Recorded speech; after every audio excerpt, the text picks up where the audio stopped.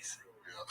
Wow. Well, your 1 month anniversary is coming up any second with this woman, so might be time to buy a necklace. Charles, you've been on the show numerous times over the past years, ever since we moved to Texas. Man, Tell us how life's going. been on this boat. This is 6 times right now, man. It's been doing great, you know. Yeah? Headlining and shit. I'm fucking roast shit up this motherfucker right now. What happened? Explain to the people. Fucked up my minute, man. How did he fuck it up? He was just like, I was like, shut your retarded ass up. This front row is filled with rich, entitled douchebags tonight. It is quite shocking. I definitely served them a couple drinks before. One's for Negronis.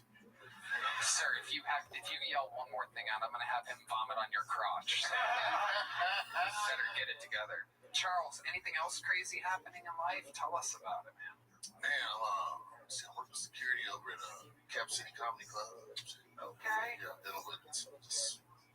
I mean, do you have to really deal with anything? It's up at the Domain. It's like a shopping center. It's been there for years. I still am yet to even walk into the place. The Cap City, it's in such an odd place in the city. But it's just, where's the restroom at, boy? Like, what the fuck are you talking? They call you boy? They call me boy, yeah, you know what I'm saying? Domain. Yeah. But that's just because they like dress like that. They fucking act. To be fair, like I saw the restroom once. So. It's right there. The handicap restroom is right there. Yeah, man, they fuck with me, but you know, I keep it strong. I'm still getting paid. I still help them out. Are you mad? Guys who wear t-shirts that say sportswear are never too sporty, are they?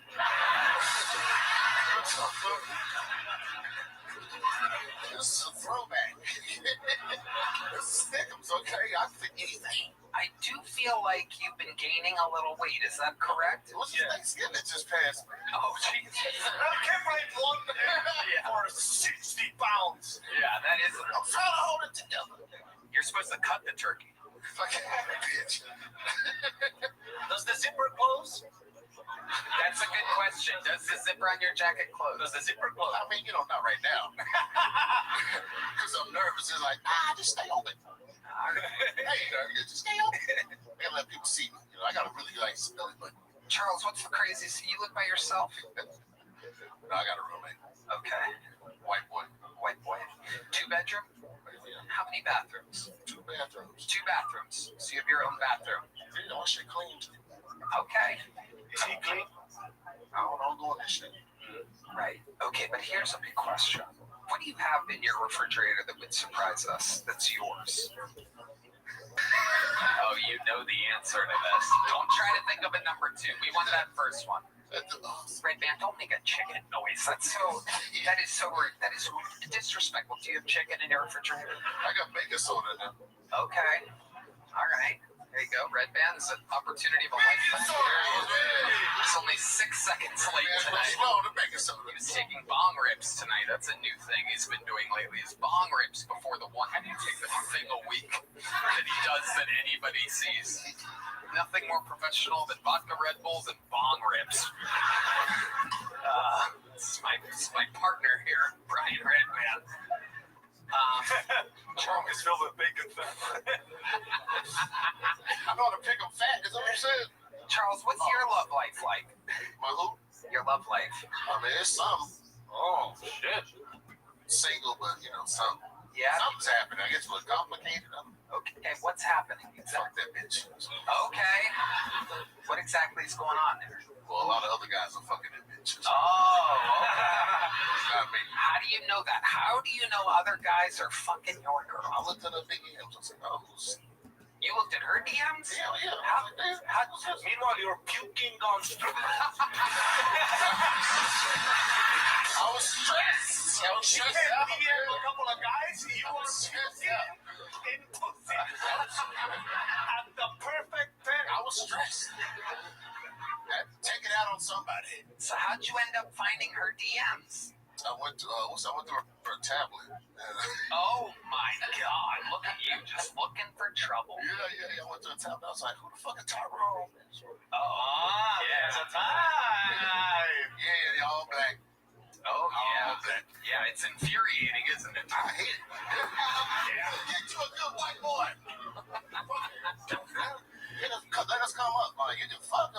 me the money. You know what I mean? Yeah. I let her start the feet finder shit. Yeah, I was like, get on feet, baby. Are you pimping out your girl's feet? That's what I ain't gonna say it too loud. Door guys don't pay that much. Yeah, I'm like, yeah, fine. She has nice feet. Wow, you're into feet. You fuck her feet. Good. Yes, you do. I mean, I sucked up. Look at you. You're like San Quentin Tarantino over here. It's a prison and a foot fetish joke at the same time. You're not gonna. It's impossible to do that. I just did it to almost no laughter or applause whatsoever. No, it's okay. The people online will go, "Wow, that crowd sucked." Anyway, so when you fuck her feet sometimes. What else do you do?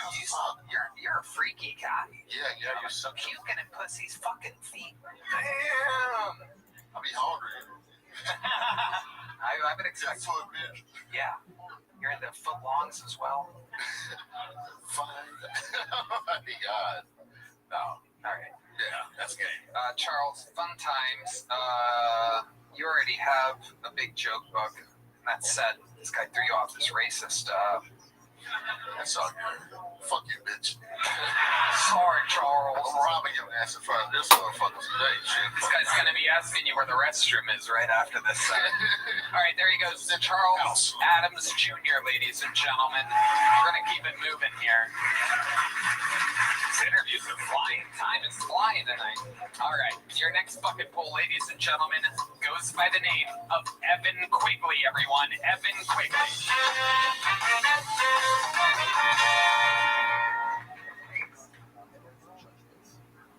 I'm trying to undo my circumcision. They stole it. It's gone. I think I still have enough left for a 2.5 or 3 skin. I think that is the N word for vaginas. And queef would be the out word. I love eating pussy. It's like a board game, or a game I never get bored of. Specifically, it's like Battleship, you know. C6, nothing? Cool, your turn. Necessity, they say necessity is the mother of invention. She must have been desperate or drunk the night rollerblades were conceived. I'm not sure who the father would be in that analogy, but I'm sure he wonders whether or not his son is gay.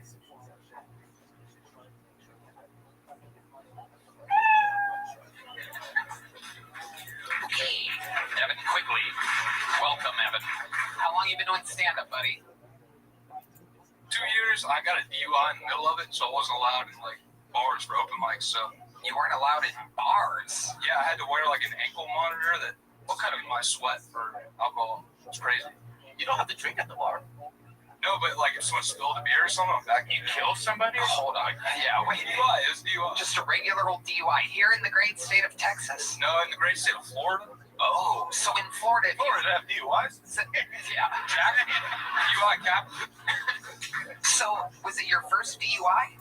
Yes. And on your first DUI, they put a strap on your ankle that could sense alcohol. Technology's crazy, man. We're in the future. How fucked up were you? I totaled my car on some train tracks. So You were like next to the car when they arrived, all fucked up. Yeah, I called the cops on myself, actually. Really? I was worried about the train. I was like, what if I get like a terrorist charge or something for blowing up a shipment, supply chains? Wow. Okay. It was dumb. I want to get a tape of that call. Yeah. I don't want to be a terrorist or nothing. Exactly. Wow. Our senior terrorist correspondent in Santa Monica. You usually have to wait till the train is there to crash into it. So that's very Right, yeah. I'm going to be proactive. So I find this so interesting. I've never heard of a alcohol detecting ankle bracelet before. That's what it was? It was on your ankle? Yeah, and I live in like a residential neighborhood, a lot of families, and I got into fitness because I couldn't drink. So I was worried about the judgment of the ankle monitor, and I would put another sock under my sock and do like, when I'm running, like leg lifts at the stop sign so people think I'm stuck in the 80s and I'm like a rapist. I have no idea what you just said. I'll never be able to make that out exactly. Even if you repeated it 1,000 times, I don't think it would ever actually make sense. Ankle monitors are kind of cool. It was fun. They gotta put people that, People would just point at me and say ankle monitor. Yeah. So how long did you have to wear it for? A full year. A full year. You couldn't drink. Yeah. And you were afraid that someone would spill alcohol on your ankle, so you didn't even practice comedy. I wrote. You wrote. Okay. All right. What do you do for work, Evan? I'm an arborist. I look at trees for people. I don't do anything with the trees. I just tell them that it's sick. They pay me. It's kind of a good gig. Oh, like a sick tree. What is a sick tree? It's a tree with yellow leaves. You kind of thought about that, huh? Didn't you? It can be sick. Are you confusing sick trees with fall? Yeah, exactly. This guy's walking around with a bunch of sick trees. A lot of sick trees in September. Have you noticed this? Business is booming. We need to take all these down. Evan, do you make good money doing that? Pretty good for like right out of college. How old are you? I'm 20. About to turn 25, 24. 25. You're 24. I am currently. Very easy question. When do you turn 25? Just out of curiosity, since you said you're about to turn 25 like a 5-year-old does when they're about to turn 6. I'm curious now. Same thing with the guy that had the 3-month anniversary. How soon until your actual birthday? It's in January 2nd. Wow, it is right around the corner. You have any big plans for this big birthday of yours? No DUI this year. Are you drinking again since everything's off? A little bit. I metered it. You've metered it? Yeah, metered it. What do you mean by metered it? I don't let myself go crazy, like once I start wanting to sing Pearl Jam, I stop. There you go. That's a good joke. That's better than everything you did in your set. I would make that one of your jokes. I will. Okay, there you go. Do you ever talk about wearing an ankle monitor for a year? The lift thing, but I don't do that one much. It's, not great. I don't want to portray myself as a rapist, Where are you getting rapist from? You said this twice now, and it feels like you're confessing something. Yeah. No one's saying rapist. Even with this job, he was like, I don't do anything with the trees. I just see if they turn yellow or not. I don't touch them or rub up against them or stare at them from across the board for a while and then approach slowly. So weak. Yeah. You got bark, but do you have bite? What do you say we branch out of here? I'm an arbor rapist. Also a suggestion in comedy. I understand that hats can be like a comfort zone for somebody, but yeah, if you put your hat really low, people can't see your eyes, and your eyes are the window to the soul. And it's really hard to relate. Sometimes guys will put the hat really low. It's kind of sits. It's better. Do you always wear a hat? Is that like your Always, yeah. Yeah. So maybe put it a little higher. I like the fact that you're a rapist. Yes. Oh, there it is. It's very clear. All of a sudden, it's very clear. Evan, what else do? You have any special skills or hobbies or talents or anything like that? You seem like the kind of guy that knows how to jump rope really well or something. I wish. I try to sing. I've been trying to get out to do karaoke more and see if it's a talent. It's not. Yeah, no, it's not. What else? What's in your pocket, front pocket? Heavy pocket. Oh, that's my joke book. Okay. Yeah, I didn't want to. Nobody saw that. Nobody wants to see it. Yeah. This is my hobby. What else? There must be something else. You collect anything? Are you a fan of anything at all? I'm a fan of a lot of music. I like Rush. Oh, Band Rush a lot. okay. I'm trying to get into movies. I watched Jackie Brown recently. Oh, you just watched that for the first time. Yeah. Amazing. It's the only movie D Madness likes, he just said. Hell yeah. Have you seen it? Here we go. D Madness just said, it's about time, as in, you finally said something funny.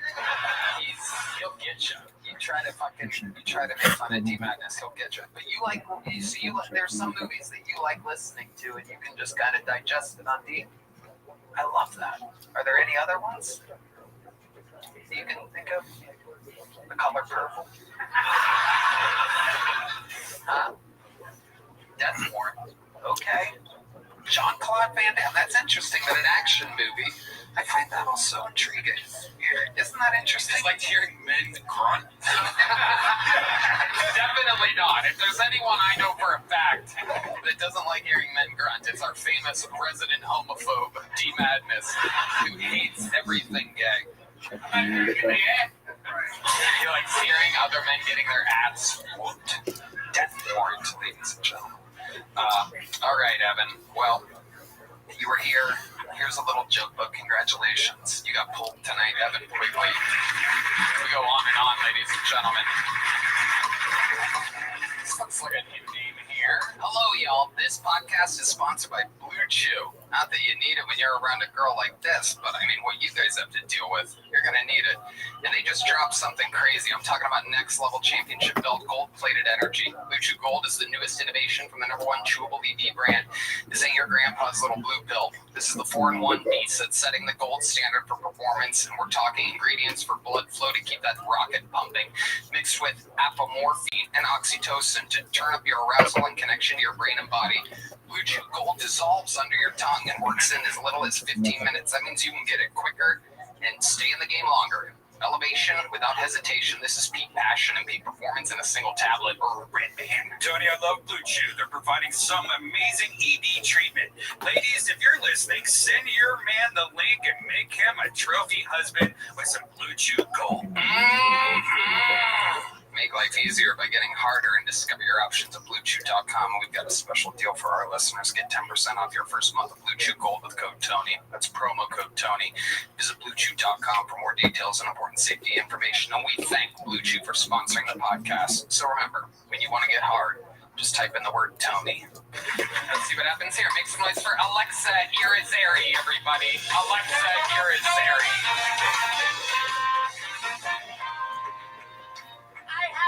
Thanksgiving this year. I found a Native American guy on Tinder. I celebrated the traditional way by giving him syphilis. It's hard to date as a trans person because here's the thing. Straight men view trans women the same way they view Taco Bell. They want it when they're drunk. They're ashamed of what it does to their asshole.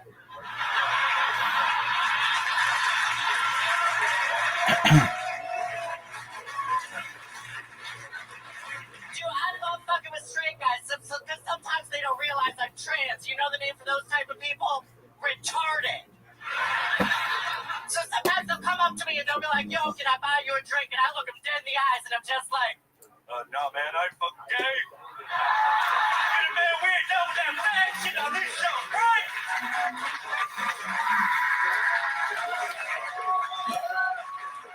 Hell yeah, brother, you get it, man. It sucks. I can't turn that voice off. Oh, yeah, that's the sound that comes out when I orgasm. Thank you, guys. Holy shit. Alexa Irizarry showing the boys and the girls how to do it. Yes. Absolute dominance. Welcome. Thank you so much, brother. This is like looking in a mirror or something like that. It's my arch nemesis. It's like my Venom. This is my Venom. It's Venom Hinchcliffe. I love it. Alexa, how long have you been doing stand-up? About 5 years. That's awesome. See what I mean? 5 years. Where at? I started in Cleveland, Ohio. Oh, nice. Look at that. That's where you're born and raised? Yeah, I think I opened for you at one of the glory holes at the truck stops in Warren. Okay. There you go. I went from Warren at a lot of truck stops. This is true. Guilty as charged. Welcome, Alexa. This is absolutely incredible. So 5 years. How long have you lived in Austin? About 4 years. 4 years. What made you move to Austin 4 years ago? Comedy? No, I was actually working construction sales because I got fired from doing porn. Oh my goodness. How did you get fired from doing porn? Well, here's the only thing I learned from doing porn. I am bad at sex. Okay. I know this because they flew me into the shoot. They flew me on Delta. They flew me back in Spirit. Oh my God.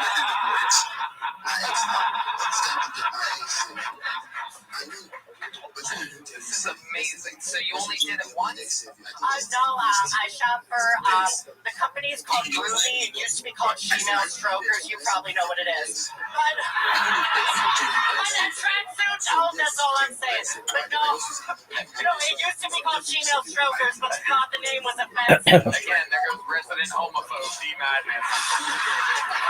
I've seen enough of this shit. D-Madness was like, how many people are doing a set? This bitch.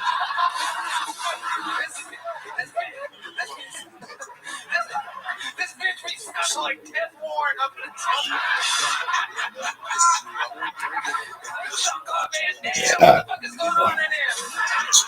Oh my god. Wow. Okay, so you did a lot of porn shoots. Yeah, because back then, like, trans people couldn't get, because I like transition BC, and for y'all good Christians, that means before Christ. For trans people, it means before cavemen. Okay, so you're a throwback. You're like back when trans people used to get like bullied and stuff. I know, and that's, honestly, I loved it, because I can only come when being called a Perfect. One more thing that you and I have in common. Absolutely amazing.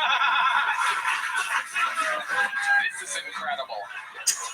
I've met my match here today. Well, Caitlin, you're on a Yeah. This is amazing. So, Alexa, what surprised you about shooting porn? Honestly, probably the biggest thing that surprised me is that the guy will fuck you not on camera, and they get really offended if you don't take orgasms off camera the same way you do on camera. So, like, when you say fake orgasms, you mean like moaning? Because I don't like sex. Explain what you mean by that. I've been raped too many times to like sex. Oh, I've been raped so many times I bought my mom a t-shirt. It says, my son got raped 4 times. All I got was a daughter. Oh my god. I don't think now's the time to play the Netflix sound effect. We may have just lost our contract right then. Let me ask you this. Did the guy that raped you, did he happen to comment on how yellow the trees were getting right beforehand? He was only focused on how yellow my teeth were getting. Okay, alright, that's a wild answer. Alexa, so you literally don't like sex? No, I don't. Like, the only thing I ever liked in the bedroom was one time my ex-boyfriend got on top of me, put my legs over my head, and then he died of a heroin overdose. Sex with you? Yeah, pretty much.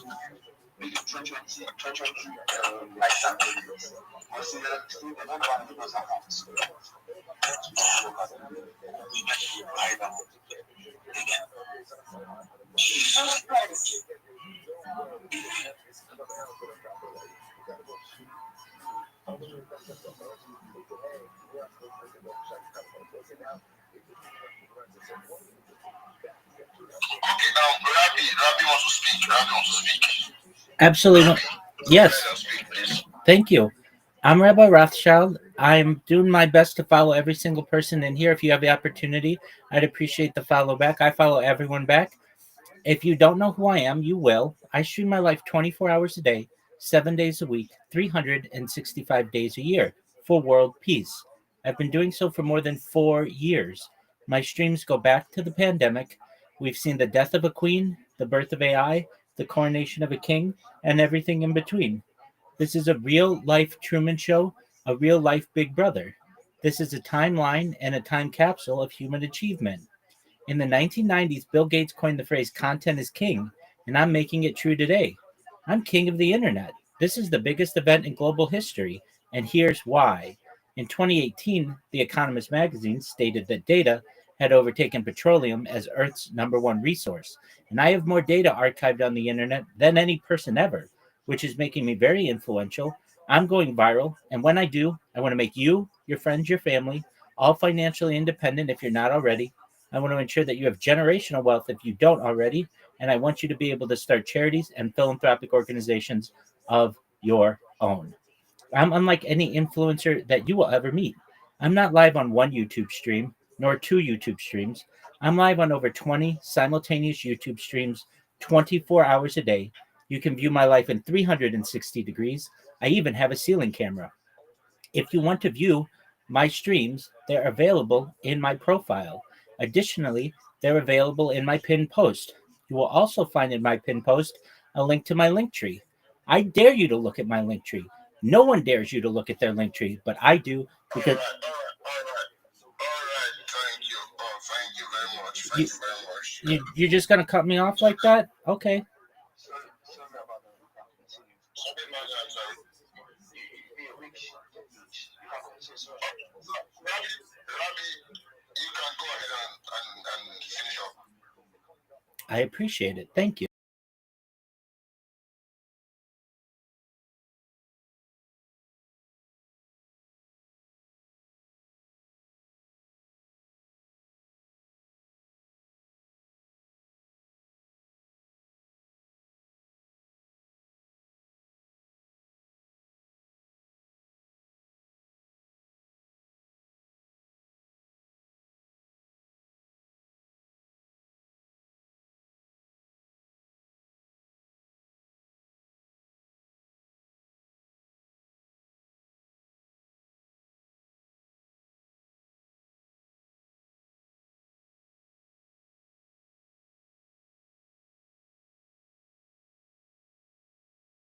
And most importantly, desalination technology, where we pump Earth's seawater onto land to make it drinkable. If you are a reply guy, if you're a Web3 marketer, if you're a rater or a shiller, and you want a free mentor, coach, and friend, send me a follow. I will follow you back. Send me a DM. I will respond. I want you all to know that I'm here to support you both personally and professionally. I'm here to be a positive person in your lives. I'm here to have an optimistic view on the future. And most importantly, I want to give people hope. And with that, I sincerely appreciate the opportunity to share.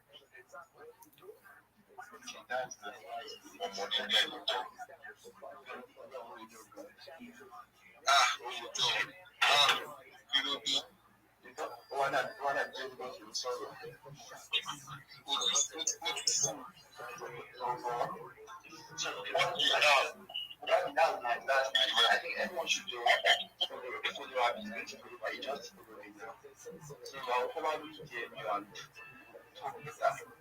That sounds great. I look forward to it, Tony.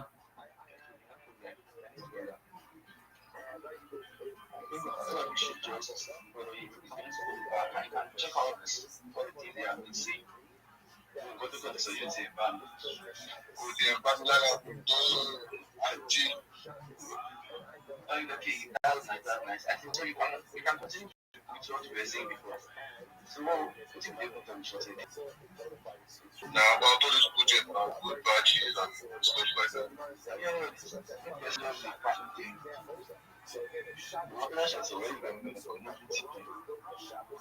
We'll provide it. Those step two people.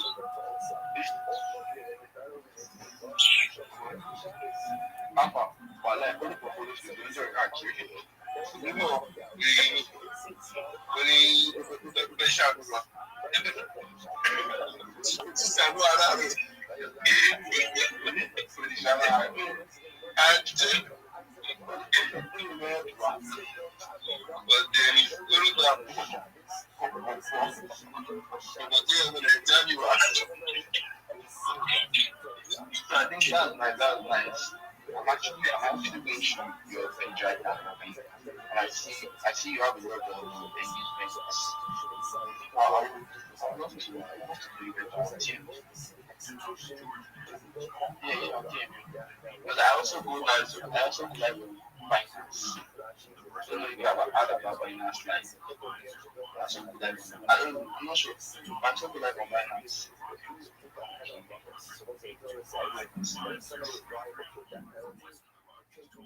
Good crash, right? Good crash. We need to hear from you. Okay, is it about what's Rabbi seat? Yeah. Give us some brief thoughts. Yeah, shout out to Rabbi. Shout out to Rabbi. We appreciate your presence, your presence here. And things that you see actually, there is a lot of people following you, which I have followed you back. It's really shout out to you. I will get to know each other very soon. When anything comes up, I will definitely talk. So I appreciate you. really appreciate. And also, we like you to also engage with us because we also engage with you back. We appreciate you, Rabbi Rothschild, for joining us. So before we move on, shout out to those that shout out to the persons actually. Shout out to Lala, shout out to Script, the peaceful man, I just shout out to you.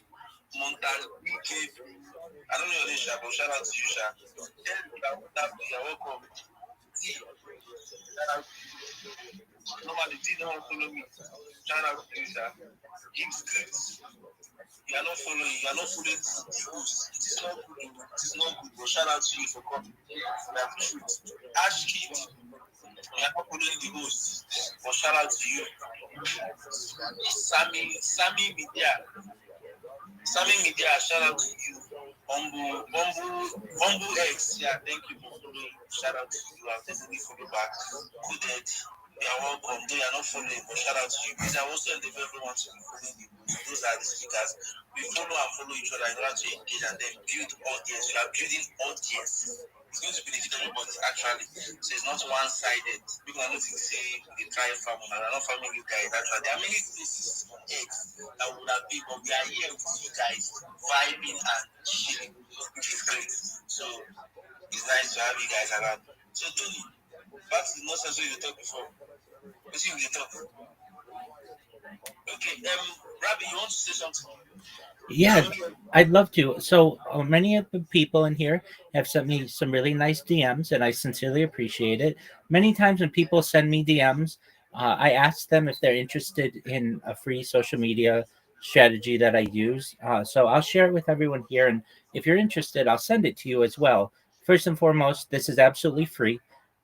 I want you to be able to brand yourself better. So many of you perhaps are looking for a job or looking to be able to help promote yourself better. And what I advise everyone to do is have their own link tree. If you don't have a link tree, if you don't know what link tree is, it's essentially one website that has all your social media in it. And then what I do is I send people a list of the top 30 or so social media platforms that are absolutely free that I advise that you have. And the reason why I advise that you have these is fivefold. It's really a five-pronged strategy. Number one, this gives you about 30 different places to be able to promote yourself. Number two, it gives you about 30 different places to promote your clients. Number three, it gives you about 30 different places for you to open new communication channels with future clients. Number four, what it's going to do is allow you to dominate social media, search engines, and AI. And then finally, it's going to make it very difficult for someone to be able to impersonate you.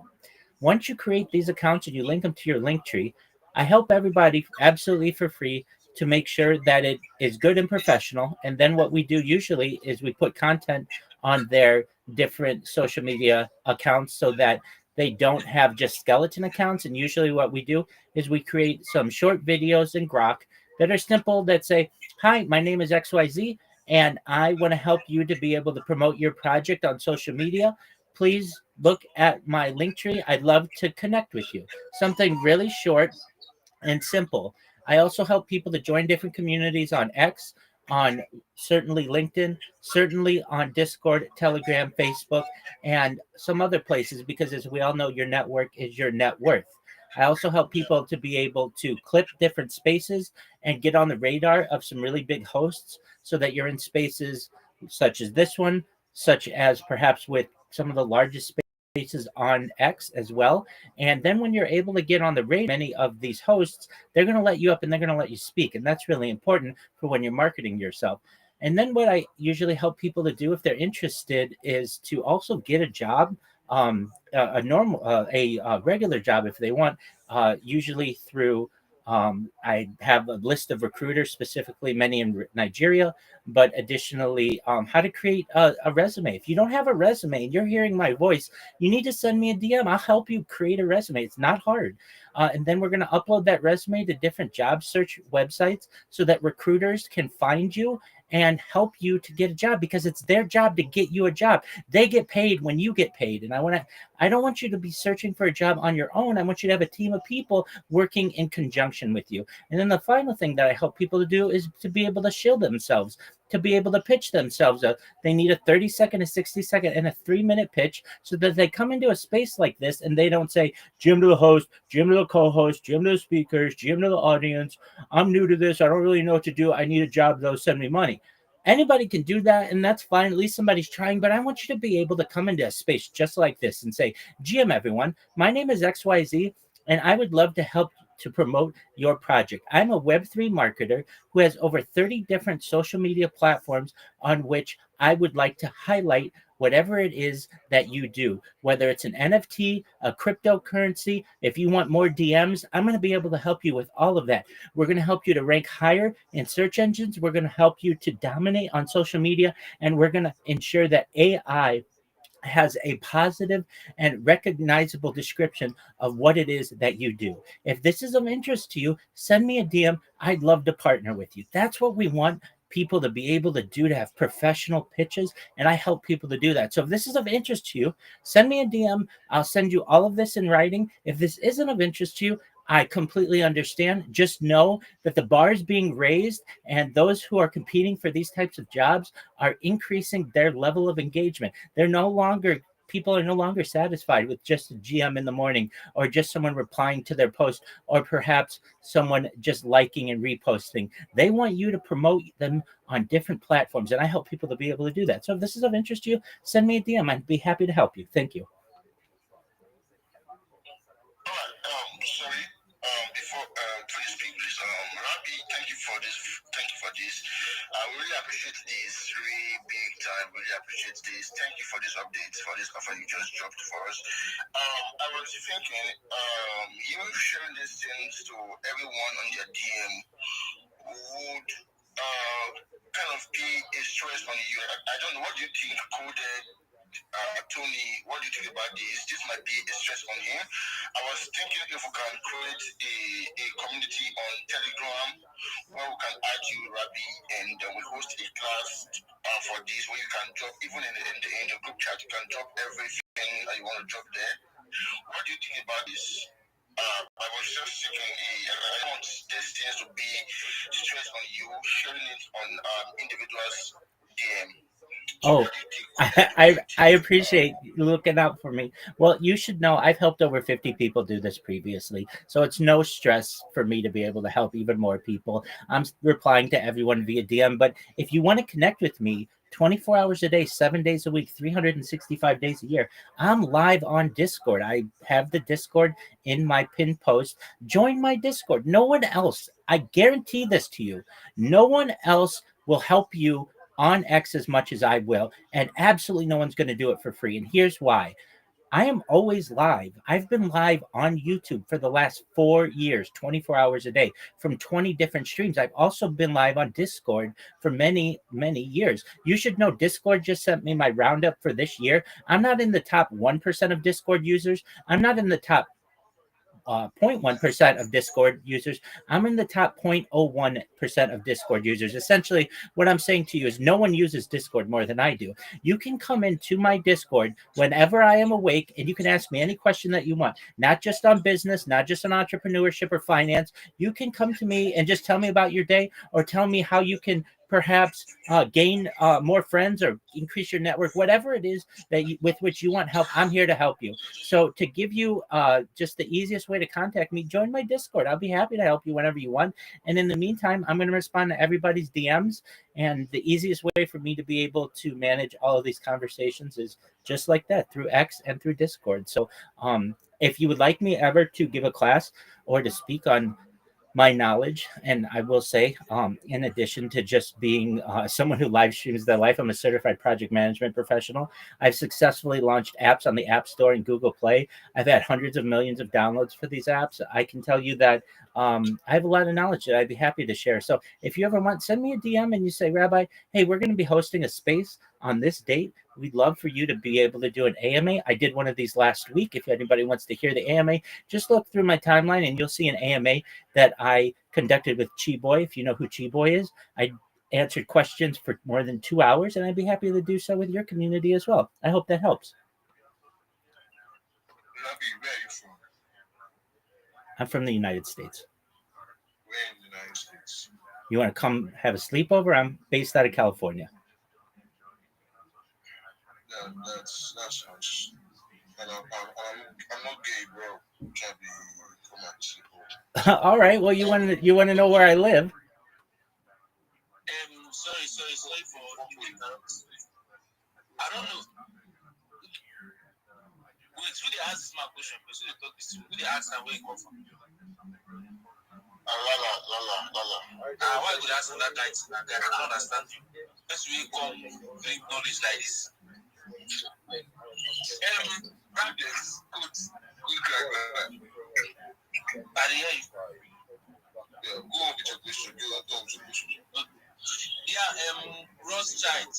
I mean, is it Rabbi? Yes, Rabbi. Yes, sir. Yeah, what you say today is actually, to be honest, I'm really amazed, and I have checked I'm just checking your profile, and I see that you have been attending a lot of space, and I believe what you're doing is positive. Actually, it's positive and not harmful. It's also nice, and the knowledge that you have to say you're going to share it to us. In this space, I believe that in both sides, everybody will benefit. Yeah, actually, you come here, you have audience, you speak your knowledge, you get more engagement, and then we on our own side, we get the knowledge, the things that you have to say to us. So I'll be happy to connect with you, because I'm planning on the space next Tuesday to host the space. So I believe most of the speakers here are going to speak to them, and then at least your knowledge is something that we need. I will say eventually, if they don't need it, I need it. So we need it. To learn and to earn, and I believe that you are earning already, and you just want to give out your knowledge. So we are glad to have you here. We are very glad to have you here.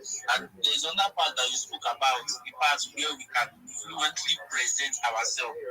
Okay, so you see most of us, let me say most of the web people that are coming in newly, and some people that are already there, they find it difficult to talk to some projects, how to present themselves, even on spaces, how to show themselves.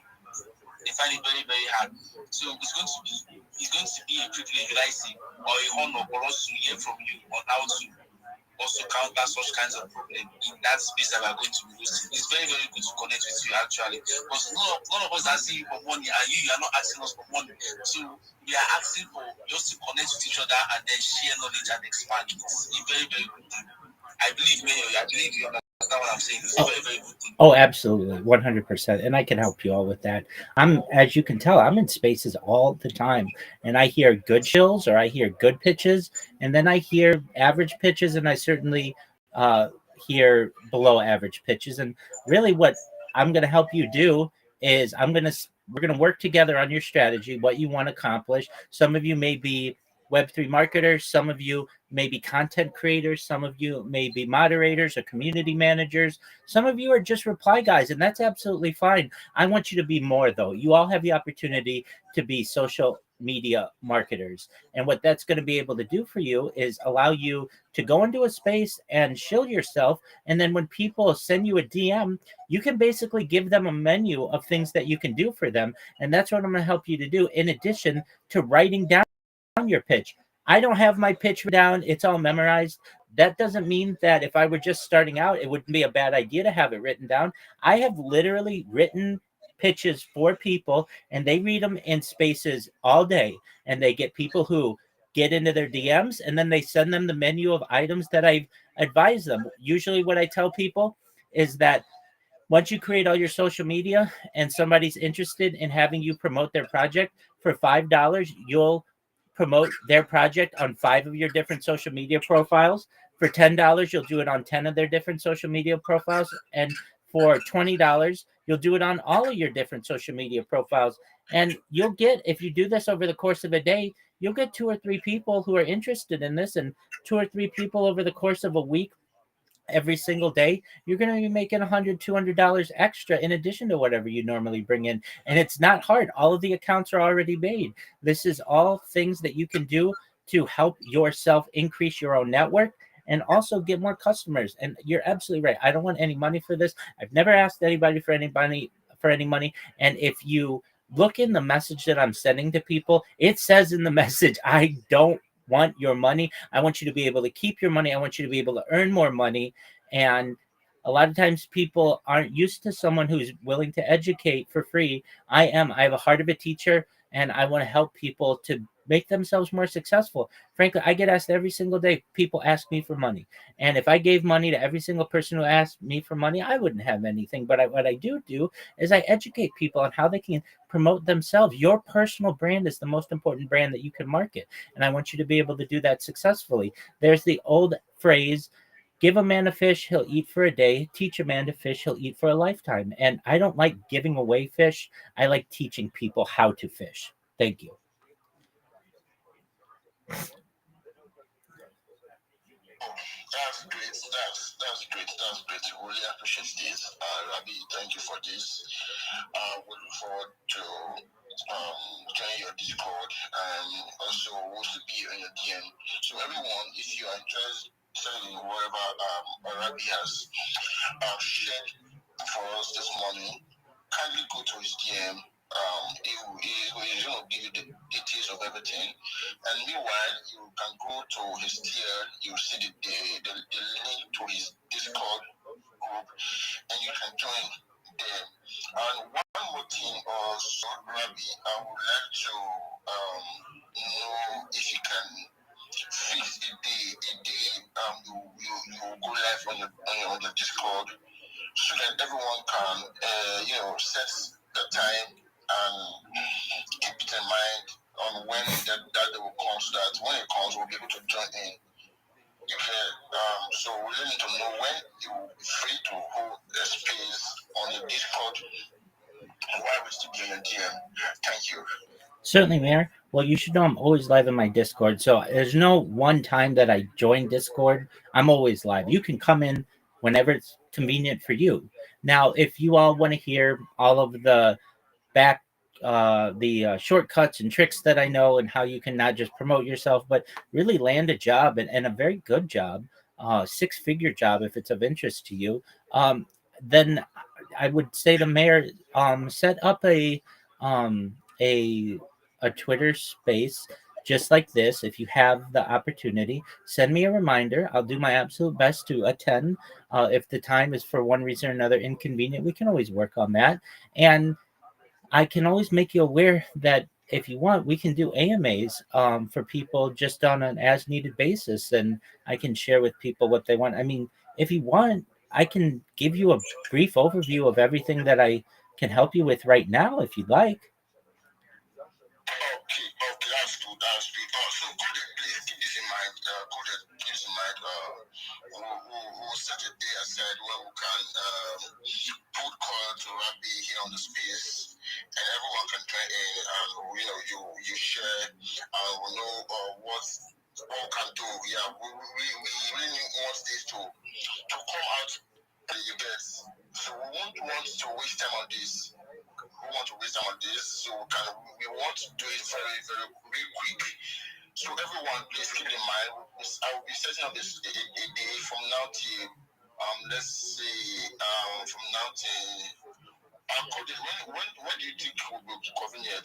Montage, please let's rub minds together and set the day for this. I think everyone wants to hop on into this, right? Montage, please talk. When do you want us to do this? Coded.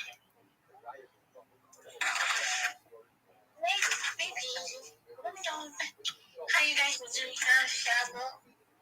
Let's say second or third, depending if I can find it. Okay. Let's see.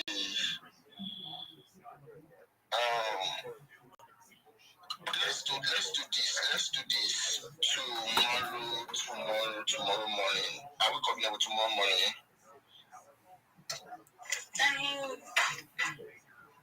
Tomorrow morning. Yeah, the same time. I think by 8:30. Mayor, if I might interject, is there any way, and if you can't, it's okay, but do you ever do night spaces or evening spaces? It's like 2 o'clock in the morning where I am, and I'm normally not generally up at this time, though it just so happened that I was, and I saw your space.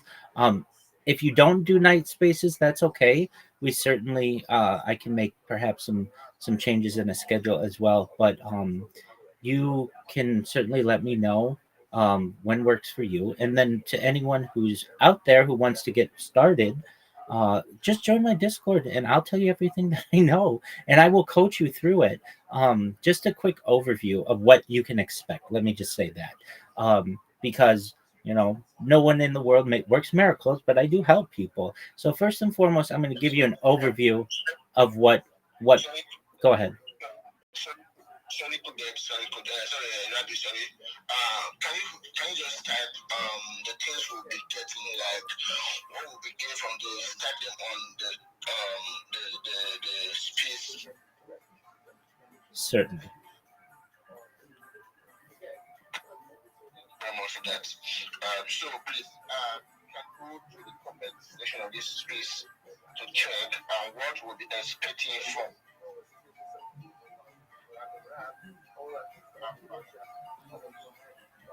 Yeah, I believe it's going to be positive.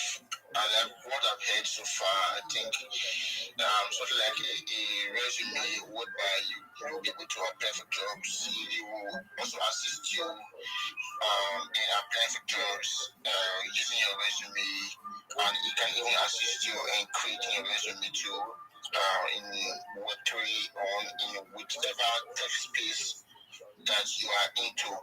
Yeah, I think that's what he has. That's the main point I have got from the whole thing here right now. Okay, so please let's go to the comment section of this space and check. We'll be dropping it very soon. It will drop it very soon. So thank you all for this.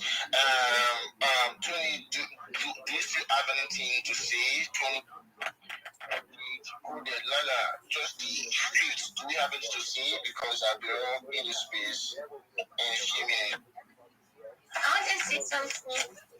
In addition to what Tony shared about the desk screener, because this week I sent something there. You can use I sent two, and it's just you can also use it to pitch.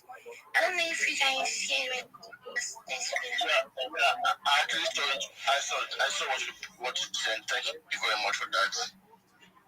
So use it. And I look so anyway, then you can look from this weight context that this guy drove 20 hours ago. Yeah. And also this meme context. I don't even know if you guys are into meme context. This green. Yeah, we have so many people are into meme quotas here. People are into meme quotas here. They can hop into it. Yes, you can, because this particular he has already hosted one. And many people from the community they want it because there is meme content, so you can try out to vlog share. And also, if in case I'm not into meme content, but I'm seeing on it, in case if you don't know how to go about it, you can see TM me. I have a friend that teaches how to do it. Yeah. Just in case. I'll be your dear right away, Montage.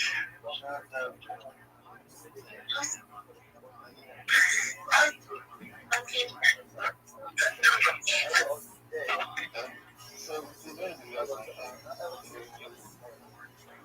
What is a good thing? I think is this.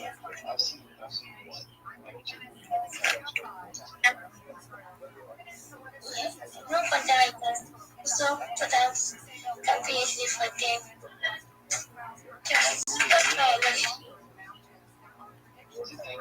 Thank you. I first say thank you.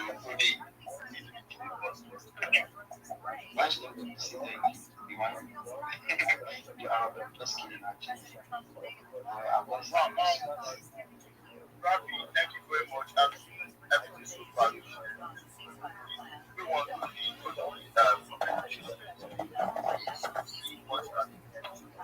Alpha, Mio. And everything you understand this now.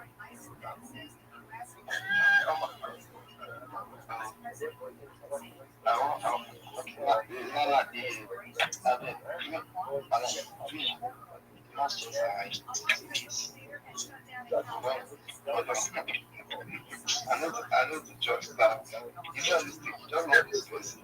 Now you know so many people are they tell them you so many I don't know. No, I don't tell you. Which is about it was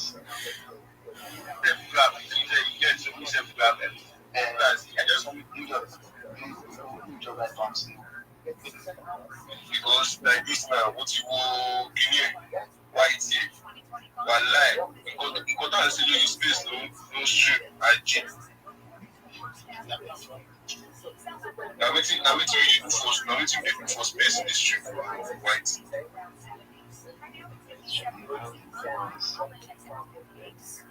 Go check the white. IG. Go check the white. Go see wetin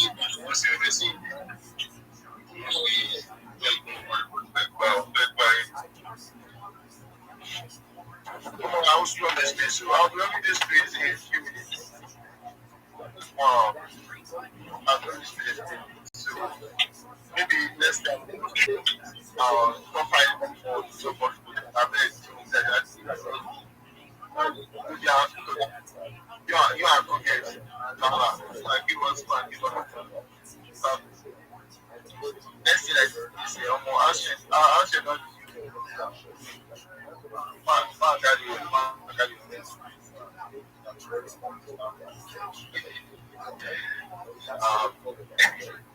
So thank you everyone.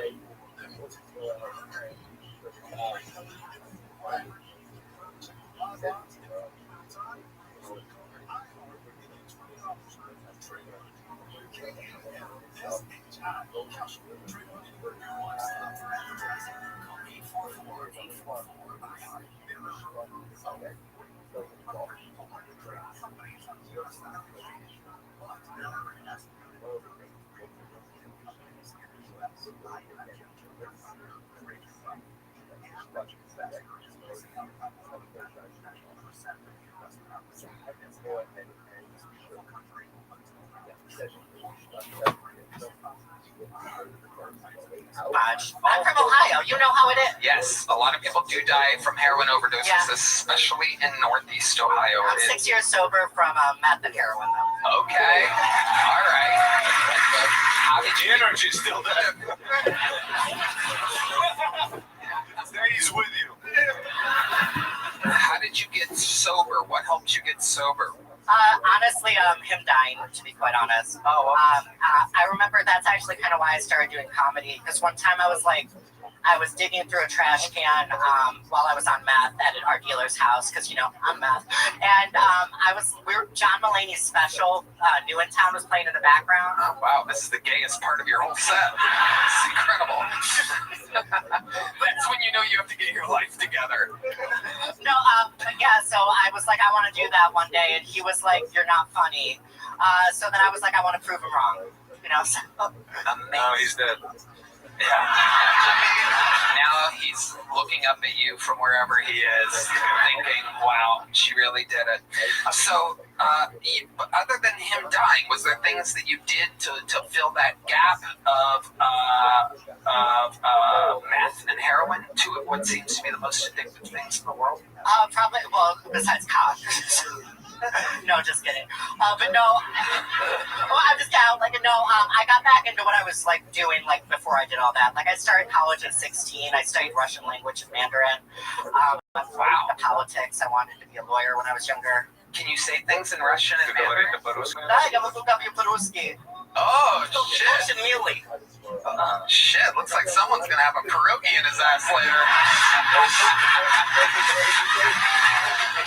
You're about to get a little potato filling up there, huh? Oh my goodness. Multiple languages, good at comedy. It's almost like you have the brain of a...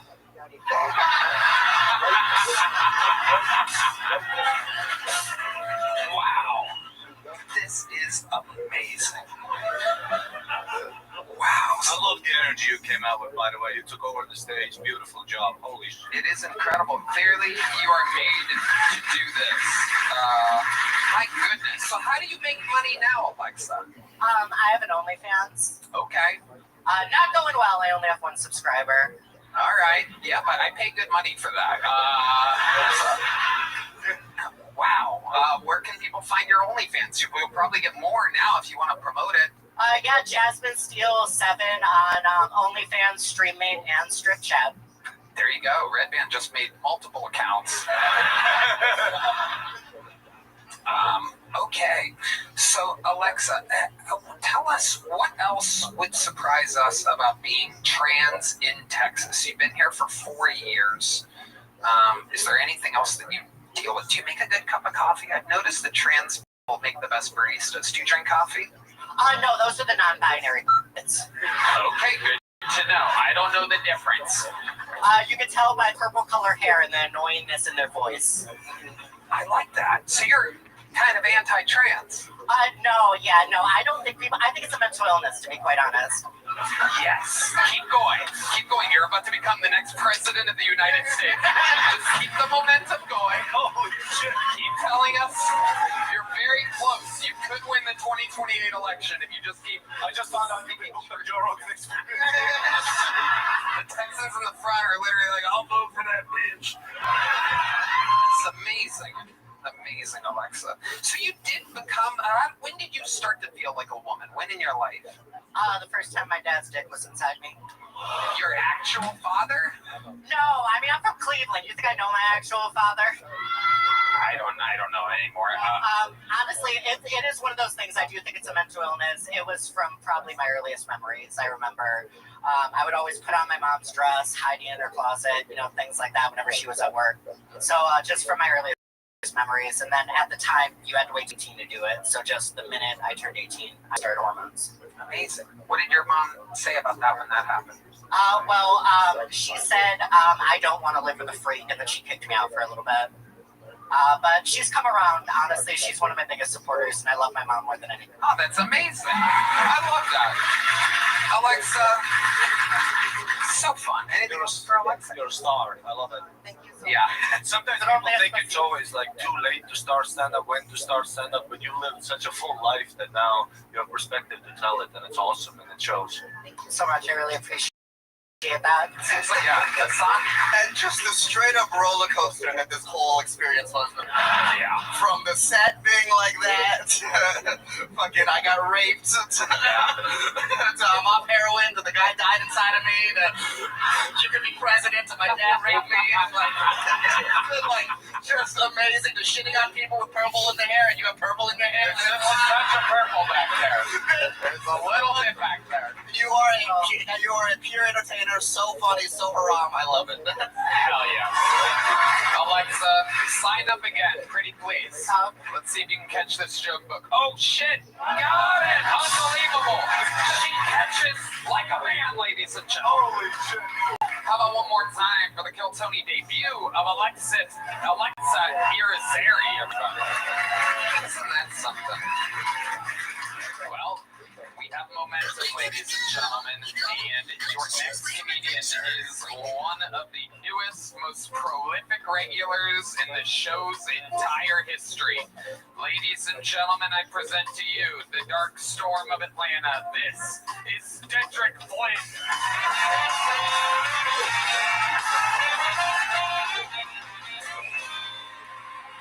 Kill Tony. I ate an edible the other day and I started watching The Blind Side. What the fuck is that movie? Alright, nobody ever told me this movie's gonna be bullshit when I started it. So you see The Blind Side, you know what I'm talking about? So all The Blind Side was supposed to be about was this dude named Michael Orr. Is a real person, and he played football, but he was a homeless teen in Memphis, and he got adopted by a white family, and they get a nigga white privilege, and he made it to the NFL. Alright? And that's a beautiful movie. Alright? That's a beautiful movie. That is the sequel to Remember the Titans, football in America, everybody come together. And then somebody in Hollywood was like, let's make this nigga retarded. Right? I don't even using that word. Alright? I don't even like using that word. They made that nigga retarded. They made it for no reason. Let me tell you, the first scene where he get adopted by Sandra Bullock, right? He get adopted by Sandra Bullock. You walk him into the house, they walk him up the stairs, and they walk him into a bedroom, and he goes, what's that? And Sandra Bullock says, it's a bed. That nigga know what a bed is. That nigga know what a bed is. I go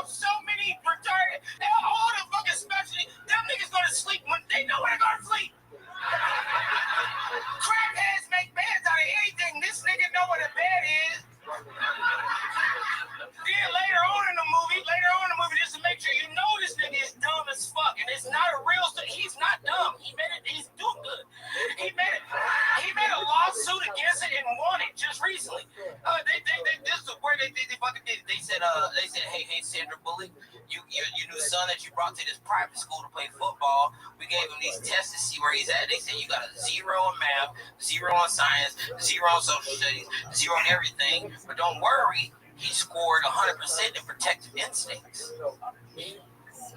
That's not a test they give humans. Who got the highest protective instinct? That's the shit they give the canines to become police dogs. I'm done. Kendrick Flynn with a new 2-minute, 28-second set, as only our regulars get to do. Very powerful. The dark storm has arrived. Welcome back, Kendrick. Good to have you back, buddy. God, I fucking missed it. I had a good time in Atlanta, but that whole Monday, I was so used to coming out here. Yeah. From doing it like week to week, I couldn't wait to fucking get back. Dude, this is so this club is gorgeous. This fucking stage, the band, everybody's so fucking good. Y'all don't know what it feels like to walk out here, but it is better than drugs. I used to sell them. I used to sell them, so I know what they do, and it doesn't do this. All right, this shit is fucking great. I love it. Yeah. Perfect analysis. It is true. Mondays are weird without the show. Once you're part of this thing, Mondays are really weird for Red Band and I. If we ever randomly have a Monday. What, like 7 times, maybe 6 times, 12 years? Yeah, that we take one off, but we back tape those episodes so that we can take a Monday off if we ever wanted to. Oh, look at this. Look at he sensed a straight man on stage. Here he is, D Madness. He heard the blind side like a talking about.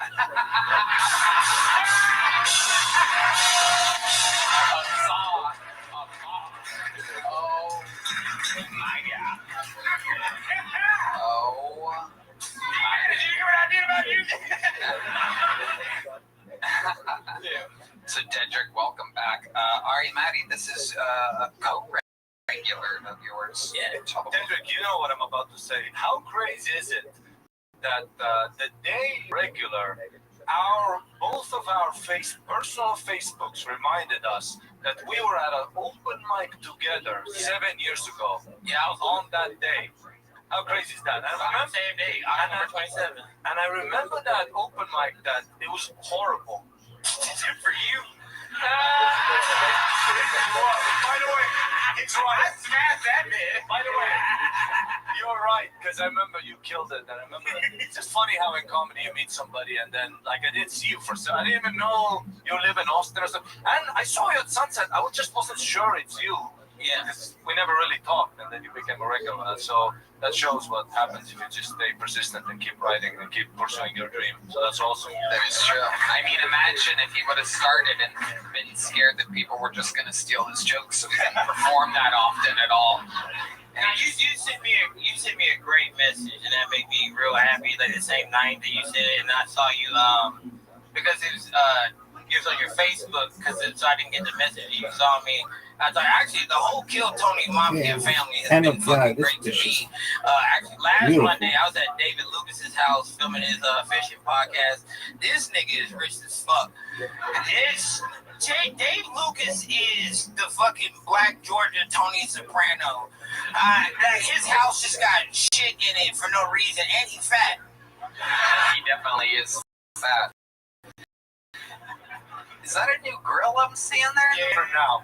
I'm not gonna lie. For now. I'm doing good. I'm doing good. I got the Kill Tony tattoo that I got. I told you that I got that. I sent it to you. I got my day that I got made a regular. This shit is fucking fantastic. I'm making so much money. I bought my mama Uber from Augusta, Georgia to Atlanta, Georgia on Thanksgiving. There and back. I'm doing good. I couldn't pay to fix the car. I always love to see it. I always love to see the come up. You know, when we first had Cam Patterson on, he said, I'll never stop wearing sweatpants and white shirts and sandals. That shit ended like later. He hasn't worn it since. When David Lucas became a regular, he also got a new grill. It was a George Foreman, and he made everybody grilled cheeses. Got terrible teeth too. David Lucas does? David Lucas got bad teeth, but he cooked good. Okay. Wait, did you just add another layer of grill? Did you just do like a magic trick or something? Well, everything is, Tony. I'm not gonna lie to you. I already talked to the man. We was working on this song that we want to do right now for Kill Tony. Right now, we're gonna debut it right now. Okay. All right. Okay. Oh shit. Hey, yo, Mike, give it to me. How about a hand for Dedrick Flynn? I came up on the money just to kill Tony. I showed up on the money just to kill Tony. I'm making blue fats, that's on red band.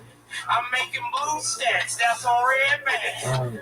I'm making foreign money, I got a call to Ari. My pocket's looking good, you can call him Heidi. Yeah, my pocket's fat, David Lucas. Yeah, my pocket's fat, I'm talking David Lucas.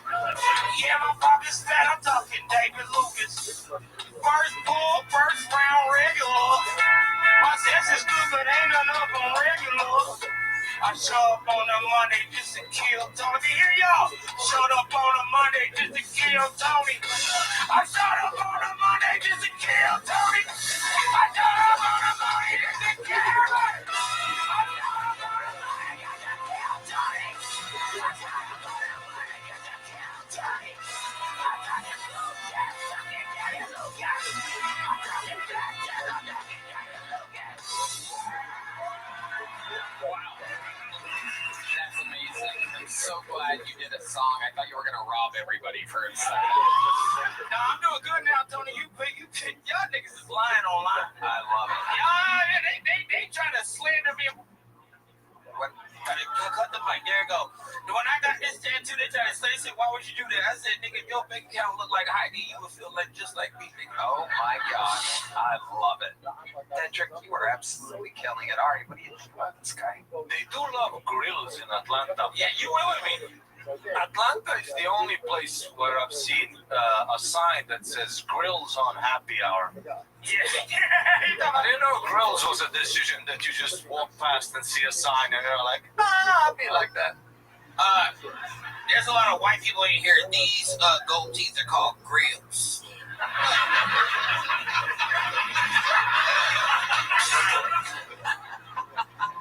I know you looking at me like I got a green egg in there. I got a green egg. That's how you talk? Is that how he talks? Because I can look at him and tell. Yes, it is. He hasn't been able to shut up all night. He is so retarded that he didn't know what a bed was. Let's put it that way. Dedrick, you are absolutely the man. Welcome back. We'll see you again next week. So, of course, it is Dedrick Flynn, ladies and gentlemen. And back to the bucket we go. We have a one-word name. This is always interesting. It's either usually great or horrible. Anything can happen. Make some noise for Mitch, everybody. Here comes Mitch.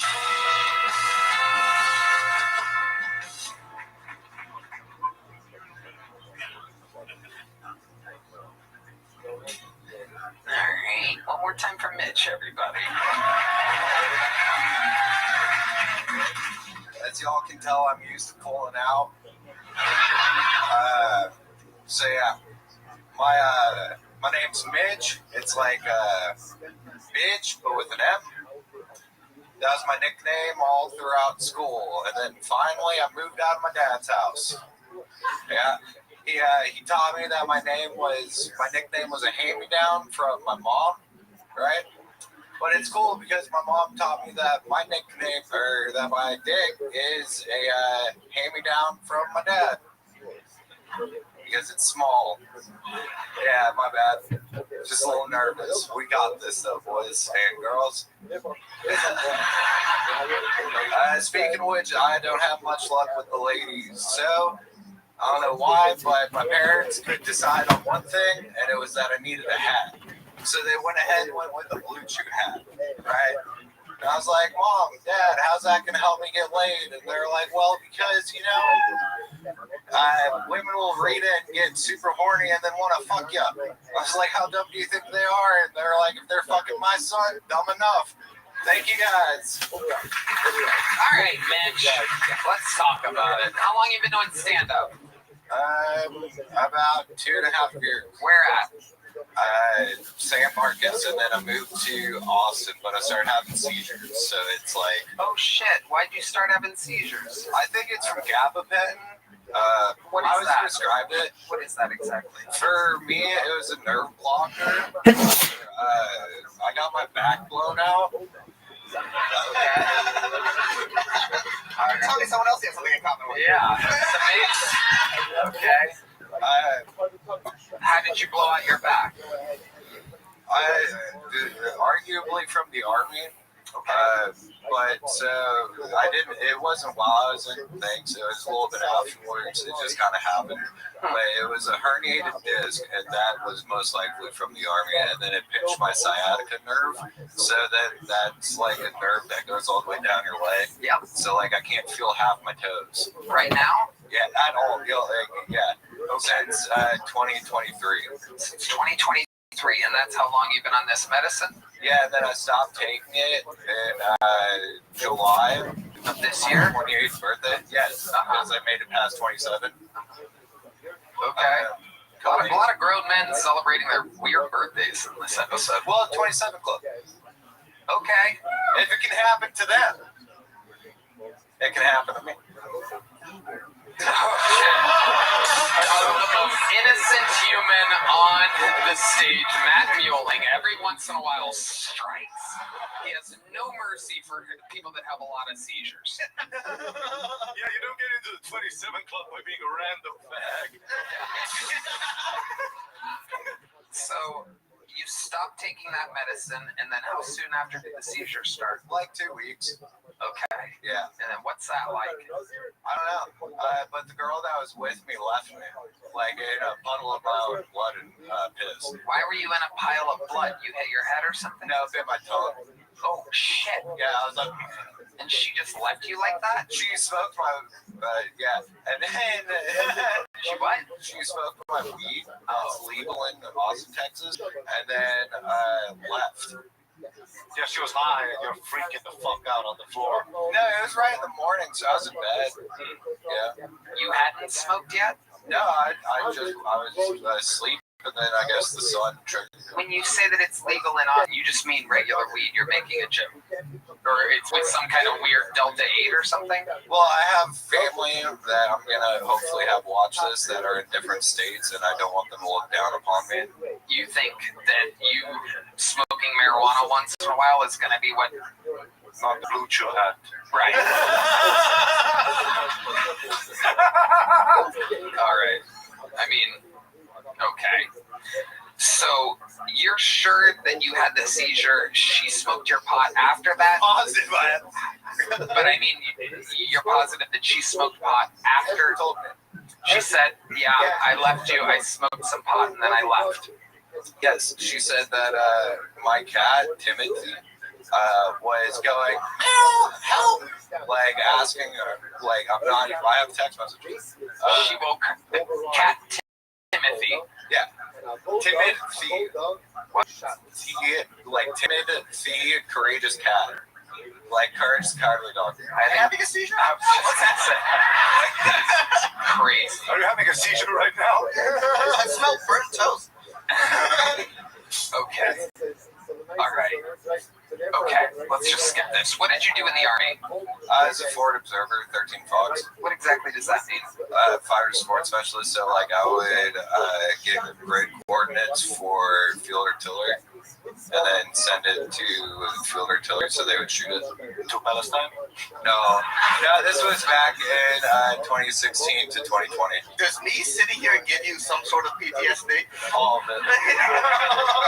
Amazing. What do you do now, Mitch? How do you survive? I'm VA disability. I'm actually looking for a job right now, but it's hard because I can't drive until the end of this month. Why? Oh, because of seizures. Yeah. Have you figured it out? When's the last time you had your last seizure? 3 months ago. Okay, and what exactly happens? Is there something that like tends to give you a seizure? Yeah, it's always whenever I'm waking up. Interesting. And how many do you think you've had? 4. Yeah. Do you always bite your tongue and leave a mess? Yeah. Wow. How long do they last? Anywhere between, like, from what I'm told, a minute to 3 minutes. Okay.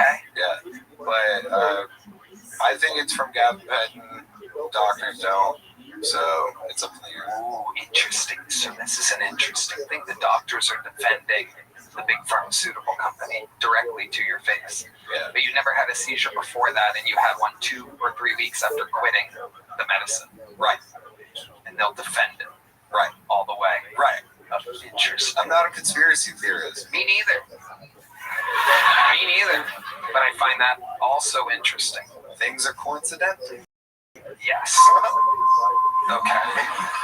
So, Mitch, give us another fun fact about your life. I used to work at a company. Not as a pilot or anything. I was a photographer. Okay. Yeah, so I take photos of people that were going on the helicopter. It's just south on 35. Okay. Yeah. All right. Love life like now, Mitch. Single. Okay. You live by yourself? Yeah, I live by myself with my cat. Your cat, Timid Thee the third, or whatever the fuck. Timothy, courageous cat. How long have you had this cat? 3.5 years. I got him whenever my back got blown out. That's so funny. I know the phrasing is supposed to have crazy couple back blown out. When you get a seizure when you're having sex, would it cause infinite energy? So, Because if a girl gets a seizure while I'm banging, it'll be hot. Some people are into that. so after they found out about it, I've woken up with them like just flashing light in my eyes at night. Damn. Yeah. I had my first blue chew in Mexico, but Oh, really? yeah, Ah, was it a brown chew? Okay. What was that like? crazy. First time I ever had. You ever had a dick pill, son? Nope. Yeah, it's like I don't even know how to continue life without it. Like maximum potential all times. Wow. After coming, still the vein is out. When you woke up after that first night, were you wearing that jumpsuit there? All right. Well, Mitch, anything else crazy about your life we should know about? I really like the Lime scooters, and I've been getting back into religion and feeling like everything happens for a reason. And I feel like the seizures were a good thing that happened low-key because it taught me how to get out more and how to be more productive using the things around me and not be anxious. I like that. Good answer. Keep writing. Keep signing up. It'll get better, Mitch. Here's a medium-sized joke. There you go. There goes Mitch, everybody. All right. Sometimes interviews just go back to seizures and the cat every once in a while. Is that thing in there good and deep, Heidi? Now it is. Very good. The old tape the microphone. The old taping the microphone. Just how it all started in the beginning. 12 and a half years ago, we were taping our microphones together, and now look, back at our roots. Nothing like One of the biggest shows in the world. And we have red duct tape. That's how you know we made it. Back when we first started, we just had regular old black duct tape. Okay. You guys still having fun out there? Back to the bucket we go. Ladies and gentlemen, make some noise for Sancho Pancho Villa. Sancho Pancho Villa. A lot of people can't tell by looking at me, but I am a veteran. I used to let the crowd guess what branch I was in, but with every guess, my feelings kept getting hurt more and more. So I'll just tell y'all, I actually served 6 years in high school JRTC. I'm just kidding. I was only in high school for 4 years. No, I should also mention, after high school, I went and served in the Marine Corps for 4 years. Let's go, hoorah. Yeah. I was 5'10", and then I came out at 5'1", so I lost 2 inches where it really mattered. There's a lot of disadvantages to being short, but some advantages to being short in the Marines. For instance, when I would walk through fields with tall grass, I didn't have to worry about snipers anymore. I would, however, have to keep my eyes peeled in the sky for like hawks or other large birds. Crazy story, a hawk actually tried to pick me up one time. It got like 1.5 feet off the ground before dropping me. I guess even Mother Nature was like, too much cholesterol. Thank you, Sancho Pancho Villa. Sancho Pancho Villa, I gotta tell you, dude, you are one of the most adorable things I've ever seen in my entire life. I didn't know that Baked Potatoes could do comedy. This is absolutely adorable. How old are you? 31.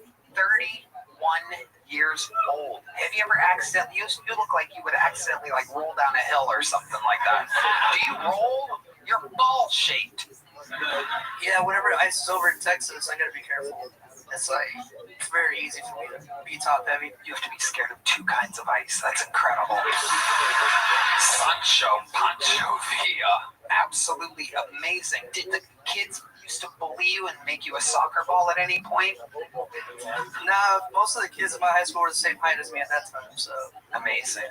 Amazing. So what do we call you? Are you considered what are you? I'm just a regular 5'1" Mexican. Okay, all right. I guess it's the width that kind of makes you compact look. Yeah, you seem a little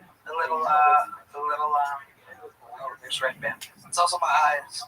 You guys are shaped the same. He's just slightly taller than you. old Sancho Pancho Villa over here. So tell us about your life, Sancho. Is that your real name, Sancho Pancho? It's a nickname, so Sancho's a term of endearment in the Spanish language. Those are the Mexicans laughing at you right now, if you're wondering what that noise is. It pretty much means side dude. Side dude? Yeah, side dude. Okay, why do you go by that? Whenever I used to work out a lot and I was like more fit, I used to like sleep around with like committed women, so. Really? You mentioned this last time. You're like proud of like fucking guys' wives and shit like that. I'll be behind everyone when they come home, huh? I can get out most average size windows of 5'1". Yeah. Windows is an ongoing theme in this episode.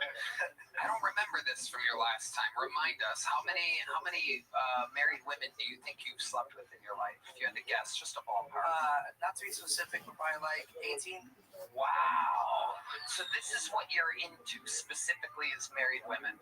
Well, I'm not into it that much anymore. Can you fucking imagine, by the way? Can you fucking imagine? Yeah. Like, what's his name? Charles Adams Jr. was mad that his lady was hooking up with Tyrone. Imagine, just for a second, imagine you pull into your place early from work one day and you see this fucking human pillow crawling out of a fucking window, this Tempur-Pedic Tommaso over here, this fucking little softy Sancho, this little fucking garbanzo.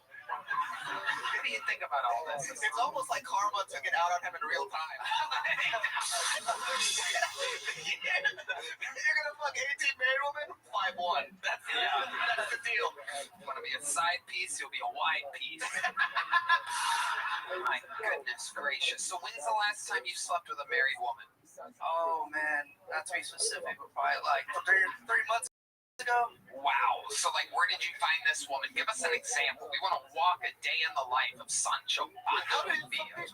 Yeah, how do you do it, Step dude? ladder usually. Come on. No, give us the real tea here. Like hanging out, just like on the bar scene. I'm really good at like shooting pool. I can shoot pool really well, so just hanging out, drinking, and then I see someone that kind of looks heartbroken. I'm like, hey, looks like you're having a heart, like just trying to be that lap or shoulder to cry on. It's always those guys that fuck your wife. It's never the big handsome guys. Always little Pancho in the corner. And they'll be like, just like, baby daddy ain't shit, Like a pillow to cry on. Because I was like, it's mostly ghetto women with like no shit baby daddies. Wow. Yeah,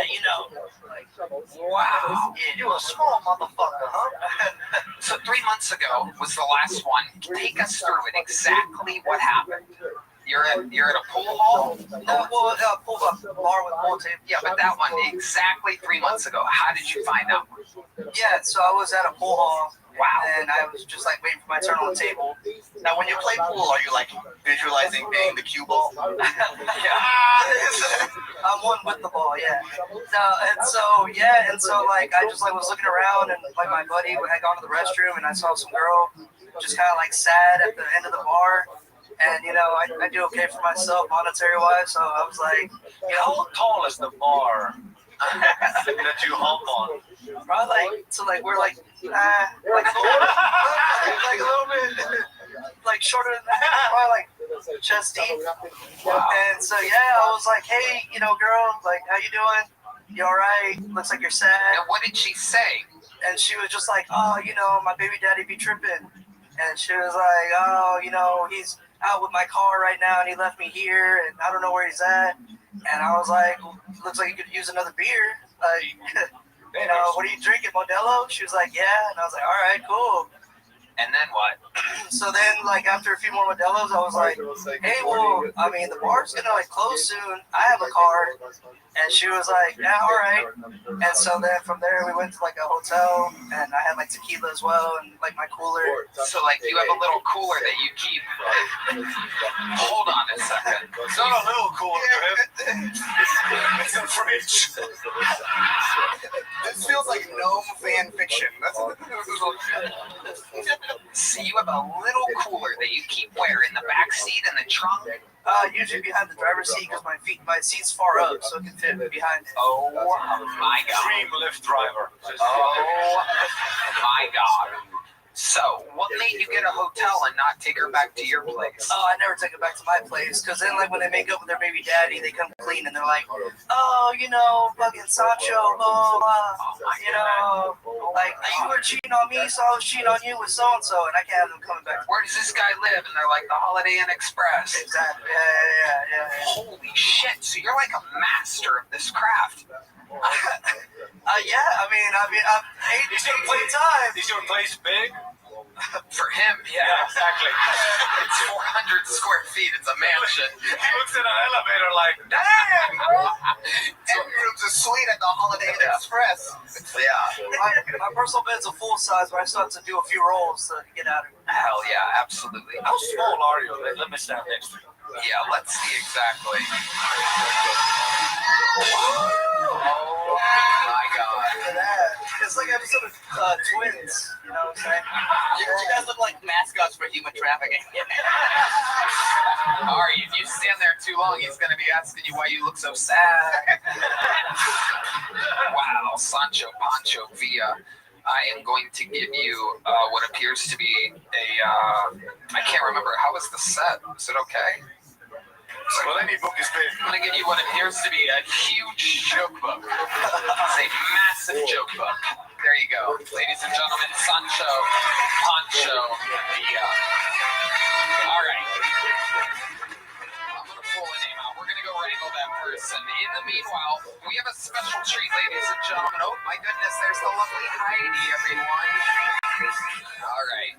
Hold on a second, because we have a special treat, everybody. This is this man's first time ever doing stand-up comedy. This is a new friend of ours that comes from our new found friendship with one of the newest Texans, the great and powerful.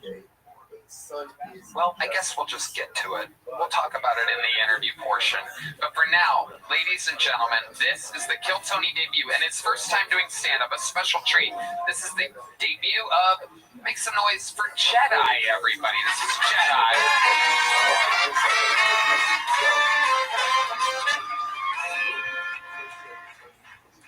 How are you guys doing? I am very, very nervous this evening. I've just been informed by my wife that we're expecting a child. Let me finish. We're expecting a child to come out with some serious allegations against me.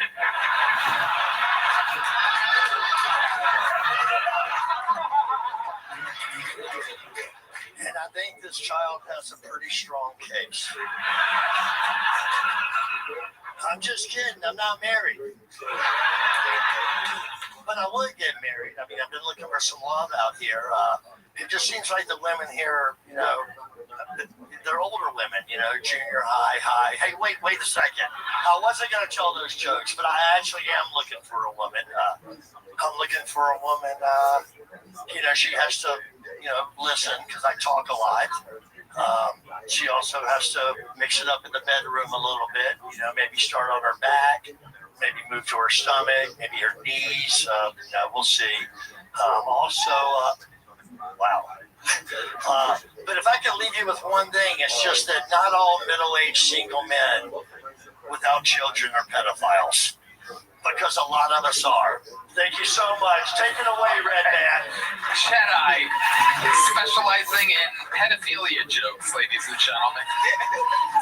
Gambling it all on pedophile jokes tonight for his debut set. So Jedi, first of all, how about one more time for Jedi, everybody? Why don't you tell these fine people, Jedi, what you do for work? I work with the wonderful Woody Harrelson. Love you, brother. The great Woody Harrelson, who just so happens to be a newfound fan of Kill Tony and one of the coolest people in the world. And you've been his stand-in. So when they're setting cameras and doing everything that they have to do for Woody Harrelson, he doesn't have to be there for that. You get to just be there. Yeah, that's me. 25 years we've been hanging out together. He's basically family to me. And yeah, I love him so much. Solid. He's super solid, Dad. So, Jedi, what made you want to start stand-up here tonight? You know, like it was kind of like you need to go get on Kill Tony. I mean, I do this every day on the set with cameras in front of me. But for 25 years I've heard you need to do stand-up. You know, not funny when somebody could tell jokes, but I mean, I don't know. I'm here. What great. I love it. What made you commit to purely pedophile jokes here tonight? Divorce. I'm not. No, I just people on set when they said, "Hey, you got to get on Kill Tony." I had some people help me write some stuff. You know, it's like, is it okay for other people to write jokes? I mean, I've done that for comics. So I just went with it, you know, fuck it, right? It is true, and Jedi is the life of the party when everyone's hanging out, and I'm telling you, Woody and his whole crew knows how to have a lot of fun. There's an unbelievable amount of creative energy and marijuana and tequila, and it turns into a lot of fun every time we hang out, and you're always the life of the party, and we never hear a pedophile joke then. That's the first time I'm finding out about your joke, dude. No, I know. I love kids. I have 4 nieces. I love them to death. They're great. I bet you go. I bet you do, Jedi. Hey, Jedi, just for some information, the legal age of consent in Estonia, 14. Is it really? And you legally have to say that in a tracksuit. Yeah. So Jedi, tell us what's something crazy that you've seen out there. You know, while filming, it's got to be a crazy job. It sounds like a show that hasn't been made yet, like stand-in. It's like a fun fact. Part of the crew is McConaughey's stand-in, and you are like buddies. You guys hang out, and you kind of look like Woody, and he kind of looks like McConaughey. Well, Henry is incredible. We make a lot of jokes about these guys all the time. It's like we're doing our own show with these cats. You know what I mean? Because it's pretty awesome. You guys are going to love the show. It's called Brothers. It's going to be on Apple TV. I don't have Apple TV, so I won't see it. But it's pretty fun. And these guys, I mean, I have so many stories. I don't know if I guess I can say whatever I want, but I want to keep working. Yeah, probably best. It's a lot of standing around. You know, when he's either playing hacky sack or looking for a coloring book or something. You know, and Matthew's giving me statistics on a Texas football game. Yep. You know, I was on the sideline with them on Friday night, Texas versus Texas A&M, and it was a lot of fun. Me, those two, the governor, fucking rolling around, popping wheelies on touchdowns and shit. It's an incredible thing. Woody has the best marijuana on planet Earth. Do you smoke weed? I smoke a lot of weed. I'm going to do a little plug. Woody has a store called The Woods in West Hollywood. Yeah. And it's out of control. I mean, you can see those tree houses. Yeah, I've been there.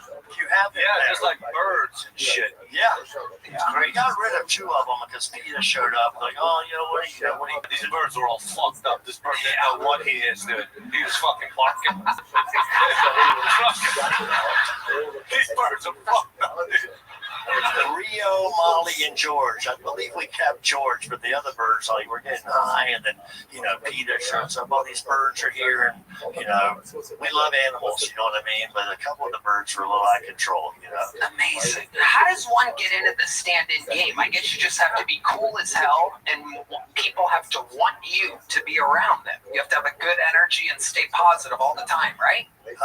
Yeah, I mean, I just it was so crazy. I was working on a show called Will and Grace. I don't know if you remember that. Wow. And you never saw, you don't have a TV. Will and Grace is coming out, so we're a little behind. Oh, shit, I could go Will and Grace jokes forever, but I don't want to end my career the first night I'm on stage. We're not ending it tonight. You're just getting started, Jedi. But how'd you get into I met Wood through our director, Jimmy Burrows, who created Cheers. He introduced us. He's like, you guys are going to love each other. I was like the lead guy working on the show. I'm like, it was crazy. I don't even like read the scripts. Jimmy would come in. He's like, hey, he's like, I want you to meet my friend. I'm like, I don't give a fuck about celebrities. He's like, I want you to meet Woody Harrelson. I'm like, I fucking love that guy. Hell yeah. And he goes, you guys are going to be friends forever. Here we are 25 years later. Wow. So you stood in on everything. On everything. Somebody has to water the plants. What do you mean exactly? Weed. Oh, yes. Got it. True Detective, did you do that one? I didn't do True Detective. Weed. It is ridiculous weed, by the way. I have been lucky enough to smoke with all the big smokers, right? Snoop is a buddy. Worked with him on and off for the last 15 years. All of them. I smoked Woody Harrelson's weed recently. And I had to go for a walk, like a legit walk. In fact, I did again on Friday night. We ended up gravitating from the sideline up to McConaughey's suite.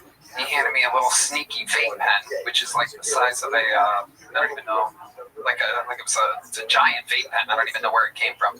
I hit it twice. I handed it back, and he goes, "You want to hit it one more time?" And there's a part where I kind of knew like I should let that settle in, and now but he's kind of like, come on, buddy. I'm like Woody Harrelson's like, come on, buddy. Like it's a little peer pressure, and I did, and then almost immediately afterwards, I'm like, okay, I'm gonna go for a little walk. I'll see you guys in a little bit. And I got lost outside of Texas Stadium for about 20-25 minutes. I was outside, back inside, outside, inside. It was crazy, and I'm a grown-ass man. And this is how good. And I smoke every single day, continuously. Well, you're lucky you can walk. Yes, it's very tricky. So, Jedi, let me ask you this. You were making jokes, but what's your love life actually like? Tell us about it. You mean my rub life? What do you mean? Do you stand in for Woody? I want to. All right, Woody, she's ready to bust it. Woody! What I mean is you're almost out of lotion in the green room is what I mean. I'm like this close to getting sponsored by Jerkins. Seriously. Really? What do you do? What do you watch like porn or something when you No, I don't have cable, dude. Internet. I live in a van.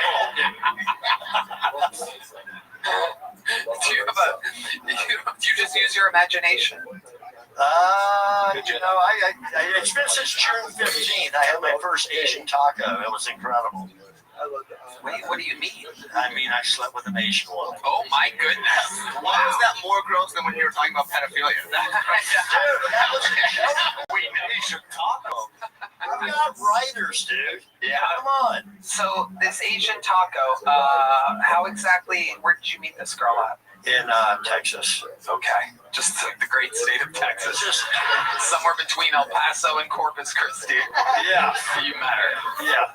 Okay. And what did you learn that day? Was that your first Asian woman that you It was. What did you said? Hey, I'm gonna give you this taco. It's don't fall in love. And I was like, I kind of did. Oh my goodness. But I'm over it now. Did you pay for a 30-minute massage or? So you were saying you were hungry for more 30 minutes later? That weed is really strong. She spent the night. Jedi, you have made your Kill Tony debut. The stand-in. You know what, Jedi, if you want to do a couple minutes at the Secret Show, it's open for you anytime you want to try it out. If you want to do it again. Thank you so much. Absolutely, guys. I am a Jedi, ladies and gentlemen. Who knows? Maybe when Brothers comes out on Apple TV. When do you think that's coming out, Jedi? February, March? No, it's coming out next fall. It's incredible, you guys. It's fucking insane. Kenny Power shit. It's hilarious. Love it. The return of McConaughey and Woody back together. Thank you guys so much. Thank you guys. Jedi, ladies and gentlemen. Maybe we'll be able to talk Woody and McConaughey into joining us on panel sometime. Who knows? Make some noise for your next bucket poll. Ryan Shields, everybody. Ryan Shields. Woo! Thank you. So I raised my kids in the suburbs of San Antonio. And when my daughter first started dating, one of her friends let it slip that her boyfriend was in a gang. I said, no, he's not. He lives in a cult. First time I met the kid, I looked at him, I was like, who are you repping, the lactose intolerant kings? Hey, take your weed allergy and get the fuck out of here. I know, like, look, all I'm saying is if you can't process dairy or certain multigrains, I'm not afraid of you. Yeah, fuck off, Tanner. I will end you with a milkshake and a bagel right now. Like, and I see this all, it needs to stop. I don't know who needs to tell them, maybe it's me, but look, how are you supposed to be for these streets with peanut allergies and autism? I know some of you ladies, you're still worried about walking alone in the park or going to your car at night. Just start moisturizing with peanut oil. Yeah, take his breath away. If that doesn't work, I just use my dad voice. I just go, hey, when they freeze because it activates their autism. I was like, see the tiger go, oh, yeah. All right, Ryan Shields, welcome to the show, Ryan. Ari? Give it up for a stand-in for a fat, creepy fuck. Yeah, somehow you make Jedi look like Dave Chappelle. That's incredible. Ryan, how long have you been on stand-up? About 14 years. 14 years? Holy shit, man. Wow, that's crazy. Where at? In the Liver King's backyard? My God. Where have you been doing stand-up for 14 years? Oh, I'm out of San Antonio. Okay, out of San Antonio. That's where you've always lived? Yeah. Okay. Ari, what do you want to say? I see you. No, it's over. No, it's okay. Do it. No, It's okay. Do it, Ari. It was a Liver King joke, and you said it, and I fucked up. Okay. And I got nervous, and now I'm over it. Okay. Ryan, what do you do for a living? I do stand-up. God damn it, that's exactly what I was hoping you wouldn't say. So, was that just a rough set? Yeah, that usually goes a lot better. I think I just led into it weird. It's more of a lead up to it, but Okay. Yeah, here we are. Here we are, Ryan. 14 years. Do you think you have like a better joke that you could have done instead? Yeah. Is there like a banger of a joke that you have after 14 years? Yeah. All right, let's do that. Ladies and gentlemen, Ryan Shields. All right, let's try it. Let's try it again. 14 years. I've been hanging out with these young comedians, so they get me to try this new shit. Like I've tried aluminum-free deodorant. Yeah. It doesn't work. Like, and the problem is deceptive. Because like you put it on as soon as you get out of the shower, like, oh, that does smell like coconuts. And then like 4 hours later, you're like, oh, those coconuts have turned. I gotta find out where the rum is gone. So I went right back to aluminum. I know it's bad for you. I know RFK's like, it causes autism. I don't give a shit. I can use a touch of the tism. I'm fine. Like, I could be into trains. Yeah, it's better than the other trains I've been a part of. Look, I was an engineer on that train, all right? I don't want you to think something weird. Like, that's where you want to be. You want to be an engineer on those trains. You do not want to be a caboose. Because you're pushing a lot of loads in front of you. All right, Ryan, let's talk about it. How much money are you making a year doing stand-up? A year? Yeah. About 50 grand. Okay, and you love it. You love what you do. You would never do anything else. Nothing else. So, do you have any like side hustles or anything like that? Oh, I do a podcast. I act a little bit. What have you acted in? There's a little show on Paramount Plus called Landman. Okay, you've been on Landman. Yeah. Okay. For 37 fucking seconds, but I'm in it, so I'm counting it. Okay. Yeah. Well, you have a little cheering section over there of what appears to be mentally ill hillbillies. Ryan, tell us something wild about your life that would surprise us. Wild? You just had a colonoscopy. I don't know if that's wild. Oh, Red Band just had his first colonoscopy. You like it? You guys are colonoscopy brothers over here. Let me tell you, it sucks when I was getting mine done and they're wheeling you down the hallway with all the nurses and doctors, and one of the nurses or doctors recognized me and goes, "You're really doing it, Red Band," and fucking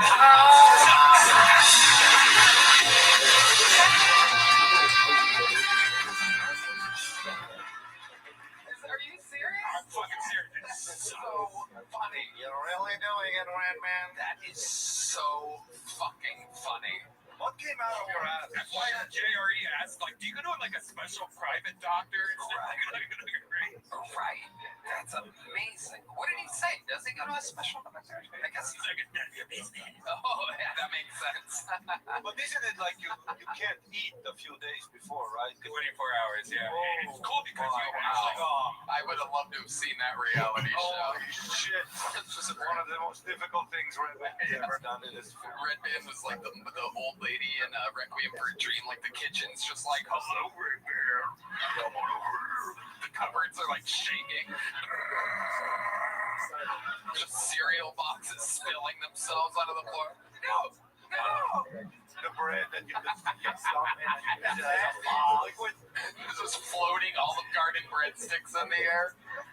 Just Alfredo sauce pouring out of the kitchen sink. No! Oh, that's amazing. How did you make it through that 24 hours time? it really sucks. It was our buddy's birthday party, Matt. I had this great idea, like, I can drink tonight. Let's get wasted tonight. And then I thought I could eat in the morning, and I read when I couldn't. So I had a hangover. I couldn't eat anything. I was actually, I chewed stuff and just spit it out in the trash can. Jesus Christ! That's so bad.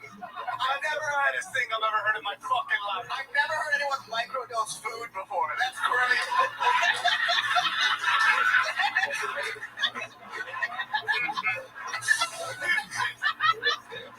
I almost just fainted right then. That is the most Red Band thing I think I've ever heard. And they give you all this medicine so you can shit yourself every like 5 minutes. Hold on. Let's go back. What type of food were you chewing and spitting out? I had leftovers from the place. It was like a steak. And you're just chewing it, drinking the juice, and then I made a peanut butter jelly sandwich and spit out. That's about it. Yeah. Oh, and I had a lot of ice. You swallowed the ice. A lot. Wow. God. Oh, God.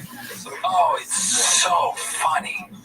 God, that's amazing. Can you even spit out all the peanut butter and jelly? Yeah. You just ate a peanut butter and jelly sandwich. He had a little shred. A little bad. He had a little. There's no peanut butter juice coming out of there. And then you shit yourself there too, right? I didn't shit myself there. No, I got to the point where I couldn't sleep that night because I was shitting every 10 minutes. To the point where What came out? stomach bile, just stomach bile. But what was interesting is like when I could eat, how long it took to become food was like just 7 hours. Like I did. Wow. Not a lot of people know this, but that night Red Band diarrhea in a stripper's pussy at perfect 10. All right. Ryan Shields, You know, I mean, I don't know what it is. Maybe it's just the sound or the lights or something. But 14 years, maybe it's just the pressure. Maybe your timing's a little bit off. It just wasn't great. He wasn't connecting here tonight. But sign up again. Come back. It's a short drive from San Antonio. Ryan Shields, very interesting. Ryan Shields, everybody. Wow, that's just wild. 14 years, huh? And there we go. We end up talking about your colonoscopy for half his interview. All right, let's do this. This will be our final bucket pull of the night. We're in overtime here. Make some noise for Matthew LaCour, everybody. Matthew Time for me, thank you. I was about 11 years old on a play date with my friend Kyle. The first time I walked in, my mom having sex. It's my fault. I was on my way to the kitchen, real private place. The Rice Krispies are taking a while. I'll never forget. I was walking down the hallway. I turned the corner. A small detail, tiny detail. There's only 2 adults in the house. My mom and Kyle's mom. That's it. So I turned the corner. I'll never forget. True story. I see my mom hitting this one to the wall. Left hand throw.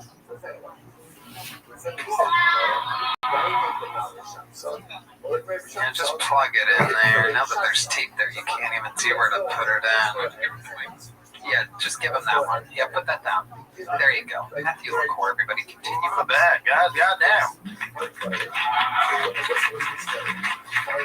Keep going. I turned the corner. And she's pinning this woman to the wall. Left hand throw, right hand thigh. I fucking freeze, right? Before I can run back to the room, she grabs her other ass, she picks her up and pins her to the, she pushes her pelvis forward. I don't know why, but I'm so proud that my mom's a top. Does that make sense? Like, I never told Kyle, but I feel a sense of superiority. Like, kids at school be like, my dad will beat up your dad. My mom will fuck your mom, dog. What are we talking about? What the fuck are we talking about? Am I not a 90s kid? She gets step Reebok? That shit worked. All right, we got there. Matthew LaCour, welcome. Matthew LaCour. Okay. Welcome, Matthew. Is this your first time on the show? Second time. I used to have long hair, but I shaved it so I can do slurs again. What kind of slurs are you doing? Why did the hair stop? You're like, it was hippie people that I was left wing. Okay, Matthew, how long have you been doing stand-up? I say like 4 to 5 years, but I didn't start taking it seriously until I moved to Austin. When was that? About a year. About a year ago. Yeah. Wow, that's amazing. Short time, somehow 8 times funnier than a guy that's been doing it 14 years. What do you do for work, Matthew? I actually work at Cap City. I'm a door guy. Okay, all right. So that's the second employee from Cap City tonight. How do you like working up there at the Domain? That's cool. I'm just trying to do everything that I can to get as close as I can to comedy, honestly. You get to watch comedians. Yeah. To be a door guy too. It's a great opportunity to watch comedians and learn. It's all. Son and I were door guys at the Comedy Store.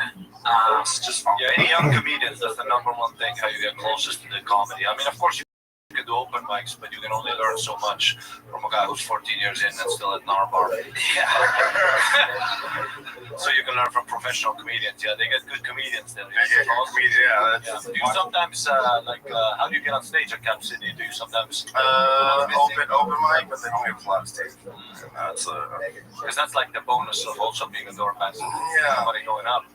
It also depends where you're a door guy big time, right? Like the Comedy Store has 3 rooms, and those rooms all have comedians doing 15 minutes. So you end up with 16 comedians in one room, 14 in another, and 8 in another, and then they flip 3 of those rooms, do it all again. Whereas Cap City probably only has 4? 2 comedians, 2 rooms. But there's an opener, a feature, and a headliner, right? That's a great show, pretty much. I'm just trying to get as much time as I can. Yes. Where were you a door guy at? Tell us. I was a door guy shortly at Comics Lounge in Australia, and then I was a door guy at another club in Vancouver called Yuck Yucks. I remember Yuck Yucks, Yeah, and I've been to the Comics Lounge many times. Yeah. Comic Lounge didn't work out too much. I had to do the work. I was watching too much comedy. Nice guys though. You were once on a show many moons ago. Yes, in first which time we met. me, Joe Rogan, invaded Melbourne, Australia, and you were randomly on that show. Yeah, I did a guest spot. You guys were doing the theater, and then you came down to the club. This was like fucking 9 years ago. Yep. Yeah, and also that night was one of those magical nights where, somebody was missing. And then they gave me 3 minutes. I ran the light, and it's 5 and involved. But you guys didn't see that. You were smoking weed in the back. It was cool. Perfect. Yep. It all worked out perfect. Yep, it was awesome, yeah. Matthew, tell us something crazy about your life, your real life, that we would find interesting or compelling. You were on this show once before. You've had enough time to think about a second interview on this show. You're in it right now. I'll be competing at Thursday Night Jiu-Jitsu. You look like it. December. Oh, yeah, you got I got the ear stuff. Damn, when I did jiu-jitsu, that was the only thing I didn't get. I really want the fucking ears. Yeah. I want the fucking cauliflower. You can just smash your ear between. I know. I actually tried it. You put 2 ribs and you smash it. But my ears are so fucking malleable. You fold them up in your ass and nothing happens. No. I love those ears. Oh, thank you. It's all for show. That's all you're doing. Don't you have a podcast with Brian Callen? Sorry, never mind. That did not work. Oh, yeah. Don't ever disrespect me like that again. Oh, I get it. That's great. Oh, that's crazy. Sorry. I just don't like that guy. Red man. Wish you could chew that joke up and spit it out. But you came out and you did you went straight into material, and it was like multiple. The last joke, of course, the mic's such a fucking mishap. But in stand-up, always that happens. There's heckles, there's whatever, so you have to adapt to that. But sometimes, when you come out here, there's a lot of pressure, and sometimes it's good to leave a bit of silence before you go into material, so the cognitive functions, get accustomed to what you look like. So sometimes if you go, okay. Wait, said cognitive functions. He's like, I think I have something.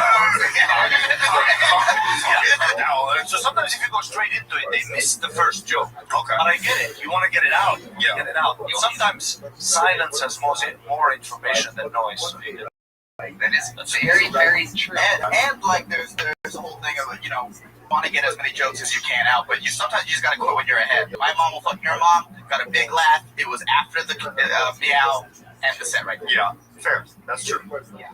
Okay, so Matthew, I'm gonna be honest with you. Jiu-jitsu, that jacket, you kind of seem like you could have some real douchebag qualities too. That's fair. That's true. Give us an example of what the douchiest thing about you is. Douchiest thing? Yeah. Oh, do we go honest? I had an affair. Talk about it. Yeah. So you were married? I was. And then what happened? The marriage wasn't going well, and then I met this beautiful yoga teacher that fucking broke my heart. Okay, so did you take her yoga class? Where'd you meet her at? We were actually working together. I had just gotten out of the military, and she was a swim coach. I was a lifeguard. Fucking at a gym. Yep. You were a lifeguard. Yep. She was a swim coach. Yep. And then what happened? We gave each other the eyes across the pool. And then what happened? And then things happened. I ended up being honest with my wife. I did do that. And afterwards? No, I didn't do anything physical with her until me and my wife were divorced. So you said to your wife, you go, look, I've been given eyes to a swim instructor. To the swim instructor, yeah. And the instructor know you're married too? Yeah. But that's harder for me. Yeah, dude, I think she was into it. Women love that. She was like, I'm gonna take them. Yeah. So you told your wife that you were gonna leave her. I was in love with this other woman. And then how were you in love if you had never done it? Because I was 24 and retarded. Okay. And now, how old are you? 32. 32 and retarded. Yeah. So a little less, but still pretty retarded. How long after you told your wife? So you started hooking up with the swim instructor shortly thereafter. And how long did that last? About 3 months. 3 months. And then what happened? You said she broke your heart. How did she break your heart? She decided to stay with her husband. Wow. Oh my God, this is so hot. Yeah, this is amazing. This is so hot. This story is a 151 Mexican win. Yeah, perfect. I was just going to say, Sancho Villa is going to be finding the shallow end of that pool real quick here. Yeah, if your wife is banging a dude and you show up and it's this guy, cauliflower, you're a douchebag, then you're like, I get it. But Pancho? Yeah. Fucking Pancho! She's going to be sipping that backseat tequila any day now. Wow. And then, like, what? Now you have no wife, no new love? No. I'm with somebody in a stable relationship. Yeah. Do you regret leaving your wife at the time for her? Do you think? I regret the way I handled it. I was just, 24. Yeah, I was 24 and stupid. I wish I would have handled it incredibly different. Did you save anybody's lives as a lifeguard? I helped some silly kids that didn't know how to swim. Fun fact, not a lot of people know this. The world's worst lifeguard of all time. D. Madness, ladies and gentlemen. Not only is he blind, but he also definitely can't swim. Is that right, D? Oh!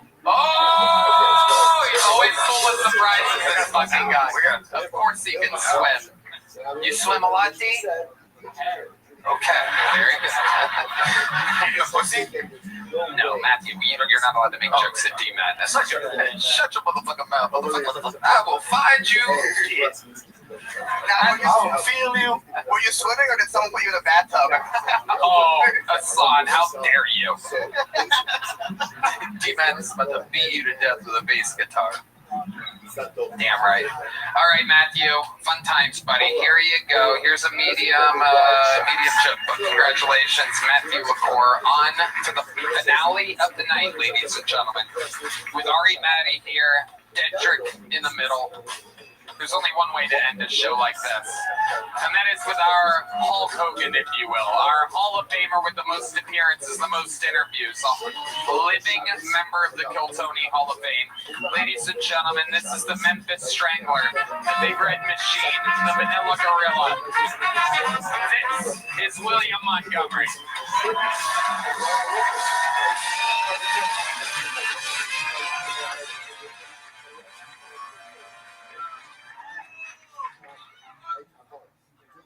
I told Redban about Black Friday, and he said they already get February, now Friday.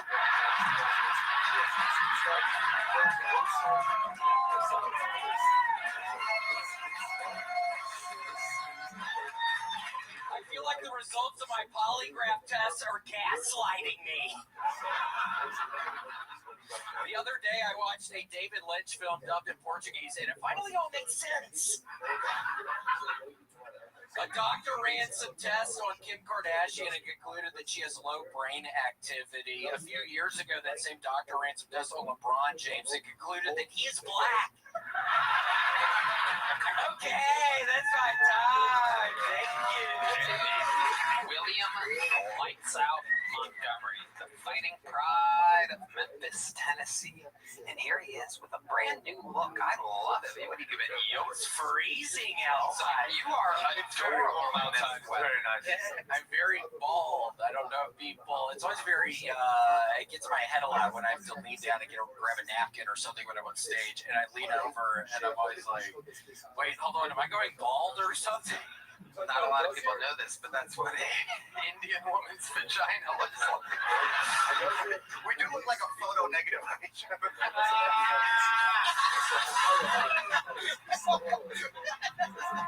I know. You look good, Hassan. You too. You got a good Elmer Fudd vibe going on right now. Thank you. Yeah, I bought a bunch of these hats on eBay. I've been going on a tear, Tony. I grew up with this habit. I got some other ones coming in the mail. And I actually caught the FedEx, the bitch that works at fucking FedEx. I caught her today not delivering one of my packages up the steps. It pissed me off. And I said, "Hey, thanks so much. I'll grab that from you." And she doesn't even look up she doesn't even look at me. Wow. So I think I'm going to try to do something to her next time. I think I'm like, grab her in some. What exactly do you mean? What are you going There's a place you could walk when you're walking out to my place. There's a place where I'm going to put some string or some rope or something, and her stupid fucking ass is going to trip. You are a scary guy to look at while you're working out. Yeah. Yeah.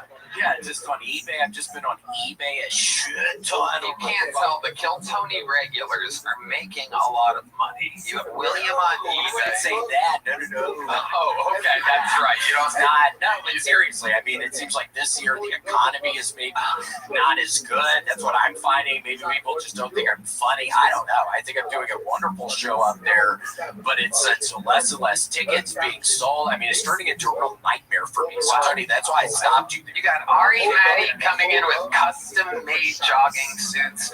You have Dedrick, who's only been a regular for like 4 weeks. Yeah, what the fuck? How's he getting all his fucking money? I know. Yeah, you have 15 Oriental rugs that you've been talking about the last couple. They were from eBay. They were kind of cheap. What is your thing with not admitting that you've done well for yourself? It's okay. I mean, I'm 38. Hopefully a decent amount of time for me to live. It could all just end tomorrow, Tony. I have to be just so careful. And now I'm stressed out about it. I still have not done the row machine. It's very sad. I have. So your sciatica acted up, and you've been taking a big break from the row machine, and that has affected you in a great many ways. Is that correct? Yes. It's been about a month. Wow. And are you thinking about getting back into rowing? Yeah, I have to. I have to just force myself. I've been staying up all night. I finished a puzzle. Everybody would be proud. I think I finished a 1,000-piece puzzle in 2 days, in less than 48 hours, and I'm starting on another one tonight. Wow. I went through, I have a method now. I get all the pieces up, I get piles of them, and I get them separated into the colors while I'm also looking for the edge pieces. Oh, wow. So you are way scarier than the jiu-jitsu guy. Yeah. A guy doing puzzles? So you organized the just did. Puzzle. People are guessing. Wolves and trains. Wolves and trains, what an idiot. No, it had nothing to do with fucking wolves and trains, dumbass. Wolves and trains. You think I'm doing a fucking puzzle with wolves and trains? No, this puzzle was an open fucking refrigerator, Tony. I worked on a fucking watermelon for a while last night. Whoa! What else was in it? I don't know. That was the most exciting. That had a lot of red in it. I had a bunch of red pieces of red cake glass nib. You could see the seeds too, probably, right? No, it's a seedless water. Oh, seedless watermelon. It's a texture. I was looking for the specific red texture with that red. Interesting. Yeah, it's almost like a dark pink. Yeah, it was like a dark pink color. So there was just an open refrigerator with just a watermelon in it? A cut open watermelon? That's the whole puzzle? There was also a gallon of milk today! Oh, a gallon of milk! Wow. The world wants to know what else was in the refrigerator. Tony, I have been drinking a bunch of milk, but not with my protein shake because I'm doing the row machine because I'm eating 2 giant bowls of what is this cereal? It has frosted mini wheats. Oh, you love frosted mini wheats. This is my mom's favorite cereal. Oh, it's wonderful. Yeah, so I'm off of the fiber. I'm eating that. I'm hurting myself a lot right now. Tony, I've got to get out of it. I got to snap out of it. It's getting scary. Tell us more. You don't want to hear it. It's getting real scary. I'm literally planning on tripping the fucking woman from FedEx tomorrow, and I don't think I should be talking about it right now. We have a nice-looking police officer, some nice guy over there. I don't think I need to be talking about this. The police love us. They'll cover for you. Yeah, I'm gonna get her fucking ass tomorrow. I have something real heavy coming tomorrow. Yeah. Something very heavy. You just keep ordering everything. But I gotta snap out of it, Tony, so we'll see. Okay. All right. What are you going to do if this FedEx woman is carrying that box to your place, sees the string, and steps over the string? Exactly what's your plan then? Maybe just straight up assault or something? Like a mud ball. A mud ball? Mud ball. It's been raining. A mud ball? Yeah, mud ball. You're gonna accumulate some rocks in it. I've never even heard of That's the most white dress. Oh, a mud ball. A mud ball? Yeah, oh my gosh, back in Memphis, my buddy died. One of my friends lived on this very dark street. The cars would go very fast, and after we would all be on the side, and we would honk these fucking just things of mud and rocks, and we would slam into the glass windows, and we would all go run and hide. And It's very exciting. I did that a lot growing up. So mud and rock is very Muslim of you. A mud ball does sound like a slur that I would call Hassan in the green room on a Tuesday or Wednesday night. I usually call him a sand rabbit. A little fun fact, you can call anybody you want a slur if you make the slur up yourself. You can't use a slur that's been used before. It's very easy. You take something of that ethnicity and you mix it with a cute animal. What's that one you were talking about the other day, Red Band? You were doing something. You've been talking. Actually, I called David Lucas a mudball. That's where you found that from. Is that true? No. Oh. Yeah, that'd be embarrassing, Tony, if that's really what I talk mudballs, because his fucking dumbass. That would be. All right. What's in the new puzzle before I let you go? What's in the puzzle that you're working This on? one has a bunch of cakes. I was confusing myself. This one has a whole bunch of cakes. It's got a bunch of primary colors. It's got reds. It's got blues. It's got yellows. I feel like You're supposed to play this puzzle. You have the whole like Bob Ross puzzle thing. oh my God, you're going to be able to do it. Wow. Well, I'm very excited about it. Nothing brings this show to a climax better than you. Thanks for starting a new puzzle. We love you. Thanks for having me, William Montgomery, this episode brought to you by Cry Six. We did it again. This is a crazy show with a crazy bucket tonight. We had a lot of fun. Somehow, other than the regulars, somehow the trans woman stole the show. The drawing from Ryan J. Ebel is in. It is absolutely incredible. That is indeed Asana Mod and Ari Maddie. Let's see what the local artist Chris Rogers drew over there. Oh, it's Dedrick. Dedrick. Pre-grilled Dedrick. Red Man? Check out my fake band Capred 7 on iTunes. What do you guys want to plug? I got a podcast called The Solid Show by Ben Derek hosted, and then I have a special coming out soon in January called Too Soon. Look for it on the podcast channel. There you go. Ari Matty. I am on my first national American tour called Here to Stay. And tickets are really low at the moment in Atlanta. We have 900 available, 3 sold. So for the love of God, do you like me or do you like me? He is one of the best stand-up comedians in the world. AriMatty.com. AriMatty.com. It's a brand new tour. He's being very humble right now. Pre-sale starts. Well, it's going to be on sale when this episode comes out. So go to arimatty.com. Support the great and powerful Estonian assassin. He could be weeks away from becoming the newest citizen of the United States of America, ladies and gentlemen. Shout out again to our very good friend Jedi, who made his debut tonight. Shout out to Team Woody Harrelson. I bought a knife on Thanksgiving. Whoa, a new knife. That is an American $10 from the corner store. That is amazing. I'm glad you put it out after the bucket pulls are all gone. We could be dead. God bless this audience, and God bless the United States of America. We love you guys. Thank you. Good night, everybody.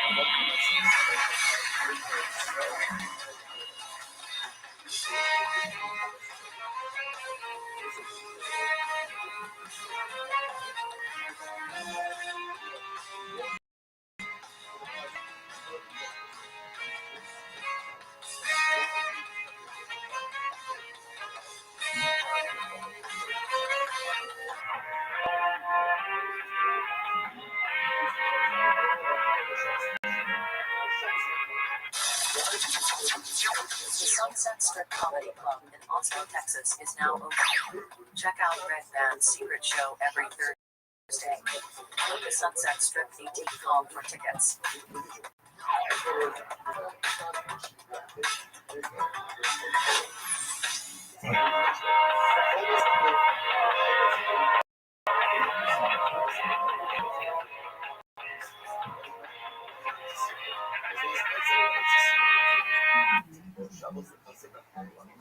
Why did you charge the same motion same time?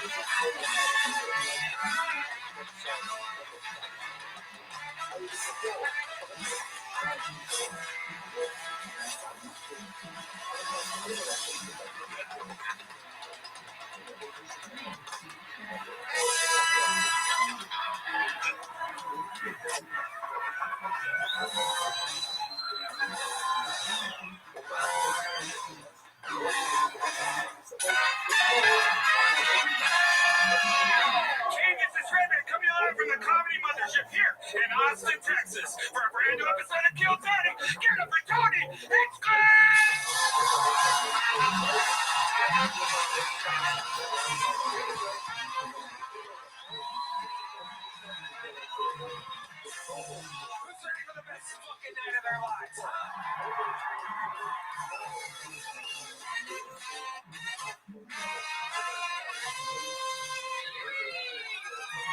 Thanks so much for flying right there, ladies and gentlemen.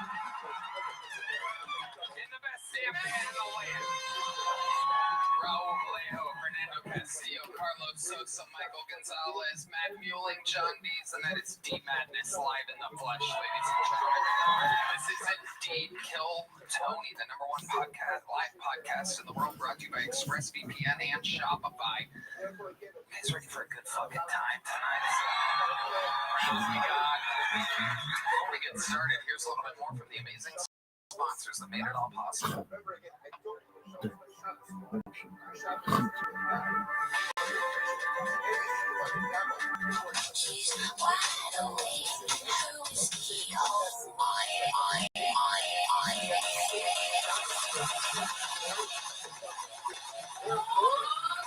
You guys ready to start this fucking show or what? Every single week, I have two of the best comedians in the world on this show. This is a fun one. This is a little chemistry set for you, because sometimes I take great pride in introducing some of the top rising comedians in the world on this panel. We were one of the first shows ever to show you fucking, you know, Tim Dillon coming up and Shane Gillis coming up many, many years ago. This is one of those nights where you get a little bit of both. You get one of the first time guests who I think is funny as fuck, and you have an absolute complete legend. In fact, he is the reigning, defending 2024 guest of the year. Ladies and gentlemen, your two guests tonight are Harlan Williams and Nick Rochefort. Yeah! Oh my God, there he is. Harlan Williams. Rochefort. Harlan is back, ladies and gentlemen. Up the Harlan Highway. Nick Rochefort is on this real tour. Welcome, Nick. Holy shit, how exciting. Harlan Williams. Buddy, I gotta say I'm a little anxiety ridden tonight. I rushed out of the house, and I don't know, mostly the women might relate to this one, but I don't like to come up here nervous or out of sorts, but I'm gonna be honest, I left a 7-layer lasagna in the oven. Oh, you're gonna laugh. Seven layers. What are the different layers? Well, let's not be nosy. The highest I've done is a 12, and this was during the, do you remember the space shuttle era? Yeah. And they used to put the space tiles on the space shuttle. Do you remember that? And they deflected the heat, and they allowed the space shuttle to ease back into Earth, and kind of like what you do to your wife, sir. Yeah. And what I used to do, Tony, Daddy likes to drive fast. And so what I do, I did a 14-layer lasagna. I cut it up the same size as the space tiles all over my Corvette Stingray. And I went 102 through Bakersfield. Wow. That is amazing. Nick Rochefort is here, ladies and gentlemen. The debut of Nick Rochefort in the Kill Tony universe. How we doing, Nick? I made an 8-layer lasagna. Here's the thing about space. We worked on the space is fake, but we're gonna have some fun here tonight. Nick's first time on the show. Nick, you might not know, but over 300 innocent souls signed up for the opportunity to get pulled out of this bucket. If it happens, they get 60 seconds uninterrupted. You know their time is up, and you hear the sound of a kitten. That means they have to wrap it up then, or else they bring out the angry West Hollywood bear. I'm going to let this convict on the run pick the first name. It's very exciting. He dug in there a little bit. He pulled one out. very, very exciting. And like that, we go wrangle that comedian who has no idea that they just got selected. They're over there. It's dark. It's gloomy at Shakespeare's next door. People are there's a little water cooler. They keep refilling their little plastic cups. Some of them are drinking. They have a deal with what is a vodka soda pitcher for like $3. Some of them are like, I'm not getting pulled, and they just start fucking getting drunk over there. We have a DUI breathalyzer to check them in case they get too fucked up. Anything can happen. We crush dreams here, and we make superstars all the time. Anything can happen. Let's start the show. Your first comedian, he's from Canada. He's a very, very energized young bunny rabbit. Make some noise for the return of Danny Martinello, ladies and gentlemen. Here he is.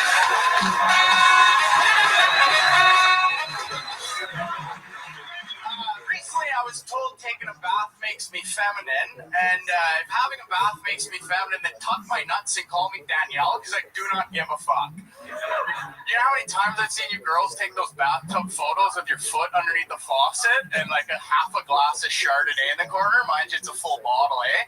And then the little motivational quote of like, live your best life, queen, be who you're supposed to be. Like, I want to have that so bad. I saw a girl have a charcuterie tray in the back of her bathtub.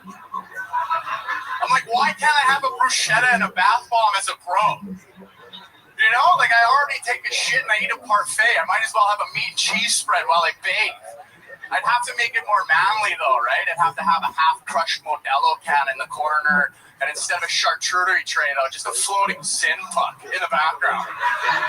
You know, but I fear if I took that photo, one of my buddies would just zoom in on the stainless steel faucet, catch my dick just floating right in the middle of the tub.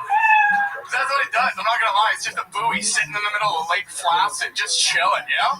Because that's what I do. Whenever I see you girls take those photos, I'm fucking zooming, dude. To the point where I can't zoom no more, and then I just take a screenshot and zoom in an extra little bit. Just to see if I can catch a dorsal fin underneath the water. Thank you guys. I'm Danny Martinello. Danny Martinello, representing Canada here tonight. Let me ask you a question, Danny. Yeah. Have you ever heard anyone else? Have you only read the word charcuterie? Have you ever talked with anyone about charcuterie? Have you run that by anybody? To be honest, like I don't even really know how to read, dude. Have you ever just sound it out? Have you ever spoken with anybody about charcuterie? Yeah, usually I'm like, can I just have some extra cheese and then like meats and stuff on it? But no, it's charcuterie, right? So you're doing it on purpose? Well, you guys fucking figured it out, right? No, we thought you were retarded for a second. No, it ain't no difference than any day, Tony. You always retarded. The way you say it, bro, it sounds like a bowel disease, honestly. Yeah. And I'll just add to the floating penis thing. I mean, I think there's something you really forgot that we gotta add. And most of you might not know this, but the penis does float, and the little hole in the tip gasps for air like a koi fish. So if you throw fish food in a man's mouth, you eat it all up. And for you ladies, let's be honest, you're just drowning a corned beef sandwich when you take a bath. That is true. That is true. So you've been enjoying baths. This is all real? Yeah, I've been trying to like just relax and stuff, and I sit in the bath, I think a shower anyway, so I was like, I might as well just fill it up. Do you have roommates? No, not really, no. Like, not really? Yo, I have a roommate, but he lives in Canada, and then he only comes like a couple times a year. So like, I'm kind of like just living on my own, which is pretty sick. Yeah. I miss him so much, and I wish he would show. All right, Dan. I thought you guys would have fun with that, but wacky. Don't really give a fuck. He thought I was gonna jump on and do a 5-star frog splash on the table. Danny, what kind of Adderall are you on exactly? Canadian, Mexican? Severely overdiagnosed and undermedicated. I don't do any of that stuff because I feel like it takes away from my spirit. Wow. So you've tried it.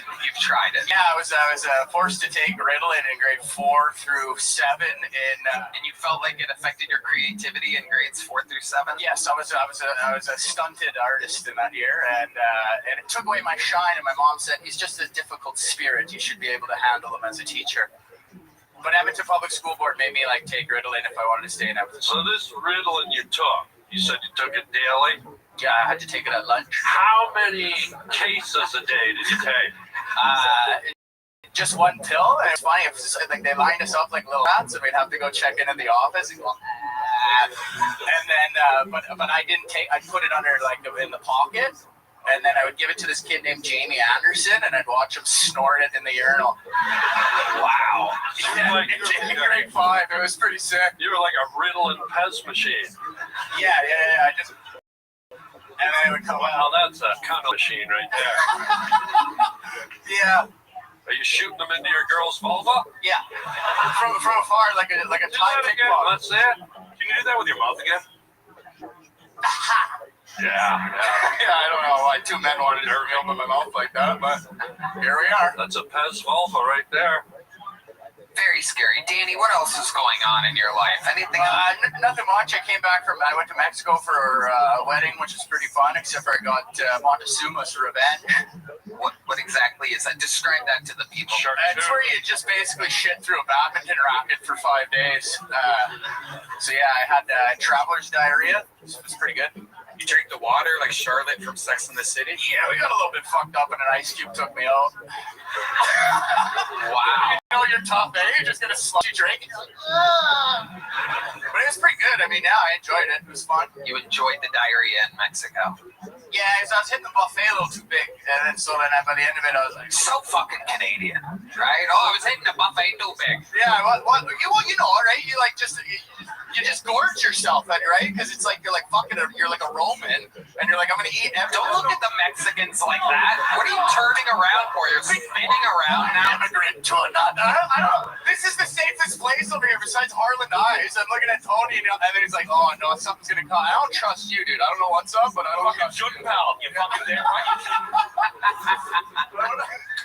Danny. Yeah, no, it was all right, and it was good. And then I don't know. I don't feel like I'm talking too much right now. Danny, congratulations. You started the show with a minute. Thanks, guys. There he goes. Back to Canada he goes. Danny Martinello, everybody. You guys. This is where things get interesting because we are going to the bucket for our first time tonight, ladies and gentlemen. We're going to meet human beings all together. This is the bread and butter of the show. People can become stars out of this bucket. They can fucking blow it. The pressure can get to them.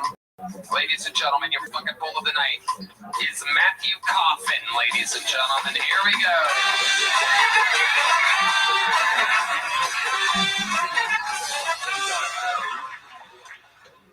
So, of course, Trump would call an operation that requires massive missiles to deeply penetrate a mountain to destroy a nuclear facility, Operation Midnight Hammer.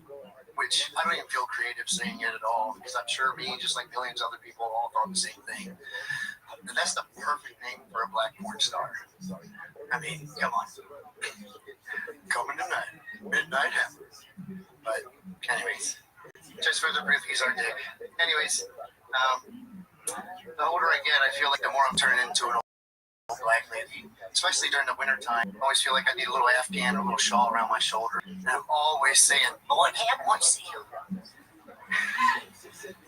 For some reason, my cell phone thinks that my nuts stink and I beat my dog. And I don't know how, I don't know why my phone thinks my nuts stink. It's not like the phone has a nose or anything. I don't talk about that stuff or anything. But it thinks I beat my dog. I get these little alerts on my phone that says, don't abuse your animal. There's other ways to discipline it. And it's because I sing to him and say stupid shit like, oh my God. Holy shit. Holy shit, Matthew. Let's check in with Nick Rochefort. That's one fucking suicidal Pomeranian right there. I'll tell you that much, yeah. That's the saddest dog that's ever lived. That fucking poor dog just walking around. not even walking around, probably dying to run away right now. He's happy you stopped talking. I thought it was a cat, to be honest. A suitcase cat. It's got a fucking handle. The dog is the most interesting part of your entire set.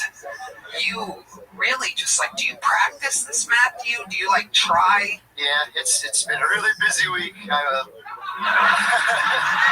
haven't actually been on stage in about 3 weeks because I've been busy, like working. What have you been doing for work? Between over here, like I told you last time, I've been working over at the strip club now too. Working the parking lot. You're working the parking lot? Yeah. At the strip club. What exactly are you doing in the parking lot? Would you like general parking or VIP? And that's what you do? Mostly try to direct Uber drivers that don't speak English where to go the right way and stuff like that. It's fun. Right. And do you have your dog with you when you're doing that? Yep. He hangs out by the car and he got his little leash attached to the inside of the car. He's got his little pillow out there and everything. He hangs out there with me. Okay. How long have you had this dog for? All 8 years of his life. All 8 years of his life. And what's the name of the dog? His name's Lucius Fox.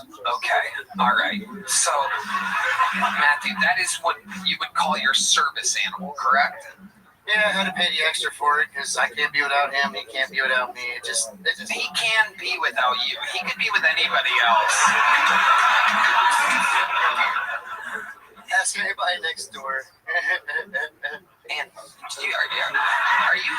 have you been diagnosed with anything? Is there a reason why you have a service dog, or is that just your trick to life? Is that what makes people think you're okay? I didn't even know it was a thing, like to use like service animals, like to get your not have to pay for certain things for your apartment and stuff. I had no idea. I was just like, I can't be without him. You answered an entirely different question. I was saying I can't be without him. I had to talk to a lady to get the license and all that. So I was like, I can't be without him. He can't be without me. This is a real human being, ladies and gentlemen. Just know these aren't like character actors that we hire, something like that. Like, do you think you're sending the wrong message standing in a parking lot holding a dog at a place where to sell pussy? Like I said, he hangs out by the car, and some people like him and say hello and stuff, and it's pretty cool. Everybody's thinking it. Do you fuck the dog? Do you fuck the dog? One of the other guys likes to call him my little furry fleshlight, but no. Wow. But he's not. His bed is my bed, though. He's got an interesting story. Holy shit, dude. This is crazy. Matthew. Your sleeve isn't up his ass, is it? There's nothing normal. There's nothing normal about it. Is there anything that you do without the dog? Not since I moved out here to Texas. Just always with Sat on my lap all 1,600 plus miles cross country to get here. And you came here to do stand-up comedy. Well, like I said, after I got struck in the head with that steel girder, I took that settlement money, and I was like, I can't keep denying who I am. I'm a carny, I'm a clown, I have to go where everything's happening at. What makes you think... swings for the fence. Okay, I can't handle another second of this. That dog is going to be leaking in 10 minutes. Matthew, you already have a very small joke book, correct? Yes. There you go. There he goes, ladies and gentlemen. Matthew Coffin, everybody. Matthew, you got to take like a year off or something. Take like a year off. Sign up in a year. It's absolutely psychotically bad. Years off. How about that?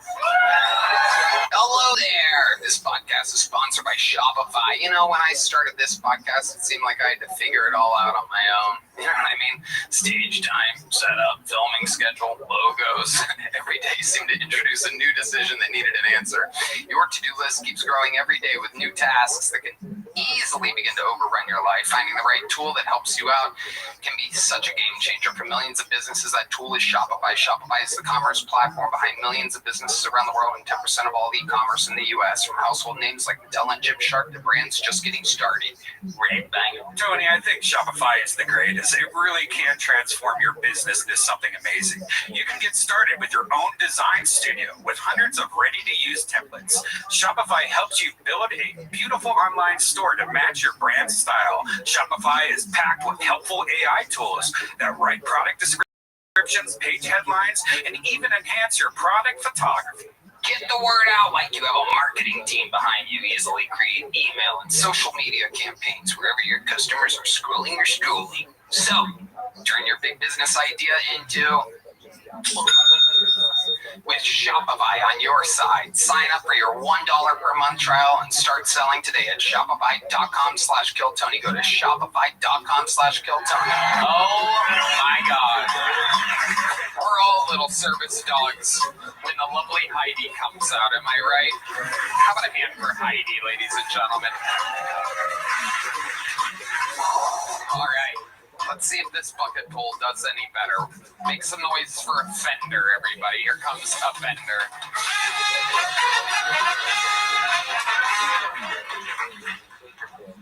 I know what you guys are thinking. My hair says California, but my voice says I'd fuck a cousin. Being from the South is challenging.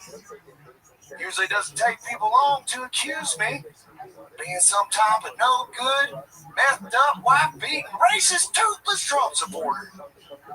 But that's not true. See, in Alabama, you can only be 3 of those things. Because once you're 4, we ship your ass to Florida. To become a legal resident of that state, you got a fucking alligator.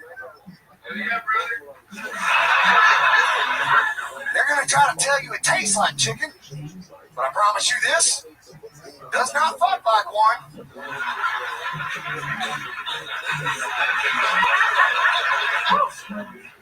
The other day, my friend said I reminded him of a young Ron White supremacist. Great, I'll leave it there. There you go. Offender getting actual laughs this time. Oh! Believe it or not, Offender's been on this show before, and at one point he was doing as bad as the last comedian that was on. I swear to God. Believe it or not, an incredible amount of growth shown this set, Offender. Oh, look at Matt Mioling. He likes growth, everybody. I am a grower. So, Offender, how long have you... What? A pot grower, guys. A pot grower. I'm a pot grower. You're a pot grower? Yeah. That's what you do for a living? Yeah. Okay. Where do you grow it? Oregon. Oregon. Yeah, Williams, Oregon. Do you want the exact, like... Yes. No. No, Offender, no. And the business is going good for you? I just, I was living on my short bus for 9 months, chasing this dream in comedy. I left for 3 months. I just paid for an apartment for 6 months up front. Okay. I'm not homeless no more. I am not homeless no more. I got a bathroom. Wow. 6 months worth of bathroom. How are you playing? Have you decorated this apartment at all, or are you treating it like it's still a bus? No, I decorated. So I got a medicine cabinet. Okay. A medicine cabinet? Yes. Okay. Yes. Really cool. I've never had a medicine cabinet before. Yes. Somewhere to put all of your medicine. All of my medicine. I got my rolling papers in there, my grinder. Above it, I got the cologne and the eye drops, which I forgot to bring right now. Sorry about that. That's not decorating, though. That just that comes with the apartment. Your walls just like we spread poop. I got a medicine cabinet. I've done a lot of decorating. Yeah. Can I ask you something, bro? Just this is just a reaction thing. It's almost like a test when they hit your knee at the doctor's office. It's a reflex thing. Okay. I'm gonna say something. I just want to. Thanks for crouching. I can still see you.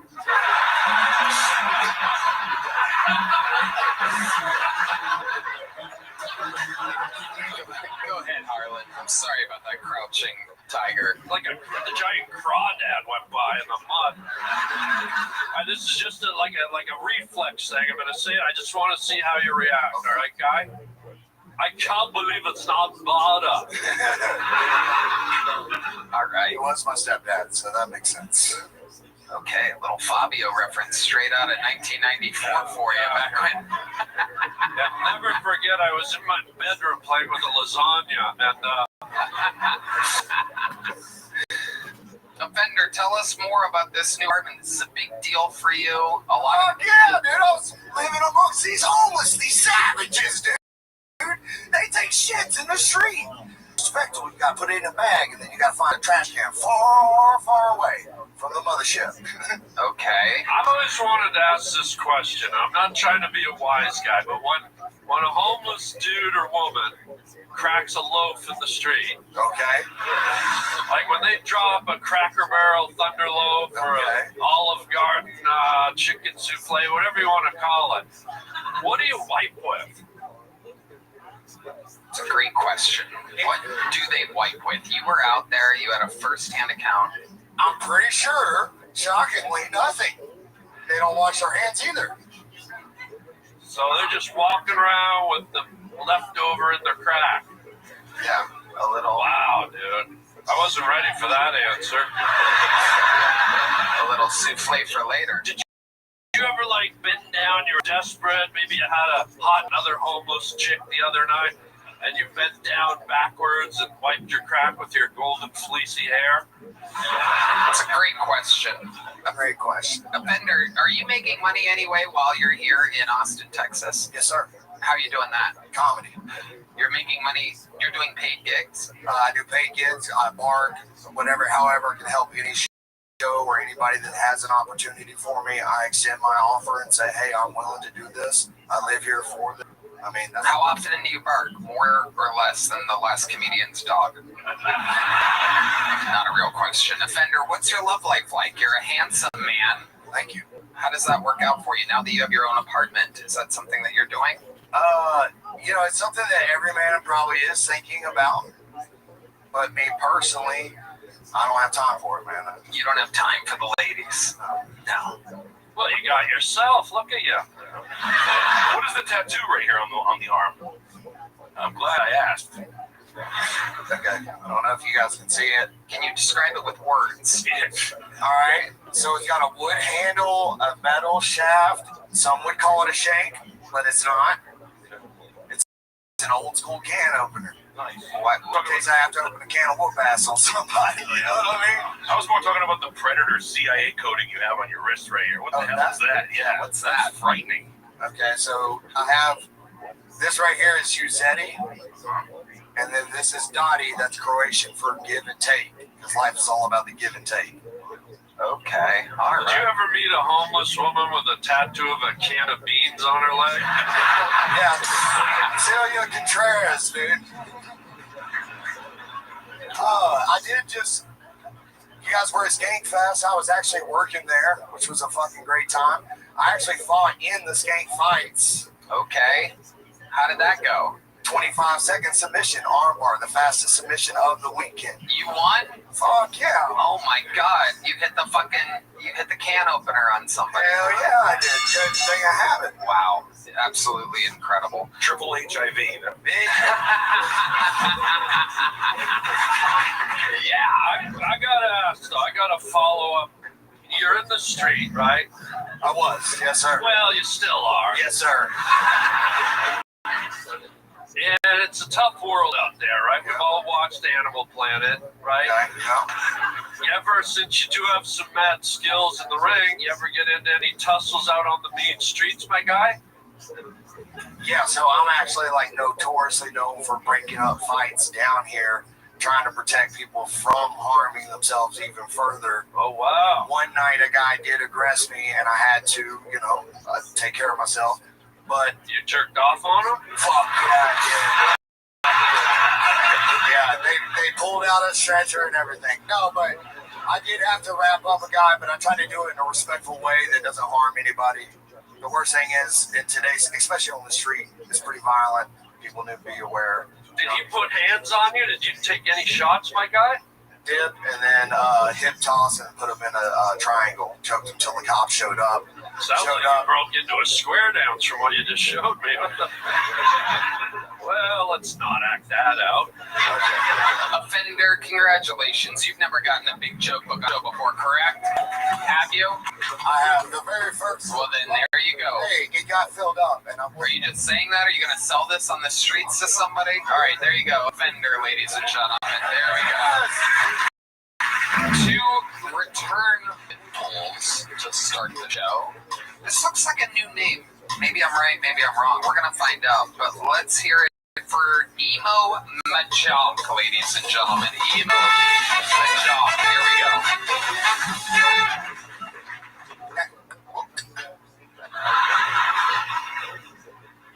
No, I'm fucking around. I speak English, guys. Holy shit, there's a lot of white people here. I'm Tariq's stepdaddy, the blackest fuck one. I'm from South Sudan. I live out in Australia. I love the diversity you got here in America. Because there's no black people in Australia. There's like literally like me and my cousin Chad. So I'm out in LA right now, and I love doing the comedy in LA. I do the black rooms over there. The black rooms are kind of like this, but with black people. And I love performing with African Americans, you know? Because as an African, we see African Americans as our cousins. Like an African American is technically an African that got caught.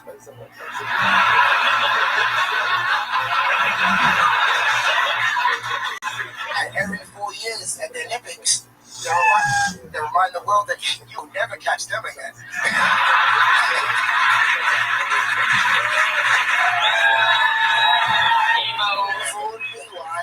Ladies and gentlemen, wow. What up, Tony? Great set, Emo. Welcome. This is your first time on the show. First time out here, yeah. I've tried a couple times, but it's my first time out here, so yeah. Hell yeah. And how long you been on stand-up? I've been doing stand-up for about 7 years now. 7 years. And all of it in South Sudan? How much in America? No. Now, out in Australia. I'm from Perth, Western Australia. I'll be doing it out there, but I'm mainly in Melbourne, and I'm all around Australia. All around Australia. Look at you. Amazing. You rode a shipping container to get there. How did you end up in Perth? It was, we got sponsored as refugees. So we got taken to Australia. How old were you when that happened? Reverse slavery. I was 8 years old. Amazing. Can I give him a compliment? Yeah, give him a compliment. Can I give you a wonderful compliment, my friend? Yeah, absolutely. Man. Go for it. We all have different gradients and shades of skin. Black people, white people, Asian people. You want to touch it? Is that what you're trying to do? I think I would, yeah. You have like dark skin, but it's a beautified. I just love the tone and the shade of your skin. Thank you, man. When white people show that much interest in black people, I get nervous. What's your address? Amazing. Emo. Yeah. When I was a kid, I was afraid of the dark. And now here I am. How about now? Meeting you. So I have to ask you, what scares you? What scares me? Yeah. White people. That makes sense. White people and cops. That makes perfect sense. What's your address? What's that? That's exactly what I'm talking about. Emo, what else are you into? Do you have any special skills or hobbies? Or I love stand-up, man. I love traveling. I travel a lot. I try to express myself to as much cultures as possible. Yeah. What have you learned from these different cultures? What are some of your favorite cultures? What have I learned? That we, one race. Hold on, wait, what? One race, one human race. One race? Yeah. Okay, so you're a marathon guy. But like, where are your favorite places that you've traveled? Places? Been out to Asia, but I love being out here in America. It used to make me a little bit nervous with your guns and shit. But yeah, America's cool. Every different state has got their own different rules and different cultures and stuff. So you say that Texas guns make you nervous. Have you ever shot a gun? Yeah, I shot guns. Yeah, I'm from Africa. Okay. I love it. You shot guns in Africa? Shot guns in Australia and yeah, in Africa. Yeah. Okay. What were you shooting in Africa? Was that at a range or Just cans. what? Cans. Cans. Container ship captains. That's what he shot. Did you ever shoot a slingshot or throw a rock? Yeah, man. I made a slingshot when I was a kid. Okay, well, go to Canada. You can do it some more. I just came from Canada. I had my first Canadian winter just recently. You had your first what? My first Canadian winter. Oh, my God. Yeah. How did it feel? Cold. Cold. It felt cold. That's the right answer. I was out in Saskatchewan, which is, everybody knows where the fuck that is. Yeah, we know where that is. Like, you know? Yeah, of course. That's the prairies, yeah. Yeah, you know, you're a I know. Canadian. It's an old comedian, my Gary David, a Canadian comedian, he used to do this joke. He'd say, Saskatchewan is so flat. It's the only place in the world you can sit on your front porch and watch your dog run away for 3 weeks. And he wasn't very good. You could tell. Do you want to touch it? How about now? I got a lasagna in the oven. Don't fuck with me. Emo, you're a world traveler. You're a specific shade, as mentioned earlier. What's the most racist thing anybody's ever done to you? You seem like such a nice, sweet guy, and like it's interesting how people judge a book by its cover. Yeah, I'm from Australia. Like that place is racist as fuck. But that is my kind of speed, though.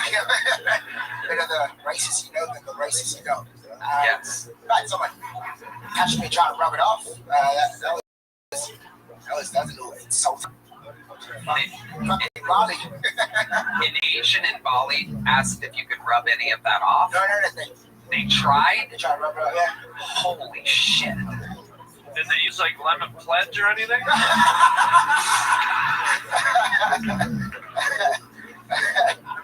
I think she just trusted her own hands and was unsuccessful. Have you had any jobs other than being a comedian? Yeah, I had a ton of jobs. I worked in call centers. I worked... What was the first one? Call centers. Oh, I thought you said coal centers, and I was wondering if you were the coal for a second.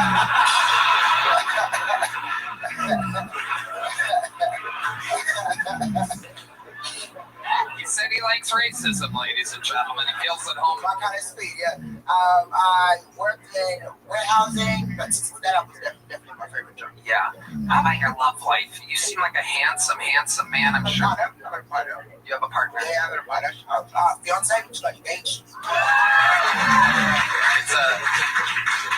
Where'd you meet this partner at? She's Canadian. I met her at a festival in Australia back in 2018. Nice. Is she a girl? Yeah, well, by studies. Yeah. Well, when someone says partner, I don't know if it's a girl or... She's a girl. She's a girl. Yeah. She's a girl. She's a woman, not a girl. She's a woman, yeah. Right.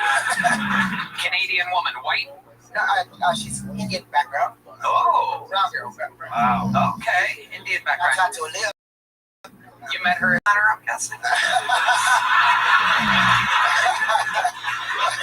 I met her at a festival in Melbourne, Australia. Is there any water around? Yeah. Yeah. Why don't you just call for some? Oh, yes. Yes, let's get it. Absolutely. You have cotton mouth? I don't even have to do the rest of that joke. I don't even have to do it. You can't even make it up, gentlemen. First person asked for water in years.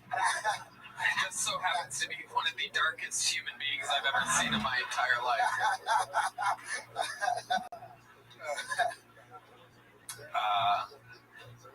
Just for fun at the call center, I'm just curious, you ever just do a like a Tarzan call? Well, Tarzan was not black. That's true. That's true. Harlan's been watching the Disney remake of Tarzan on Netflix. Only on Netflix. Punch this up in one fucking pile. It's too late now, Red Band. Red Band's a just has his fingers hovering over the Lion King setup that he has right now. Nothing. Okay, it's a Tracy Chapman reference. Has anybody ever... Grace Jones, yeah. This is amazing. You have to understand, Emo. We're very excited to have someone like you here. It's our first time interviewing the curtains, so it's very exciting. It's very exciting for us. Technically, you've been on every episode of the show. Probably sponsored by me. That's right. Tony, he's the captain now. Yeah, absolutely. Oh my goodness. It's serious quick. I love it. Emo, what do you think? Because you are indeed dark. We've covered this. But I have to ask, what do you think is the whitest thing about you? If there's something about you that you do, maybe your teeth. Oh, okay. That's a good answer. My teeth. That is like my credit report. I thought you found my... I love it. Emo, you are fantastic. What a great interview. What a great set. What a great sense of humor. Welcome to the Kelsoni universe. The debut of Emo Majok, ladies and gentlemen. There you go. That's how it's done. It's exciting. We've come a long way from that first bucket pull. Yeah, it was done. Yeah. Solid. Oh, we liquefied him and put him in a drink for Harlan. Look at that. There he is. That fast. It goes from a solid to a liquid, ladies and gentlemen. Only on Killtony do we have this type of technology. Rogan has a lot of money as a human liquefier in the back. All right.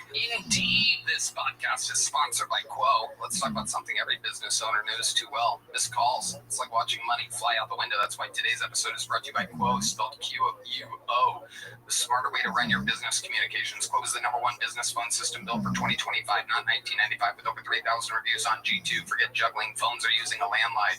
Quo works right from an app on your phone or computer. Bang. Tony, I love Quo so much. It's the best business phone system around. Your whole team can share one number and collaborate on calls and texts like a shared inbox, meaning faster responses and happier customers. That's right. That's why over 90,000 businesses are already running on Quo. From solo operators to growing teams, Quo helps businesses stay connected and look professional. Try it for free when you go to quo.com/Killtony.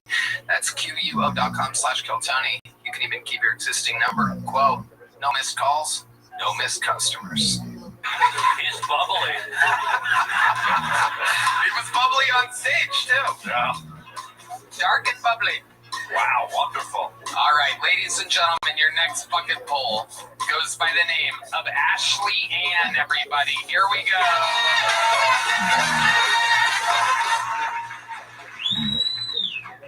What's up, guys?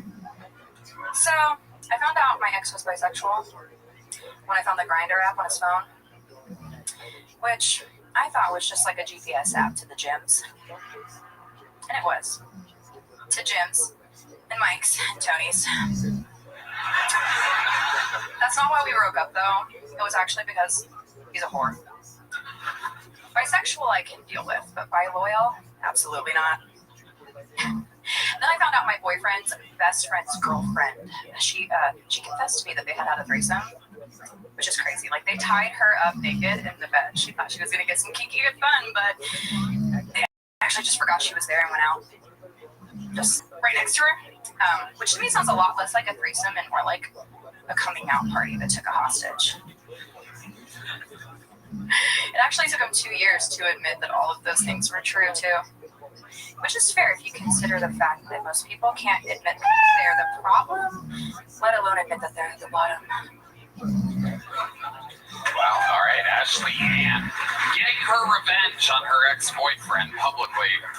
I'm guessing what this is. Did he introduce you to this show? Totally crush on you, absolutely. What? No. What? He did not. I haven't talked to that man in a very long time. Okay, how long ago was this breakup? It was like 13 years ago. Oh, wow. This is perhaps one of the craziest ex-girlfriends we've ever had on the show. Wow. Okay, I want to say... Revenge is sweet, ladies and gentlemen. 13 years she's been plotting and planning.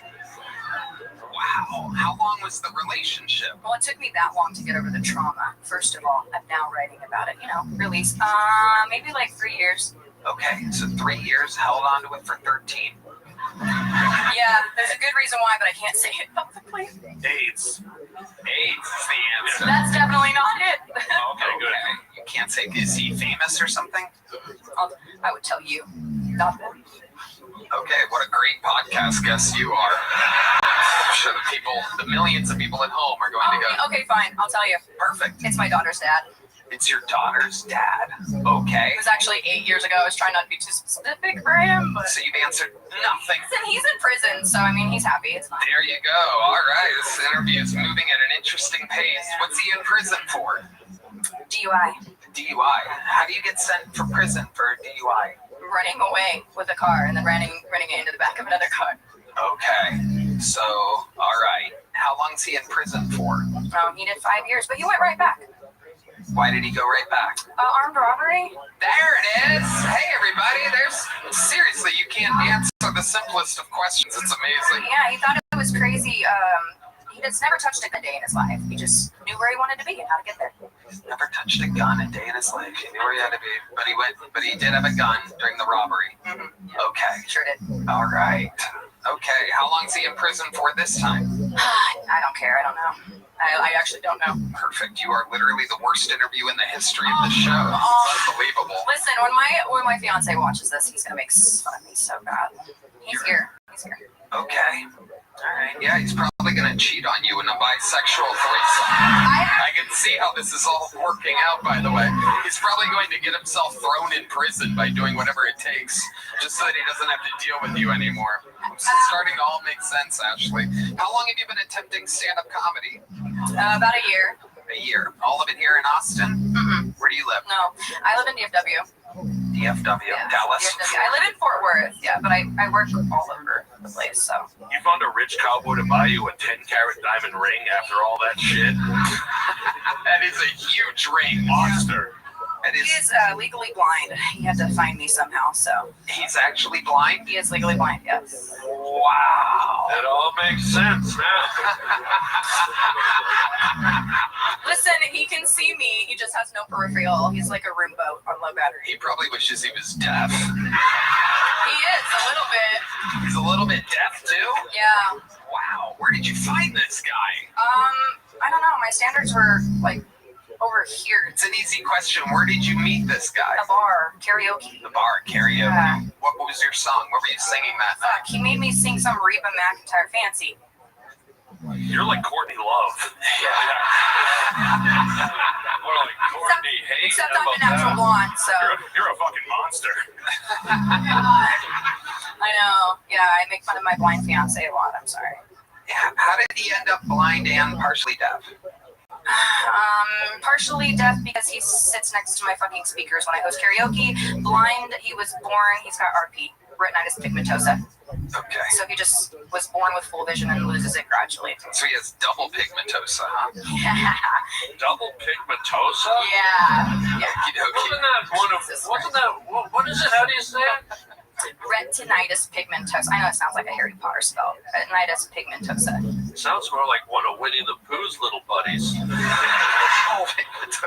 Yeah, totally. All right, Ashley Ann, I gotta keep this thing moving along. For sure. Here's a really small joke book. Can you catch it? I'm gonna leave it a little bit short because you seem like a walking lawsuit here. There you go, perfect. Ashley Ann. There you go. Good God Almighty. All right, let's get a little palate cleanser up here, ladies and gentlemen. We've had some giggles with these bucket pulls, but now it's time to drop the hammer. I present to you one of the greatest regulars in the history of the show. Ladies and gentlemen, here, doing a spot in the middle of a random episode of Kill Tony, I present to you a man who, one day, perhaps, by the grace of God, will be a citizen of the United States of America. But for now, he remains the Estonian assassin. This is Harvey Manning.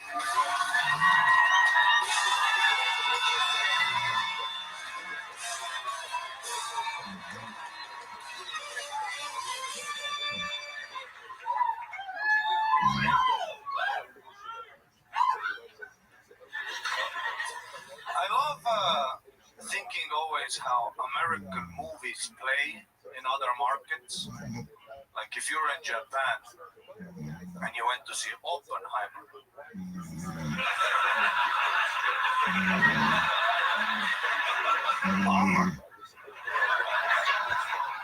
No Japanese people in that movie, just a sexy scientist smoking cigarettes. Should I? Just banging chicks at university. Just click. Back to banging. Or like if you're in Korea and you went to see Marley and Me.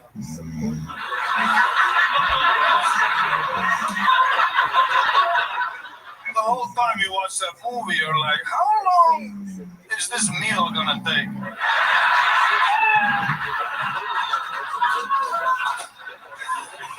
Sometimes they rename American movies to fit for the local market. Like Taken with Liam Neeson in Albania. It was called Normal Business Guy. Does honest business until American asshole intervenes. Schindler's List in Germany, it was called Scheiße, so close.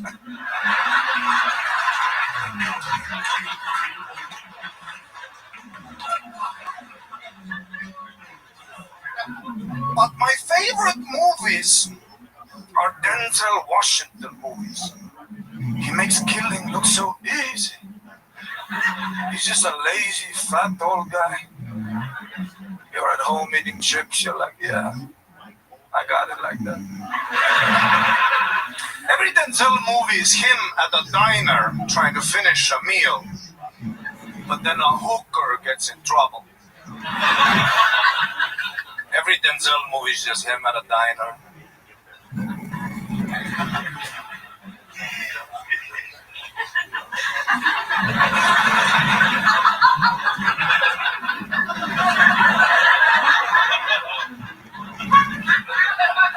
Kills 26 people. Takes down a whole syndicate.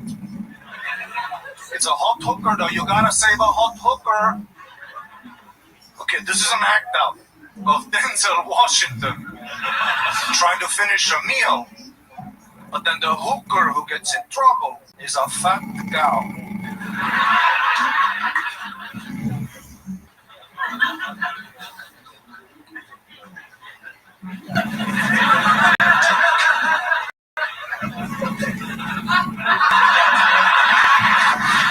Ain't nobody saving a fat cow. Thank you guys so much. Wow. 3 minutes and 30 seconds. The only human that we allow and that can take the ball and run with it and crush. Sorry. What a presentation. No, we love it. I didn't have time to cut it. No, it's great. You're fucking, yeah, it's a movie chunk right there, and we love it. Someone's been watching some movies this week. You look fantastic. You're crushing. Life is good. I look like a lead singer in like a vampire band. Yeah. A very emotional band. Death is infinite. Ari, what have you been up to? Yeah, not much. I had my first Halloween in America, I know it's a while ago. Yeah, we don't have Halloween in Estonia, we have Russians. Things are scary enough. Do the local Estonians and the Russians, like, what's the difference? Explain to these... One are murder and raping empire, and the other are really nice, intelligent, beautiful people. Wow. Wow.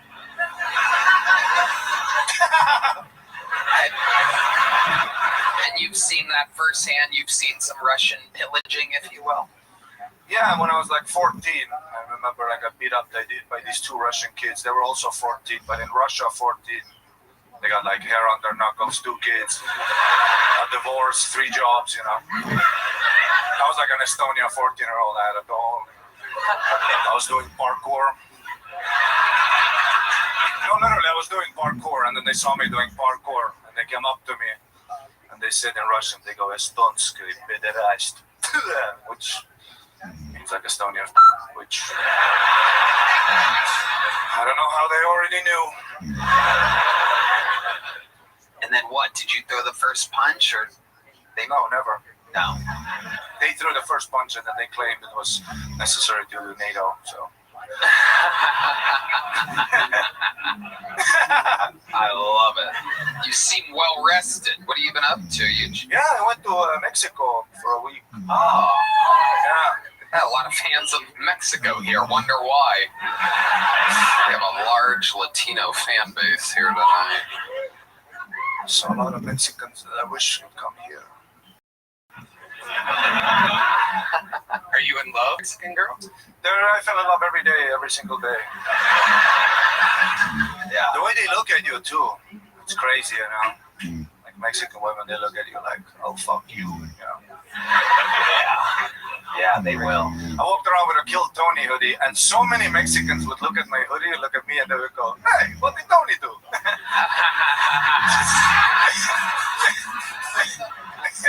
It was like the main joke. It was so funny. I saw them. Every time I saw them look at the hoodie, I'm like, here it comes. What did Tony do? I don't know. That sounded Italian. Yeah, I went to Cozumel, a beautiful island, and when I was there for the first night, I had such a funny incident where, I Google Map restaurants, and a lot of kosher. You know? Yes.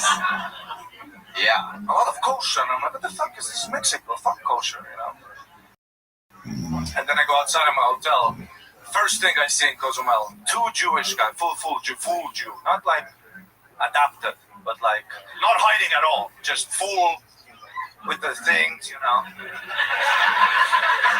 Like full, like, yeah.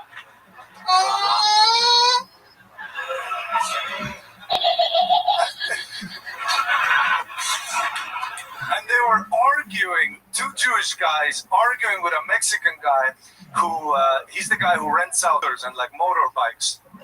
And the Mexican is, just when I walk by them, the Mexican is saying, "I keep deposit.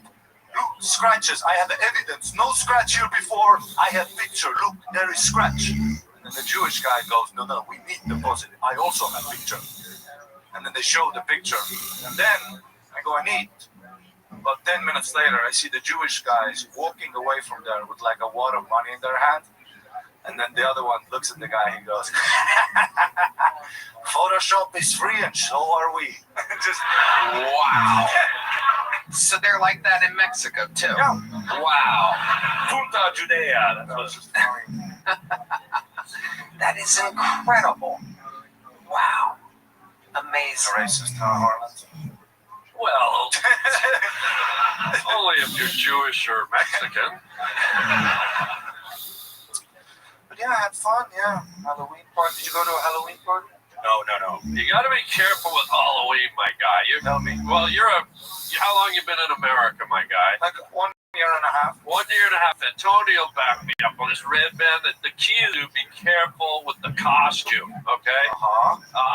I blew it last. I went out dressed as a piñata and went trick-or-treating down in the Latino community, and they beat the Three Musketeers out of me. You know what? If I could get some kind of noise,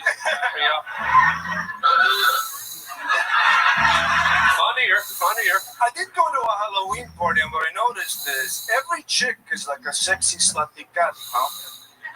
That's like the only hot animal they can think of. Yeah. There are a lot of chicks that should have been a sexy elephant, you know what I'm saying? Yeah. You should have gone to Jeffrey Dahmer's house. He had a bearskin rug.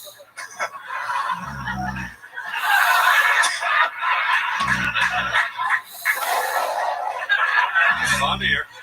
But there were like so many chicks dressed as a sexy cat at this party where I was at.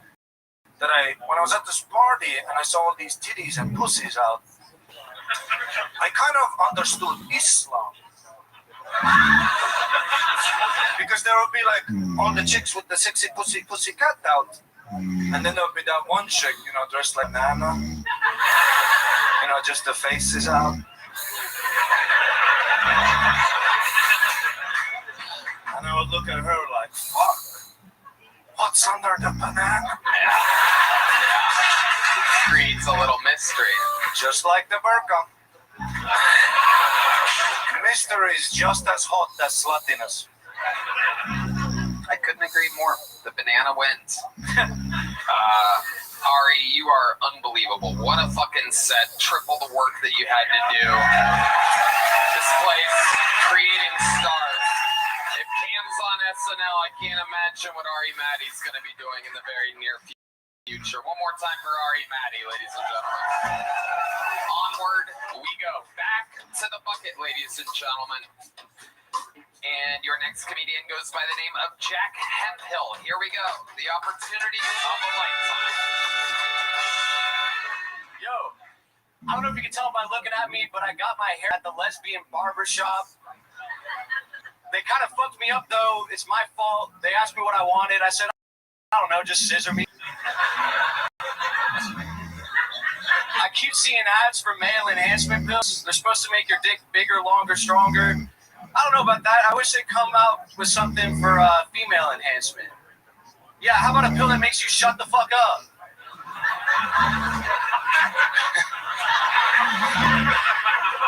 Growing up was weird. My dad, he was always on this seafood diet where if he got home and he didn't seafood on the table, he'd hit my mom. Shit, man. Life's hard these days. Like, if a white dude wants to be black, they call him a wigger, right?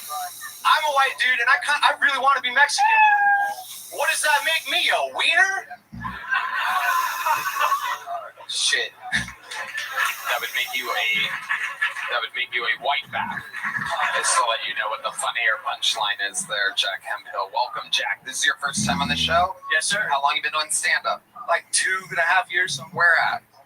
Fucking hitting Creek open mics, Green Room. So here in Austin, Texas? Yeah, here in Austin. Nice. What do you do for work? I'm unemployed right now. Uh-oh. How much money do you have saved? Like 15, 20, you know. Just fucking living, bumming for the rest of the year. 15, 20,000? Yeah. Total? Yeah. So, what's your rent? $11.50. $11.50. So you have about a year. That's about half as much as a Fender has, or twice as much. Okay, so what's your plan? How are you going to make money, Jack? Shit, I'm gonna fucking go to Mexico for the month of December, fucking learn Spanish, come back, and get a sales job or something, I don't know.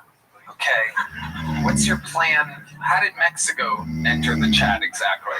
Well, I kind of want to be Mexican, you know? I want to go there, take classes to learn Spanish, take some cooking classes. In one month. Yeah, I think I can pull it off. You don't know Spanish at all? I know a little bit. I grew up in Texas, so I took it in elementary school, middle school. Okay. How old are you? 24. 24 years old. Well, you're unemployed right now, but what was the last job that you had? I was fucking, it was a sales job. Just fucking cold calling, bullshitting, you know, construction. How long did you have that job for? Like 6 months. Okay. They fired you? Yeah. Why?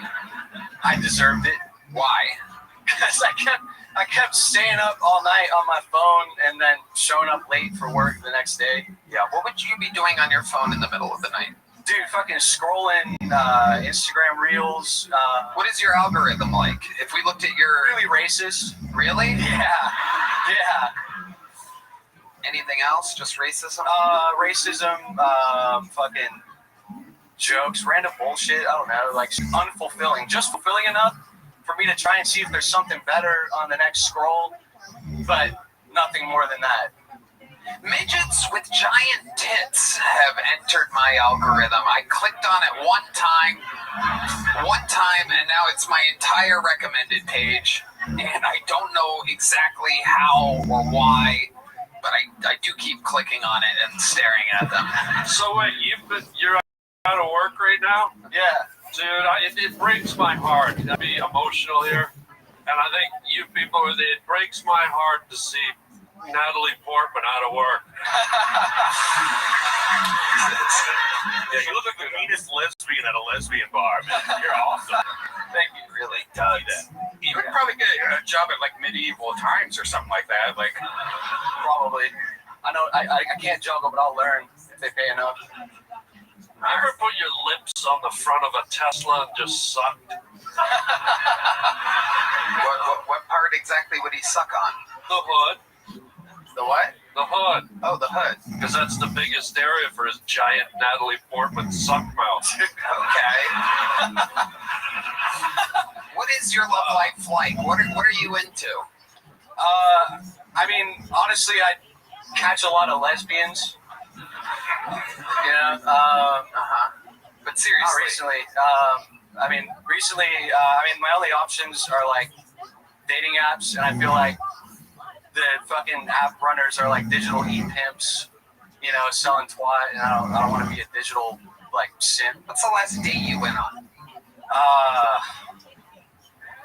The last hookup you had, perhaps? I fucking 37-year-old lady at like South by Southwest. At South by Southwest? Yeah, just like there on location? Or you met her there? There's like a bar show. Yeah, I just met her there. What'd she look like?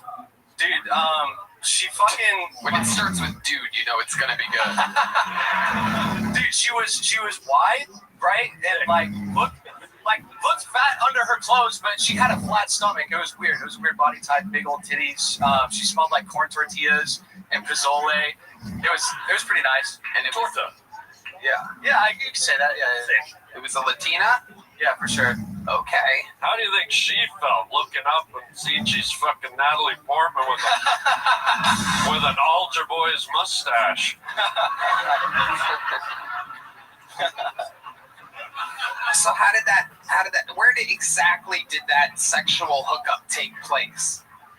At her place? At her place. Yeah. Herpes? at her place. I'm sorry. I heard herpes. You did hear herpes. Her place. So how did that end? Did you last long? Stop talking to her. Oh, okay, perfect. Well, that's not exactly the. All right, Jack. Well, congratulations. Here's a medium-sized joke book for you. Jack Hemphill, everybody. Her place. All right, keeping it moving along. Make some noise for your neck. Oh my goodness, there's the lovely Heidi. Check out our podcast, Love on the Line, at HeidiRegina.com. Let's make some noise for your next bucket pull. It's Doc Ferry, everybody. Anything can happen. Doc Ferry. I love pussy. I just can't stand you fucking bitches.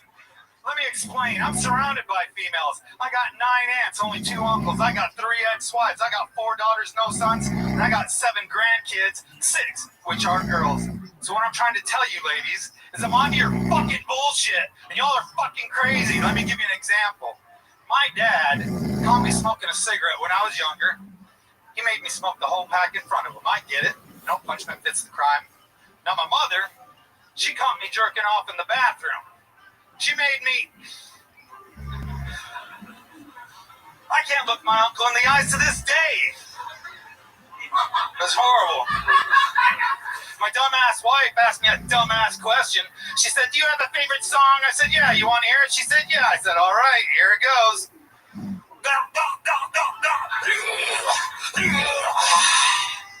Second verse, same as the first. She said, that's not a song. I said, it's music to my ears, bitch. Now suck my cock. Thank you very much. My name's God. Oh my God, Nick. You just turned every pussy in this place to sand. Good job. Frightening. Who says ISIS doesn't have a sense of humor? Sir, you're still crouching and I can see you. There you go. Doc, welcome. You've been on this show before, right? About 2 months ago. Okay, well, welcome back. Remind us, how long you been doing stand-up? About 2 years now. 2 years. And what do you do for work? I am going to school currently for HVAC. HVAC. You're gonna learn HVAC. Well, that sucked. See what I did there? I was gonna say the exact same right, thing. Yeah, exactly. My brother. There we are. Thanks for standing erect. There she is. Look at that. Someone that dresses like a banana for Halloween. Anyway.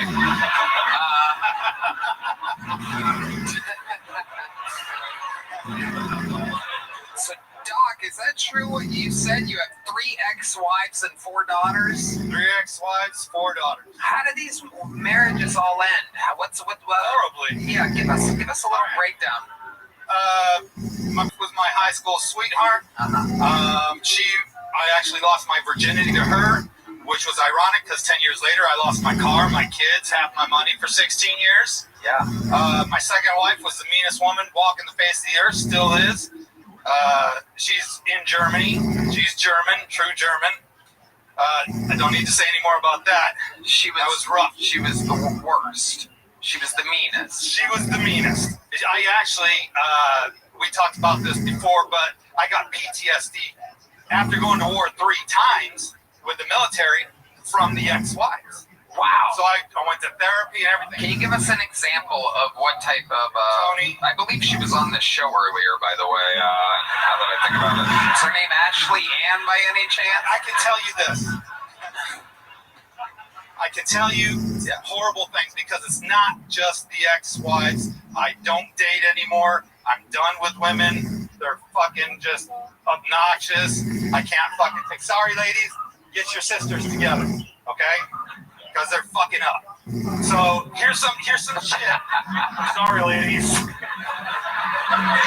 Not a chance. Sorry, girls. You're not getting a shot at him. I'll be outside after. I'm available. I'm single. And your hands get bigger every time you beat the shit out of one of your wives. You got mitts on you, dude. Just gets flatter right here. You ever lay in bed at night, rub your beard, and pretend you're fingering a girl from the 70s? That's a good question. You're on to me. Does it show? Yeah. Exactly, I do that. To keep telling us about the most traumatic wife you Well, the most traumatic wife, things that she did. The last 2 years of our marriage, I was locked in the basement, scared to death of her.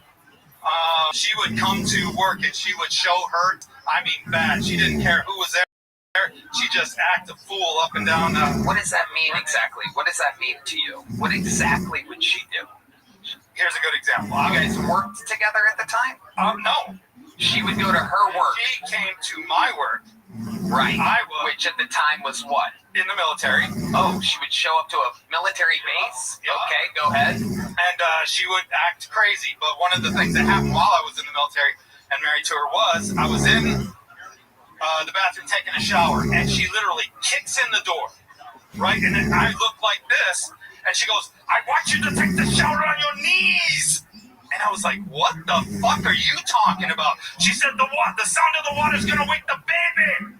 I said, get the fuck out of the bathroom. She was serious. Who are you married to, fat bastard? What the fuck are you talking about? It's Fiona talked about.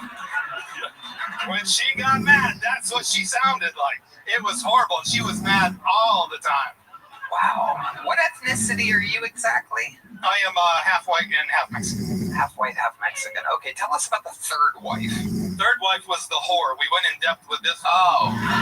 Yeah, this one was, I'll just give it quick. Yeah. She put her, while I was contracting overseas, she was back here putting herself on Craigslist personals. And she was dating a lot of people, usually 5 just at a time.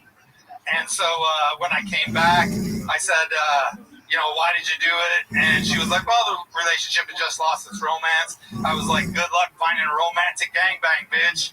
And then I thought, oh, holy shit, I gave her permission. I didn't know if a romantic gangbang was a real thing. So I had to go to a Pornhub. I went to Pornhub, put romantic gangbang in the search bar. And I tell you what, it took me 15 hours, a half bottle of Jergens, and a trip to the emergency room. By God, I was right. She's a nasty bitch. Wait, you ended up in the emergency room? Are you making a joke? I'm making it. Okay, I can... But she's a bitch. In the end. Okay. Doc, let me ask you this, because you seem to really hate women at this point. I am not fond of them. Right.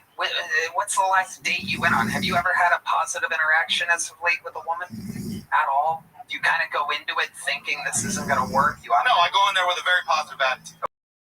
Okay, so what's that like? Can you give us an example of a recent date that you were? I haven't dated in 2 years. You haven't been on a date in 2 years. Have you hooked up with anybody in the last 2 years? Not at all. Not at South by Southwest. December 22. What happened in December of 22? That was the last time I got laid. That's the last date I had. How did that happen? What went down there? No, she was a girlfriend, and she just got jealous because I had. I live in Bernie, so there's a lot of money over there. So the main house has 7 bedrooms, and so I, pick up some people sometimes, and they live there. So I had a friend who was a female who lived there. Hold on, time out. You said the main house has 7 bedrooms. Right. That's your house? Yeah. You live there? Yeah. By yourself? Well, my brother lives there. I got my daughter now with 4 of my grandkids and her husband. But it's your house. It's my house. Right. How were you able to afford a 7-bedroom house in Bernie? I was working overseas. I was contracted. I was making $250,000 a year for like 8 years. Okay. Fuck yeah. Look at you. Well, I was a protection service for the ambassador. The ambassador of what? Of Afghanistan. U.S. ambassador. You protected the ambassador of Afghanistan? You got this weird-looking guy off to the side there. I'm like him, only like way better. I'm pretty sure that guy would rip your fucking arms out of your sockets. Dog. Pretty sure he would just absolutely do whatever he wanted to you. Yeah, I'm getting older now. I used to be a little bit more in shape and stuff, but not anymore. To the younger. How old are you, Doc? 56. 56. Tell us tell us how age is affecting you as of late. What's the most recent? Yeah, okay. I piss funny now. When you say you piss funny, what exactly do you mean? That means I gotta piss really bad, but I just pissed 2 minutes ago. So I go to the bathroom again, and I dribble a little bit, and then, come on. Nothing comes out. And then I go back again, then I don't pee for an hour, and then it's just kind of up and down. So I thought I might have a prostate problem. I didn't even think about this story. I got DP'd at the urologist. Tell us about that. All right. So I go in, and I have this pee problem. I don't know what's going on. So I'm like, man, they're going to try and, I don't know what's going to happen, but I think they're going to try and go up my dick. And I don't want that to happen. So I kind of stayed away from things like that. So I go in, and they go into a room, mood lights and everything. I'm not comfortable. They put me on my side, and then they take this wand with like a baseball type thing on there, and they shove it in my ass. Okay? I hate to tell you this, buddy. You were at Ruth's Chris Steakhouse. I knew there was something wrong with the coupon. Hell yeah. All right, keep going, Doc. So this guy puts this thing in my ass, and then not only that, but now he's moving it around and doing it. I'm just like holding on. I'm just holding on. I'm like, okay. So then at the end, hold it out. That hurt, and I was like, oh, thank goodness. I said, and then I kind of cleaned up and joked with the guy. I thought I was gonna get something in my pee hole. He said, that's the next room, and I said, fuck me. So I go into the next room, and swear to God, this is true. They have the tray. There's like a mound of the goo, the gel. All right. And the thing that's going to go in my pee hole looks like the wand at a car wash. It's that. You said the word of the day. Car wash is the word of the day. Dried up all the pussies and you shriveled up all the cocks, my friend. That is true. That is true. We're going to have a calmer world after this show. Most unfuckable man on the planet right now. No wonder these women hate you. I'm going to make you shower on your fucking knees tonight, dog. Shower on your knees. Yeah. You're going to wake the baby.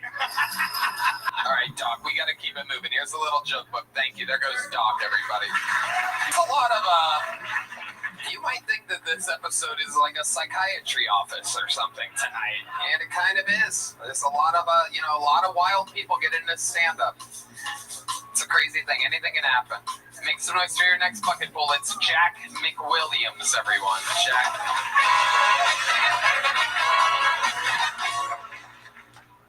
I hooked up with a girl who put on music to set the mood. I was about to go down on her when the song Cola by Lana Del Rey came on. For those that don't know, the first line of that sexy song is, my pussy tastes like Pepsi Cola.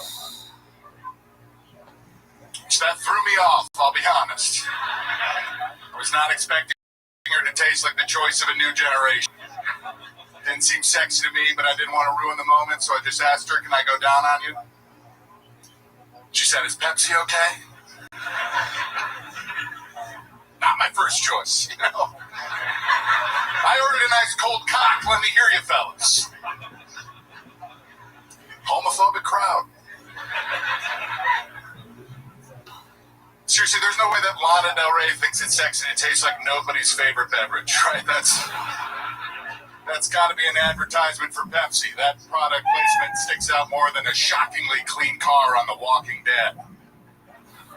I'm watching that show like, how did they get a brand new Chevy Silverado in the 5th year of a zombie apocalypse? All right, I'm Jack McWilliams. Thanks so much. Jack McWilliams. This guy seems stable. He looks like a comedian. He acts like a comedian. He moves like a comedian. Doing jokes. Yeah. This is a relief out of this bucket tonight, Jack. How long you been doing stand-up? Yeah. 10 years this Valentine's. 10 years this Valentine's Day. What made you start on Valentine's Day 10 years ago? That was the day when there was an open mic and I clearly was single. Yeah. I love it. So 10 years, where'd you start at? I was in Bloomington, Indiana when I was in college, but I was in Chicago for 8 years. Okay. You live here now? So I'm in a long-distance relationship with a girl who lives in Austin, and I'm a golf caddy, so I go like 6 months at a time. Nice. I was just passed on another callback to be a door guy here tonight. So oh, wow. Hopefully I get that. Oh, that's amazing. Yeah. Fuck yeah, that'd be great. What an amazing thing happening here. Yeah. Hire him. The guy charged. This guy. I love it. Yeah. Adam Egan? Yes. So you met Adam tonight? You met him last Monday. And he told you to come back for another one tonight, and you did good tonight. Yep. And he said you have a chance of being a door guy. Yeah. He said he has to check his thing. Yeah. They have to do a little FBI, little research in you. It was like, you said jokes, you look stable, but let's really find it out. Yeah. Now they go through a high-level research thing. Right. I'm going to battle 8 different jiu-jitsu. Yeah, exactly. Rogan's Club, a video game. I've got a month to get it all down, so I think I'm a shoo-in. What do you mean you got a month? To learn all the jiu-jitsu. Oh, exactly. Just a little jiu-jitsu riff. We'll get that. No, totally. I love it, Jack. So you're a professional golf caddy. Yes. And how long have you been in a relationship with a girl from Austin? 2 years next month. Nice. What does she do? She works at HEB. She's a manager. She's an American hero is what she is. That's right. Wait, what's HEB? You don't know about HEB, Harlan? We're Canadian. We don't know what that is. You're Canadian, too? I'm just a piece of shit French Canadian. I'm like that. Wow. I'm French Canadian, too. Yeah. Oh, my God. Austin's. Yeah. What's an HPB? No, HEB. HEB is the world's greatest grocery store, ladies and gentlemen. Now, it sounds like, hey, what do you mean world's greatest grocery store? Like, what does that mean? All grocery stores are created equal. Well, my friend, every single thing at an HEB is better than every single thing anywhere else.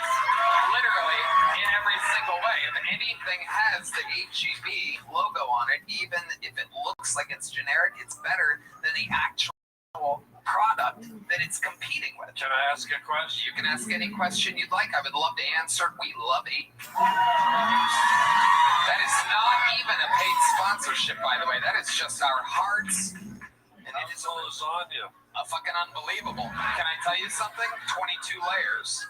Good fucking luck, buddy. I put one in the oven on my way here. Oh, yeah. I slow cook it. I put it on before the show. I come to sound check. Yeah.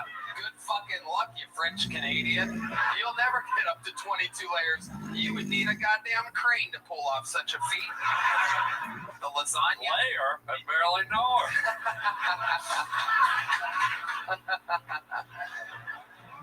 Did your girl ever bring home any special treats from HEB? Some exclusive treats, perhaps? perhaps their unbelievable jalapeno stuffed peppers.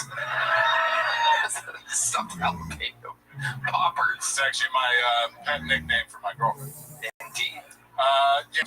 We always shop at HEB. What are some of your favorite things from HEB? Tell these Canadians what the fuck is going on here. Let's see.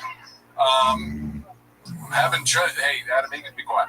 I'm having trouble thinking of a specific thing, but she just went through the management training, and I know that they like spend years with like a group of scientists developing their product. Yes, they do. As good, if not better, than normal products like Doritos. They only hold Doritos because then everybody needs to still shop at HEB because they want to. Harlan, get with the program, man. Yeah, so it's like science food? Yeah. That's the perfect way to describe it. But like they'll develop a product for years before they release it, making sure that it's superior to whatever they're trying to replicate. So like, look, it's real. Sodas. What you have to understand is that it's real, and it's a fucking anomaly. And you kind of hear about it when you first get here. You know, I'm Red Band, and I've been here 5 fucking years now, and you learn a lot. HEB in for 5 years, and different HEBs actually have different specialists and chefs and cooks and stuff that specialize in different things. For example, speaking of Bernie, I was at my buddy's ranch in Bernie a couple weeks ago, and it turns out their bakery is literally out of fucking control, to where the guy, my buddy Nick's dad, is like, hey man, you gotta try these motherfucking snickerdoodles, baby. And I'm like, well, I'm not a big cookie guy, I'm not into sweets. He's like, no, you gotta try the fucking snickerdoodles from the HEB, baby. The lady at the bakery at this HEB here in Bernie, out of fucking control.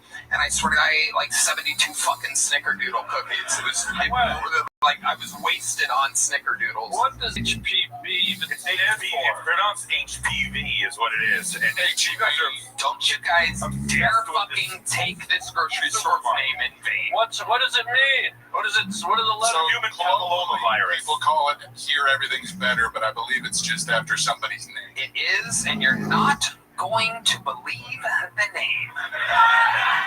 I believe it is. Is it Herbert? Herbert E. Butts, ladies and gentlemen. B-U-T-T-S. Motherfuckers. Yeah, that's where I want to shop. There's Red Band's one part noise. Thank you. No. The buttered tortillas my girlfriend makes. Yeah. The place goes wild. And you make them fresh. Oh, I know. And again, I imagine that the people listening around the world right now are going, shut the fuck up. There's no way you guys have a superior grocery store. Fuck you. We do. It's an anomaly. It's just one of the things. We also have, as you may know, a superior gas station. Our grocery stores, our gas station, our tax breaks, our real estate, our booming economy. So many things are better here in Texas. I shop down the street at Wally Eats Ass. How about that? Yeah. Oh, it's Howard. I thought it was Herbert because that sounds cooler than Howard, but it's Howard E. Butts. Yeah, Howard. So we were gonna. My girlfriend and I were gonna have her move up to Chicago in June if something didn't take off comedy-wise for me, and she was like, "I don't know where I'm gonna work, where I'm gonna shop," and I was just like, "Yeah, we got Jewel Osco, but that sucks compared to HEB." Oh yeah, there's no comparison. Are you sure you're just not a valet in Key Largo? Do have that vibe. Somehow you look like you might be, guy. Yeah. It's a golf caddy. Are there any promising golf caddy positions here? Work in Spanish Oaks. Oh, nice. So you already work here. Yeah. Fucking perfect, man. So I go 6 months at a time. You're handicap. Oh, I play the least amount of golf I ever have now that I caddy. So, like bogey golf, but I was like a 10 in college, so good enough to keep up and have fun. Perfect. You smash it. Yeah. You do, Jack. Congratulations, Jack. Fantastic performance. Jack, are you around Wednesday for a secret show? Yes, sir. Boom, doing the secret show. Boom, on a real gig. Very possibly the newest door guy here at the mothership. Here's the big joke book, my friend. Boom. Jack McWilliams getting real gigs. That's how possible things are. With just a little bit of jokes and mental stability, you actually have good things happen to you on this show. This bucket pool is representing the inside, but I believe they've already wrangled her. Ladies and gentlemen, representing the audience, make some noise for Paula, everybody. Here we go.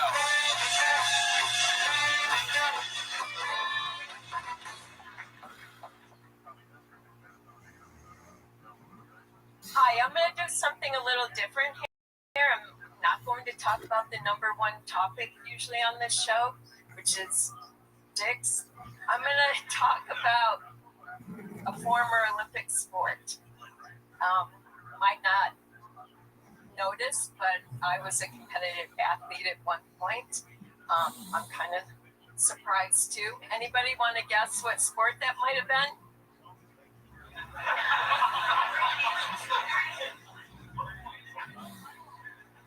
No.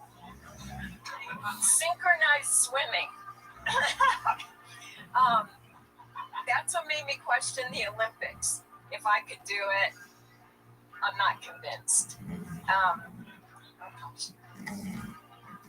So what made me realize that I couldn't take my gift to the next step was because I hated getting my hair wet. One more joke. All right, I'm going to save you here, Paula. Go ahead, and now, even though the bear is played, go ahead and do the one more. How long do you think the one more is? Just 20 seconds. Okay, here we go. 20 seconds. Okay. Paula. Have you noticed that nothing lasts anymore? Your car, 5 to 7 years. Your phone, 2 to 3 years. Your washing machine, 5 years. It's a revolving door for constant revenue. I think it all started with tidy whities. They were white, and there's one more part to that. Anyway, it was impossible to hide your biohazards.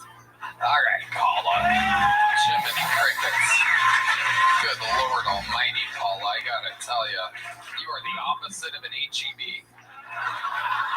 Paula, grab that microphone. You're in the interview part now. Have you ever done stand-up before? Never. What made you want to sign up for this here tonight? What in the world would make you want to sign up for this? I watched the show for at least 5 years, and I thought it would be kind of fun.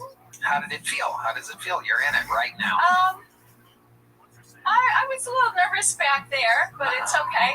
Okay, Paula, let's talk about your life. You've seen the show. Obviously, the set didn't go that good, but you can save it with an amazing interview. I got some stuff. Okay, tell us about your life, Paula. All right. I like your haircut. Thank you. You look like what Uma Thurman in Pulp Fiction would have looked like if she would have died all the way from the overdose. If Travolta didn't hit her right in the heart with that syringe, that would have been you. It's nice to see the child catcher from Chitty Chitty Bang Bang making a comeback. What is Chitty Chitty? What, he wasn't even old. Lollipops, ice cream, all free today. What are these references? Lollipops, ice cream, come on children, all free today. We're going to have to overlay on the YouTube show. We're going to have one of the worst villains of all time, the child catcher from Chitty Chitty Bang Bang. I don't know anything Put about a top hat on that, that's it. Oh my God, I do see it. The red man has pulled it up, and indeed, you look like the Chitty. Lollipop, all free today. Wow. Absolutely amazing. Children, come out, children. Okay, all right. We get Well, it's going a lot better than her act.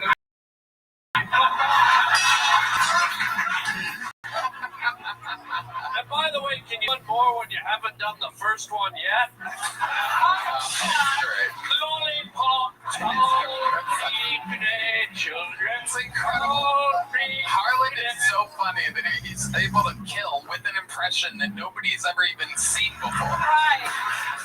This is amazing. So, Paula, tell us about your life. What's a fun fact about your life? My dad's brother was killed by the mob. Oh my god.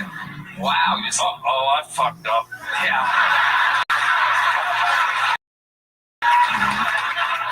Lollipops. Graveyard, shallow graves all free today. Okay, but what about you, Paula? Let's talk about you. You look like you've been through about 9 or 10 divorces or something like that. No, I'm kidding. All right, let's hear it, Paula. What you been doing with your life? I've been on Steve Harvey before. What were you doing on Steve Harvey's show? Divorcing Pee Wee Herman. Yeah. She said she was on Steve Harvey. Put it together. I submitted an Ask Steve. Okay. And then they called me and they interviewed me, and then we did that on the show. Okay. All right. What did you want to ask Steve? It was probably back in like 2015 or 16, but it was something about, it was when one of our kids was in college, and he lived in Waka, and we had never been in the place, but we were paying the rent, and he wouldn't let us in. We had to sit on the stoop. And so that's what the question was regarding, and then Steve Harvey went up. All right, Paula.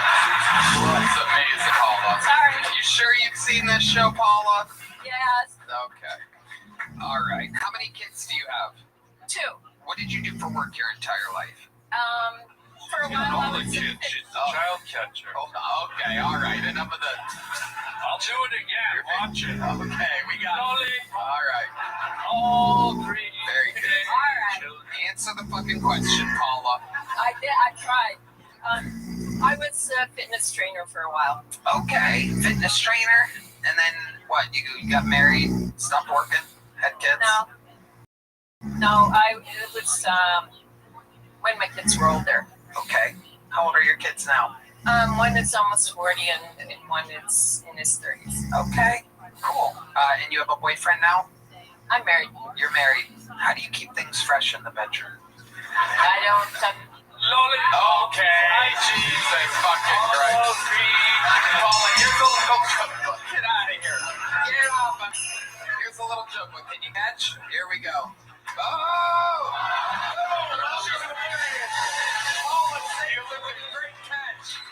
She really is an athlete. Jesus fucking Christ. Some wild bucket pulls tonight, folks. This is what the show is. Sometimes it's home run derby, and sometimes it's strikeout city. You never know what's going to happen here. All right. It appears to be your final bucket pull of the night. Your third female comedian of the night goes by the name of Jenny Ann, everybody. Here we go.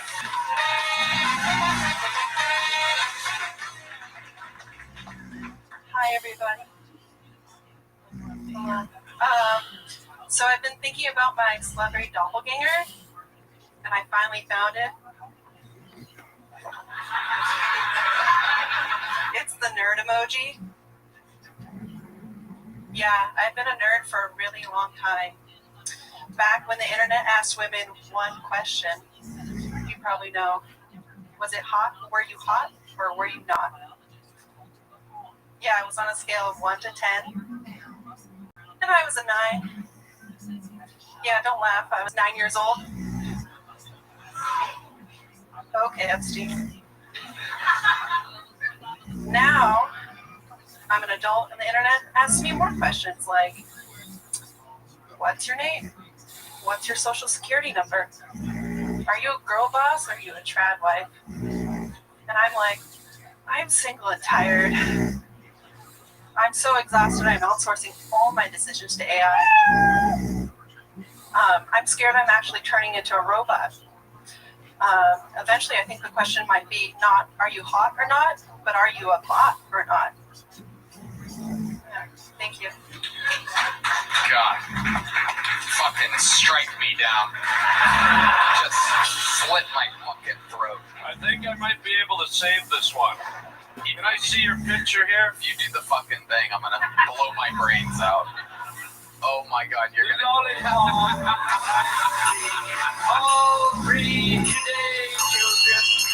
I saved it. Fuck off, I saved it. That is amazing. Jenny Ann, you've been on this show before, correct? Yeah, I sold a 69 Mustang on your show. Oh, that's right. You pitched a 69 Mustang and then you ended up selling it. Yeah, to a dad and his sons, and they're gonna fix it up. Nice. Very good. How exciting. What else is going on in your life, Jenny? If you've had enough time to maybe think about what else you could have talked about in the interview portion of the show since the last time you were on. Any fun facts about your life or anything interesting about you? I don't know where to begin. Any one of the things would be where to begin. Any one of the things. I used to run a lot, and I ran in college, and then after college, I was briefly a shoe model for Hoka shoes. Oh, wow. Yeah. How much did that pay? How much does a shoe model pay? Is your face in the things, or is it like... No, just we were chased by a giant marshmallow to explain how soft Hoka shoes was. Wow. Well, I have good news. The giant marshmallow sits right next to me now. This is him. Damn you, Ghostbusters! Well, isn't it like a shoe model? Like a mannequin can do that, right? Like, Yeah, I mean, just the shoe. It was just us. We ran around on a track in like a giant marshmallow. How about anything else interesting about you, Jenny Ann? Anything else about your life? What's your dating life like? You seem like the third craziest woman that's been on the show tonight. Thank you. My dating life is, I'm starting to date more, so that's good. What are you doing to do that? Are you on the apps or something? Yeah, I am on the apps. Okay. Is your avatar the nerd emoji? What does your bio say on these apps? Basically looking for someone who likes to make things and go on long walks and get coffee. Wow. No, so boring. This is one foxy dork right here, Tony. Jesus Christ. It is. Are we hitting it off? Yeah, like you keep looking at me. I'm married, I can't, but goddamn. No. I still think she's like a dominatrix or something. Like Yeah, she's something. there's something. I think she's got a Gilligan's Island fetish. Oh, another super topical harlot reference. We've eked our way to the early 70s, ladies and gentlemen. I'm this close to pulling out the lollipop. Oh my God. All right. So Jenny, give us an example. Like the last date that you went on, what was that? You matched with somebody and then you met them for some coffee? Yeah, we went for a walk around Lady Bird Lake. Okay. I am not the Lady Bird Lake killer. All right. Keep going, Jenny. That's not funny. Just keep going. It's just crazy. It's crazy what's going on here tonight. It's the least people like, I'm going to sign up for Kill Tony. I've never had narcolepsy, but I think I'm about to get it real quick. Oh, see, that's what? Okay. Let him sleep before he does the lollipop. All big children. All right, okay. So Jenny, you went for a walk around Lady Bird Lake, and then the date. What happened? I told him about what I did last week. What did you do the week before? I went to Las Vegas to help sell AI guns. Okay.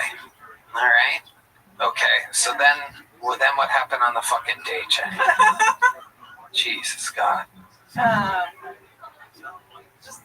Somehow I made him laugh. All right. Tony, she's boring. Yeah, it is incredible. God damn, she's... Jenny, last question I could possibly ask you before I think this might be a new thing, the new wait a year program. Before I put you on a year of no sign-up allowance. Bring back Blacklist. Give us something fucking interesting about your entire life. Anything could work right now. Anything. It was the car, wasn't it? You sold a Mustang and that was it. That was your entire personality last time you were on. And now you're back. I'm back? What I get. You've seen the show before. I watch it every Monday. And you see, like, I'll ask somebody a question, and then they'll answer honestly, and I'll say something. Okay, most interesting thing about your fucking life. 200 body count. Again, we keep answering for you here, Jenny Ann. You're not saying anything while claiming that you're answering honestly. It's normally not this hard. You can say anything. Any fucking thing. Any fucking thing about your entire fucking life. I think it's interesting that I sold AI guns last year. There she goes, Jenny Ann. A year. You'll have to wait a year to see her big return. Holy shit.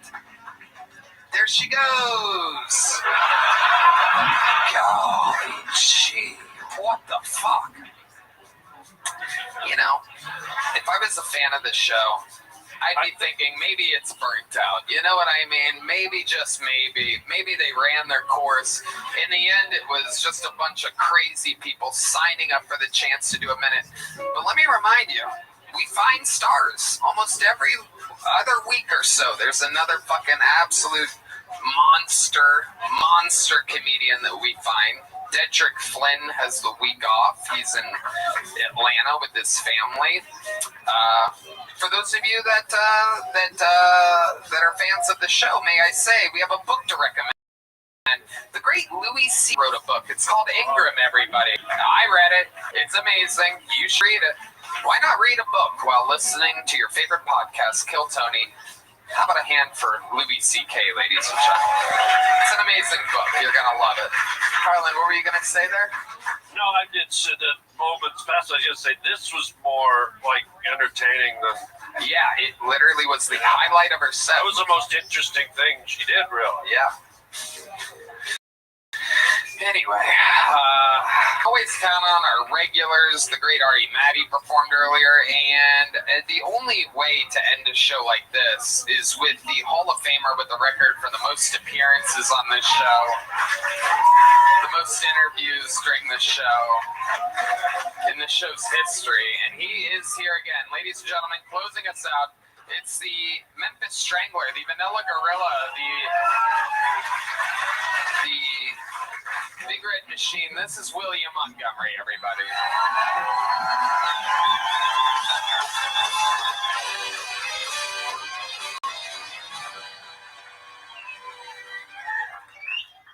Did y'all know that a woman discovered Kevlar? And then she said, I'll just turn this into a little vest. I recently asked ChatGPT if AI would one day replace Redban's job as podcast producer, and it responded, you mean Redban hasn't been replaced yet? I watched Donnie Darko dubbed in French the other day, and I definitely didn't know what the fuck was going on. My girl don't need a sports bra. She needs to sit on the couch and watch Bravo, bra. My girl don't need a sports bra. She needs to call the American Idol hotline and issue a bomb threat, bra. Okay, that's my time. Thank you, Tony. Ooh. And out, William Montgomery. William, have you watched any of tonight's show? Have you seen any of it? Sometimes you're... Saw just a little of it. I haven't been paying attention, but what a bunch of kind of weirdo kind of people, right? Yeah. Psycho bitches. Yeah, psycho bitches. That last girl, she seemed strange. When she was walking out, I just touched her shoulder, just trying to be nice. And then I went on with what I was doing, and I turned around, and she was just sitting there staring at me. And I was like, okay, bitch, keep walking. I was trying to be nice. I was trying to be nice, bitch. What the fuck? It is wild. Proof that the bucket is real, that anything can happen. Because if these things were pre-picked or produced at all, clearly none of that. I like Demo Majok, the extremely black man. And yeah, the caddy, the Jack McWilliams was fun. And then it's just you and Ari Maddie. Yeah, well, I've been so busy up there. I've been hanging out with Ari Maddie's friend, also from Estonia. He will not get off my back in the green room. It's Tony. It's There's an Estonian comedian that's annoying you in the green room. It's really no. I'm kidding. He's very nice. I only briefly said hello. Oh yeah, Tony. What have I been doing up there tonight, Tony? I'm trying to even think about what I've even been doing up there tonight. Not a lot. You're asking me what you've been doing in the green room while we've been taping the show? Huh? Nothing. Right, William, how's life been going for you? What have you been? Not good, Tony.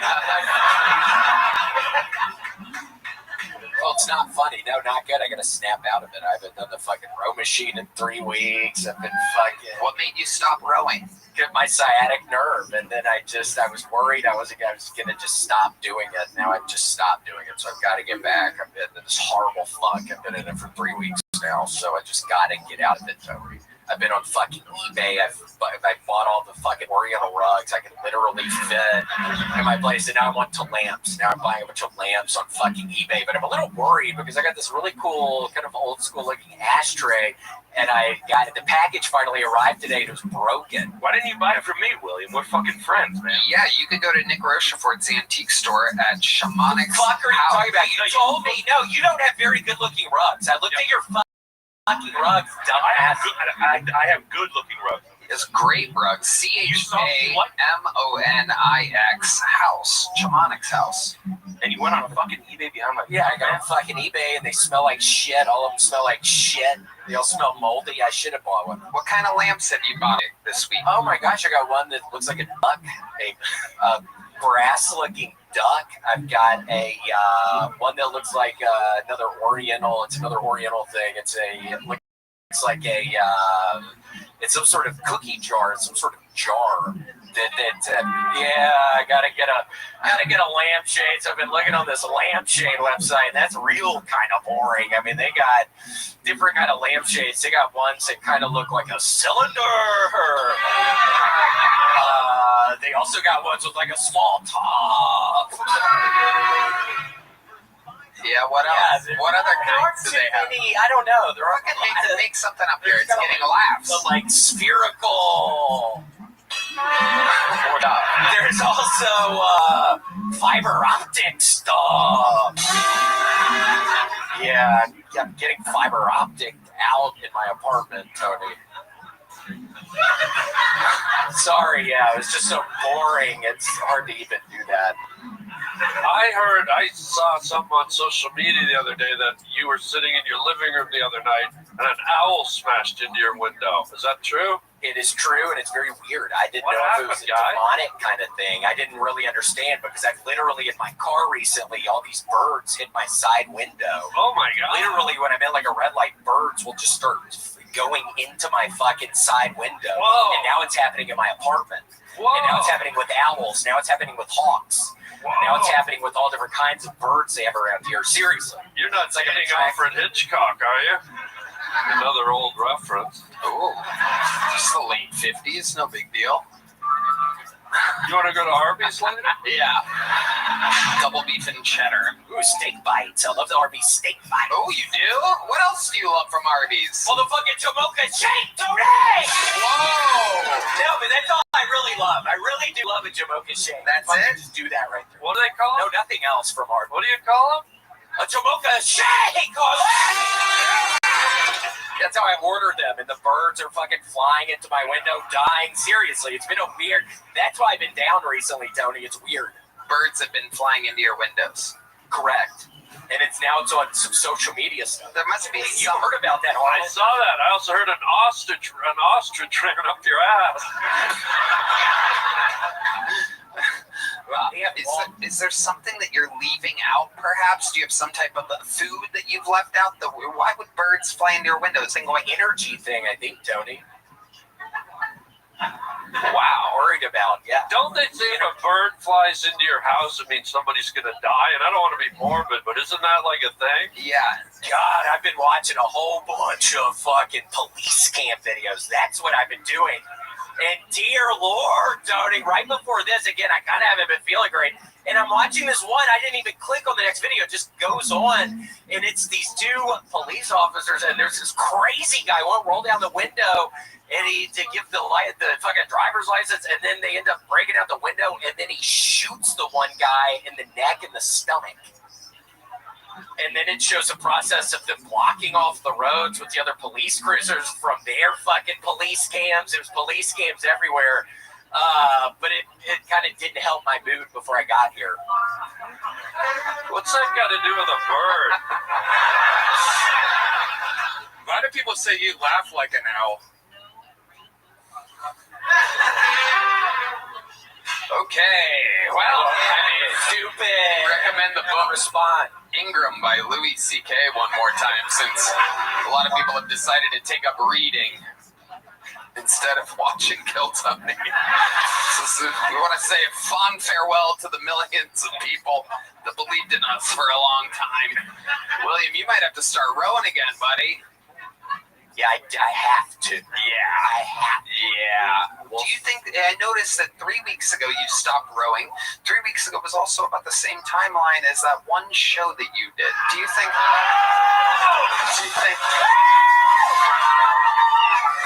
there's any correlation to you stopping working out, birds flying into your windows?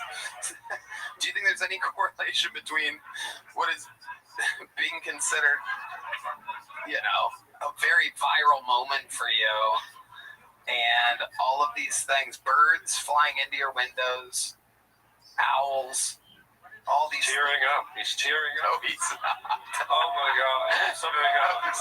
Are you trying to make yourself cry? Put a spell on you, Will. William, are you trying to make yourself cry right now? Some witch William, don't try to make yourself cry. This is a first in the history of the show. William has never gone to acting school. He's never taken an acting class. He's never talked to an acting coach. And he's trying to make himself cry. I was really crying the other morning, Tony. Tell us why you were crying. No. Come on. It's okay. You tell us. No. Come on. No. I can never. Not in this situation. No. All right. Fine. Yeah. Well, the world. What the fuck? No. You stupid asshole. Somebody kill this guy! William Montgomery, this has been another episode of Kill Tony. Brought to you by ExpressVPN and Shopify. The Moody Center is New Year's Eve. The drawing from Ryan J. Bell to Zed. Let's see what Chris Rogers drew over there. Ooh, Timmy No Breaks. Look at that. Guys, make sure you listen to the Harland Highway podcast with Harland Williams.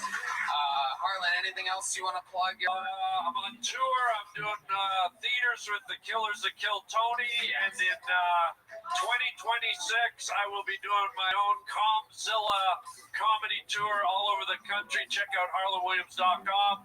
And lastly, my new movie that I wrote and directed called Wingman is coming out in 2026. Keep your eyes open for it. It's going to be great. Harlan directed and wrote the movie. It is incredible. Nick Rochefort, ladies and gentlemen, is on the Scuff Real Tour. Tell them where they can get tickets for that. Get tickets at shamanicshouse.com. I appreciate it. Thank you. Head over there, buy antiques and buy tickets to a comedy show like a weirdo. He really does have his own very successful antique store. It is cool as hell. Check out Shamanics House, CHAMONIX House on Instagram and the website. Thank you to ExpressVPN and Shopify. And Red Band, check out SunsetStripATX.com. Love you guys. We did it again. One more time, Moody Center. New Year's Eve. It's your last chance to see a Kill Tony live in 2025. Thank you, live audience. We'll see you guys again soon. Good night, everybody.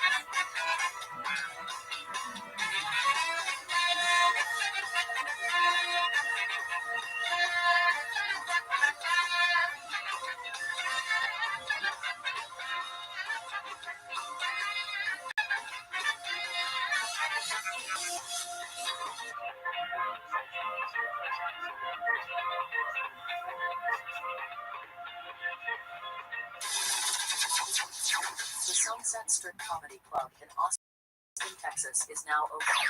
Check out Red Band's secret show every Thursday. Go to sunsetstripatx.com for tickets.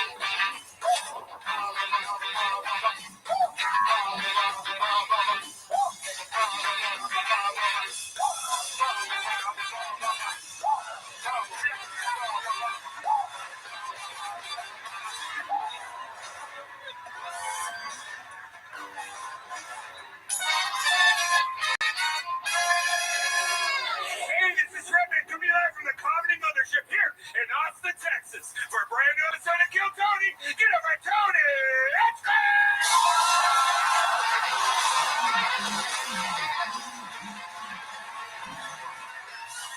Who's ready for the best fucking night of their lives, huh?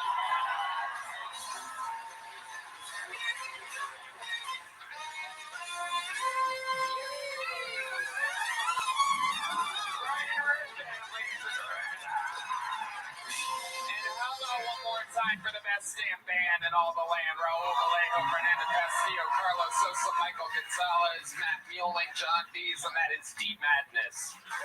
On the bass guitar, this is Kill Tony, brought to you by Blue Chew and Quo. You guys ready for a great night? Before we get started, here's a little bit more from the amazing sponsors that made it all possible. She's wide awake in her whiskey hole.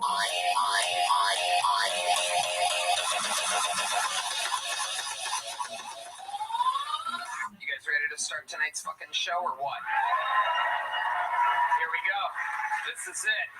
Every single week I have two of the best guests on planet Earth, two of the best comedians. Ladies and gentlemen, this is a special one. Both returning guests. One of them, a returning guest of the year, a multi-layer guest of the year, Hall of Famer, with another one of my favorite Comedy Store comics of all time. Ladies and gentlemen, make some noise. You're here for a episode. This is Adam Ray and Ian Edwards. Adam Ray, live in the flesh. Ian Edwards, let's go.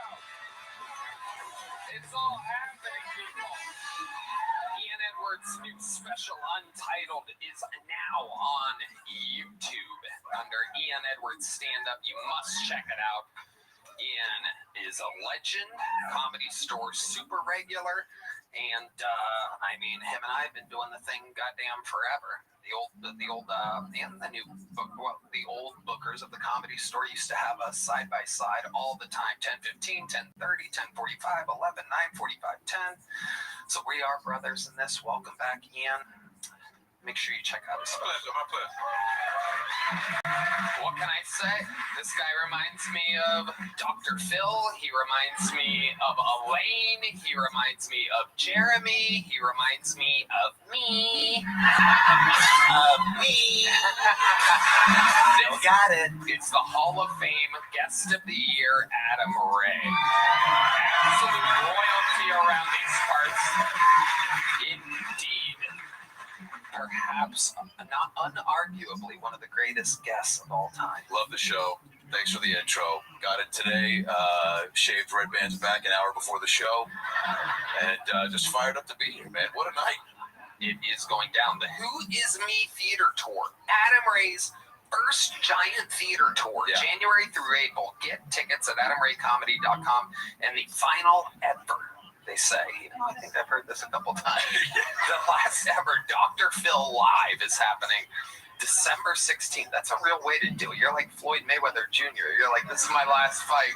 Yeah. You're going to have to get it. It's like the McRib. Yeah, the McRib's never coming back after this. You're going to be putting on that fucking bald cap for the rest of your life, dude. I'm probably going to die. Yeah, this will be the last one for a bit until you call. Until what? Until you come call. We'll do one more. That's right, yeah. Absolutely, no doubt about it. Well, how about one more time for Adam Ray and Anna? Some of the best guests to ever do it, and so they know how it works. Over 300 innocent souls signed up for the chance to get 60 seconds on this show. You know how it works. Their time is up. You hear the sound of a kitten. That means they have to wrap it up then, or else they bring out the angry West Hollywood bear. Hell yes. How exciting. I'm going to let this gentleman with the drawn-on hairline the first name of the night. I didn't want to say anything. Oh, yeah, this guy. So, this guy's got a Sharpie of a haircut. Welcome, sir. He looks dangerous. He looks like he has a stabbable weapon in his pocket. It's going to be fun. While we go wrangle that first butt pool, we have one of the greatest golden ticket winners in the history of the show here to start it off. Ladies and gentlemen, this is a brand new minute from golden ticket winner Martin Phillips, everybody. And like that, the show has begun. It's still Tony, brought to you by Wood Chew and Quote. What's up? Okay, cool. I was in Vegas when people play poker. Everyone has their tell. My tell is when I accidentally drop all my cards and go, don't look, nobody look, time out, and then in Vegas, I brought my own gun to the roulette table, so I really needed to be 21. Okay. When I used to work in middle school, I would get a lot of advice from middle school girls, and one of them told me, she said, if you like someone, you should find out where they live and let them know. And I said, Martha, I'm not doing that again. I can't go back. Martin Phillips getting us started with the back. Is that true, Martin? Do you play poker sometimes? No, I suck. No. When you went to Vegas, I had no idea what the fuck I was doing. I was just getting chips down, like, let's see what happens. They don't have rules on the table, okay? Just for young people. Okay. Ian Edwards. Yeah, I would love to play poker with you. I don't even play, but this will be the first time I win. Beginner's luck. Have you played craps before? Oh, of course, baby. I knew the answer to that. I just wanted to see him do that. Hell yeah. Hell yeah. Killing it. What's your favorite game in Vegas? What do you tend to do when you're there? Slots. Oh, yeah. Oh, yeah. What's that supposed to be? Yeah, what is that supposed to mean? Martin. Is that true about the what did you know the middle school thing? Oh, yeah, it was me every day. She would ask me, oh, Mr. Phillips, do you have a girlfriend? And I was always like, shut the fuck up. That's none of your business. Hey, get this. Her boyfriend, she said she had a boyfriend, but he went to a different school. Yeah, I was like, bitch, I heard that before. You made that shit up. So, how's your current love life going? You're a big superstar now. I mean, you're easily recognizable from your face and your walk. I have a very distinct figure, you know. Yeah. It's hard to hide, you know.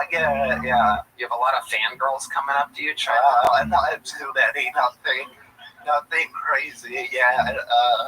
But it's never it's never the ones you want, you know. It's always,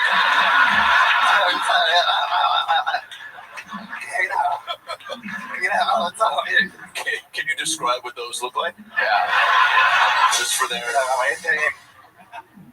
I think you can imagine. Okay, I didn't say that. Come on. But I mean, you must get lucky sometimes, right? Once in the blue, you know.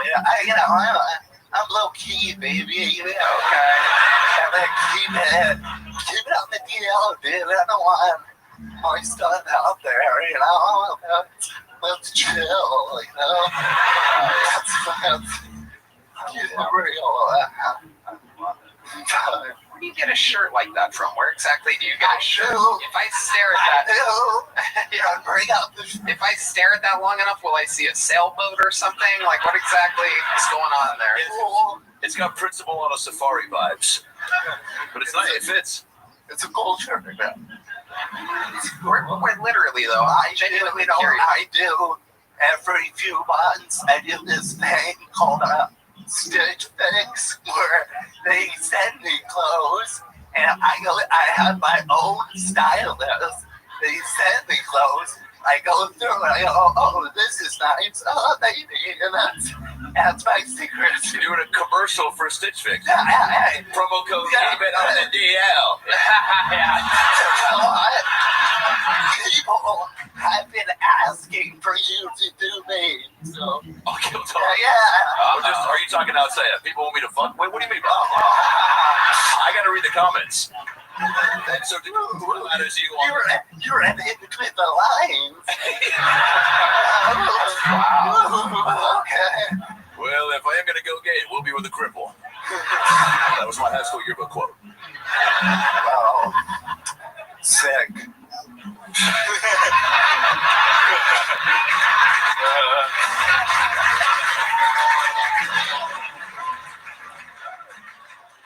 Anything else crazy happening in life nowadays, Mark? Fuck you guys.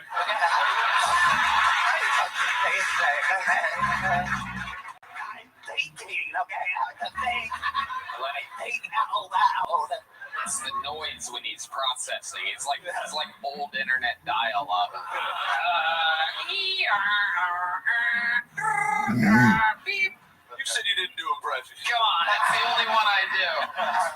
No, did he? Somebody just did you. Yeah. So what else is going on, Mark? I don't know. I'm always somewhere traveling. I'm all over the place. Come see me in your nearest town, man. Hell yeah. Come check it out. You're a superstar. Yes. I don't know how this is gonna work, but I've been sent multiple videos by people. You ate sand at multiple feet by people? Why would you eat sand at theaters by people? You knew what I said. No, I don't. I really don't. Can you repeat it? I get sent yes multiple videos from people. And sometimes it's like another cripple guy that looks like me. But sometimes I get this. It's been sent more than once. It's like frequency shielding, where you have like a frequency thing, and you put it to me, and you shake all the way out, and so you put it. Oh shit. It's time for the frequency thing, and Martin Phillips, he can't get it out of the bag. And so, okay, we hit this, and barely put it to me. Just shake everything out, and I am, Superman. Can we do it? Let's do it. Let's heal me. Let's heal Martin Phillips, ladies and gentlemen. With the right vibration, anything is possible. Here goes Adam Ray, our very always active panelist. It's not gonna give it to us, right? Ian Edwards. just be forward. Let's cover the bases. I don't want all of us leaving here. You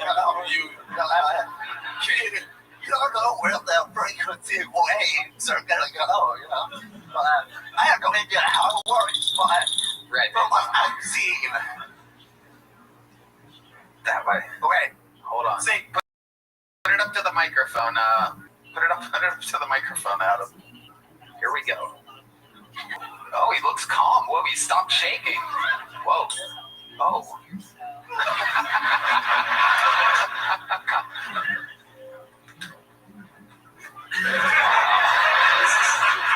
It's important. Oh my God, you seem still. No more eating sand outside of theaters for you. Well, okay, do it and then stay with it. Yeah.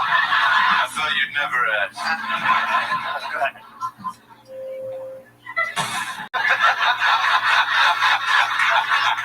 Okay. You feel better? I think, I don't know. This is quite the science experiment. Okay. This is great.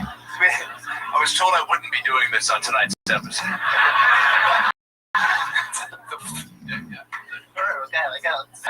That's a good start. It's a good start. We'll keep doing it. Make sure you put the little fancy cover back on it, or else it might get damaged or something. You have to keep that tuner in tip-top shape. It's very important. How's everybody feel? Normal? All right. How do you feel? I feel like if you just take off your glasses, you'll be straight. You're like the most handsome cerebral palsy person I've ever met. He really is.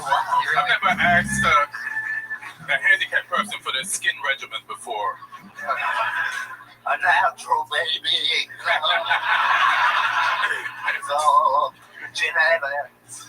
I don't know if we've ever. It went both ways, but I got the skin burn. So I don't know if we've ever seen you take your glasses off. Can you look out there and take your glasses off real quick? By the way, oh, a little disclaimer income here. I was gonna say these are new. Oh, these are my liberal cut left. Yeah. Okay. Wow.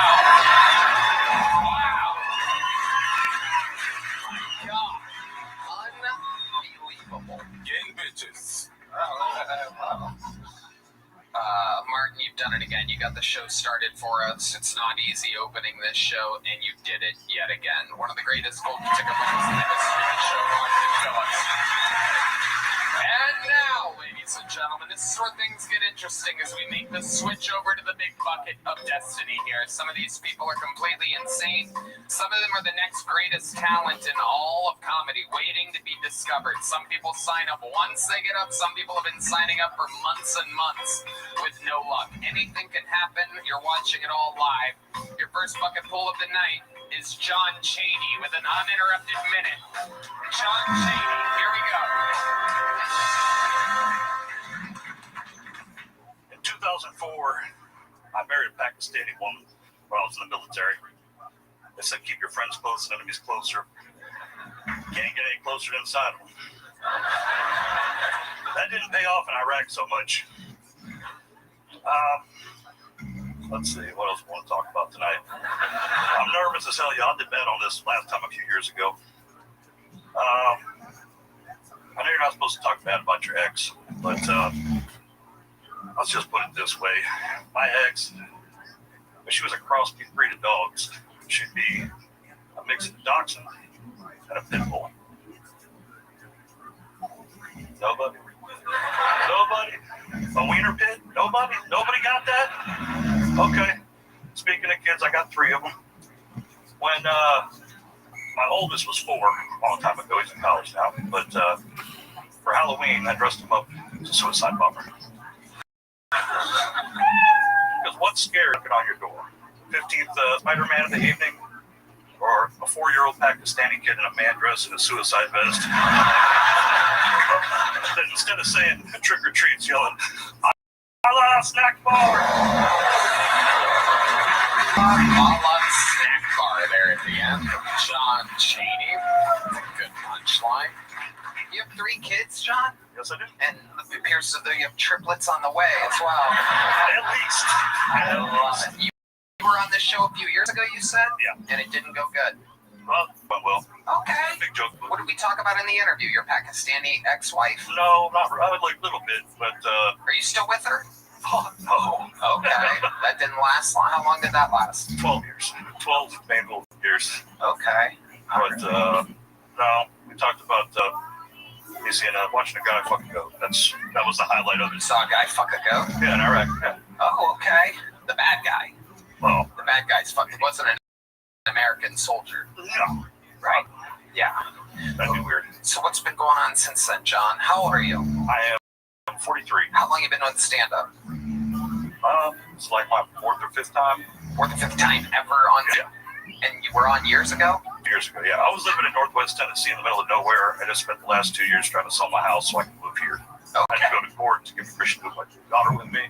Okay. Made it happen and moved here this past Saturday. Congratulations. John Chaney. Good job. John. Hell yeah. Ian? I think you're funny. You're just nervous and shit, shaking more than the first guest. Yeah, it is true. It is true. That's bad. That's bad. You are very nervous right now. Very nervous, yeah. You watch the show regularly? Yes. And you're in it right now? Of course. So now you're in the interview portion. Right. What do you think? You didn't tell us last time you were on that we would find interesting in the interview portion this time. You've had years to think about it. Yeah. Let's see, I don't know if you'll find it interesting. Talk right into the tip of that. I spent some time in where you're from, Youngstown. What were you doing in Youngstown? You know, Lincoln Place? Yeah. Yeah, I was there for a while. What were you doing at Lincoln Place? Just got put in there by the court. Wait, what is Lincoln Place? That was that. It was like a shopping mall, but now. No. That was a rehabilitation center for kids, teens. Well, why were you put there?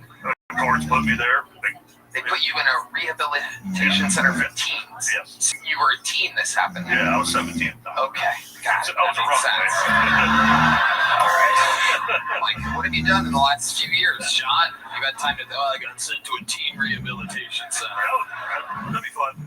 I bet it would be, you creepazoid. Look at this guy. Kill them kids. You sure you weren't the guy who fucked the goat? Not that. You said you're 43, right? Yes. I'm 43. Okay. You look like my dad. Yeah. What? 2 trips to Iraq will do that to you. Yeah, for sure. Okay, so yeah, just life is weathered down. Yeah. 3 kids, bad marriage. Yeah. Dude, enough said. Destroy Yeah. you. 3. Hell yeah. Hell yeah. You're like Bert Kreischer. He was called the sleep apnea machine. That checks out. Definitely checks out. That was funny. You look like Bert if all of his potatoes were fully loaded. Alright. John, what are you doing for work nowadays? Retired military. Retired military. And tell us, what else did you see in Iraq? Tell us what it's like being an American hero. By that I mean the sandwich. Not a hero. It's boring most of the time. Yeah. It's not action every day, so. Right. What exactly did you do in the military? I was artillery. Okay. You ever shoot anybody? Well, I mean, we shoot bad people. It's artillery. It's kind of shooting in the general direction and trying to take out He's trying to talk to me like I'm an asshole. So what'd you do, miss, motherfucker? I shot at people. I fucking sucked. We don't choose where we shoot. They tell us where to shoot. We just shoot that general direction. Were you shaking like this when you were shooting? Sometimes. No wonder the war took this long. You missed. Yeah. We talked about it last time. I was a drill sergeant also. Oh, okay. I wasn't always like I look like I hate myself. That's a good point. You do look like you ate yourself, John. Are your kids big too? Normal? Not at all. Healthy kids? Very, very much so. All straight A students, nerds. It's weird. I don't know what. What's so? Do they seem Pakistani? My oldest does. The other two, not so much. My daughter's hands really well, though. Wow. Oop, all right. Just, everybody trying to decide how they felt about that. 50-50, you and Pakistanis, so that makes them snack packs. Am I correct? Sure. All right, John. Well, fun times. Welcome back. You're getting there. You got a little joke book last time, I'm guessing, right? No, big. You got a big one? Yep. Well, this time you're getting a medium one. I was in the giving mode last time, John. John Chaney. Oh my God, this guy was fighting for our country over Zoom. Many years ago. Oh, okay. There he goes. How about a hand for John? He just moved here this week. That's what we're talking about. Some of these people sign up for a year straight. They don't get on. Oh my God. There she is. The lovely Heidi, ladies and gentlemen. Her show, Love on the Line, is at HeidiRegina.com. Hi. This podcast is sponsored by Talkspace. Talkspace is the #1 rated online therapy, bringing you professional support from licensed therapists and psychiatrists that you can access anytime, anywhere. Talkspace therapy and psychiatry is covered by most insurers, and most insured members pay a copay of $0. Find the licensed provider that's the right fit for your needs. We all know that therapy can be costly, but part of the mission of Talkspace is to provide quality care that is accessible and affordable, whether or not you are insured. Talkspace makes getting the help you need easy, accessible, and affordable. Oh man, Tony, I love Talkspace. I think they're providing the best mental health treatment out there. I personally think therapy is amazing and can help with moments of real transformation. Oh, yeah, that's right. We're reading ads. As a listener of this podcast, you'll get $80 off your first month with Talkspace when you go to Talkspace.com/Tony and enter promo code SPACE80. That's SPAC80 to match with a licensed therapist today. Go to Talkspace.com/ and enter promo code SPACE80. Hello there, everybody. This podcast is sponsored by ZipRecruiter, folks. I love holidays. They have the best plots, an offbeat family gathering, a child's wish, even a holiday miracle. To make those holiday favorites, it takes a team of talented people, from actors to editors to props, sound crew, and more. And when it comes to building such a team, whether it's for the entertainment industry or a wide range of other industries, you need to hire people. The best way to do that is with ZipRecruiter. And right now you can try ZipRecruiter for free at ZipRecruiter.com/KillTony. Red Band. Of course, Tony, I love ZipRecruiter. They're the best hiring site around. ZipRecruiter's matching technology works fast to find top talent, so you don't waste your time or money. Now you can find out right away how many job seekers are in your area qualified for your role. And with ZipRecruiter's advanced resume database, you can instantly unlock top candidates' contact info. It's amazing. Indeed. I don't want to be home alone this holiday season, that's for sure. So make your hiring a little merrier with ZipRecruiter. 4 out of 5 employers who post on ZipRecruiter get a quality candidate within the first day. Just go to this exclusive web address right now to try ZipRecruiter for free. That's ZipRecruiter.com/KillTony. Again, that's ZipRecruiter.com/KillTony. ZipRecruiter, the smartest way to hire. Your second bucket pull is ready. This looks like a new name. Let's see if it is. Make some noise for Michael Hines, everyone. We're going to meet Michael all together.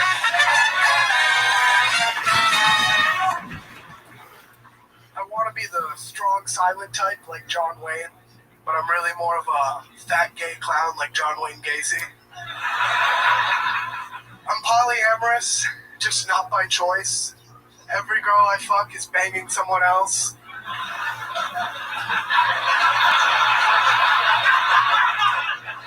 The two things taking jobs in this country are AI and hola. I think marriage is a lot like hitting women. If you think you would never do it, you probably just haven't met the right girl.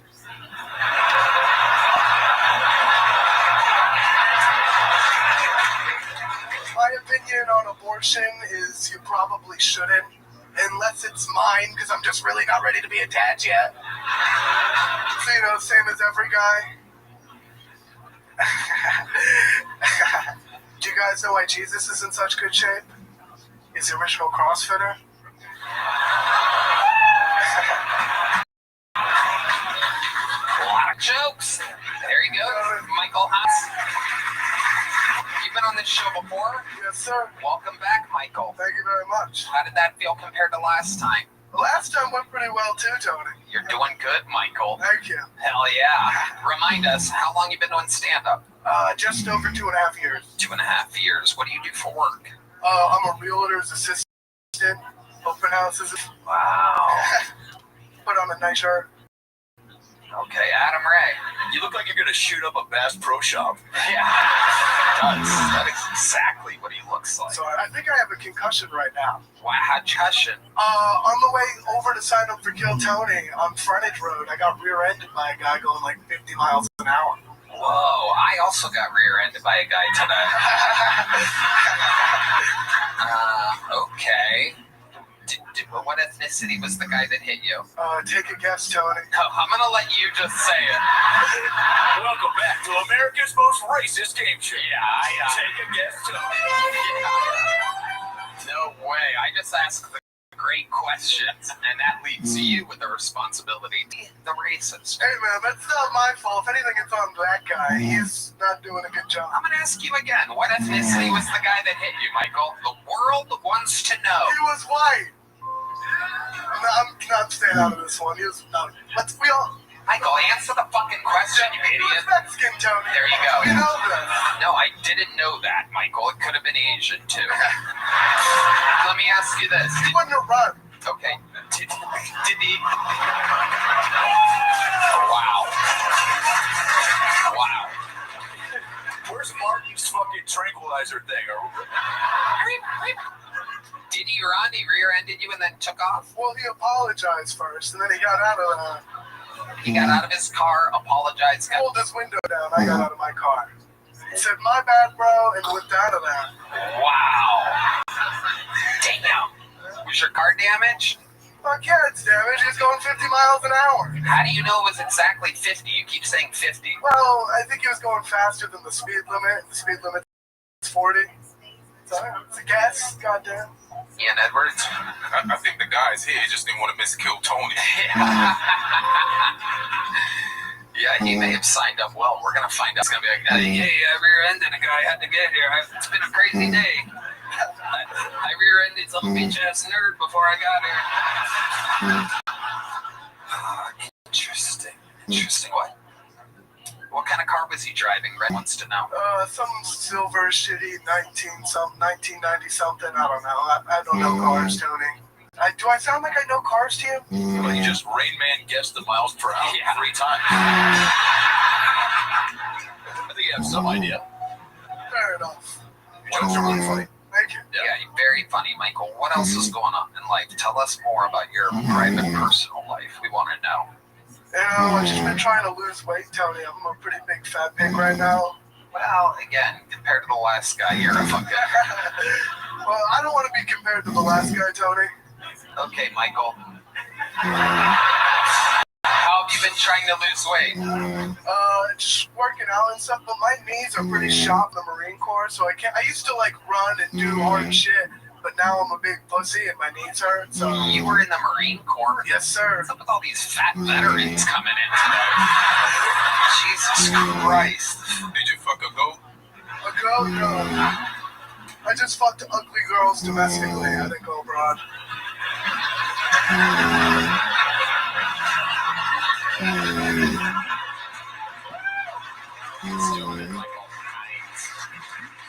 Tell us about your time in the military. What'd you do over there? Thank you for your service. It was a tremendous waste of time. Right after boot camp, the pandemic happened. So I ended up I went on to my next training schools. There was a 6-week water survival school, and I was there for 14 months because the base was just shut down because the command was a bunch of gay liberals. They hated Ron DeSantis, so they were like, if you leave the base, you're going to get sick. And we just weren't allowed to train for 14. We did a lot of cleaning, running the beach. It was kind of nice. But a big waste of time. Wow. Is that how you hurt your knees? Yeah. Log runs and crawling up hills and other bullshit that we didn't need to do. Yeah, it did kind of fuck me up. Well, we were trying to get you guys drunk, but you kept eating all the gushers. Joe Biden, that's right. This guy was 95 pounds before he got out of the house.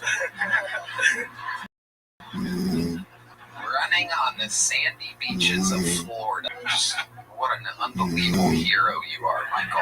Thank you guys. I appreciate it. Tell us about your real personal life before we get you out of here. What's your love life like right now, Michael? You seem like a real fucking creep. I got laid like 3 weeks ago. Girls don't really like me for more than a day or two, so it's more of a one and done kind of deal. Okay. And they're not that good looking either, so I'm not bragging. Right. It's just what it is. Welcome to another episode of The Girls I Hook Up With Aren't Good Looking, starring everyone. So this girl 3 weeks ago, where'd you meet her at? At a show at the Narbar Comedy. Wow, okay. So what exactly happened? She came up to you after your set? Yeah, she was she was actually not that bad looking as far as for me goes. She probably could have lost 10 pounds, but who's talking? She was a beautiful Latina, Tony, down by the border, and I raw dogged her. Okay. It was pretty cool.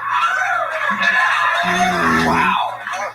Where did this take place at? You took her back to your place? Oh, hell yeah, Tony. I don't got no roommates. And then, so what happens? You walk her in. What do you do? Do you offer her a drink or something? Take us through the exact order of events at your home. What's it like getting raw dogged by Michael Hines? I'm getting word that the world wants to know. Can I be the girl? Yeah. All right, so let's set the scene. I'm the girl. Give me some romantic music, guys. Wow, Michael, this is such a cool, I guess maybe is that what you call it? Yes, I do. What? Yes, I do call it an apartment. Oh. Remember earlier at the restaurant when you said you can't eat your food all the way if I'm gonna fuck you because you don't want to fart? I do remember saying. By the way, you crushed at the Narbar Comedy Show. Thank you. I appreciate it. I'm gonna finish that burger and then I'm gonna plow you. Okay, but don't record me like you did the whole Uber ride over here. Well, you gave me your consent on camera, so we're good with that, you know? Yeah, but only after you gave me that pill. Which was my plan B that I dropped, so it's on me. Perfect, yeah.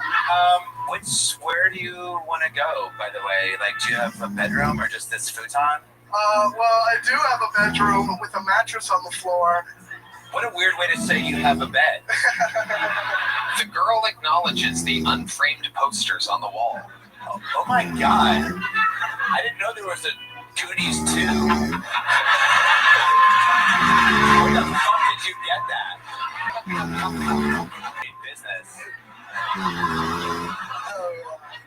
He tries to distract her from the Goonies 2 poster.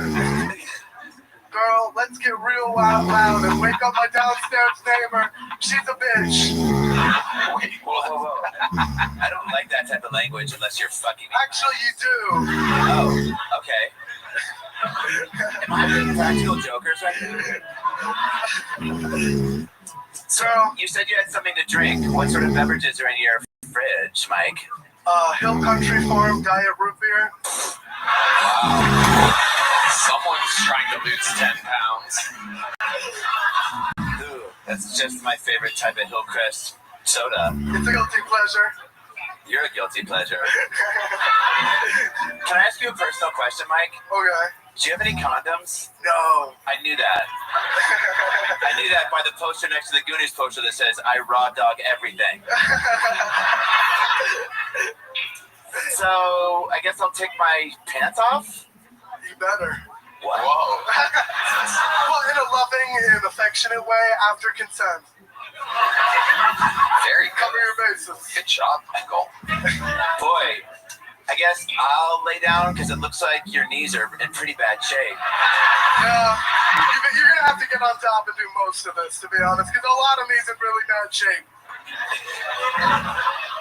I hope my fupa doesn't bother you. I'm going to lick that fupa, girl. Bring it over here. Wow. All right. This is out of control. This party's crazy. I don't know how. What do you say after you finish? Thank you. Wow. Wow. Ladies and gentlemen, Michael Hines. Only on Netflix. can you see something like Michael Hines raw dogging a Latina fan from Narbar? Do you mind if my black friend watches? Girl, I thought we both knew he was. I left halfway through. It's the worst porn I ever heard in my life. So did you ever spend the night, or did she leave that night? I Ubered her out of there, Tony. Wow, Michael. Uber X? No, I don't know. I can't afford that. The cheapest one. That is Uber X. Very good. Yeah, I guess so. You left? Yeah, I got her out of there, Tony. It was over. All right, Michael. You got a big joke book last time you were on? Yes, sir. You still have it? I do. Is it filled up? Yeah. Is it really filled? Yeah, it's full. All right, then you get a new one. There you go. Wow. Still not a con joke book tonight. How exciting is that? Good job, dude. Thank you, Tony.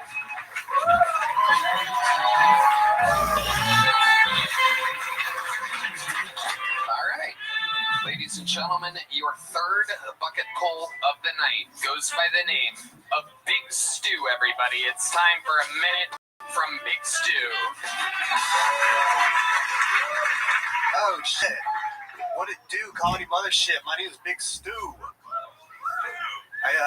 I've been using this Duolingo app, right? Trying to communicate better with my coworkers. And I just found out they don't even teach you the correct type of Spanish. They teach you Spanish from like Spain. So if you use that app and you go to Central America or South America, you're going to sound like a fucking dork.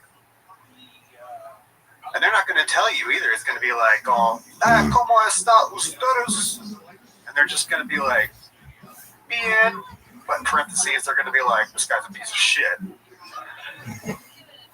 But that begs the question that if a Mexican dude learned English on Duolingo, would he come to America all like, oh, it's Tuesday, isn't it?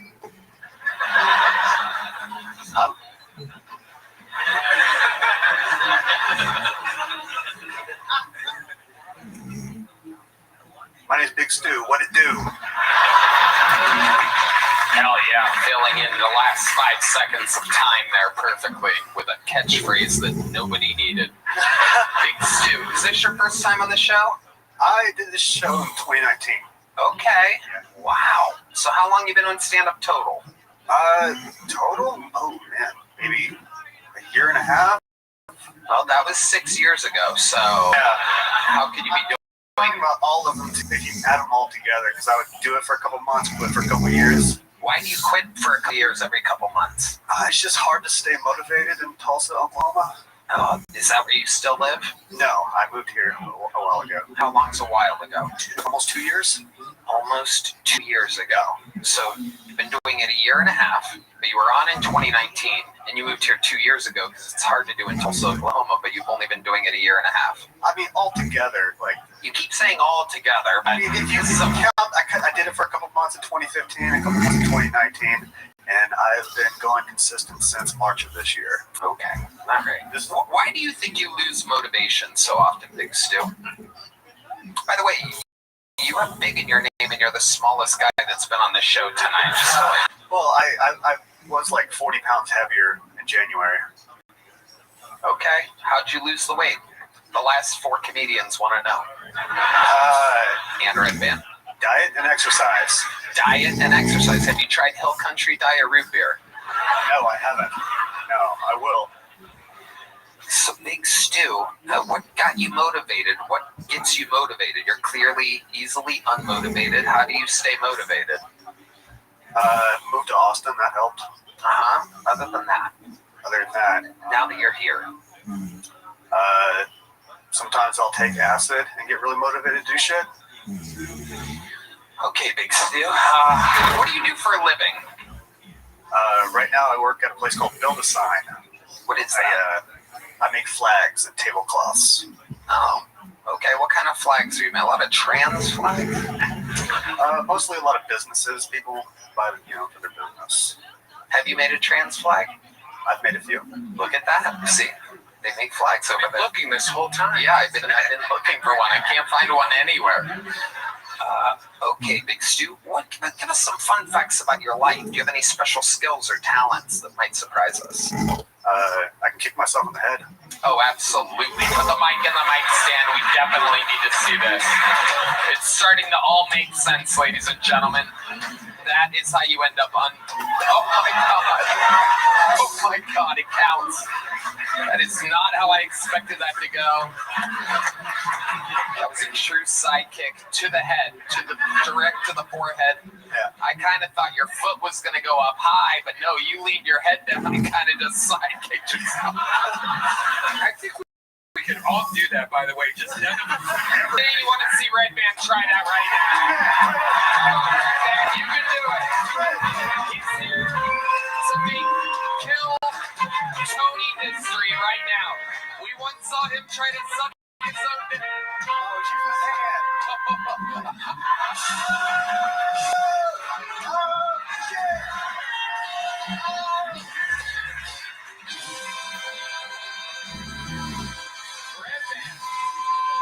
Red Man coming about 3.5 feet away from his head on the first try. The physical limitations are incredible. All the way. Oh, we're getting old, buddy. We're getting old. He's like, I could do that. I heard 3 discs pop out of his spinal cord. That was like watching your kid jump off the high dive and just flailing to the bottom. Oh my god. Your belly hurts now? Oh my god. My belly button. He pulled his belly button, ladies and gentlemen. Not everybody can be the physical anomaly that Big Stu is over here. Kicking himself in his... How long you been kicking yourself in the head for, Big Stu? We're learning a lot about how you ended up like this. As long as I can remember. Wow. Like the family has you do it. Hey, Big Stu, show him your trick. Yeah. Wow. Wow, that's a big thing in Tulsa, Oklahoma. You could have been mayor with a trick like that. Yeah. What's the biggest crowd you've done that for? This one? Yeah. Yeah, before that. How about before this? You know what? I'm not going to make you think that hard about it. What do you do? Did I ask you what you do for work? Yeah, I make flags. That's right, you make flags. What's the craziest flag or sign you've ever had to make in which you're like, God damn, we really have to do this?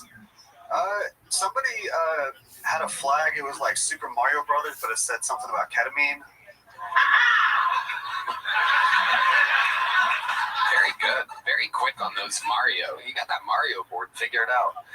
You kind of look like Andrew Santino if he quit comedy to manage a Little Caesars. Yeah, it is true. Yeah. You ever get that? Like, who do you get like with the beard and stuff? Like you have like a '90s movie character look, right? You don't get that? Like you worked at a video store or something? No, I don't think so. I don't know that. All right. Porn? Porn? Yeah. What's your love life like? I gotta know. You seem like the kind of guy that would make love to a tree in the woods or something like that. I'm not dating anybody, but back home in Tulsa, I've got a few reliable booty calls that keeps me sane. Ooh, a few reliable booty calls. So, like the last booty call you had, like, can you walk us through that? What's that like? What's it like hanging out with a guy like Big Stu? Hey, babe. Hey, whoa. Those are crickets for no reason. Oh, it's a frog. Okay. There's a frog in your house. Go ahead, Big Stu. Just a hotel and a little bit of tequila. Wow. That's all. Why do you get a hotel? Take us through the thought processing a hotel. You didn't like your place in Tulsa? Not the kind of place? No, I mean, it's whenever I go back to Tulsa, I get a hotel. For the hookers? For the hookers, yeah.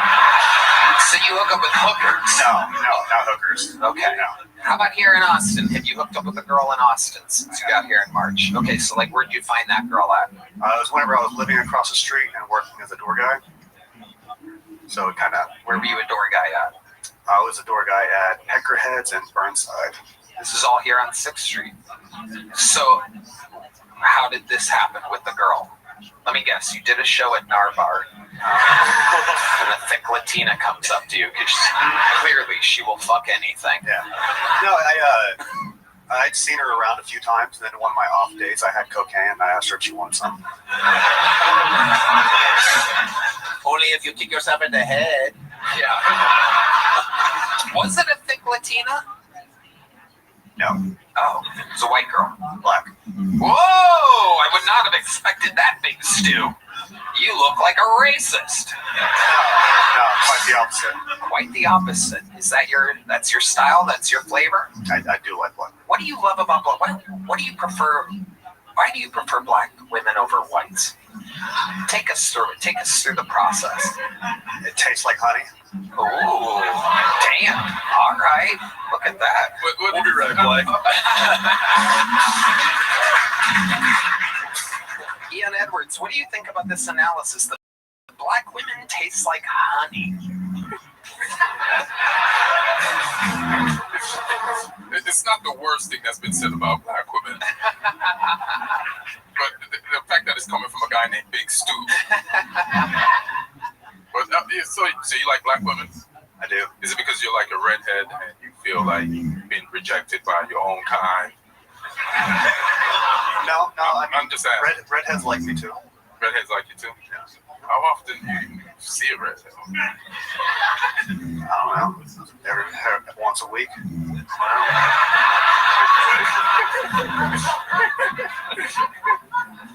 Amazing. I didn't know they'd be out here like that.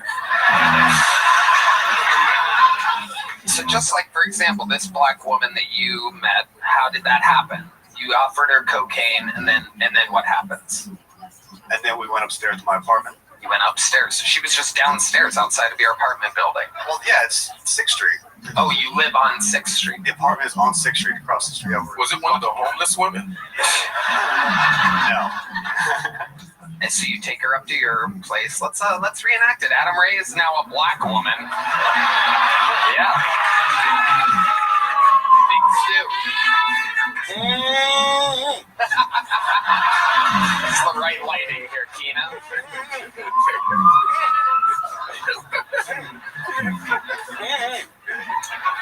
I didn't know Big Stu's gonna have such a big room. She acknowledges the unframed poster on the wall. Oh shit, Jurassic Park 9? I thought they only made 4 of them motherfuckers. You got some cocaine, Big Stu? I do, yeah. I know you do. That's all. Yeah. I saw you hiding that shit in your shoe at Narbar. I got you. Yeah. So bust it out, play. Let's do it. Let me do one more for you, Teddy. Ooh, shit, what? Bump up my titty. Yeah. All right, let me take my Eddie Bauer jacket off. All right.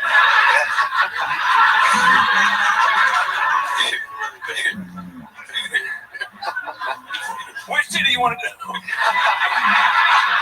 I had surgery, so the left one's small and the right one. Which one you pointing at, Sue? Be definitive, motherfucker. This side. Huh? This is going on this side. As your roommate, I'm leaving.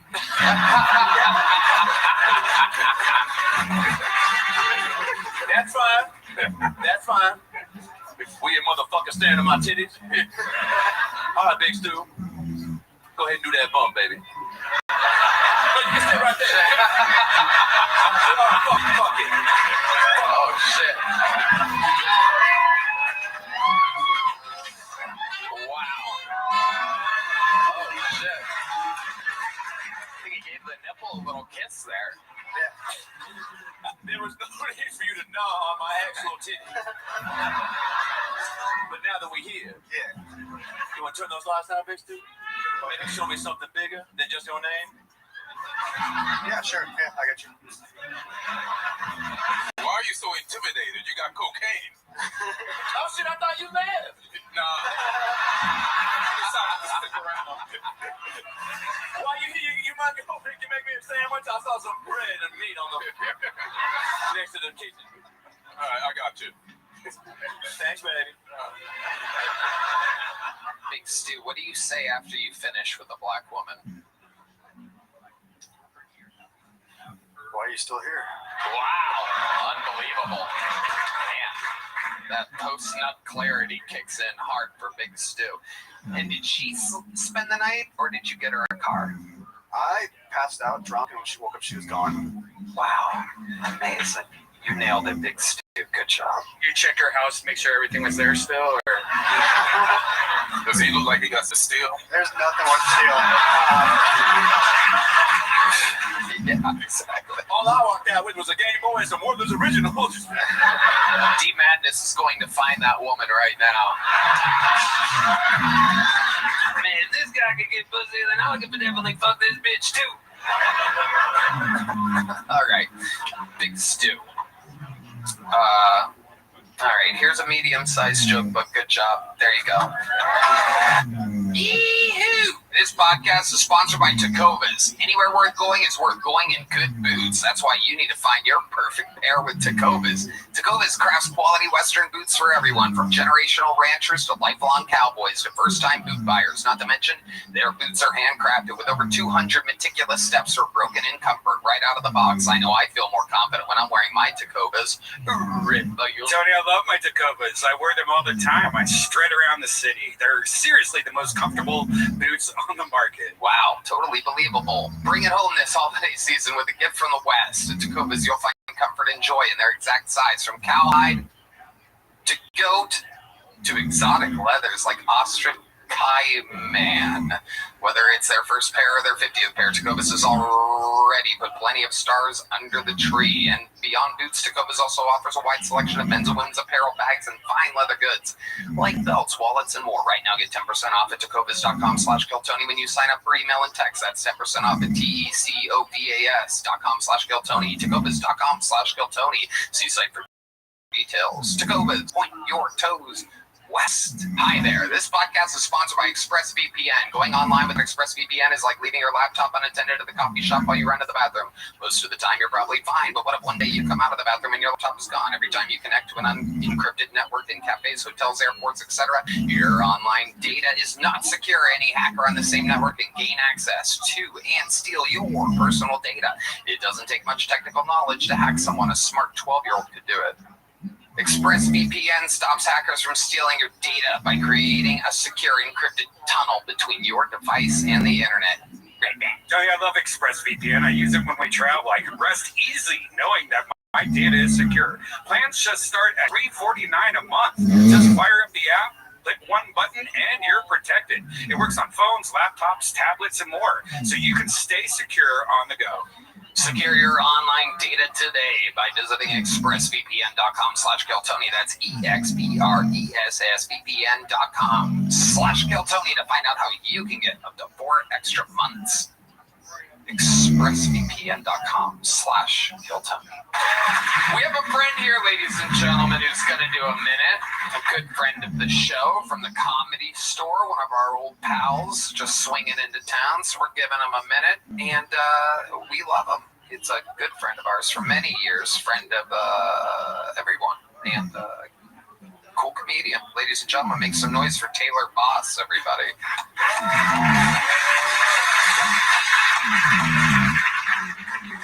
I used to be addicted to drugs, but then I got off of them because I found a woman. I could tell she really wasn't a heroin kind of gal. She was classy. Growing up, though, my parents probably should have known I was going to have an issue with addiction just by how I used to eat my food by the foot. Because my brother, he would eat his like a real nerd. It would take him forever. Just little piece by little piece. What a fucking nerd. Then there's how I would eat my food by the foot. Now, let me know if you would eat it the same way, okay? What I would do, I would open up the package, just take the whole thing out immediately. Anybody else take the whole thing out immediately? Roll it up to a little ball, yeah. Roll it up to a little ball. Parents probably should have known I was going to have an issue with addiction because my fruit by the foot, I would take the whole thing out. I'd roll it up into a little ball. I'd put it on a spoon and melt it down. And I would inject it into my last remaining good vein. I was 10. Anybody else? Thank you. Taylor Boss. Hell yeah. Melting down your fruit roll up. Welcome, Taylor. How's life going? Great, Tony. Thank you very much. I've been out here for about almost a week. Yeah. Been having fun. Tell us about it. What can someone expect their first week? A lot of walking, eating. I ate much. I almost Terry Blacked in my pants. Yeah. A lot of eating. Yes. You do that around here, right, Red Band? Red Band's recovering from a torn belly button. It fucking hurts. It doesn't really hurt. Yeah, I really did pull. And we were just talking about pulling shit because we're getting old. Like, I really did pull. Taylor, it's good to see you doing comedy. I mean, like, before when we used to know Taylor in LA, you weren't really doing comedy much. Not at the time, no. I mean, I've been doing it for a while. I've been doing it for like 17 years. But in the middle, I took like 5 years off to do hard drugs and paint pictures. Yes, he is one of the great painters. You can recognize his art all over Rogan's studio, and you've seen it in the background of Rogan's studio and other places. What else is going on, Taylor? Tell us something crazy about your life that we don't know about you. About 13 years ago, I got admitted to the mental hospital against my will. Nice. Yeah. Why? I was using my room as my studio, and I was accidentally huffing paint 24 hours a day. I was having grandiose thoughts. I was telling people that I'm God. And in fact, Tony, I'm not God. Oh, I know, because I am God. No, I'm kidding. I've been huffing Sharpies for 12 and a half. Anyway, what was the mental hospital like, Taylor? It was a little bit weird. They like put you in with like the craziest person just to kind of like scare you a little bit, you know, see how bad you want it. Then after I started scaring the shit out of that guy, they put me into, actually the first activity was Pictionary. And I don't know if anybody here has ever played mental hospital Pictionary before. Not a lot of participation. It was just me and this guy Peter. I just met him. Don't get me wrong, I mean, what I didn't know about Peter is he's been in the mental hospital for a year and a half. He's memorized all the Pictionary cards. So we put on a show nobody in that room will ever forget. It was crazy. Then they had us do karaoke, and then I tried to escape. I only made it to the parking lot.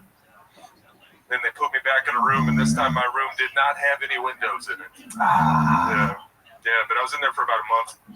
Yeah, did they give you medication? They did. Yeah, terrible. How did that make you feel? Terrible. Yeah, I got off of it when I got out. I kept a journal so I didn't kill myself. There you go. Yeah. Look at that. Thank you. Yeah, so clapping for not killing myself. Journaling. Thanks, man. Adam Ray. Taylor's hilarious. Known you for a while. He's opened for me a few times recently and crushed it. Once at Hermosa Beach, once in San Diego. Ripped it. What's really cool is, and I guess this goes for most of the people you see that come through shows like this or anywhere, is just how much he's been grinding. And it's always cool to be in a position to throw some bones to somebody, and he crushed it both times. It was awesome. So, yeah, hilarious. You were hilarious just now. So you're getting more comfy in your own skin, which is really cool to see. Yeah. And I just like to second that. This motherfucker's funny as shit. When I used to see him not doing comedy, I'd be like, what the fuck are you doing? Get back on stage. Yeah. And I also own some of his art. He does. He owns a couple pieces of mine. And I was a little disappointed that he didn't die, so the value of it would go up. Yeah, the value skyrockets when they die. But I like him alive. I'll take the loss on art. Tell people so that they can find your work. Where can they find your art? Just on Instagram, Taylor Boss, 1S. BOS. Correct. That is right. Taylor, you had a great set. Fun times. Taylor Boss, ladies and gentlemen. Here's a fruit by the foot. We have an actual fruit by the foot somehow. I was just handed this. You got it. Melt it down. Eat it out of a spoon. There goes Taylor Boss. Check out his art. He is unbelievable. All right, back to the bucket we go. This looks like fun new name. Make some noise. Mohammed Ual. Mohammed Ual is next on Kill Tony.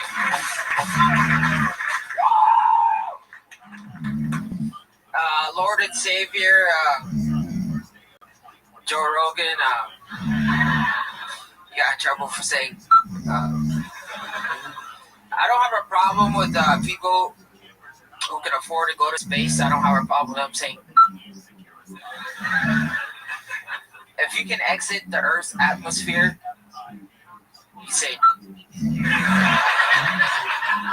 if you can exit the troposphere, stratosphere, mesosphere, thermosphere, exosphere, ionosphere, you say nigger. sphere. Nobody cares. I've been kissing sleeping homeless people on the forehead.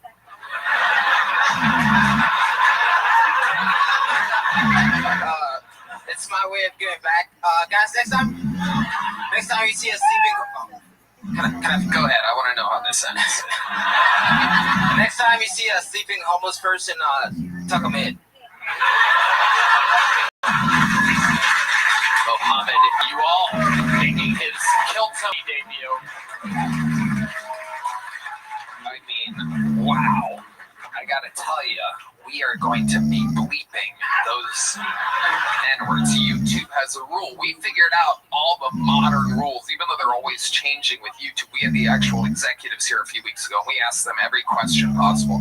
There's a limit to how many times even a black person can say the N-word. And I asked, what if they're really black?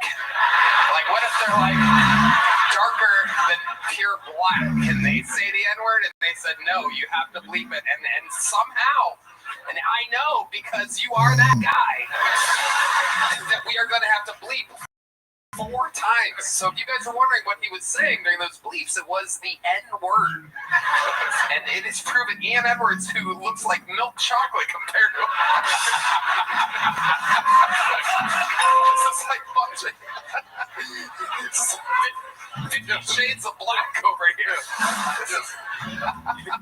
This is the first time I've ever been light-skinned in my life. I appreciate it. He's white to me. I know. It's incredible. Even D Madness is like, hey, that's what I see. You're the only guy D Madness has ever seen before.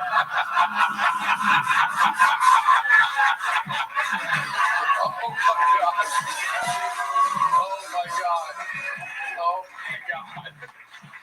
What the fuck? That's my kind of motherfucker.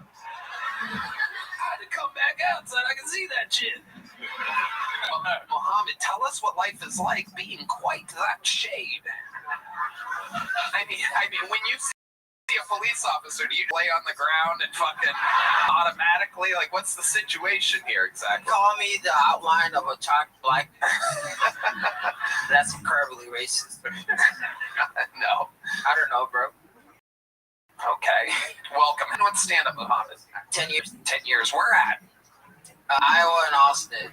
Iowa. Wow. You must have really stood out in Iowa. Holy shit. Is that where you were born and raised? I was born in when Sudan was whole Sudan, so Khartoum, Sudan. Now it's South and North. Okay. Yeah. How old were you when you moved to America? 10 years old. Okay, 10 years old. All right, 10. Perfect. And what was it like acclimating in Iowa? That was the first place you moved to. I didn't come out, moved here in December 2004, and I didn't come out for a month because it was snowing in Iowa. Oh, I was terrified of the snow. Yeah. Well, yep. Ian? He's coming from war-torn Sudan. I was like, fuck this snow.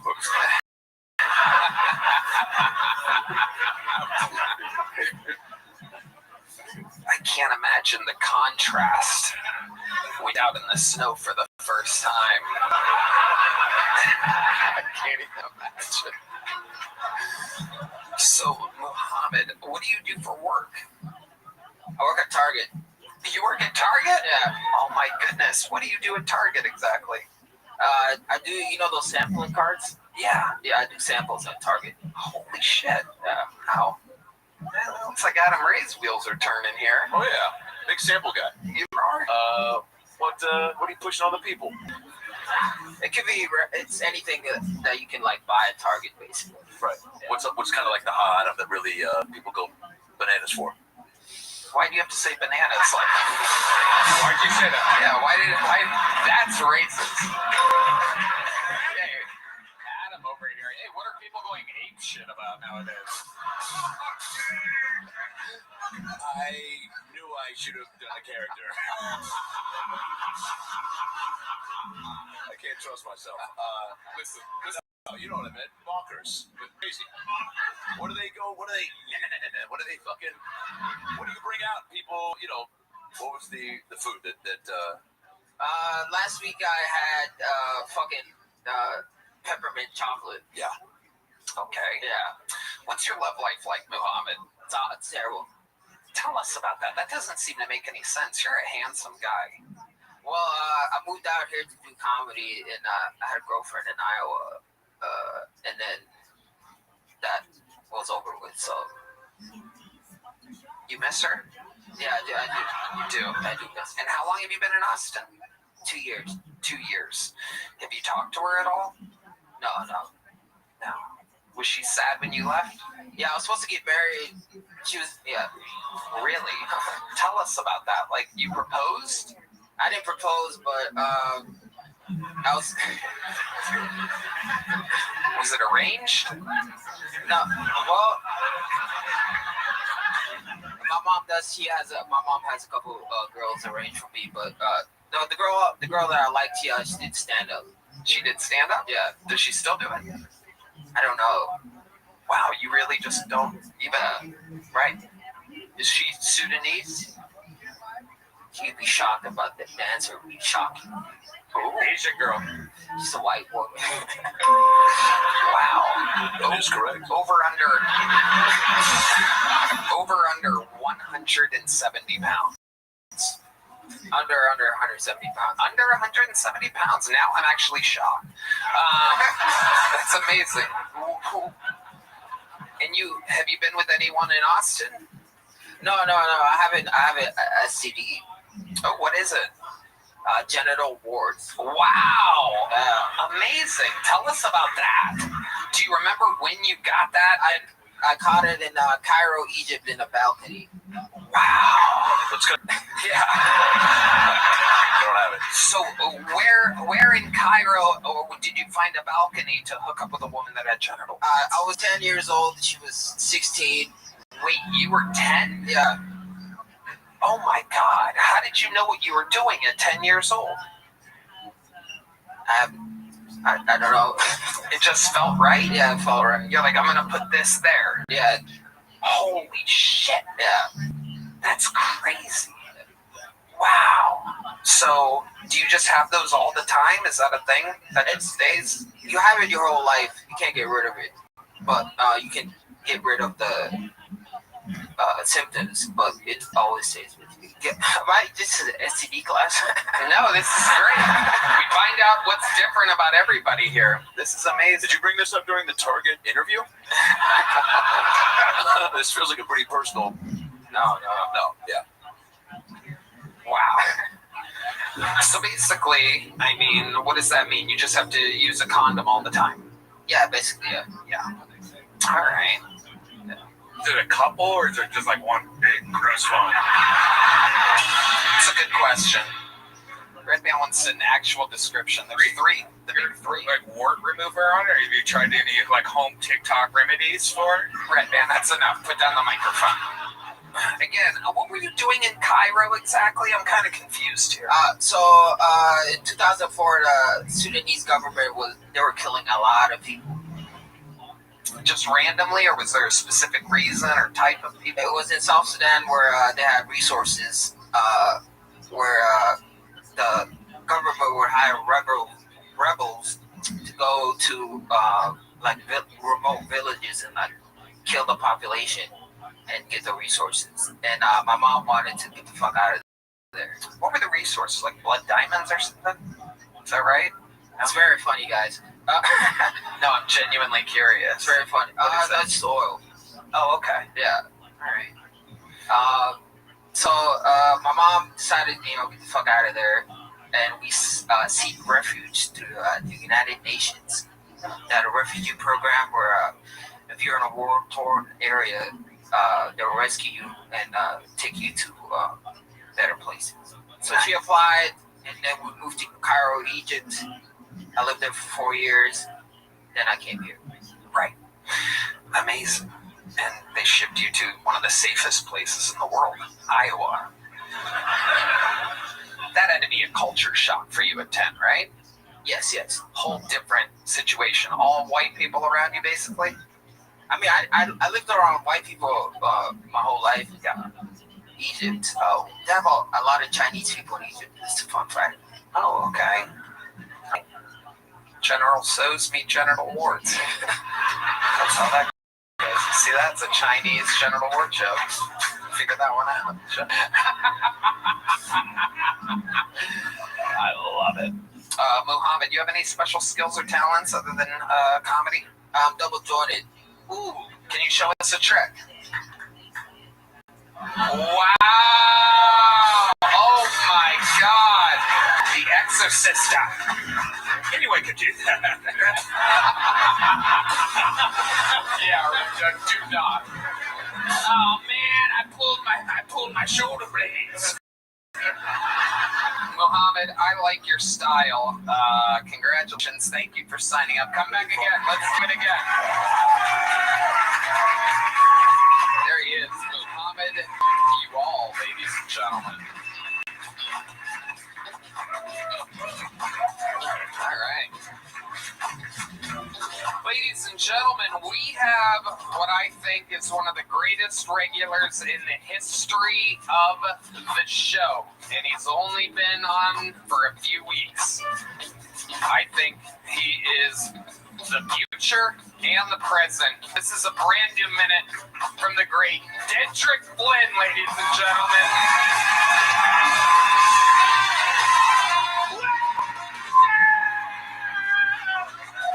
God, I love this shit. Honestly, Austin, Texas, I owe y'all an apology. I was shitting on y'all wicked online for a long time and in public.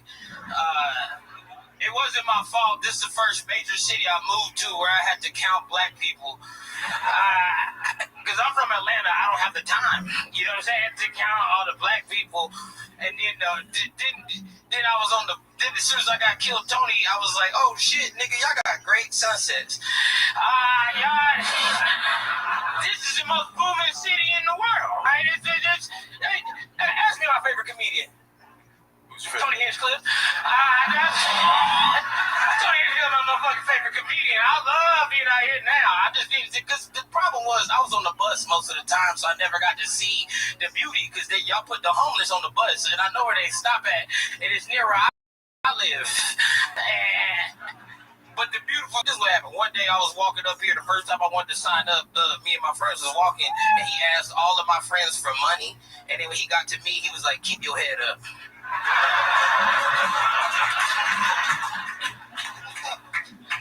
But now that I got killed Tony regular, when I ride in my girlfriend's car, because I got that much money in, we was stopped over here, and the dude went to go clean the window, and then when she tried to give him money, he said, nah, you got something good on your hands.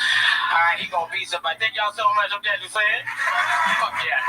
Dedrick Flynn. I love it. Is that true that you rode the bus in Austin? Yeah, all the time. I didn't even know that was a thing. I guess I kind of ran buses, but you gotta walk where I gotta walk is like a 2-mile walk around the interstate, and then you get on the bus. Like there's no real bus lines going anywhere. They don't really go through downtown. I don't really ever see them. That's because you got money, Tony. I see them all the time. I'm like, oh, there's the 801. I was on there. Even when I'm driving around in my luxury automobile, I don't see buses. That shit don't come up on your camera. I love it. Dedrick, how's life going? Your episode came out. You're officially Kill Tony famous. Tell us how your life has changed. Dude, everything's changed. You know how when you get a new haircut and you got errands, you know what I'm saying? Niggas gotta see I'm cute. That's how I feel right now. I got new shoes and shit. My shit popping. I've been taking longer shits in public. Niggas gotta see these. Sometimes I don't even take a shit. I just put the lid down and then I scream, so that way when we come outside, he like, hey yo, some nigga with heat on his shoes is dropping logs right now. That's amazing. That's an amazing way to show off nice new shoes. Sometimes I just slide my foot in they stall, you know.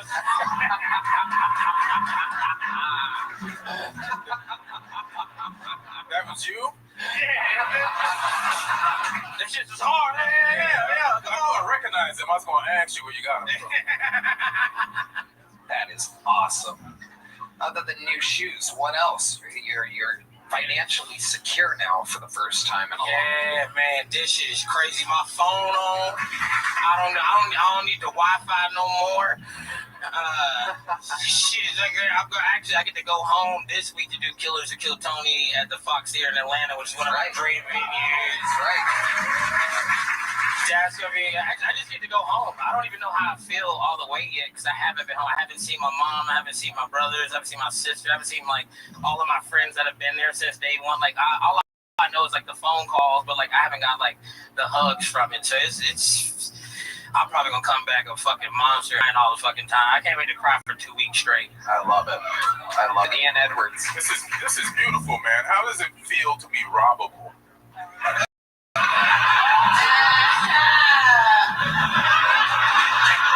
Fiona chimed in on that. We got a different friend. You bald and like you look like 5 cigarettes put together or Black and Miles.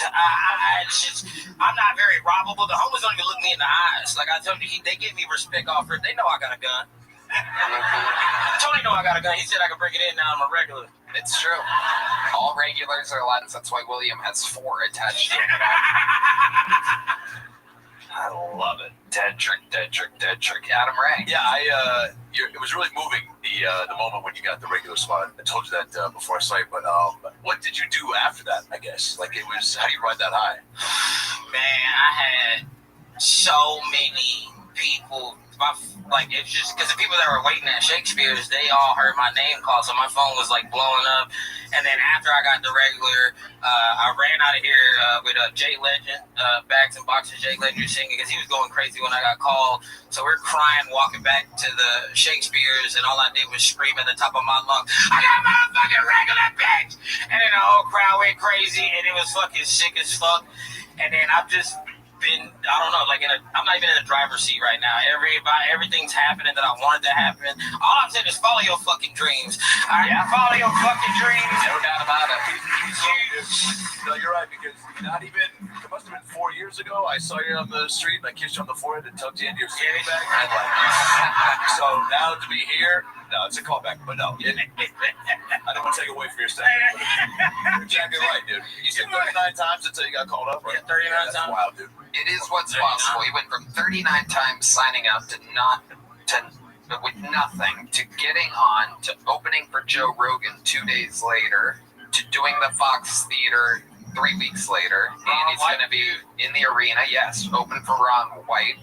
Going to be at the arena here on New Year's Eve. Come on! You got to get ready to be ready, right? Get ready to be ready. Yeah, that's it. Get ready. He is hilarious. Longer sets, they are incredible. Find him, follow him, ladies and gentlemen. Dedrick Flynn, the Dark Storm of Atlanta has arrived. And on to the next one we go. I gotta tell you, this name looks amazing, and I hope it is anything like what it seems to be. No doubt the first time for this bucket pull. Let's see if the carpets match the drapes with this one. Make some noise for Stevie One Leg Wonder. Stevie One Leg Wonder. Okay, indeed. It is One Leg Wonder. Hey, Austin. Did a 23andMe the other day, and I found out I'm Chinese. Yeah, I'm from China. Yeah. Oh. Hold it up to your mouth. My bad. I didn't realize. Now I just lost my train of thought. I was outside last Monday. I signed up, and I was looking at the homeless guy in the street. He had a vacuum cleaner, and he was running back and forth on the line. I was just like, wow. Austin started with their homeless population to clean up these streets. Super awesome. What do you guys call a black guy that flies a plane? Call him a pilot, you fucking racist. That's all I was prepared for. There you go, Stevie One Leg Wonder. Welcome to the show, Stevie. How are you? Nervous? You're good. You're doing just fine, Stevie. How long have you been on stand-up? This is my first time. I just moved to Austin 2 weeks ago. Your first time ever doing stand-up? First time. Wow. How old are you? 40 years old. 40. And what made you want to start now? I wanted to start since I was 13. And I went and fucked around at 16 and had kids and more kids until I was 21. Got a divorce and ended up raising 3 kids by myself. So how old are the kids? 18, 20, and 22. Wow, you did it. You raised 3 grown kids. That's amazing.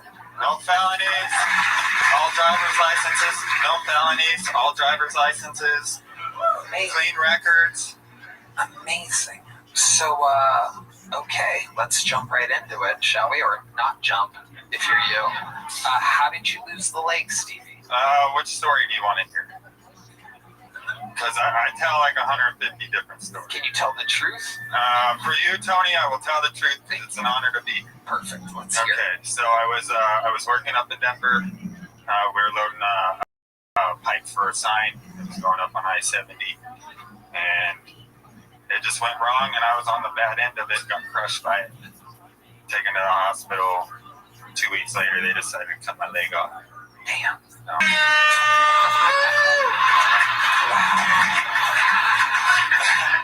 Thanks, Redman. How old were you when that happened? That was almost 4 years ago. Oh, okay. So that was recent. Yes. So take us through it. What are some things we'd be surprised by? Fun facts about having one leg. You get to tell a lot of one-leg jokes. Uh-huh. You get a leg up on the competition. Yeah. You put your best foot forward. Yeah. You know, all that. Yeah. So, I mean, it's good to have one leg. Yeah. Ian Edwards. And this is bad. Can you kick yourself in the head? You don't even know. You don't even know. He could beat himself in the head with that fucking thing. Oh my God. Wow. What are the fucking odds? What are the odds? And he didn't tear his belly button. Absolutely incredible. Wow. I don't know what it says about me, but I was genuinely like very excited when he did that. Yeah. Like I don't think I've ever seen it. Did you unscrew part of it to No, I just got to tickle my knee and then it works. Amazing. Just tickle it with this button right here. Wow. Whoa. I just got this. This is a new leg. It was I think it's about 4 or 5 weeks old. Wow, little baby leg. Sure. A virgin. Where'd it come from? The store. Is there a leg store? Where do you get a new leg from? Amazon or what are we? Evergreen Prosthetics in North Carolina. Mom and was examples at Target? No. All right. Stevie, what do you do for fun? You know, I don't know. Since I lost my leg, I haven't gone out much, but what did you used to do for fun? Everything: dirt bikes, motorcycles, boats, camping, all kinds of stuff. You can still do those things, right? You just haven't tried? Yeah, but I got white boy money, so I don't have boats no more. What do you mean white boy money? I'm broke. Is that white boy? I think that you mixed it up or something. Yeah.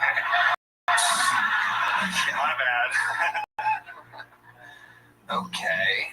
So, you still with the baby mama? No, absolutely not. I was married for 7 years, and out of that, we were together 2. Wow. And then, what the divorce cost you? An arm and a leg? Just a leg. I was really good at negotiating. Amazing. Okay. So what's dating like? Here and there.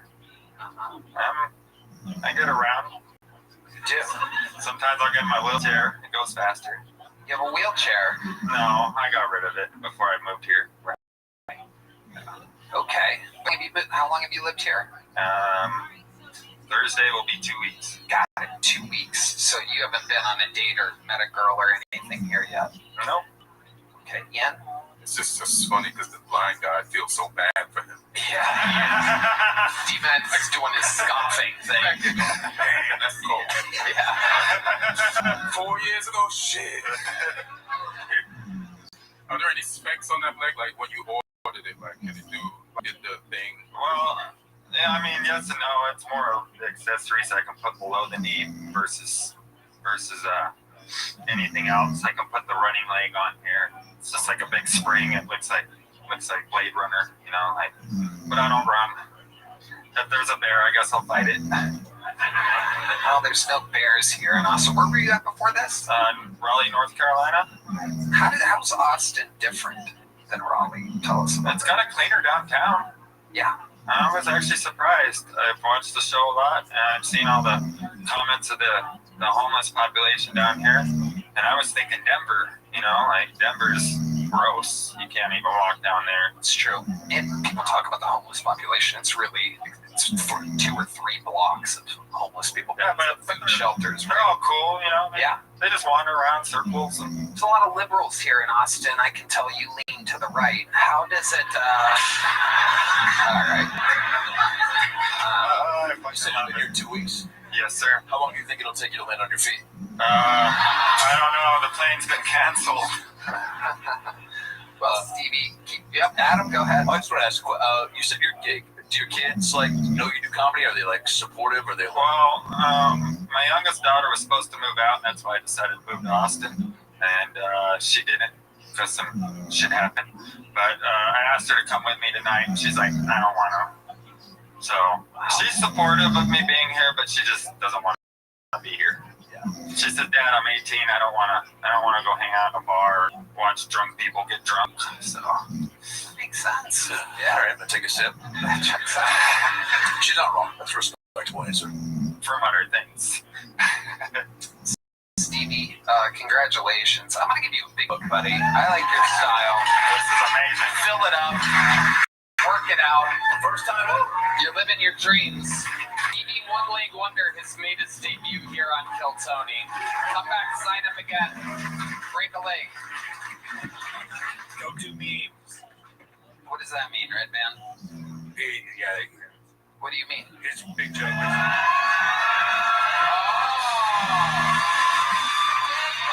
Oh, look who it is. The very controversial Pauly Shore. Is it okay if I give you a hug, bro? I'm so sorry. It's okay. We don't need to hug. We don't. Okay. All right. If you insist. There he is, Pauly Shore, coming off a very polarizing episode of Kill Tony with Roseanne Barr.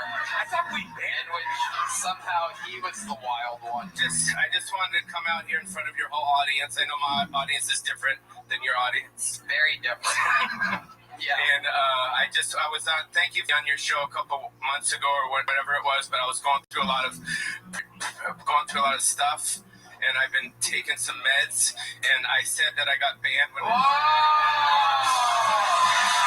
Look who it is! The silver goat of Kill Tony universe, Brian Holtzman is arrived. No, let me finish my apologies. I can get accepted back here with the Kill Tony camp, you cocksucker. Please, Pauly, let Brian talk for a second. Let's hear what Holtzman has to say. I'm taking care of watching over him. I'm kind of his minder, and I'm sorry about this. I turned around, I had to use the bathroom, and he ran up here. I just want to say I lied. And I never got banned from your show, and I was just saying that because I was I was on meds, but I'm okay now. So okay, Pauly. So thank you. I love you guys. I apologize. It's in good hands. His new caretaker, Brian Holtzman. Wow, what a moment! A double character cameo by the great. How about one more time for Pauly Shore and Brian Holtzman? Brian, why don't you do it?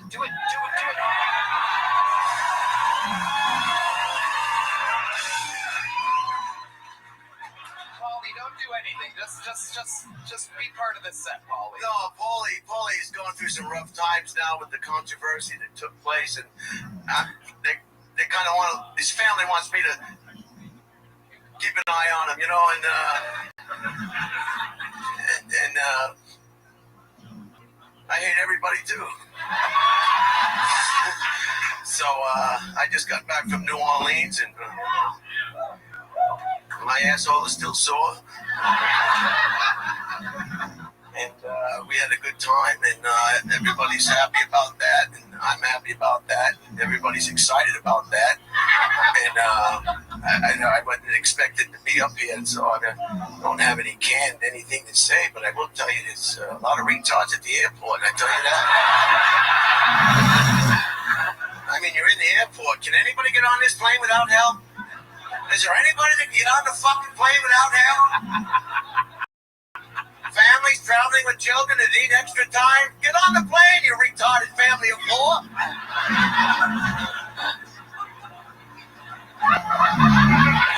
There's no steps on the jetway. Just get on the fucking plane, will ya? There should be a separate airline for retards and handicapped people that can't get on the fucking plane. Retard air. Paint a big wheelchair on the tail. I don't know. If this plane goes down, nobody cares. You mean we can get rid of this van with the workbench on the back? You mean we can get this boat dock off the front of the house? The front of the house is a skateboard park. Why would you put the ramp in front of the house? You want to let everybody know you got somebody not doing well in the house? Put the ramp in the back of the house. I don't want the whole fucking neighborhood to know I'm fucking somebody who can't fuck back. Brian Holtzman, ladies and gentlemen, one of the greatest ever in the Kill Sony universe. How about one more time for Pauly Shore and Brian Holtzman, everybody?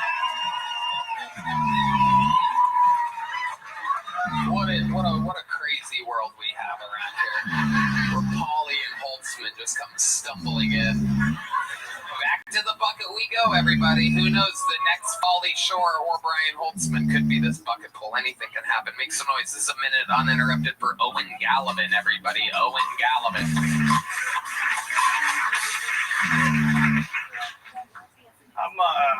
I'm a first generation American, you guys.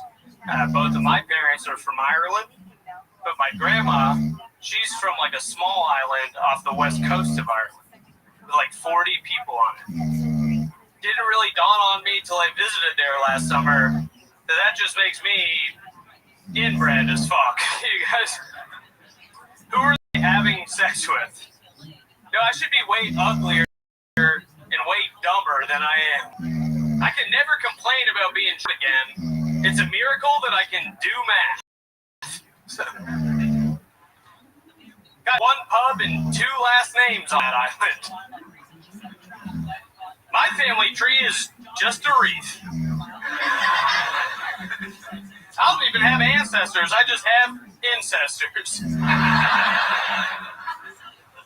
Since I've come to this realization, though, I have been blaming a lot of my flaws on being inbred. That's been fun. People tell me I talk too loud. I'm like, dude, you're lucky I'm not screaming wheels on the bus right now. That's my time, thank you. Owen Gallivan. This is your first time on the show, right, Owen? No, I've been on a few times. Oh, okay. When was the last time? A year ago or so? A while ago. It was that crazy rapid fire bucket pull episode. No interview yet.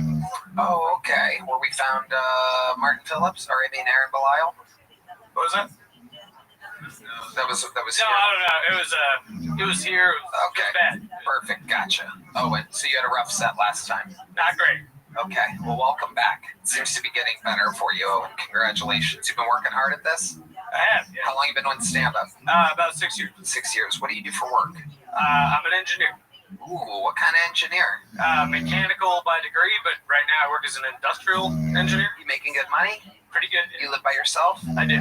Nice. 1 bedroom? Yeah, 1 bedroom. Hell yeah. What's in your refrigerator right now that would surprise us?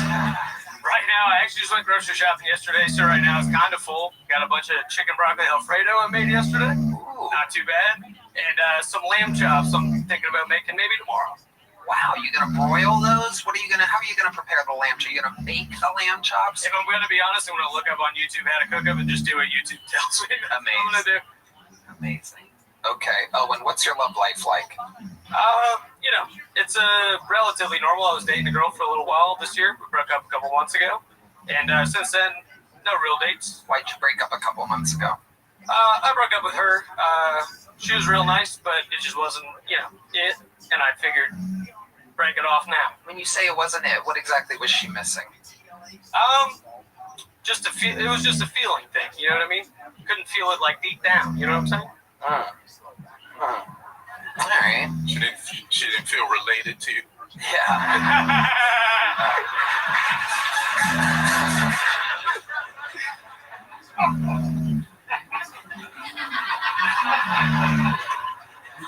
Amazing. Oh, and do you have any special skills or talents that would surprise us? Nothing I haven't done before on here. Last time I did a dumbass cricket noise and that got fucking... Let's hear the cricket noise. The red band. I mean, he's literally doing a cricket noise, so when you hit the sound effect, that's pressure here. Here he goes with his cricket noise. No, I can't do it. It's too much. Sorry. I choked. Can't do it. Tried as hard as I can. You have any Try one more time. Okay, here we go with this cricket noise. Can't do it. It is, trust me, it is good when I'm not in front of 200 people staring at me. It's all right. Okay. All right, Owen. I see why I dismissed you very quickly last time. Yeah. All right.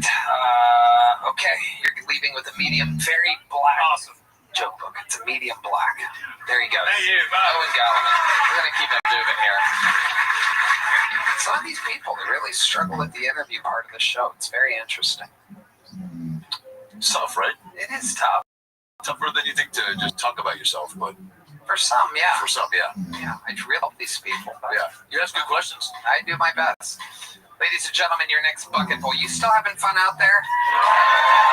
Right. Make some noise for Sebastian Santa Maria. Sebastian Santa Maria. Yo, how's it going, Austin? Everybody looks absolutely beautiful today. So, this is happening. So lately, I've been having some crazy urges, and I mean, I guess everybody has urges, and mine have been at night, you know, and it's honestly been like whether I'm gonna jerk off or not. And whenever I jerk off, man, I have terrible fucking dreams. I think about, you know, like, well, I dream about, you know, like getting stabbed and bleeding out in Shrek's apartment. He's like stabbing me. It's absolutely horrible. And then if I don't jerk off, it's you know, I'm like smashing Fiona. It's awesome, dude. It's awesome. And I'm not talking about the skinny bitch. I'm talking about, you know, like green, hot, like swampy puss Fiona, dude. This guy knows what I'm talking about. Hell yeah, I know you like that shit, though. So, you know, and I wake up at 3 in the morning. I'm absolutely bricked up. And what do? I jerk off. Terrible idea. Because guess what happens, dude? I'm back with Shrek, and he knows that I just smashed his fiancée or his wife, depending on what movie. Jesus Christ almighty, Sebastian Santa Maria, what the fuck was that? Oh, God, man. Holy shit, Sebastian. Don't do that to me, man. How long you been doing stand-up? I've been doing it for the love of sport for the past like 6 to 8 months. You know, I don't really have a handle or anything like that. You don't have a what? I like to do it. You don't have a what? A handle, like, you know, like IG. I thought you meant like a handle on the craft. Yeah, a handle on the craft. I think on that second turn of the night, dude, I'm gonna have a good handle of Shrek. You know? Yeah. I always love a good. It's one of my favorite things. I think I even did it like starting out in comedy. Every new comic does it when like they do a joke, and it's maybe not what they thought they wanted to say or how it was supposed to go, and they go, "This guy knows what I'm talking about." Like you sucked this guy into your Shrek swamp pussy joke, and he was like, "I do know. I'm sorry, I don't, but I'm saying I do because I don't want you to kill yourself." Yeah. I can see West Texas when I see it, man. Yeah. Sebastian. Yes, sir. How old are you? I'm 26. 26? Wow. What made you want to start stand-up now? Dude, why not, man? I'm in the order. I can't do any drugs anymore. So I figured, you know, I have to get a rush somehow. And this is kind of like gambling, getting killed, Tony. Why not, dude? Why not? Well, I mean, it's not really like gambling. You could prepare and do good at this. It's not like the house has better odds than you or anything. Everyone wants you to do good. So it's not really gambling. I mean, if you prepared and tried it out at open mics and stuff. Yeah, okay. Do you have any other special skills? What have you been good at in your life? You're 26. You're a good-looking guy. Thank you, sir. Thank you. All right, answer the question. Jesus. Hey, just fell in love after that. Good, guys don't get that many compliments, so I have to take a little breather. That is the one compliment anyone could give you. You do look handsome. Once you start talking, all the pussies dry up. All the hard cocks go soft. No strong pussy in here I can see. What other skills do I have, man? I'm an engineer. I've been doing that for a while. Jesus. These engineers cannot engineer a joke, huh? Okay. What else? Are you good at anything? You seem like you could keep a soccer ball up in the air for a while. Like that. Yeah, totally. I'm out here with the beanbag suit. I'm Argentinian, so number one. What does that mean? Yeah. Number one at what? We won the World Cup. You mean number one? Yeah, number one. Oh, you won the World Cup. I didn't win it, but Argentina did. Ian is our senior soccer correspondent, believe it or not, the rare black soccer fan. Okay. They won. When did you win? Like 2 years ago? 2022. Oh, 2022, our double senior soccer correspondent over there. Amazing. You said you can't. You said you can't do drugs anymore. What were some of the hardest and most fun drugs that you did? Fuck, dude. I went to Texas Tech, man. Rec and Tech. Did quite a bit of them. You want me to list them out? I think that's what I just asked. Yeah, I think I remember when I said, "What were some of the hard drugs that you did?" Fuck, dude, you're gonna put me on the spot. I'm not trying to lose my job. You're okay, Sebastian. This guy knows what I'm talking about. Sebastian, here's a little joke bug. There he goes, Sebastian Santa Maria, ladies and gentlemen. Hey, motherfucker. So I'm going to tell you what, we're going to do something special here. This is completely unplanned. This has been one of those rare Mondays where I have been in full recovery all day. We are coming off of Skankfest weekend. I flew in yesterday with Shane Gillis and Joe DeRosa, and we drank all fucking day yesterday, starting with screwdrivers on the plane. We landed, went to a fucking bar, and drank for 10 hours straight. I was sick in the middle of the night. I got an IV drip today. Been drinking water, coffee, this, that, to repair myself. So I have to pee so badly that I'm basically sweating out of my eyes. So what I think we should do, if the crowd wants to do it and if it's to do it, why don't we do a little Tony Hinchcliffe, and I go pee, and I'll let you call up this bucket full. Does that sound fun to you guys?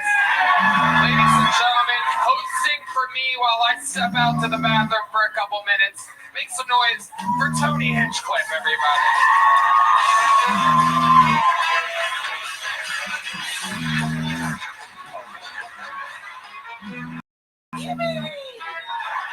Oh my God.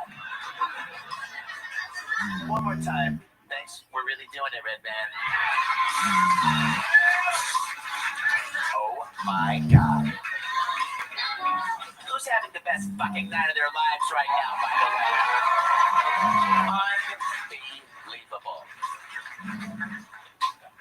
Don't play that monkey noise anymore, Red Band.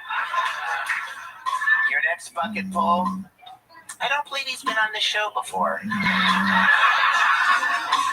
But he goes, he has a name, and I'm going to read it right now. Here on Kill Tony. Oh.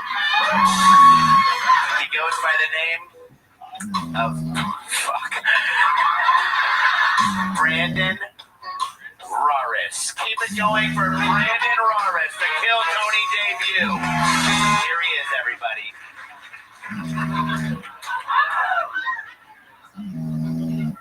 Disney adult, am I right? Ew. My kids dressed me up an excuse, okay guys, chill. Just celebrated 15 years of marriage. It's energy I gave that last 15 years. Thanks, guys.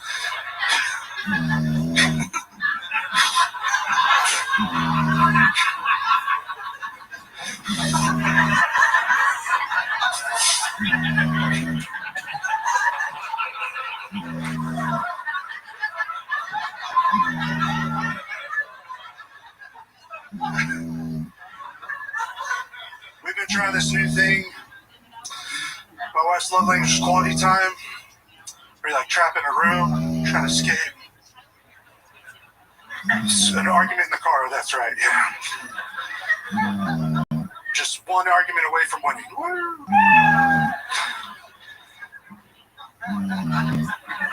Keep going. I want to hear where this goes.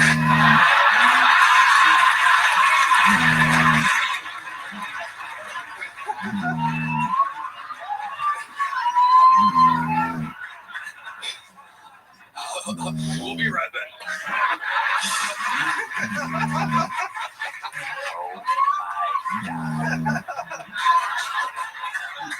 We're good.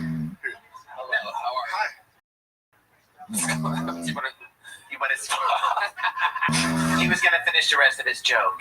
Oh, you're still doing it? This thing called momentum, it's gone now. We're good. Go ahead, finish it. Finish it.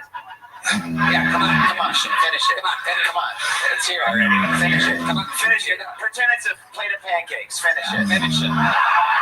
Finish it. I'm more of a French toast guy, but I'll still do it.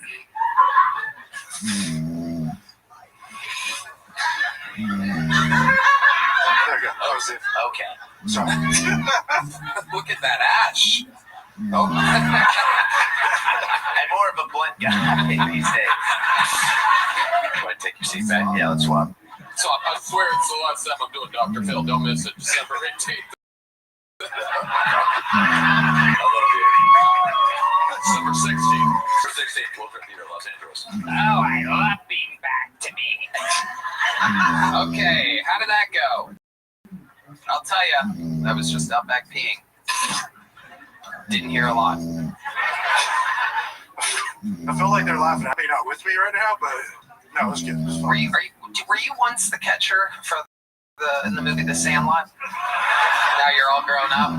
This is how you ended up. I've been in a little bit of weight loss journey. I've gained 30 pounds. No, it's not going good. It's Brandon, right? Yes, sir. Brandon, you've been on the show once before. Yeah. And you cried. You got a little emotional last night. Yeah, I lost it like a little girl. No, it's fine. It's good. You showed your true feelings. Yeah, I'm holding it together right now today. Yeah. How has life changed since you were on Kill Tony? Yeah. Go ahead, Brandon. Yeah. Answer the question, Brandon. I don't want to be known as the crying guy, but it's been great. I'm a huge fan of the show. Love the community. Been hitting mics and other shows and trying to get better at the craft. When you say you've been hitting mics, are we talking about Jersey mics or?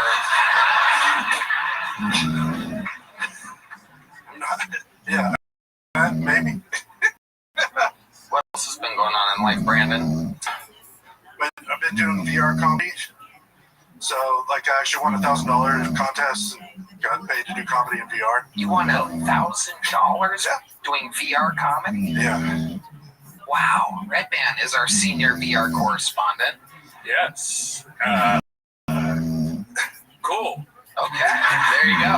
The keyword being V there. In actual reality, not much going on, but in virtual reality, you guys are living your dreams. Just trying to. Yeah, it's been fun. I've been away from me because family can't get out to mics as much. So I've been trying to help the craft, write more jokes, and there's like real people in the thing. Most of them are furries, but you know, what they work with. What's your avatar? Spider-Man from the Spider-Verse in the pink robe. I'm gonna kill everybody in this room. I'm sorry. This is unbelievable. This is what fat guys do, by the way. They go to VR and like, I'm Spider-Man now. I can jump around in virtual world. Look at me. I can run in virtual reality. Oh, if I just press down this toggle button, I can do what I can do now. Oh, watch. I'm going to kick myself in the head. Pain-free kick in the head. Thanks for showing the last one. That was good. No. What am I missing here? What would you ask Brandon if you saw his set? Yeah, I missed the first couple jokes. What is there like a joke that you didn't do? I guess that you feel like maybe you, because I know sometimes you get nervous when you come out here, right? You might forgot something you wanted to do.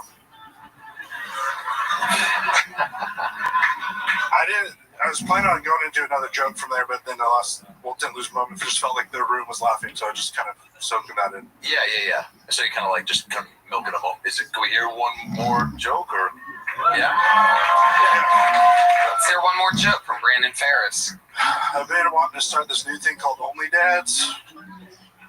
It's wholesome. Hear me out. It's where I say things to you like, "Hey Tony, I'm proud of you." Well, Red Band, we probably shouldn't do that. And then just like your real dad, when your subscription expires, I leave. Bye. All right, Brandon. Kind of reaction. That must kill in virtual reality. Dang it. All right. What does he get? Little or big? What'd you end up with last time? I got a big one because I cried, but my daughter wants me to get a little one. Here, guess what? She wants. There you go. Daughter gets what daughter wants. There goes Brandon Ferris, everybody. My daughter's been doing comedy. Would you be open to giving her a minute? What are you talking about? How old's your daughter? She's 8 and the other one's 11. No, we can't. We're not allowed to have people, not at this venue because it serves so much alcohol. It's Maybe the secret shit? Whoa, Red Band. Yeah. Red Band wants to know how big her tits are before he books her.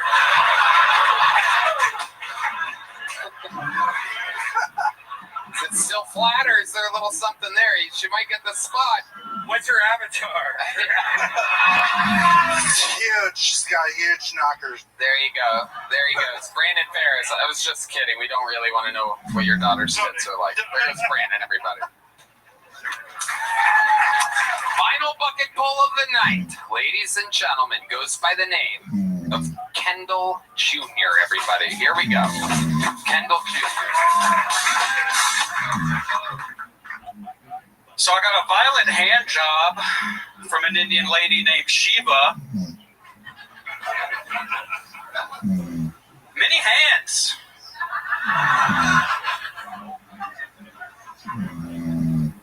So I love watching nude movie scenes with my parents. It's nothing too crazy, just something where the dude might perhaps have his cock out. That's mainly from my mom's reaction, though, because she'll be looking over my dad like, "Honey, is that real?" My dad's like, "Don't worry, baby. He just fluff that shit up." That's what I do. My dad has a small penis, apparently, which means I got mine from my mom.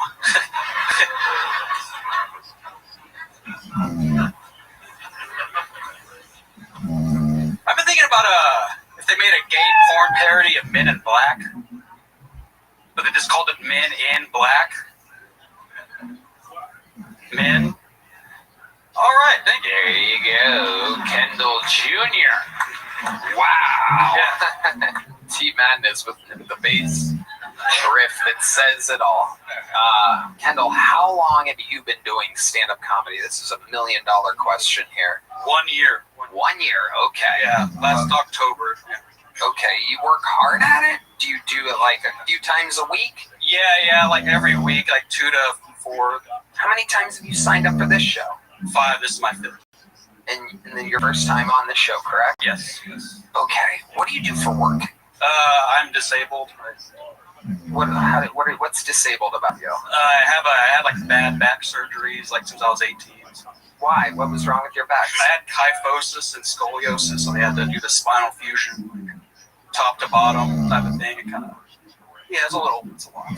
Okay, but you're on disability. Yeah. Okay. Yeah, it gives me a unique opportunity to kind of dive into. I had a lot to talk about. What do you mean? Like in comedy, I feel like there's a lot of like material. Like I used to be like a fat heroin addict because of it. Oh. Not because of it, but the heroin was sort of from so like there's a lot of material. Sure. How did you stumble into heroin?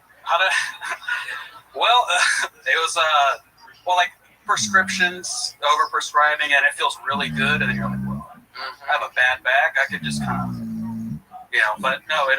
So it started as a pain pill addiction. Yeah, pain pill addiction. You kind of, and then it got out of control. It got out of control. And then someone's like, hey, this is like 2015. Yeah, try this. Yeah.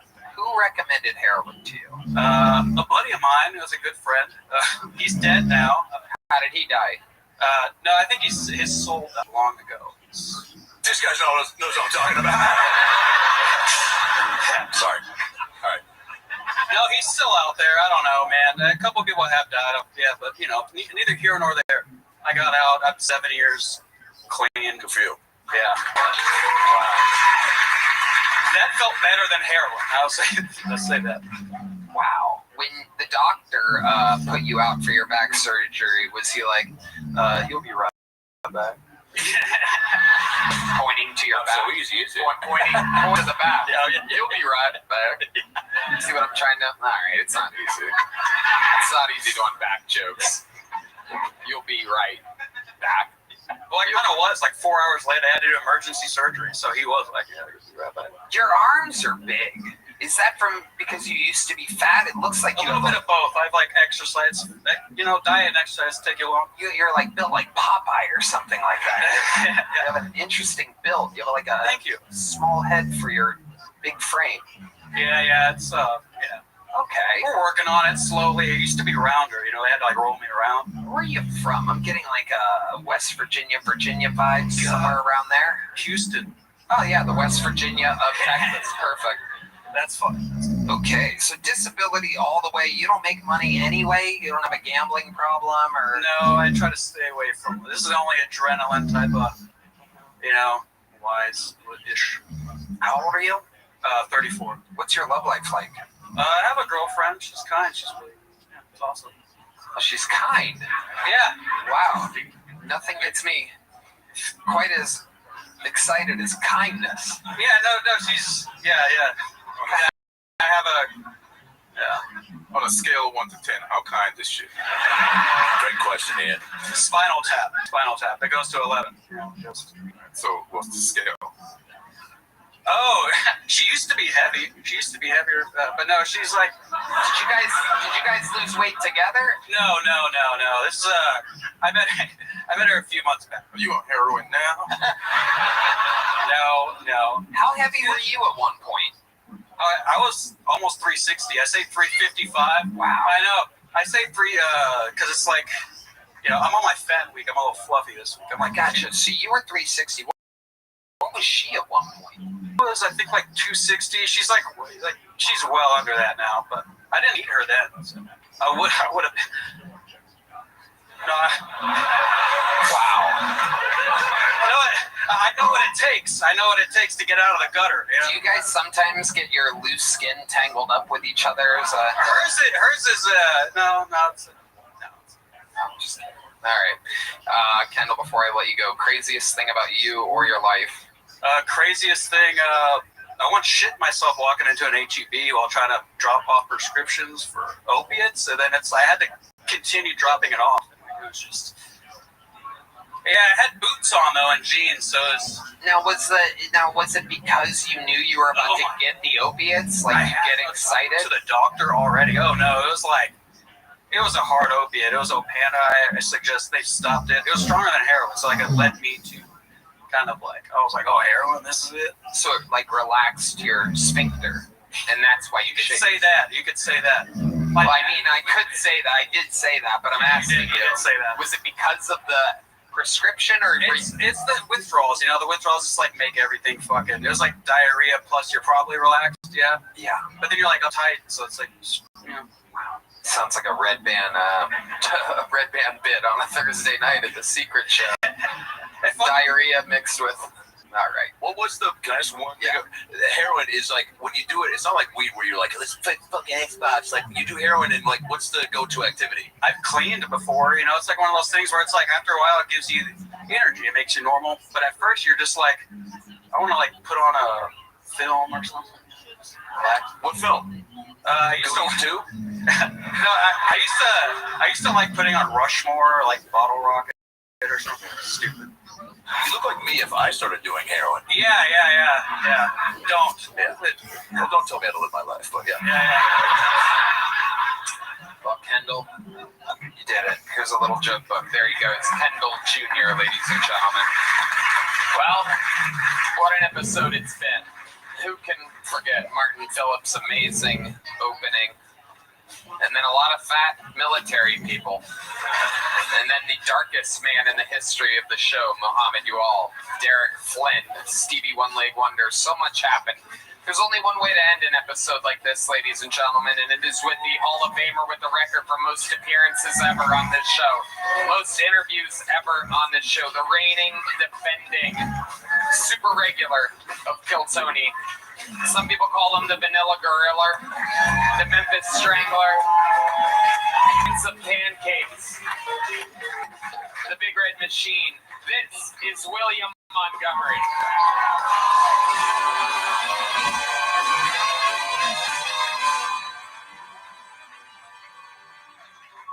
Hey, Redman, I'm still thinking about your fat ass kicking your leg up, bitch! Just in case anybody was wondering, I still haven't heard back from medical school yet. So I'm coming out to Smokey and the Bandit remake, but the truckers are all wearing turbans and sideswiping minivans and cutting illegal U-turns going 75 miles an hour. Hey, Redman, I saw that you got a colonoscopy recently. I'm wondering, did it hurt when they put the tube in your nose?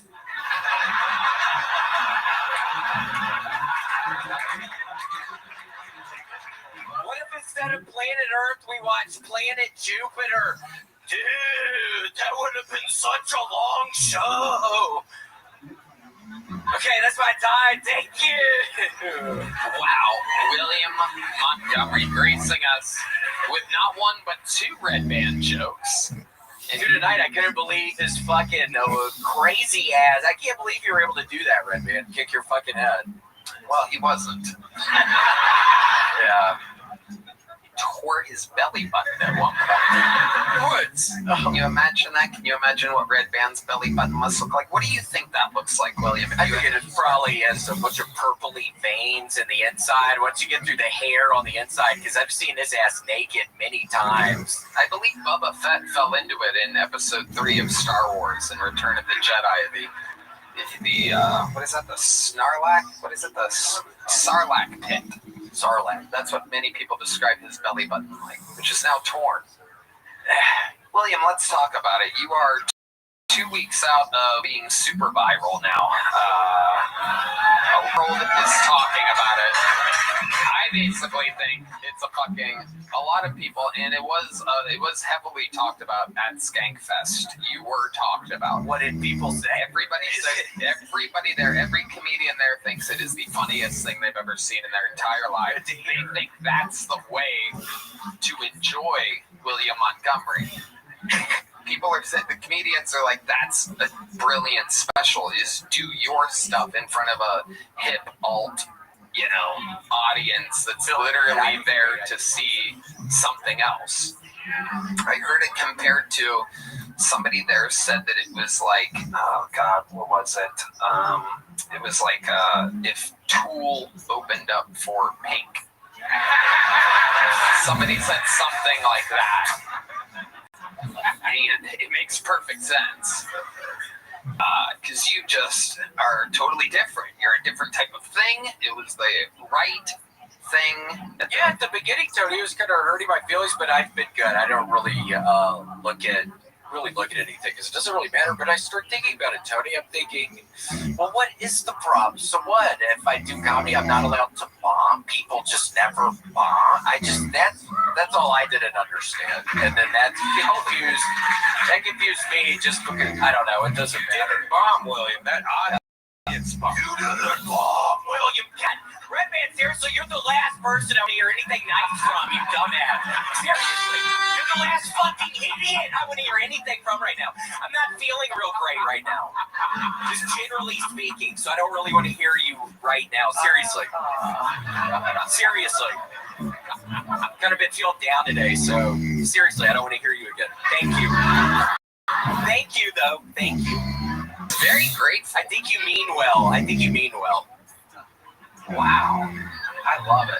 But yeah, Tony, I ended up doing a show in Jackson, Mississippi on Thursday, and thank God it felt good. And so I was able to get the other set out of my head. And then I ended up going to the Grove to Oxford on Saturday. Ole Miss was playing Florida, and I was wearing Florida stuff. And Tony, I walked down this thing called the Walk of Champions, and I felt like I was back at the show where everybody was booing me so bad. It was horrible. I guess all the fraternity people are lining up on each side of the fence, and they're all screaming, and they were all screaming at me. They were saying, "Oh, you spent money on those clothes," and kept on saying stuff like that. They were talking about my mom. The spending money on the clothes, that hurt me for some reason. They were just screaming at me, and then this one guy recognized me, and we shake hands in the midst of all of this chaos. And then the guy next to him, he also goes out to shake my hand, and then he pulls my hand up, and they all laugh real loud. I'm thinking, okay, I just gotta keep moving forward through this fucking horrible situation. I felt literally like a Jewish person going to Say it. But no, I mean, that's really what I was thinking. Like, he's like the one buddy I see in the crowd, and he's like helping me kind of, but then he can't because everybody else hates me. Wow. This guy knows what I'm talking about right now. Fuck that, dude. First of all, I saw that clip. It made me so happy because I adore you. And you stayed in the pocket, you made it, you powered through. And yeah, you don't get better when you crush all the time, but just fucking that audience didn't pick up on it. Yeah, it's their fault. Yeah, fuck them. Yeah, I don't dude. give a shit. You know how many people you bring joy to all the time? Yeah, I don't give a shit. Oh, you hurt yourself? No. Oh. So what else you been doing this week? You wrote a new Smokey and the Bandit joke in between two Red Band jokes? Yes, did that, wrote that. Where do you, what makes you write a Smokey and the Bandit joke? I watched Smokey and the Bandit this past week down in Mississippi. Oh. And then I'm thinking, okay, let's for the people, let's think turbans, just saying people with turbans, I think is funny. And I was like, okay, what's something dangerous you can do in a car? Okay, sideswiping people 75 miles, stuff like that. So that's the process. Yeah. Wow. Smoking a bunch of weed. Is there anything that you like to snack on when you're writing? Snack on or drink? Well, I haven't been able to do the row machine in 3 weeks now, Tony. I think that's why today I was feeling a little down. And Red Band, don't shake your head yes at that. Seriously, don't even look at me right now. Seriously, don't even look at me right now. I've been feeling down today. I'm not even kidding. Don't look at me right now. But yeah, I haven't been able to do the row machine in 2 weeks, so I got to get back on that. Oh, he's eating his glasses right now. He's got edible. Oh, Jesus, Red Man. Okay. He's kind of like my dick and his mom's mouth the other day. This kind of sucks. He's so old, so he's just gonna slop it around in her fucking mouth. Wow. What else does his mom do when you're with her? I'm kidding. That was mean. No. All right. Red Band's gonna go to me crying after this. So like a little bitch. I thought I'd get off on him on that one. He's gonna cry about that one. You think so? William, you're so funny. Oh my God. I love it. I just love it. Do you have any other big crazy gigs planned? You perhaps opening up for a church choir at some point in the near future or anything like that? Any big paydays coming up? You opening up for perhaps the school for the deaf or something? Oklahoma City. I'll be in Oklahoma City and Tulsa, Oklahoma in middle of December. Then I'm gonna figure out stuff for next year, and there's stuff going on there right now. Like I got what? a bunch of just different stuff going on. What kind of stuff is going on? Stressed today. What are you stressed? I'm not talking about it right now. Oh boy, really? Yeah, no way. Wow, no way.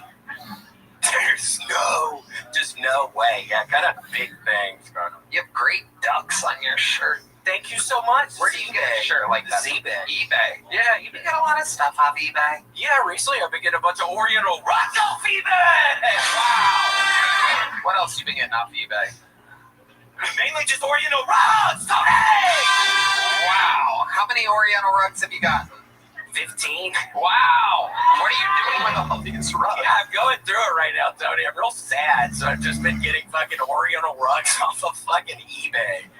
Like really cool looking ones. Like they look very cool. Like I'm proud of them. I feel good about them, but every now and again they'll smell. I fucking open them up out of the package. It can smell like mildew or something, and I just think, God, I'm gonna jump off of the building tonight.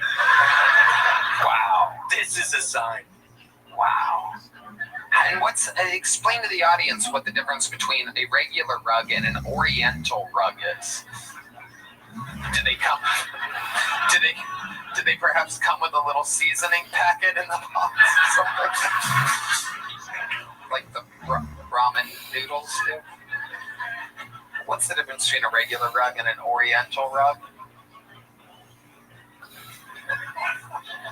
You're the master of it. You bought 15 of them according to you.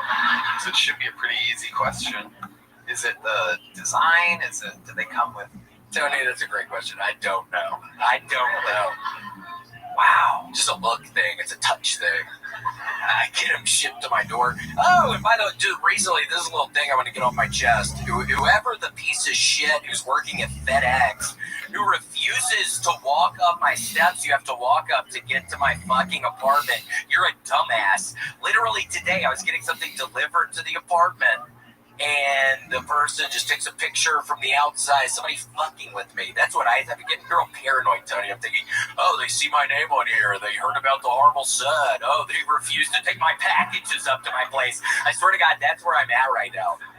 Have you thought about getting another escalator? No.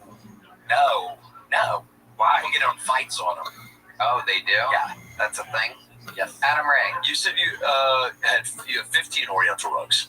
Yes, but I'm figuring it out. I don't think I'm going to ultimately end up with 15. Do they pad tie the room together, or does it? Okay.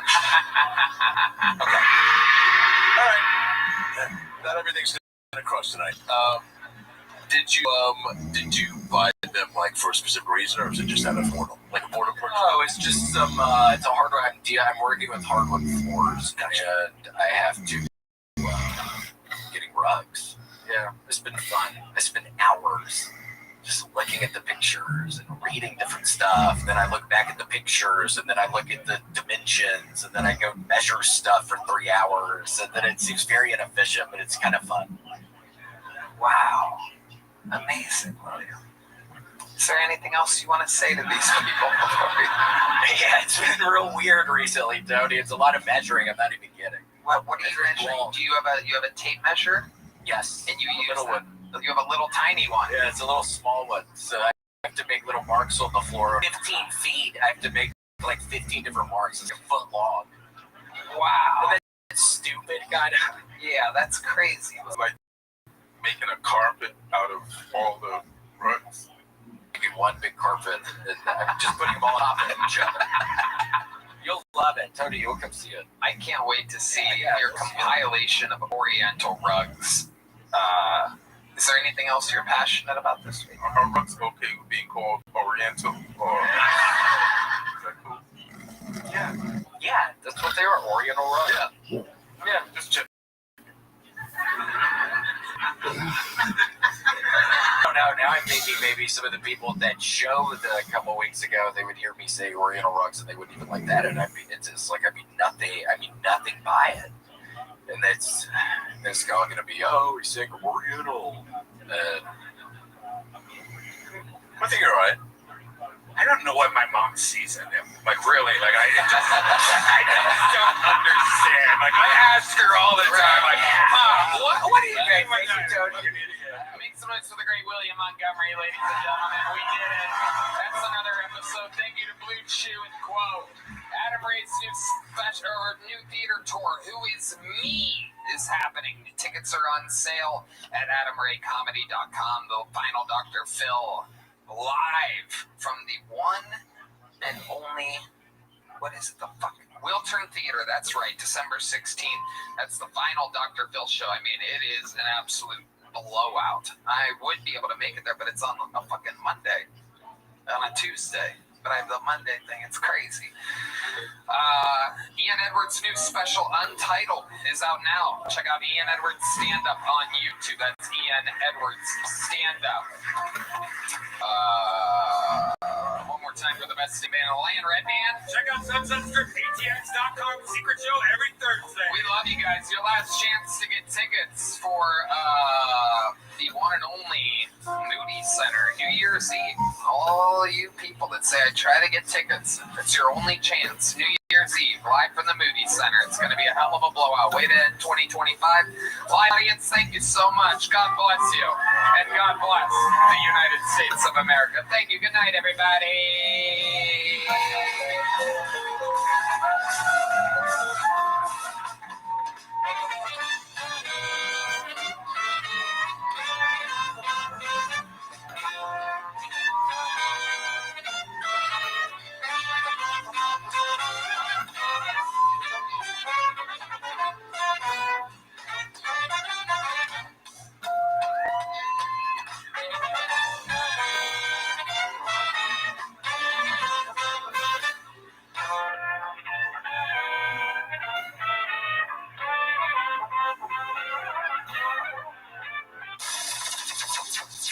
The Sunset Strip Comedy Club in Austin, Texas is now open.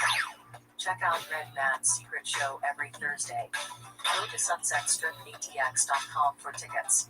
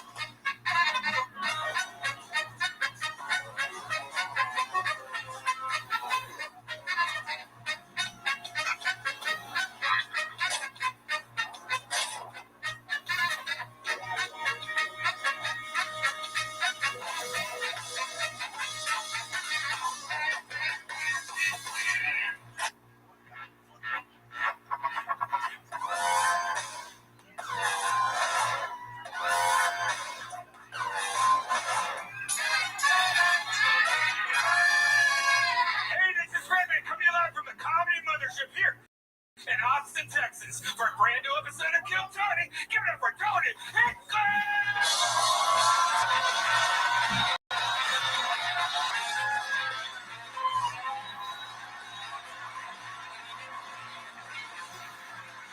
Who's ready for the best fucking night of their lives, huh?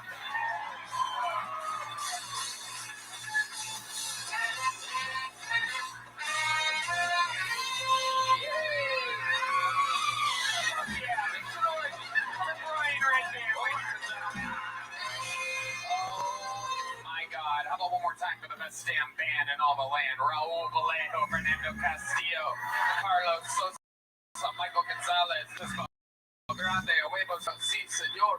Matt Muling on the electric guitar, John B's on the keys, and that is live in the flesh, the one and only D Madness, ladies and gentlemen. This episode is brought to you by Talkspace, ZipRecruiter, and Tacobas.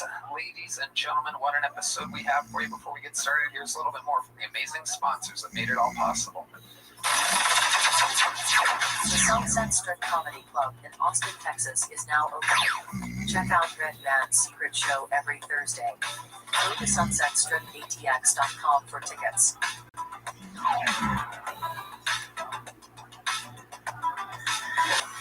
You guys ready to start tonight's fucking episode or what, huh?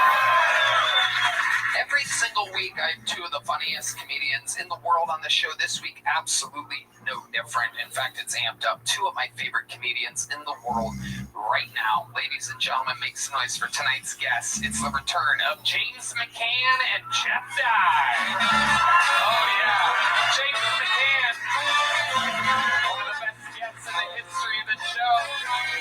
Same with Jeff. Motherfucking Dye is back. James McCann's new special, Black Israelite, out everywhere. It's got a new poetry book, The Disquieting Loads of Eggs. Disquieting Levels of Eggs. New book of poems by James Donald Forbes McCann, the #1 best-selling book of poems by an Australian now. Out right now, Disquieting Levels of Eggs. Tiny people love these poems. He has poems out. We are replacing Huckleberry Finn in American school syllabuses because there were too many N-words in Huck Finn. There were 52 N-words. My book of poems, 38 N-words. We got it down as a gift for the people of this country. Perfect. Jeff Dye. Jeff Dye loves it. Jeff Dye has the new Die Hard podcast. He's on tour all the time at jeffdye.com. Yeah. We're in it. You guys have both been here before. How you doing? How do you feel? Happy to be here. Good job with the acapella, boys. Yeah. Yes. First time I've ever seen the band nervous. Yeah, they travel light, those acapella. Yeah, we're always sizing up the other comedians like, oh, fuck. But it's the first time the band was on their toes. Like, yeah, the fuck are these guys? Yeah, they were. D Madness was looking down for the first time. Yeah, so we're going to have a lot of fun. You guys have both done the show before. You know how it works. Over 300 innocent souls signed up for the opportunity to be on tonight's show. If I pull one of their names out of this bucket, they get 60 seconds uninterrupted. You know their time is up and you hear the sound of it. That means they have to wrap it up then, or else they bring out the angry West Hollywood bear. Very exciting. I'm going to let this soon-to-be deported illegal immigrant pick the first name out of the bucket here tonight. Right off the top. Very nice. Oh, he double-checked it. And it is on. While we go wrangle that comedian to start tonight's show, I have one of our esteemed golden ticket winners has just arrived on a plane to come to this show for this spot. You know him as a man from Toronto, Canada, who's very Asian, who famously sits around eating ramen noodles all day while his girlfriend is a waitress at the ramen place. This is the long-awaited return of Kansai Yasuda.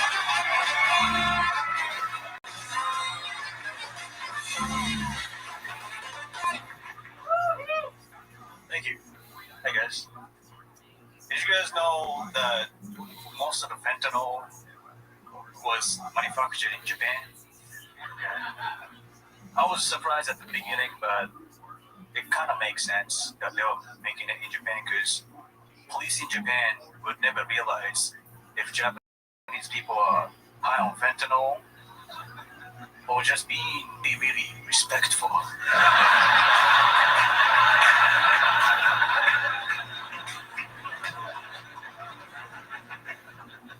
Speaking of fentanyl, any Chinese people in this crowd? If there is, as a Japanese person, sorry for everything. I think Japan did terrible things to China back in World War II. So I think, in my opinion, as a Japanese person, I think Japan deserved the first bomb. The second one is too much. So I never understood the second one. Never did. Until just recently I figured out. I was using a microwave. I put my food out and my food wasn't piping hot enough.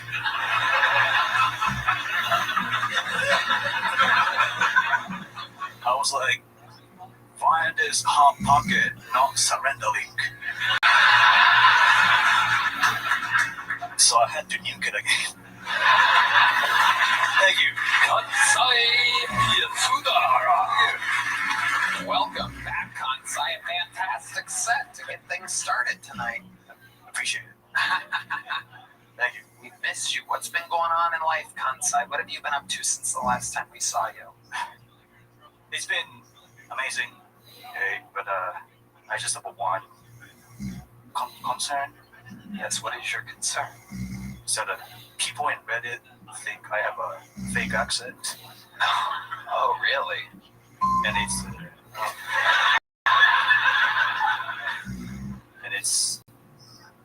true. I speak really good English. You do? Can I try? Yeah, let's hear some of the really good English from Kansai Yasuda. Who's very Asian and eats ramen all day. Hi, my name is Kansai, and I speak really, really good English. My favorite color is blue, red, and white. Yeah, it's pretty good. I mean, color. You said color in the middle of all that. I don't know if anybody else noticed that. If I said my favorite color, you'd be like, wow, Tony got Asian. It's fuck in the middle of that. It's perfect, Tony. Sorry for lying. It's almost perfect. The color. My favorite color. My favorite color. My favorite color. My favorite color. Watch me say it. Ready? My favorite color. My favorite color. Somehow more Asian than all the times before that. My favorite color. My favorite. You were so focused on the color that you forgot about favorite. Watch me one more time. My favorite color. My favorite color. Getting more Asian, ladies and gentlemen. This is unprecedented what's happening here. We've never seen anything like it. He's getting more Asian while trying to sound less Asian. It is happening in front of our eyes. My favorite color is what are these extra beats? It's like you're skipping like a CD. It's my color. Watch me one more time. My favorite color. My favorite color. It's literally like subtitles. Damn it. My favorite color. My favorite color is. It's hard. Who thinks you are faking this Asian accent? I don't know. Other Asian people, maybe. Other Asian people think you're faking your Asian accent. I don't know. Maybe people in Reddit. Oh. Reddit. Wow. Reddit. There, you say that well. Reddit. Okay. Very good. That's enough shout outs for Reddit there. Those liberal psychopaths you're giving way too much attention to. Kansai, tell us about your actual life. What's new? What's different since the last time we saw you? Different.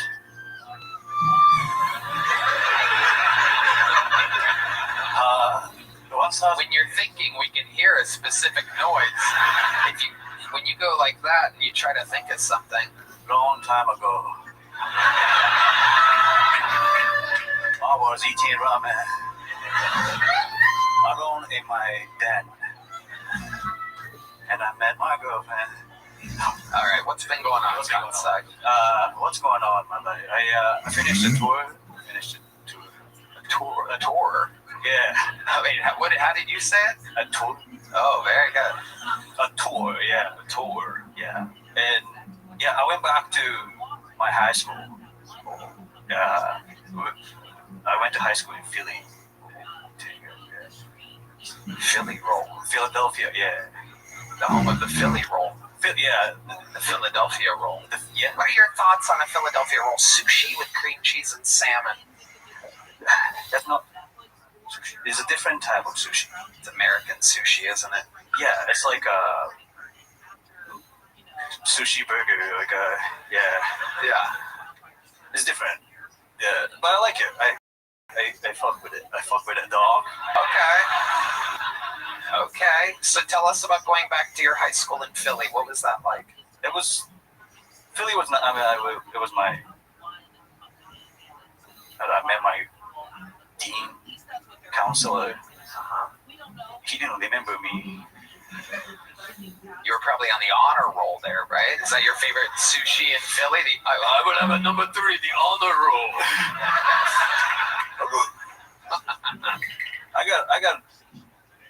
I had to transfer that school because beat up. Whoa, in hate? No, my dad beat me up. Oh, perfect. That makes sense. Because what did he beat you up for? Getting a B? No, because I was hanging out with a bunch of black people in Philly. Oh, wow. My goodness. My dad didn't like it. If they don't beat you up, Dad will. Dad will, yeah. So how did your dad find out you were hanging out with the blacks? Or as you call it, the bracks. Black. I was Skyping with my dad. Skype, you guys remember a Skype? Skype was a thing when you were in high school? Yeah, I was. How old are you? I'm 29. Okay. Yeah. Skype was the best thing ever. Wow, you guys must have had it first. Did you make it yourself? I don't know. I created the Skype so that I could talk to my phone around. It's hard in Japan, though, if you Skype the wrong person, because it can take like 2 or 3 minutes to figure out that you're talking to someone you don't know. But I wonder, is there pressure on you now that Japanese people are considered to be the best at baseball now? That's huge. Sorry, what? You're really good at baseball. You've dominated baseball. Like America got you with the nuclear weapons, but you're coming back with the World Series. Yeah, the nuclear energy seems to have created a lot of hit baseball players with extreme powers. They can pitch, they can hit, they can do everything. They're winning championships. We're seeing the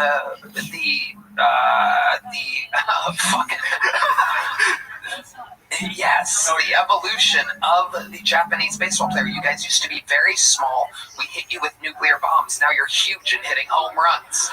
Thank you so much. Yeah, that is what we did. I appreciate it. Thank you. Yeah. I noticed in your set, I've watched a lot of world documentaries, but I didn't know a lot about Japan attacking China, and that's a big part of it.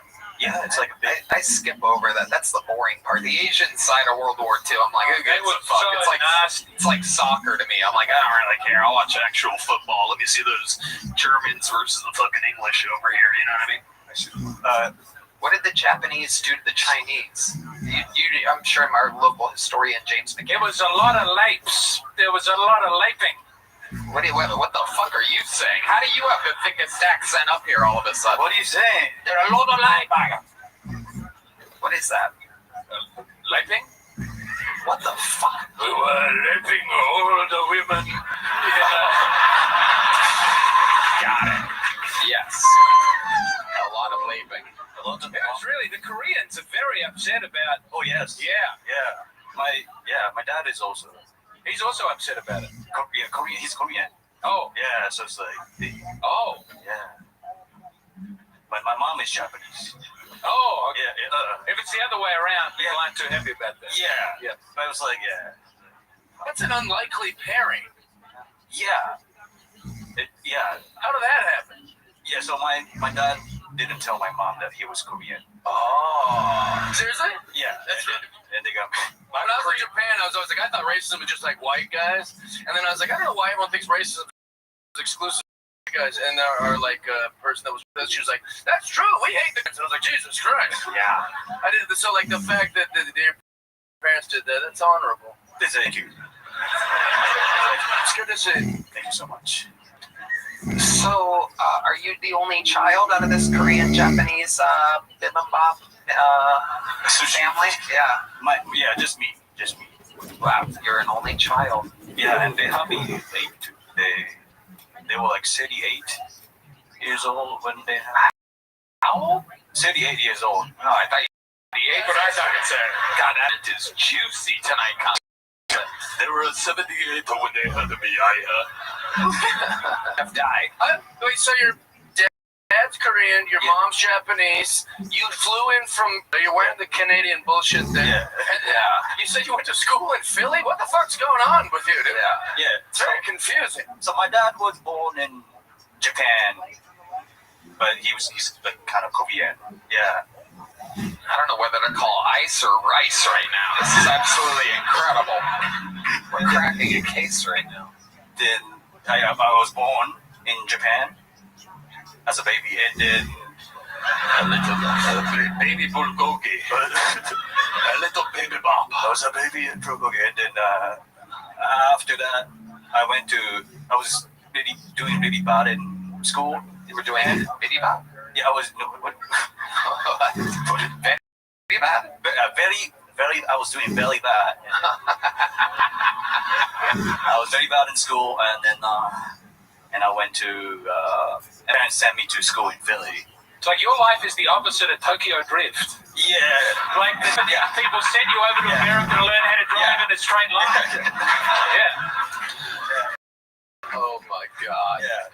Yeah. So how is school better in Philly than it is in... It was like a detention school. Yeah. They're better at punishing you. Yeah. With a lot of fun. And then your dad was like, wait a minute, there's black guys here? I didn't know that. Let's go to Canada. Yeah. Where can we go where there are no blacks? Canada, looking very... All right. Kansai. Are you close with your family, or is it like a normal Asian thing? Like, okay. Do you love your mom and everything? Do you love your mom? Yeah. I love. There you go. All right. All right. Very good. I have a Red Band trying to shoehorn a "Love You Long Time" audio joke, and you want to hit it again, nice and clean, so that. Let me love you long time. There you go, Red Band. I was wondering, because that was the worst question I've ever heard. Yeah. Did your mom love you? Loving your family? So, did your mom love you a little bit, or perhaps? Let me love you long time. Very good. All right. Yes. Welcome to the lowest point in Kiltony history, ladies and gentlemen.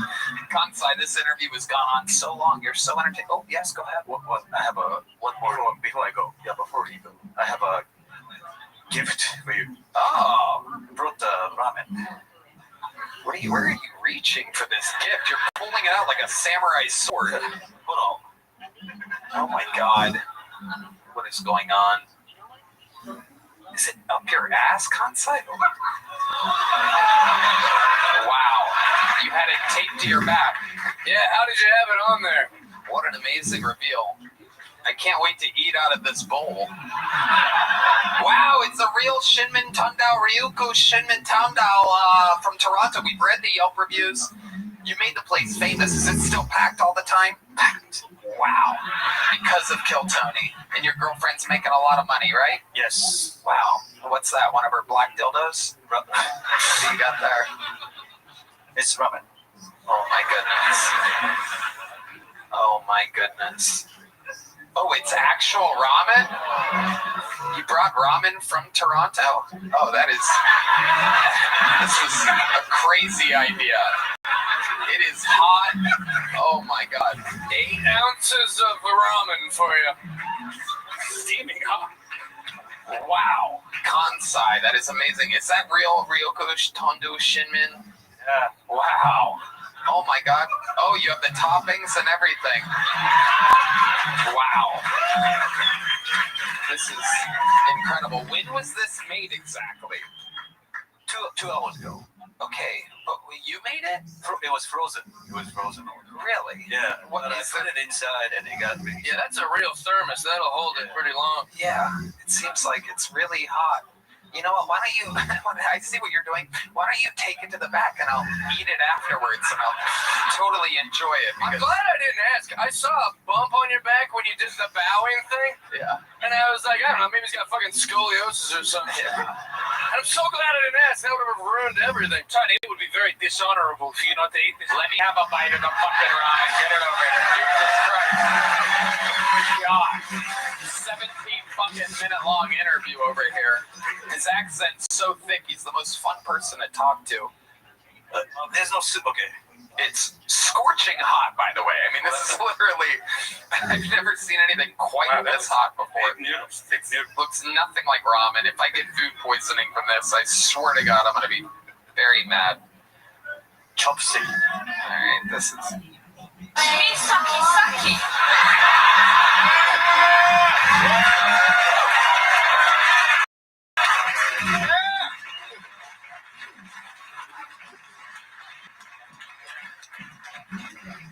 This is for Red Band.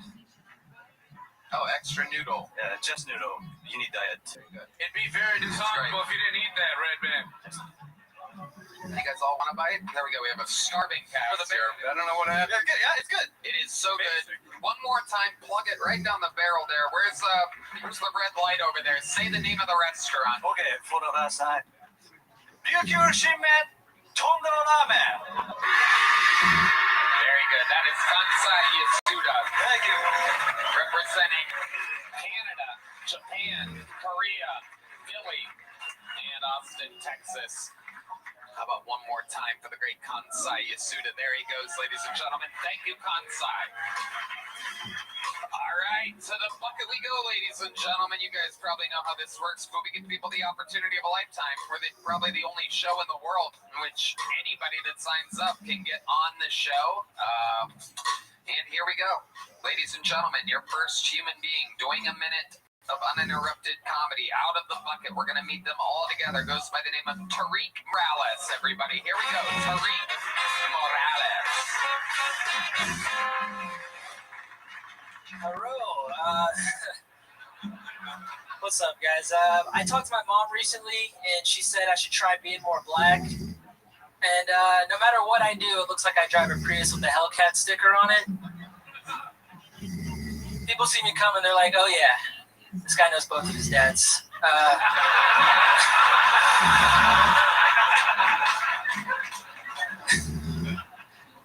I do know my dad. When I grew up with him, he would always give me fatherly advice. He would always tell me, never fuck a bitch with your whole dick.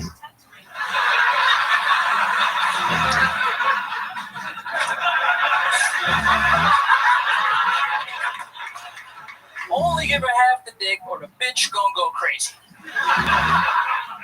I'd be like, hey dad, I'm 12. Also, are you talking about my mom, motherfucker? What you mean half the dick? That's my mom, bro. Give her the whole dick, right? I don't know. All right, thank you. Tariq Morales. Very fun. Very good. Great stuff. Nice to meet you. How long have you been with stand-up? It's actually like a year this month. Where at? All here in Austin? Boise, Idaho. Boise, Idaho. Wow. Yeah. Wow. Are you the closest thing to a black guy that they have there? This is it. This is it. We hit it, dude. This is as black as it goes. Wow. And are you mixed? Yeah, I'm half black, half Puerto Rican. Okay. Yeah. All right. Yeah, clap it up, yeah. And the Idaho means you're somehow half white too. It's very exciting. Yeah, it's a Malcolm X and Malcolm in the Middle situation. Yes, Malcolm X in the middle, one would say. That's how you should say that from now on. Thank you. So let me ask you, Tariq, your dad is black, mom's Puerto Rican? Mom's black, dad's Puerto Rican, but I grew up with my stepfather. He's black. Black as hell. Right. Yeah, that makes sense. When you say black as hell, can you give us an example of exactly what you mean? Yeah, sure. He a little bit of that, not too much of that. He would take like massive shits when I was a kid. Oh, okay. Chain smoke Newports at the same time. Could have been any race until you hit the Newports there. Yeah, and then he'd make me stand there so he had someone to talk to. Oh, this is pre-cell phone? This is pre-cell phone. Wow. It's like a fucked up way of getting Pavlov. It's like the smell of shit and cigarettes. Wow. Yeah. Incredible. That's him. Yeah. Okay. And what do you think the blackest thing about you is? Really impressed by close-up magic.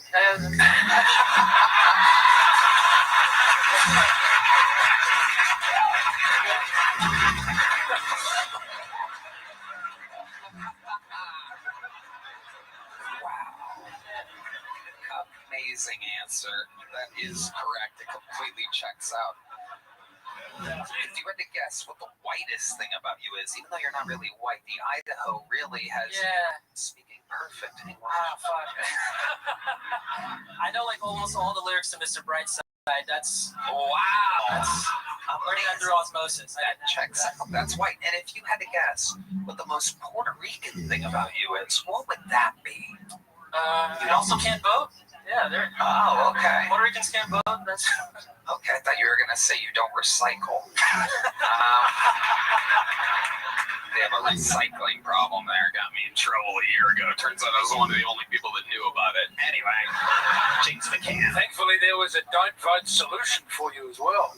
There was a what? But they don't vote. That was also good. Don't vote. I was being silly. I'll do some close-up magic to make up. Yeah, let's do it. Oh. What do you got? Whoa. That's his cell phone. How'd you get his phone? Wow, man. Put the microphone all the way down his throat there. Tariq, what do you do for work? I used to work at Omni. I was up there doing Omni shit, and then now I work from home. The hotel? Yeah. What were you doing at the hotel? Front desk guy. Horrible. I was doing so bad, and I had to get a new job. Can you give us an example of the worst thing you ever did at that job? Apart from like not doing it, I don't know. I saw there was an old white man who gave his grandson to like a Mexican lady that worked at the daycare, and then he just forgot. And so he comes to the front desk and he's like, "There's been an abduction. I'm like, just because she's Mexican, easy. And we had to like show him the video of him passing his grandson off to the lady, and it was like, wow, that's the craziest thing. I don't know. Wow. Yeah. Did that remind you of what your father did to you back in the day? Passed me off to my mother. And, yeah. What happened to the original Puerto Rican father? Oh man, he was a drunk guy in the military, and he got kicked out eventually. And you don't communicate with them at all anymore? Not much, no. I haven't talked to him in years. Okay. Why is that? You just don't? I don't know. I just feel like I don't really need a dad right now, you know? That's true. You know, you kind of miss the window on the dad part. So, yeah. When I need a daddy, I'll call. Okay. But you consider your stepdad your actual dad? Yeah. And if you had to guess what age you were the last time he made juice in the bathroom while he shits and smokes Newports. What are we talking about? Was this like last Christmas or something? 17, yeah. Wow. Yeah. Oh my God, that is incredible. Yeah. It's amazing. Anything else we should know about you? What do you have any special skills or talents or anything? I don't know. I've been getting into gongs lately. Dude, I just bought a gong. A gong? A gong. Like a Asian instrument? A 28-inch Vietnamese gong. Yeah. Wow. I'm so stoked. We should have started with that. All this dad talk is way more interesting that you're into gongs. I'm into gongs now. Yeah, they're one of the last instruments. Yeah. I keep it on me. It's in my car right now. It's great. I love that thing. What do you do with the gong? Exactly. Hit it. You just... yeah, it's awesome. Yeah, it's sweet. It's got 2 dragons on it. Yeah. Wow. Okay. It's incredible. We have black Puerto Ricans playing the gong, and we have Japanese Koreans in Philly. Something's really backwards about the beginning of this episode. James McCann. I just had so many gong sound effects ready to go with the Asian fella. And with you, I see him over there scrambling, trying to get the gong. He does. He has an entire set of gongs. You wouldn't believe it. Yeah. Well, you better not hit too many of those gongs, or Red Band's going to think it's time for dinner. I'm sorry.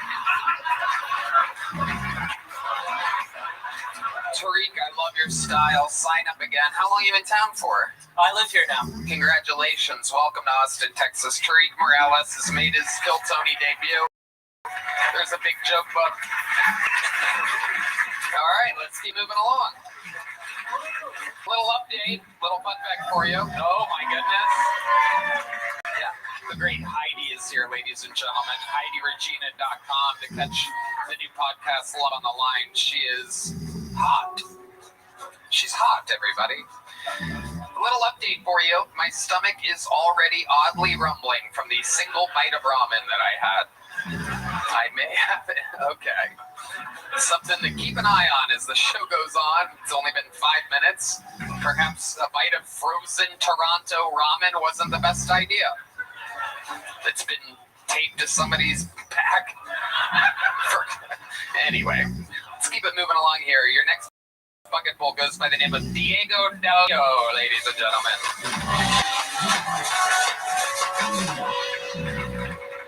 What's up, guys? You guys look confused.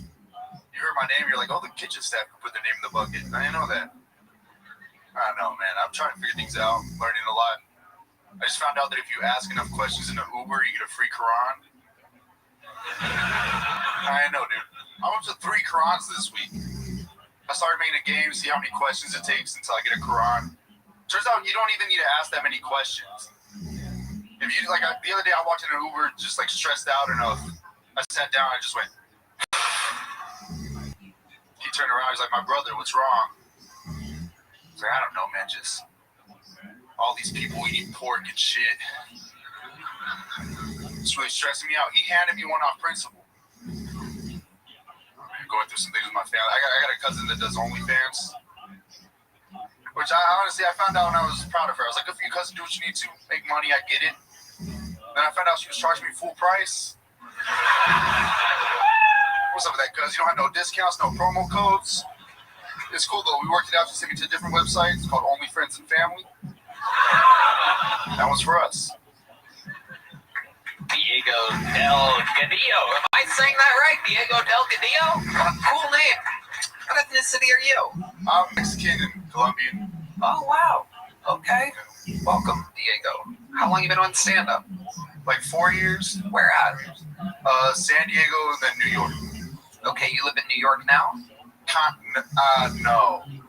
I mean, okay, I've been living here for like 3 months, but I've been living with my girlfriend. She's kind of kicking me out. Ooh. No, it's not like that. She's just like, you need a job. But you don't want to get a job, do you? I need one. It's bad. When's the last time you had a job? August 28th. What happened on that date? It shall live in infamy by the way you responded. I mean, that is an exact date. I moved here. I flew here. I took a flight here. Okay, what job did you have before? I was a barista. In New York? Yeah. Okay, how long were you a barista for? A year. Okay. What did you do before that? Anything? I was a news producer. I produced local news in San Diego. Oh, wow. What did you learn from that job? Let people know how the news works. I was 19 years old, telling like the whole county what was up. I shouldn't have been doing that. I was lying sometimes. My boss would be like, "You sure this happened?" I'd be like, "Yeah, you good. Just run it." They have me translating shit. I don't speak Spanish. I speak Spanish, but not enough to be like translating for the news to be like broadcast. How old are you, Diego Del Gadillo? I'm 22. 22 years old. Look at you. And how long have you been stand-up? 4 years? Yeah. So you started at 18? Yeah, like graduating high school. Incredible. And when did you move to New York to do that? Last August 28th. You move every August 28th? We'll see how it goes. It's looking like November 1st or December 1st right now for here. We'll see. Why? What's going on here? Not working out? It's not working out, but like, new city. My girlfriend's getting tired of me. But your girlfriend's in New York? No, she's here. She lives in Austin. She came with you? She lived here. That's why I came here. Okay. What does she do? She works in commercial production. And she wants you to get a job. How long have you been here again? Like 3 months. 3 months. And have you paid any rent or anything? Which is like, it's a good thing, right? We got a good thing going. Sounds like it's kind of going. James McCann. You're going to want to be careful next August 28th, because you've gone from presenting the news on television to making coffee for people to... I was making more money next to making coffee. homelessness. Well, still, there's pride and dignity in both of those things, I'm sure. But, I mean, what happens next August 28th? You just head down to the bridge and get to work. I'm going blue collar. Next year, blue collar 2026. Who's in? What does that mean to you exactly? Something where I'm working. What do you got? Blue collar. You guys got like hammers and shit? Are you doing crowd work right now? Are you like asking humans in the audience for a job? Yeah, actually, if anyone is hiring, anybody here? You want to go down to Home Depot because there's less people there now, so you will stand out. This is a good call. Have you tried to feel good about it? I brought resumes. They made me leave them at the door. They're like, you can't bring them in. You brought resumes here? Not really. I gotta hide it under your shirt with a bunch of fucking noodles and shit. Yeah. So what has your girlfriend said to you exactly? Like, it's pretty consistent. Every Friday, she's like, "So, you got a job yet? Are you banging her? You going down on her? You pleasing her? Yeah. Are you sure? No. Just says no. So I'm giving you like the worst performances ever. Yeah. Like it's pretty laughable. Tell us about it. Describe it to us. I'm like, I'm thinking like, okay, let's get her off. Then she'll leave me alone about the rent situation. What do you? I'm thinking. I thought I was gonna like fingering. I'm not. Show like a person on an iPhone, just fucking general movements. That's how you do it with your palm? No. These fingers. Show us exactly how you do it.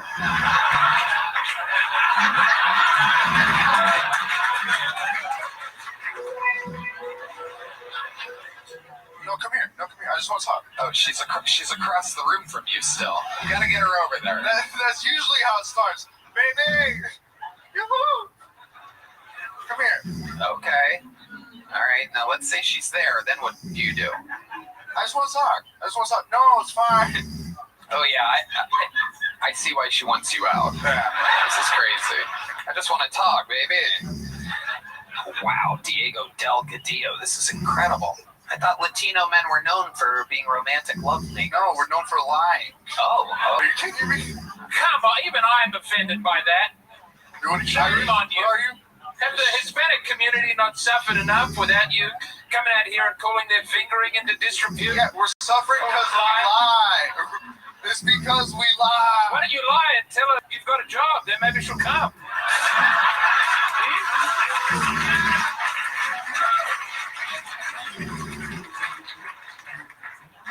Bring her a W2, baby. Look what I got. Well, Diego, hopefully you figure it out real soon. Here is a medium-sized joke book. Welcome to Austin, Diego. We'll see you around soon. On to the next one we go. Diego Delgadillo. It'll be interesting to get an update from him next time he signs up. Because I don't think the girl's going to go for that much longer. I don't think he's... All right, we'll see. There's a one-word name coming up. This should be interesting. Make some noise for Frank, everybody. Frank is next on Kill Tony.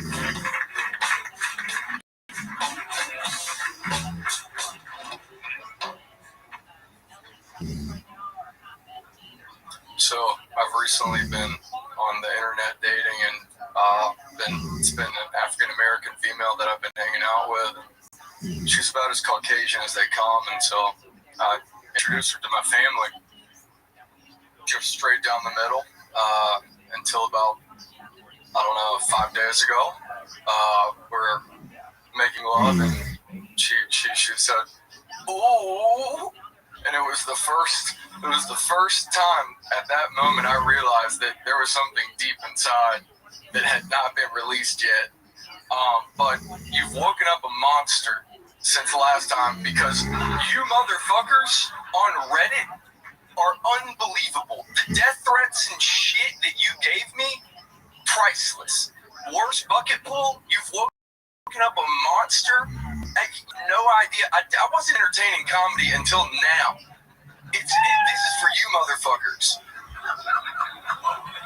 Frank, no one even remembers you. I beg to differ. No one remembered. We didn't even remember you. You had another chance. I don't even know what happened last time you were on.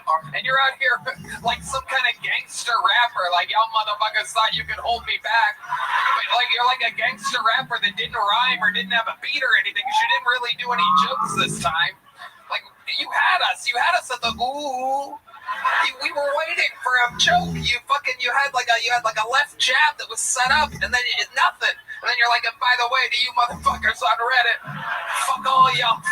Like, of course they're gonna say that if it went anything like this. So you wait till you see what they say this time. I don't even know what happened last time. None of us remember you. Okay, I was the least interesting guy on stage that you claimed. Does anybody remember? This happened twice in The whole band, literally the band, and never before have me, Red Band, and the band not remembered a human being. It was whatever you did was so terrible that we like Men in Blacked ourselves. Like fucking. Can you take us through?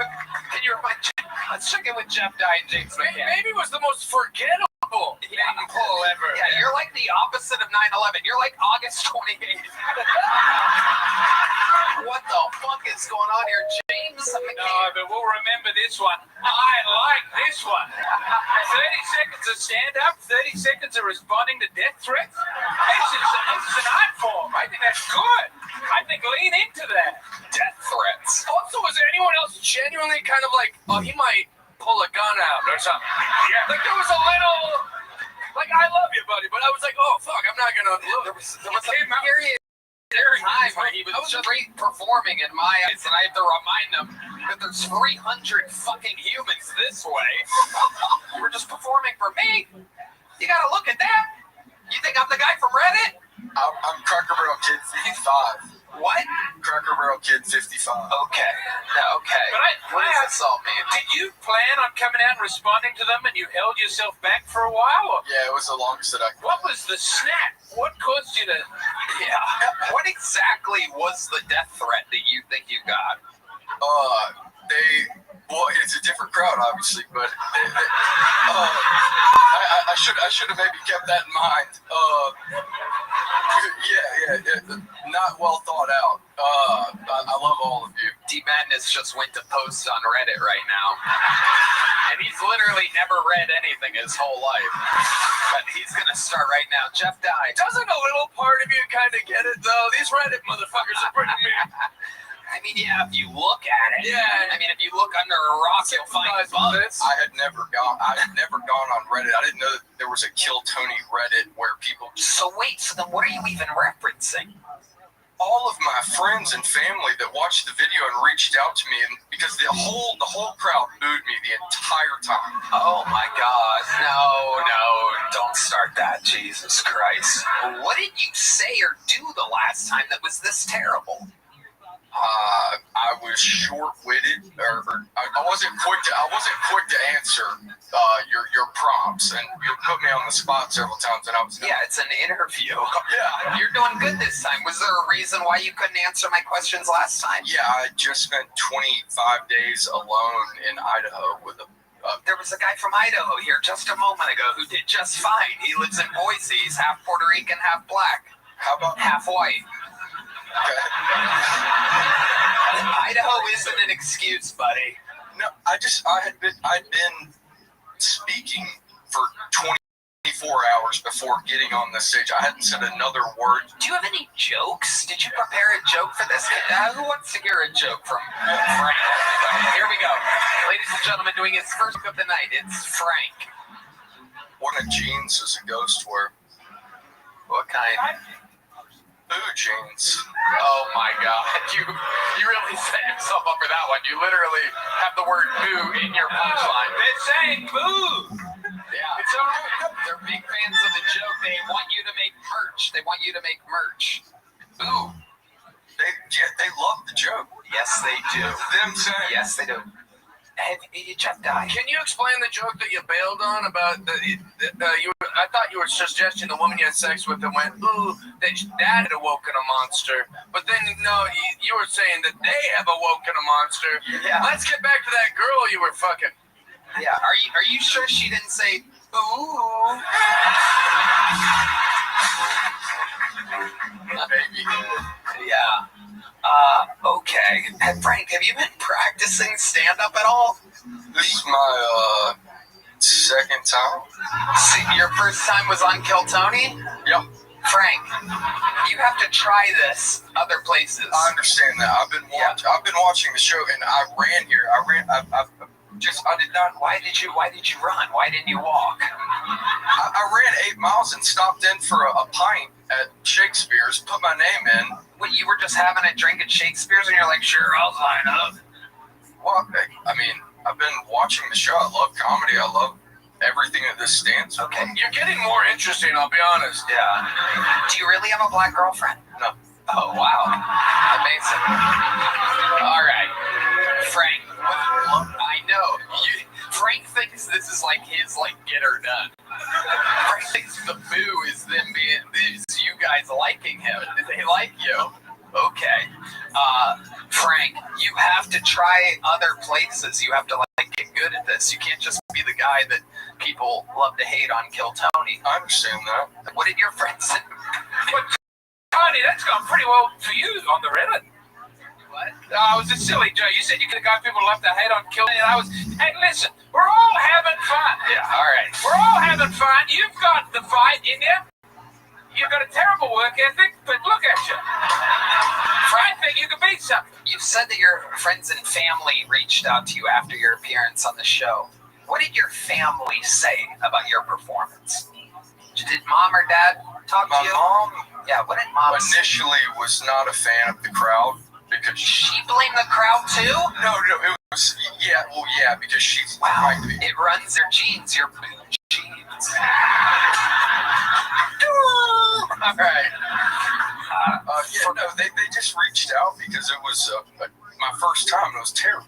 I mean, it was just Frank. Imagine it being worse than that. Yeah, I think it was. I can't imagine it being. All right, Frank. Did I give you a little joke book last time you were on? Yes, you did. You did. Yeah. Do you have it on you? Can I have it back? Red Band's got a great idea. Do you have it on you? I want you to bring it back. I want you to leave it at the ticket booth of the mothership next chance you get. You're the first person in the history of the show that I've ever repoed the little joke book.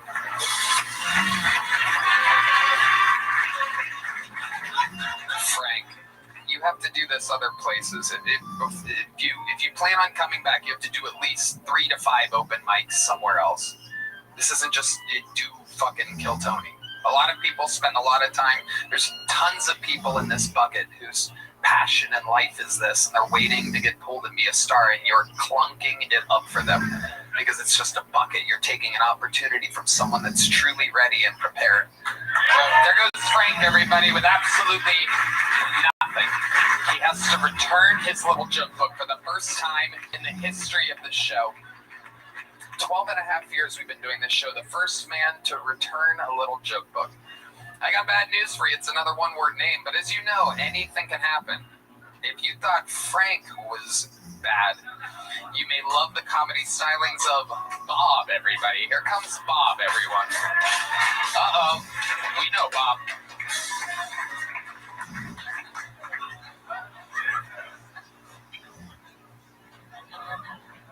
What a very beautiful audience you all are. Everyone is beautiful in the dark and in the rain. When you look at me, you may be thinking I know where the good stuff is. I don't know where anything is. Whenever I go anywhere, I make sure I sign the book. You, sir, you may never know when you'll need an alibi.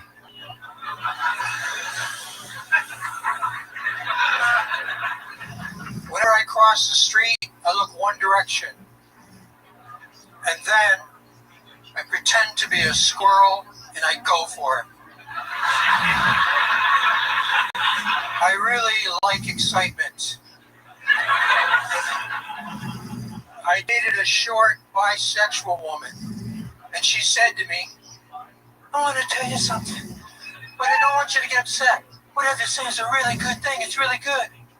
She said to me that I eat pussy like a girl. So I've got that going for me. Fuck yeah, Bob.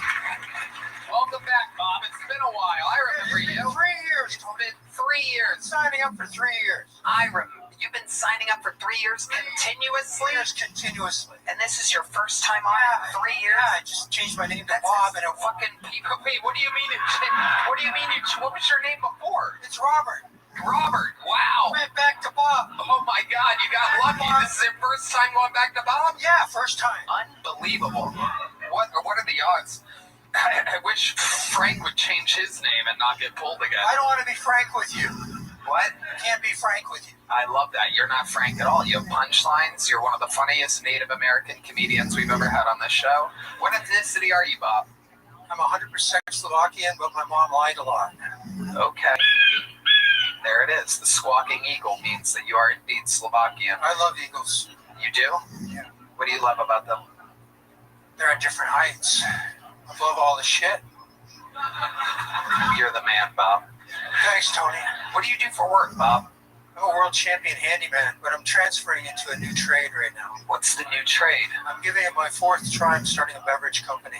I failed at it 3 times. I'm doing my 4th now. What is the beverage that you're making? It's top secret at the moment, but it's every form of beverage you can imagine with some twist you'll never imagine. Wow. There's a lot of imagination there. It's every beverage mixed together? Everything you can imagine imaginable. Wow. All right. I'm pretty stoked. I've been decking out this warehouse for it. I think I'm 3 weeks out, maybe. But do you have Oompa Loompas working for you or anything like that? I have other ultra personalities working. Okay. I love it. I can't wait to drink some. I'll drink. I'll wash down some of that ramen with it for sure. Are you feeling the ramen a little bit? Smelling it. What do you mean you're smelling it? What do you mean? Have you been farted? No, I haven't farted. I have no idea what you're talking about. No, I've not been farting continuously throughout the show. I'm not suffering from food poisoning right now and just plowing through it because I'm an unbelievable host. The adrenaline takes over, perhaps. Every once in a while. No, all right. And anyway, my farts smell like hibiscus and eucalyptus, by the way, so you don't have to worry about that. Okay, so Frank, Bob. Not Frank. I know you're not Frank. How many times have I called you Frank? Any? Just once. Okay, perfect. Bob. Bob. What do you do for work? How do you survive? How do you make money? I can fix or build anything, and What's the craziest thing you've ever built?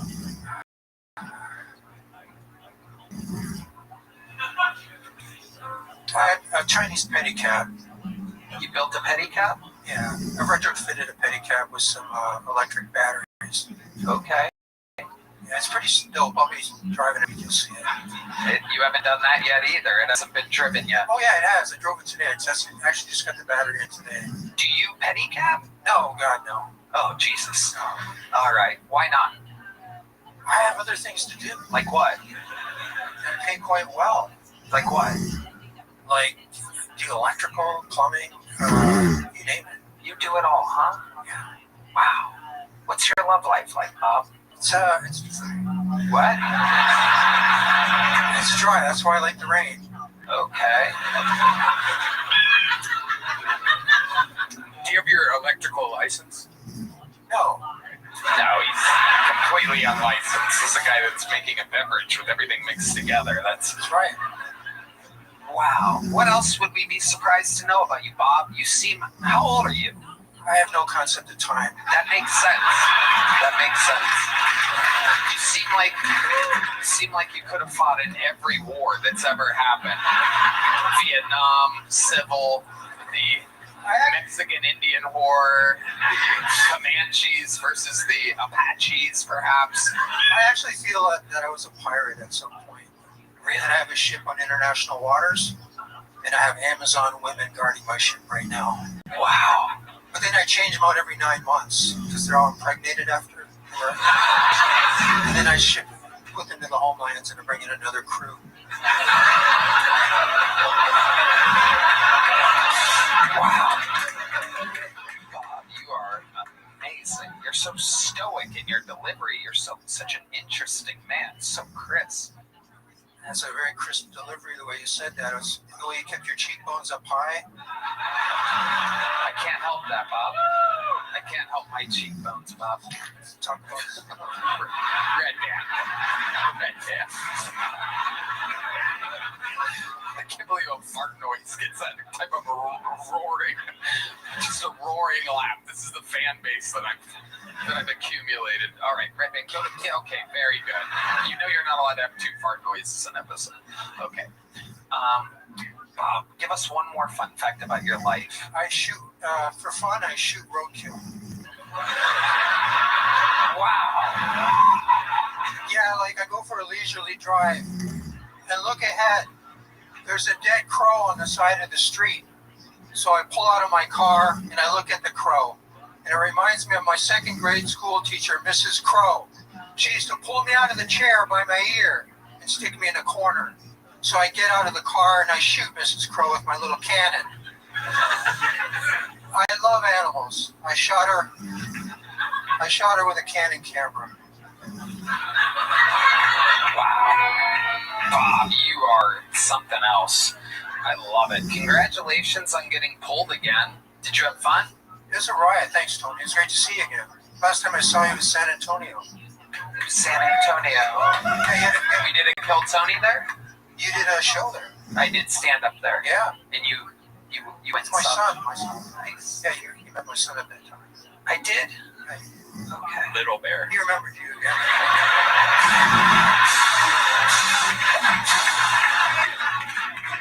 Great man. Well, here's a big joke book for you, Bob. Just because I like your style. Here you go.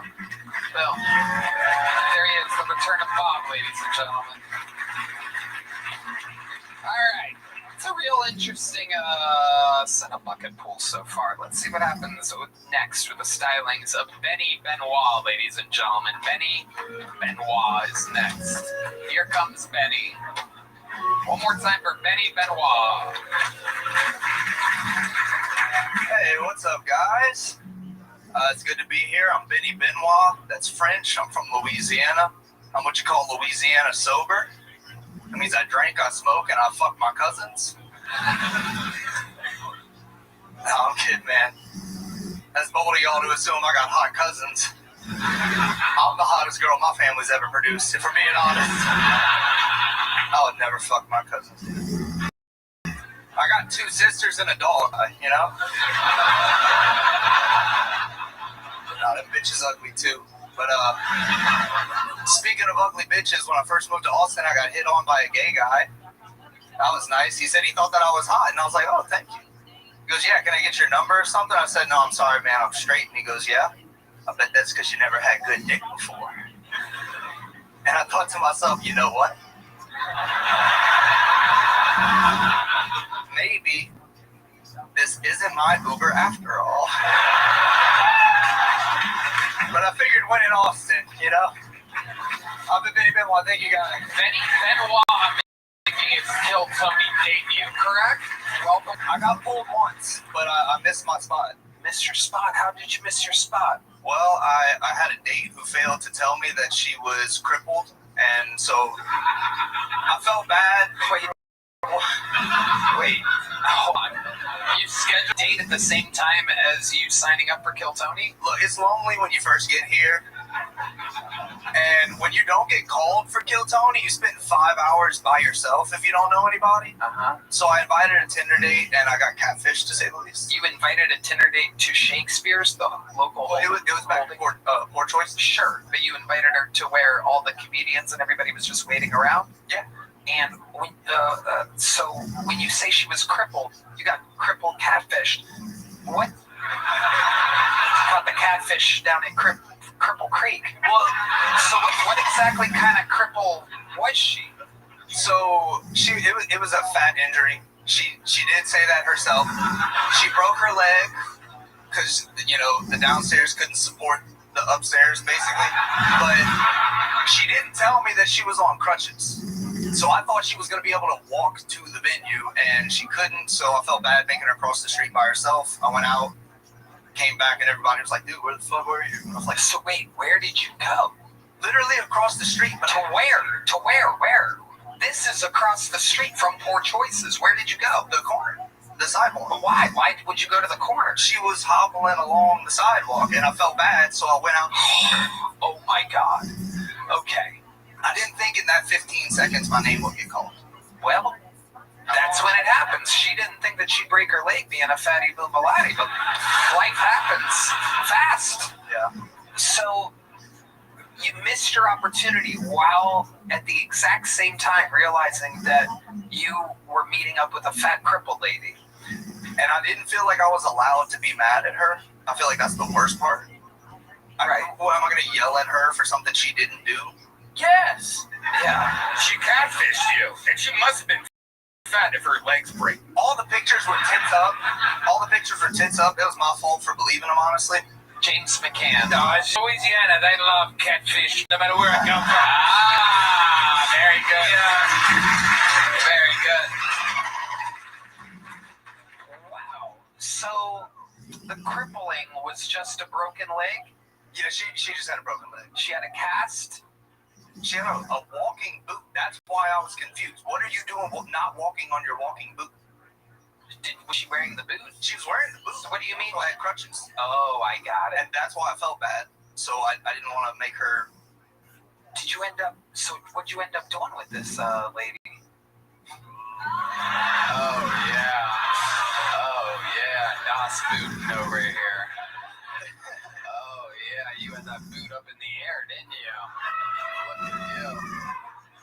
The Subaru saw some action in the back seat that night. Really? The Subaru saw some action in the back seat? Like, I was parked on, like, Red River or something. Oh, my God. That's the car. Yeah. Did you put the emergency brake on? Right now, I'm trading it in tomorrow. The shocks are fucked. Okay. She couldn't have been that big if you fucked her in a Subaru. She wasn't that big. It was more of, like, the way things were laid out. Okay. A lot of shapes. Very top-heavy. Right. Right. And then, you know, the whole missing out on Kill Tony, the whole... She had to. There was a lot of factors stacking up against her. Did you know at that point when you were hooking up with her that you had missed your spot? Oh, yeah. This was, like, after I missed the spot, I was like, well, we might as well get shit-faced now. Like, right. The fuck is the rest of my Monday now? Right. So we just kind of went out and had a few drinks, ended up in my backseat. So take us through exactly what happened in the back seat. I really didn't think we were going to talk about it. Well, there you go. Expect the unexpected, Benny Benoit. It was a lot of like, all right, let's do this, and then it was a lot of, I'm scared. So like what? Wait, was that you saying you're scared? Yeah. What were the ideas being proposed that you were scared of? She was really weird about like the fact that we were hooking up on the first date in the backseat of a car. She was not really stoked about that, and I'm like, did you rape this poor lady? I promise you, I did not. Okay. I was really focused on the. You want a catfish? Shove you. Now you're getting fucked. I miss my goddamn Kill Tony for this. No, I was really I was kind of focused on the fact that I'm definitely never seeing her again, so we might as well get it in while we're here. Wow. Good Lord. You might be the worst man with the last name Benoit I've ever heard of.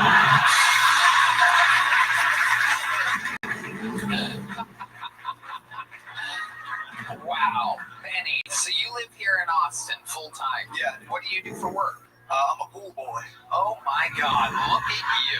You're just out there fucking everything that moves, aren't you, Benny Benoit? I've knocked down some questionable creatures. I'm not gonna. I bet. Tell us more about it. What have you done as a pool guy? A lot of single moms out there.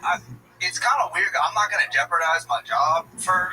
You're okay, buddy. I'm pretty sure you just admitted to raping a fat cripple. I don't think you can lose your job as a pool boy on Kill Tony. I meant like in person with the women. They draw like I don't know if you've talked to women a lot, given. Very good, Benny. You got me there. Very good, you fat fucker. You really pulled that one back. I liked it.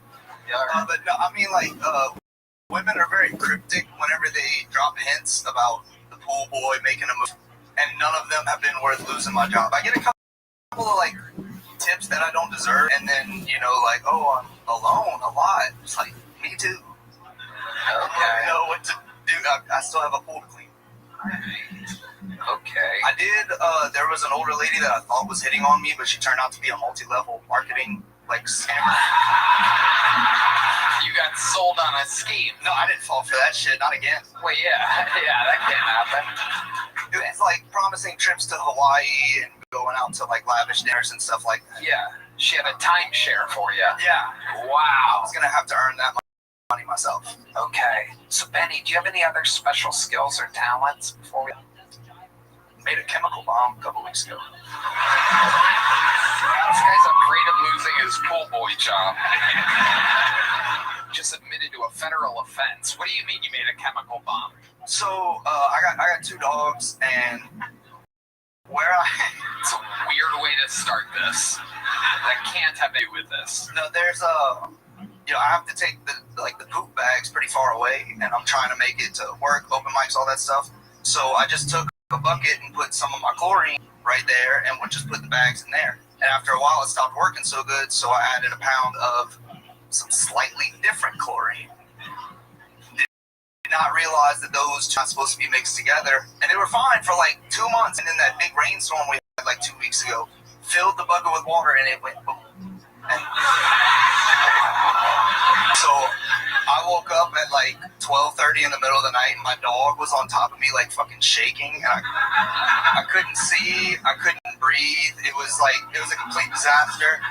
So I jumped out on my balcony to so me and my dogs could breathe, and my neighbor came out freaking out, and she's Jewish. So I got really nervous at that point. And, the fire department showed up. We ended up evacuating. Wow, shitstorm. Yeah, something like that. So, the chemical bomb, just before I let you go, this was outside on your... It was right outside my front doorstep. Right. So it all came underneath my... So wasn't there anywhere else you could poop bags? I don't know. How big do you think apartments are? Big trash can? No, well, with a lid? The trash can is inside. If I had a trash can sitting on my front doorstep, I feel like that'd be... It's not as weird as a bucket full of shit and chemicals. Yeah. You are correct. A valid point there. That's pretty... Benny, I like your style. Very funny. You're a funny man. Welcome to Kill Tony. Benny Benoit, ladies and gentlemen. Well. Ladies and gentlemen, we have a new regular on this show. It is absolutely incredible. You guys are going to love them. Ladies and gentlemen, make some noise for the newest Kill Tony regular. Writes and performs a new minute every single week. This is the Dark Storm in Atlanta. Make some noise for Dedrick Flynn, ladies and gentlemen. Yeah, man. What you know about waking up in the morning to eat a dry toaster strudel because the night before you got too high and drank all the strudel juice? Now my day bad. What you know about missing your dead best friend so much that you want to talk to him, so you go get a Ouija board and a street witch, and then you start talking to him, only to remember that nigga can't spell good.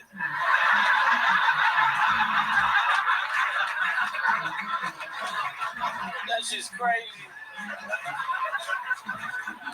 I'm 35 years old, and then I realized the other day I could fight, but I can't heal. I'm like a reverse Wolverine. We just gotta die after this. I don't got no ACLs. Now I get why when Jesus was 33, he was like, kill me. Kill me. Because if you get acid reflux one time, you nail me to the cross. Burn lava and shit. Even God was like, yeah, my son shouldn't be 35. That shit, it shouldn't happen. All right, I love y'all. Dedrick Flynn, the Dark Storm of Atlanta has arrived. Yeah, everything 100% spot on. Acid reflux is real. I hate it. Shout out Tom's. Yeah, Tom's saved the day. I take 2 almost every fucking day now. It's a nightmare. It's insane. Chobo Alka-Seltzer. Let's go with our senior acid reflux correspondent, Brian Redband here. Chewable Alka-Seltzer. I recommend it. It's like fucking Skittles. It's great. Right. Okay. Thank you. Yes. Great commercial. Dr. Redband. Yes, absolutely. So, Dedrick, you are the fucking man. Tell these people something about you we don't know, Dedrick. Oh, man, bro. I'm a big-ass fan of Monster Truck Jam. I fucking love monster trucks. It's like Olympics for rednecks. Yeah. But, they in a truck. I think it should be in the Olympics, honestly, if you want to get there. I just like to see shit go flip. Yeah. It mean a lot to my soul. This spacesuit I got on ain't a spacesuit. It's from one of my favorite hardcore bands. between the buried and me. I just wanted that out because you know what I'm saying? Because I'm the official captain of the mothership and I'm flying y'all. Yeah. What's the Joe name? Rogan co-pilot. Yeah, totally. What's the name of the band? The name of Between the Buried and Me. And that's like are they white? Yeah. Yeah. So they're in a screamo band, man. Come on. I can't picture you going to a white band like that. Oh, bro, moshing. Man, He just said he likes monster trucks. Yeah, I guess so. Yeah, he's from Atlanta though. That's like a thing. yeah, man, that's Mastodon's from there. Like that's yeah, Bron, that's my homeboy, the drummer of Mastodon. It's my badminton partner. We ain't won a game yet, but it's been fun. You play badminton too? Oh yeah, I do everything fucking cool, Tony. I do cool shit all the time. I'm just poor. I just you know what I'm saying? Theme parks, music parks, I'm in there. While I'm in there, you know what I'm saying? Above ground swimming pool, I'm in there. You know what I'm saying? Arcades, I'm in there. Pinballs, I'm in there. I said they got some fun, I'm in there. I said you going bowling, I'm in there. You go to Six Flags, I'm in there. You go to a party, I'm in there. I said it can't be a party if I ain't in there. I said it can't be a party if I ain't in there. Like y'all got the dark storm. Yeah. I did something. Something.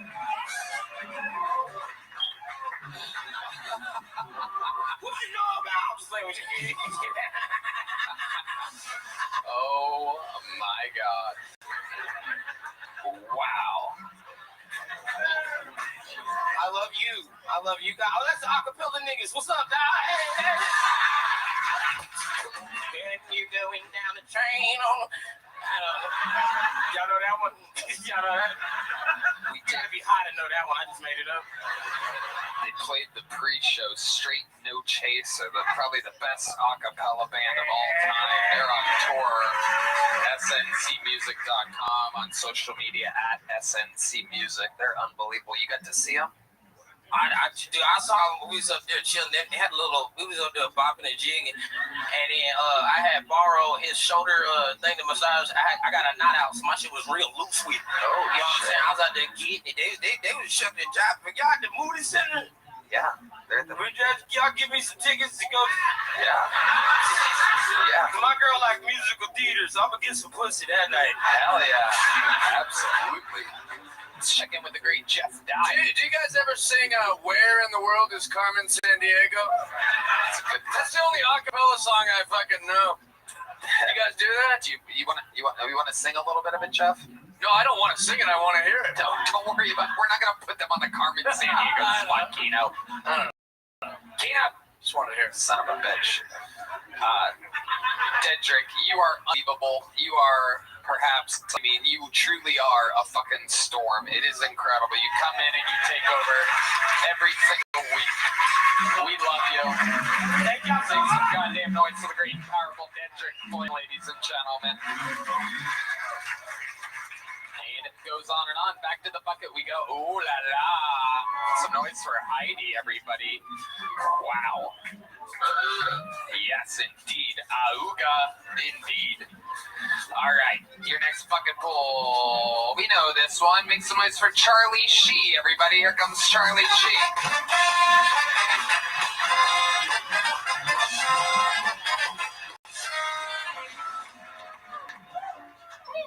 Hello, everyone. Here's your daily dose of racism.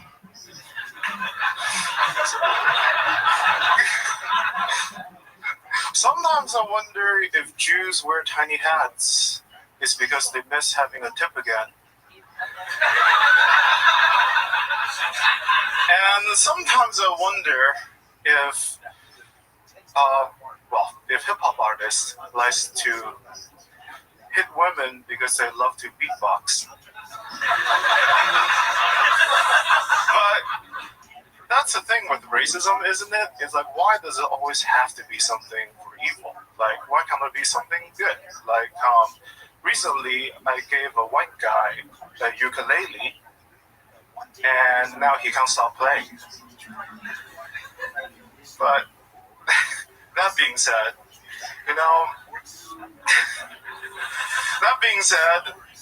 Racism is a two-way street. I just wish I'm driving on the right side of it. Thank you. Charlie Sheen. Welcome back to the show, Charlie. I messed up and used my real name, so. Okay. But it's fine. What's your other name? Oh, Chen. You know me. Yes, I know you. Okay. Yeah, you've been on the show multiple times. Yeah, about a year ago, 3 times. Okay. Very good. So how's life been going? Been doing better. Okay, Red Band, we get it. They're Asian. Maybe Native American. I mean, I did grow up in New Mexico, so close enough. Okay. All right, there you go. So, Charlie, what's going on in life? I got laid off for 5 months, and then I was able to find a job about 3 weeks ago. Where did you get laid off from?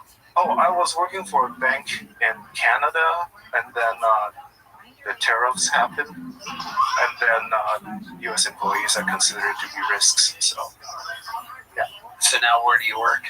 I work for a particular university here in town. You work for what? University. A university? Yeah. Okay, what do you do at the university? Oh, I fix computers. You fix computers, okay. Yeah. All right. How's life been going, Charlie? Are you still... Well, yes, I'm still trans. It's just that, yeah, but. Yeah, I mean, you wrote down Charlie today. What are we going? Are we going backwards? No, it's because I had a long day at work. I was on the phone for 4 hours. You worked. Hold on a second here. This is breaking trans news. Yeah. Hold on. I didn't know this was possible. But it turns out if you're trans and you work too hard, you go back to the human that you were before. This is the first time we've seen this before. We're always learning about the trans community here. This is interesting. You went from a Pocahontas to Pocahontas real quick. Well, Charlie, did you have a broken leg a few months ago by any chance? No. Yeah, the third leg is alive and well now. Oh, wow. Okay, Charlie. All right. So you worked so hard that you signed up as Charlie. That's what you're saying? I guess I wasn't all here when I signed up. I'm sorry. No, I mean, there's no reason to apologize. I find it so interesting. Well, now I guess the cat's out of the bag, so to speak. So, yeah. Or the dog's out of the bag or something like that. So how's transitioning been going for you? I don't know if you guys can tell, but this used to be Charlie, and now it's Chen. It's my first time on the show. Yeah, you're on the show. Yeah. Hello. Yeah. Nice to meet you again. And your penis. We spoke about it. And you made a joke about it. I mean, being laid off and taking a 30% pay cut is no way to get to the point where I need money for it. So, yeah. Well, I also imagine that would also compromise the week. You know, if you get laid off and then also you have to recover from having a penis cut off, that would be a very bad... Yeah, might as well die at that point. Well, no, I mean... No. Are you sure they didn't give you a pay cut because you were transitioning into being a woman? Well, when I told my... And women can get paid less? No, because when I told my parents about it, that's the first reaction from my stepfather, but... That's what he said too? Yeah, but it wasn't it, because... What ethnicity is your stepfather? White. And what does he think about all this? He's fine with it, but my mom is angry because he's fine with it. Tell us exactly how your mom is very Asian? Very, very Asian. Yes. Tell us exactly what she says to you about you transitioning into a woman.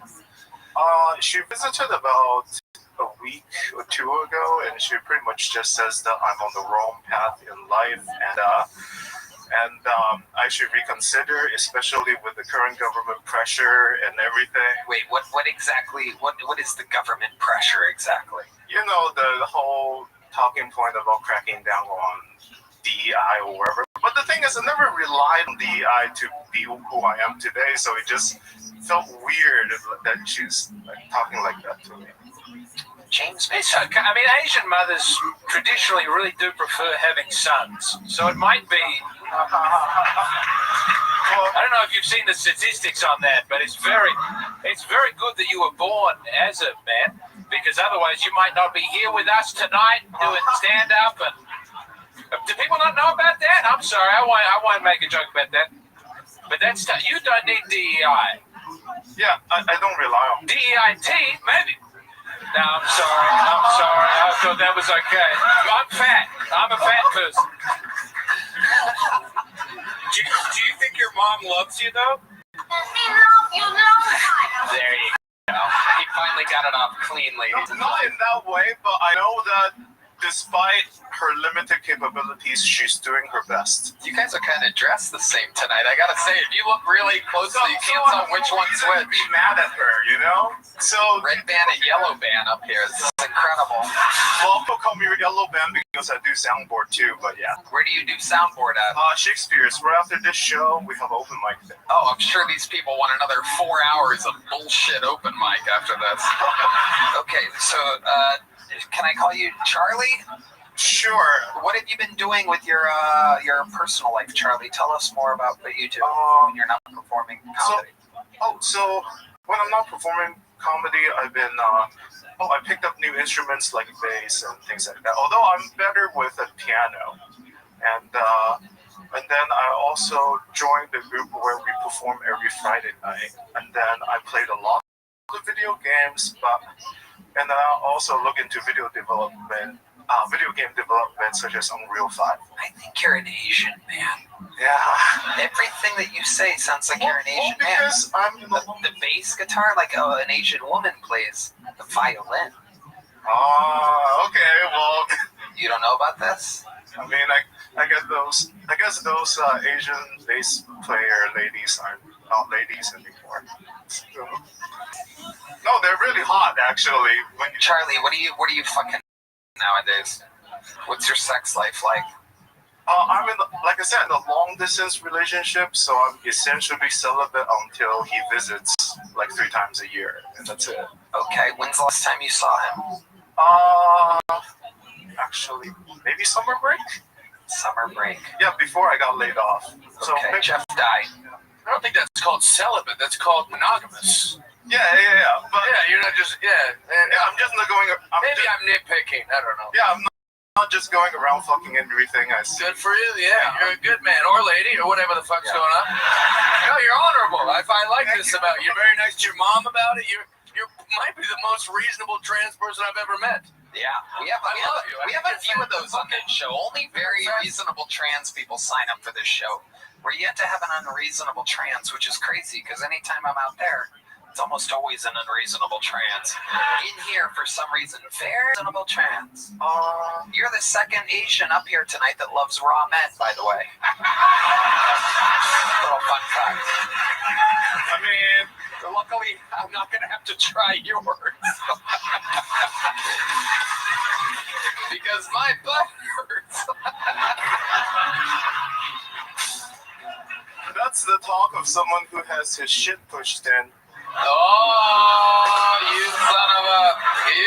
son of a nice lady. A very reasonable woman. Why do you want to be trans instead of like a pretty gay guy with nice tits? Good question, Red Band. A lot of people are expecting Red Band to win a Nobel Prize. The questions that he asks. This will go down in the history books. Why do you want to be trans when you could be a dude with fat tits? Why might you be exactly what Red Band wants sexually? Yeah. Why do you want to have a dungeon when you have those awesome dragons, dude?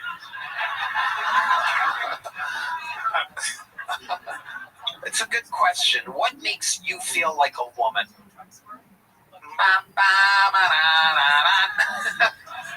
Man, he feels like a woman. Am I the only one that heard that? Okay.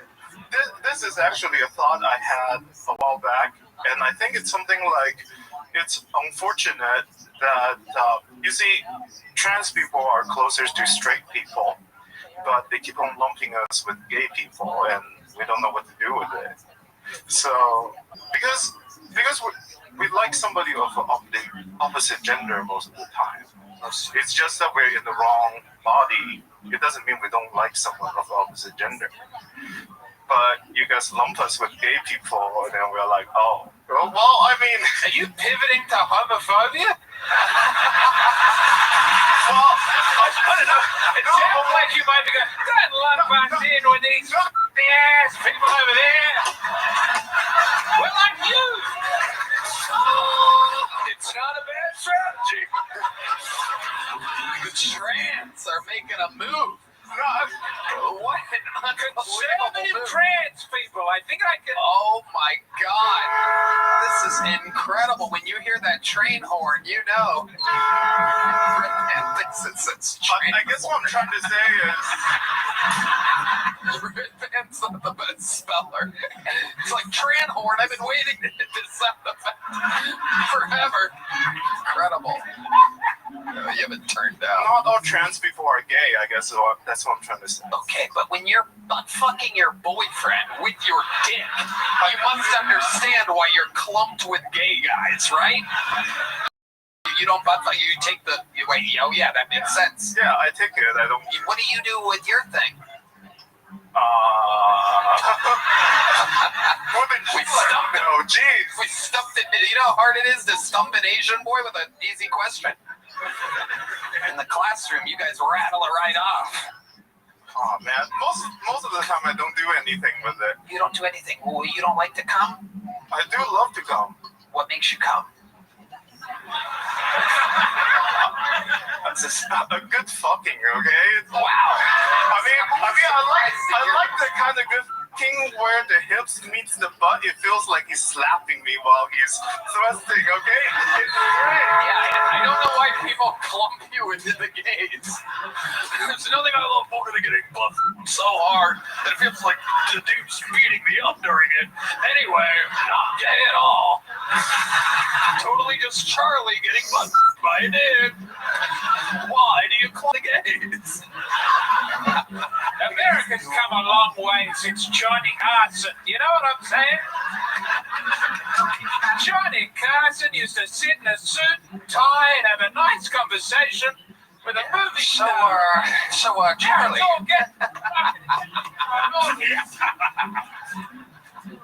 Let's all leave a little something to the imagination. That's all I'm saying.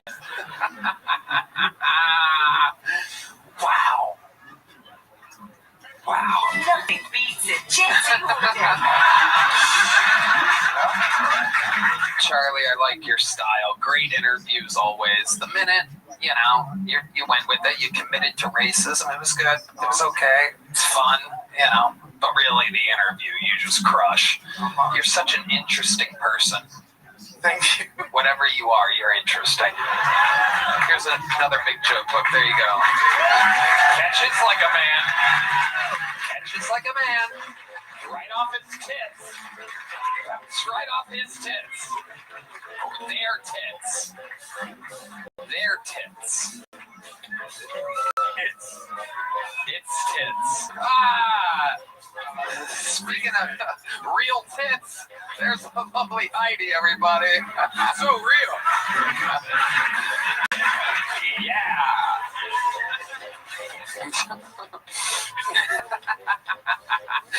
Old real tits Heidi, ladies and gentlemen. All right. Your next bucket full goes by the name of Asher Katzen. Ladies and gentlemen, make some noise for Asher Katzen.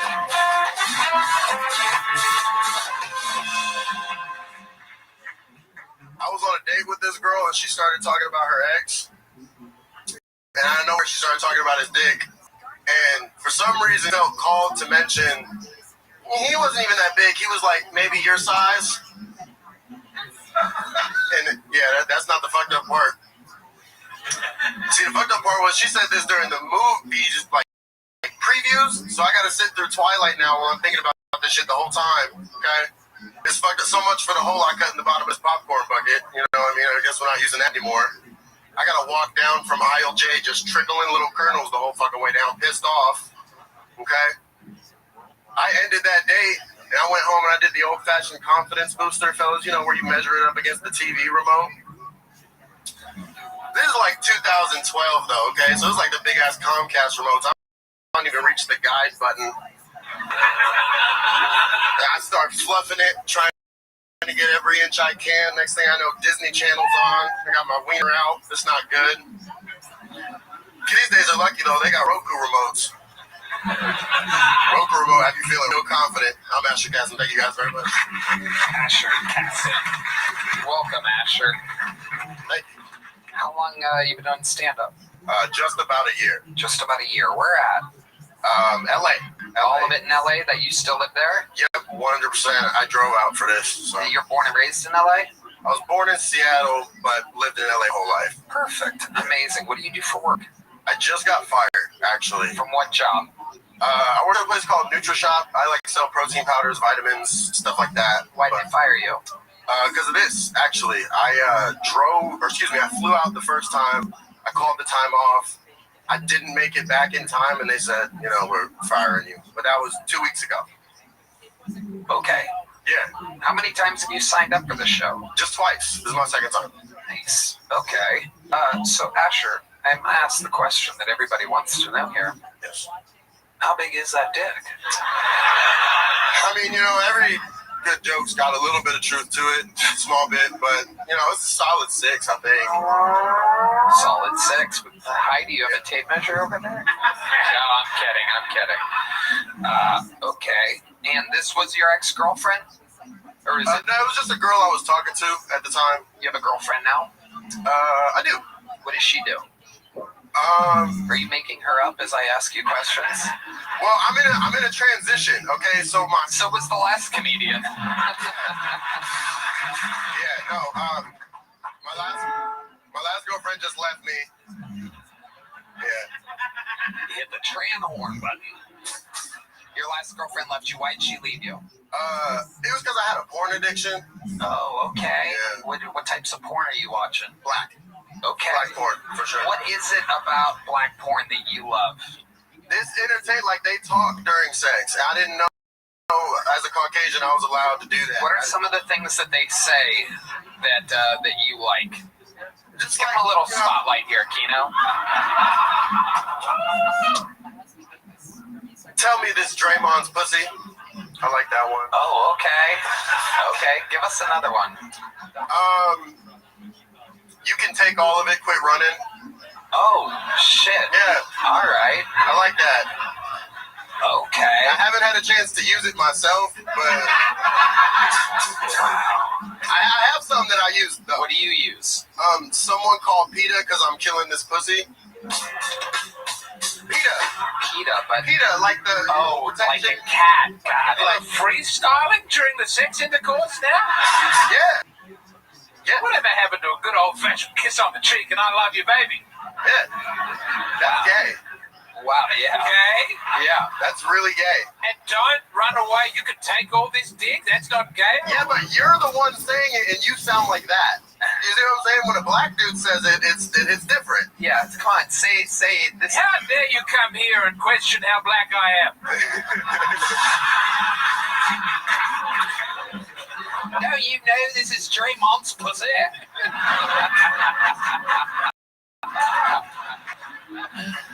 Oh, my boiling right now. What do you say, James? Oh, my crocodile's hunting. Oh, I want to didgeridoo you all night.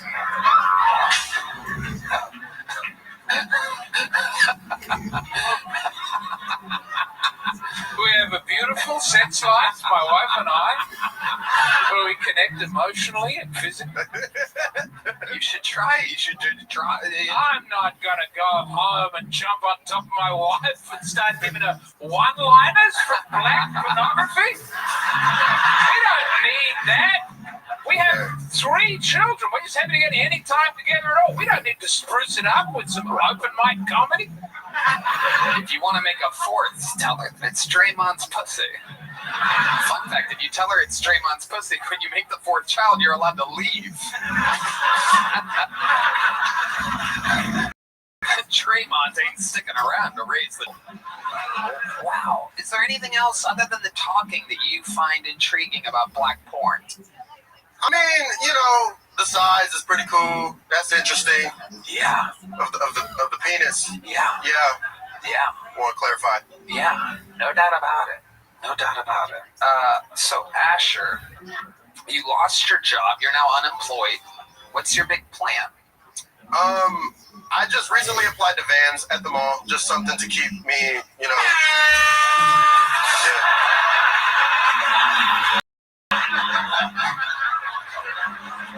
Let me tell you, I reckon you could get that job in Vans at the mall. I've been to that van in Austin.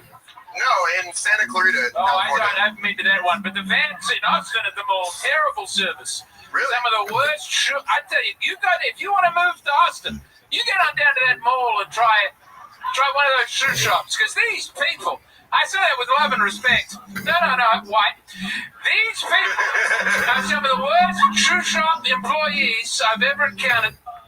I go in this damn shoe shop. I say, I need a size 12 of this. They come back and they go, well, we got a size 11 and a size 13. I say, well, that's not good for me. Yeah. Size is the most important part. That's what his ex-girlfriend said. Yeah. Right, very good. She was black, too. Really? Yeah. Wow. And we have a kid together. Oh my God, you made a baby? A black one. You made a black baby? Yep. Oh my God. That's why we separated. He needs the black experience. Wow. All right, I'm sorry. You made a black baby and your name is Asher? Asher made an Ashy? Yeah. Holy shit. Yeah. That is incredible. How old is this black baby? He's just creeped over a year. He's like a year. Why'd you have to say creep like that? Why'd you say it like he's plotting and planning something? He's just creeping over a year? That's Peekaboo, Ash. Oh my God. It's absolutely incredible. Is that why you want to work at a shoe store? No, my actual job is I produce a comedy show at the Ice House, but that's once a month, and it's not sustainable all the time. Of course. So how often do you get to see this little black baby? I mean, is that a picture of him on your shirt? This is Darth Vader. I know it's Darth Vader. I'm making a joke about having a black. It's black. Darth Vader's black. Yeah, those of you that don't know. Yeah. I am your father, and I'm leaving now. Yeah. All right. Yeah. Okay. They did happen and stuff. Yeah. He did abandon his child. And Luke turned out great. Yes, he did. It is true. It is true. And he. Okay. I mean, it didn't turn out great for Darth Vader, I'll be honest with you. Yeah, he skywalked out of his life. We got Star Wars jokes over here. All right. So, do you only hook up with black women? Are you? No, my current girlfriend's white. Oh wow! Yeah. What made you make the change?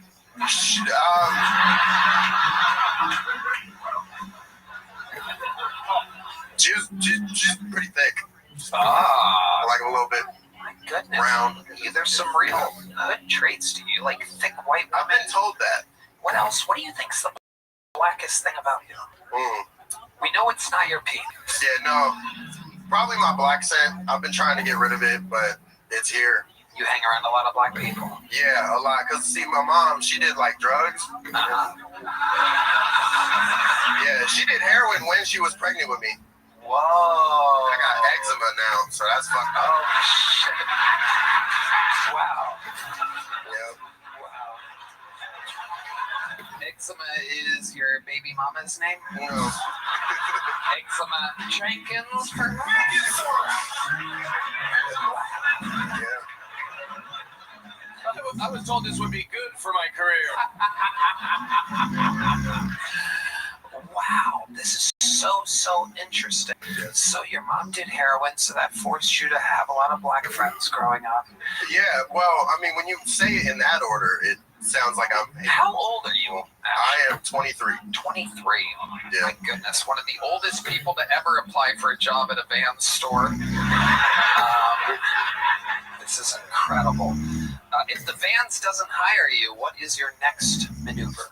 I was gonna full dive into comedy. That's the reason why I started producing, is actually because your advice to people is produce a show, control your own stage time. So I was gonna just dive full on into that. Well, as much as you've hung around black people, I wouldn't recommend diving into much of anything. Find yourself drowning, there might need to be a lifeguard. Yes. Can you swim? Yeah, not well though. Right. Yeah. Okay, so you're 23. You might want to, diving all the way into comedy. Since I didn't dive all the way when I was 23, and I started at 22 like you. I was hustling for a few years there.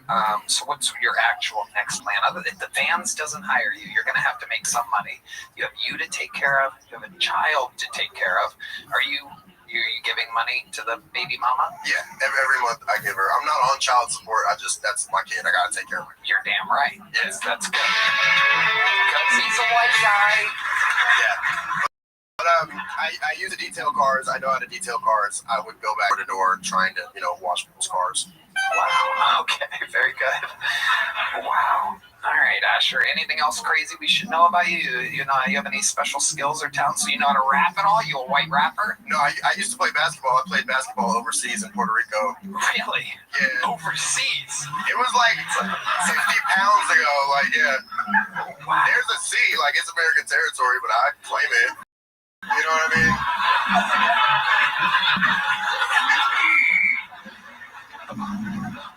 Water. Yeah. So what was your basketball career like in Puerto Rico? Oh, it wasn't good. I was the only white.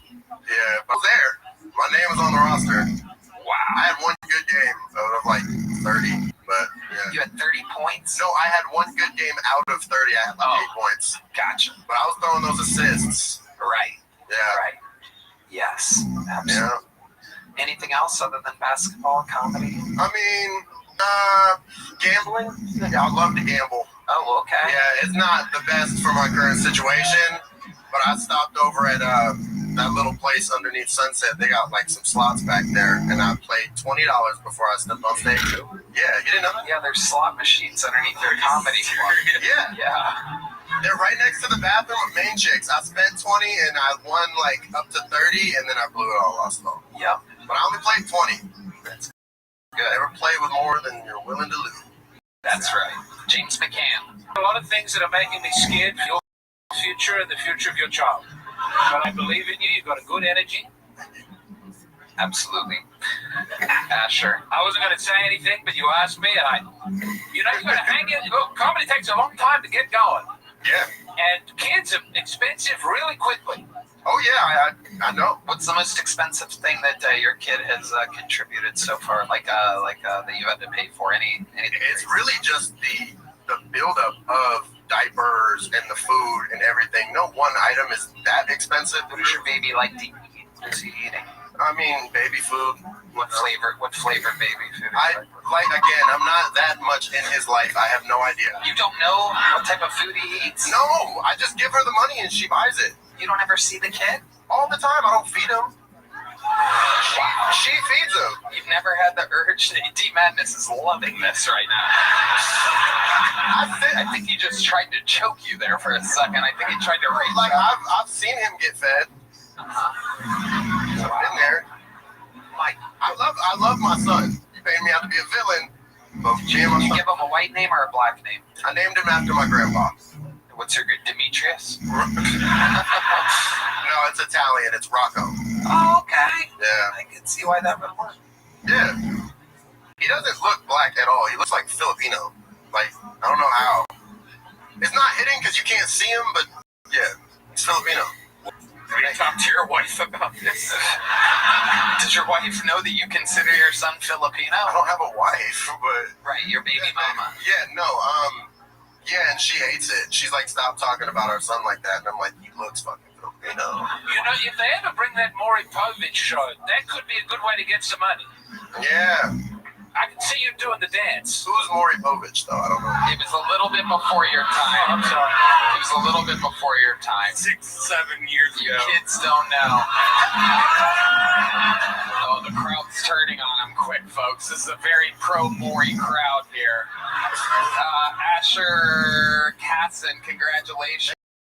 Fun times. There he goes, Asher Casson. Thank you. Let's get one last fucking pull up here. We're having a night. You guys having fun out there? Alright, let's see what happens here. Make some noise for your next bucket pull. It's Josh Canada, everybody. Here comes Josh Canada. All right, thanks. I'm having a great month right now. I actually, is odd timing, but I just celebrated 2 years of marriage, so that was fucking dope. Oh, thank you. Thank you guys.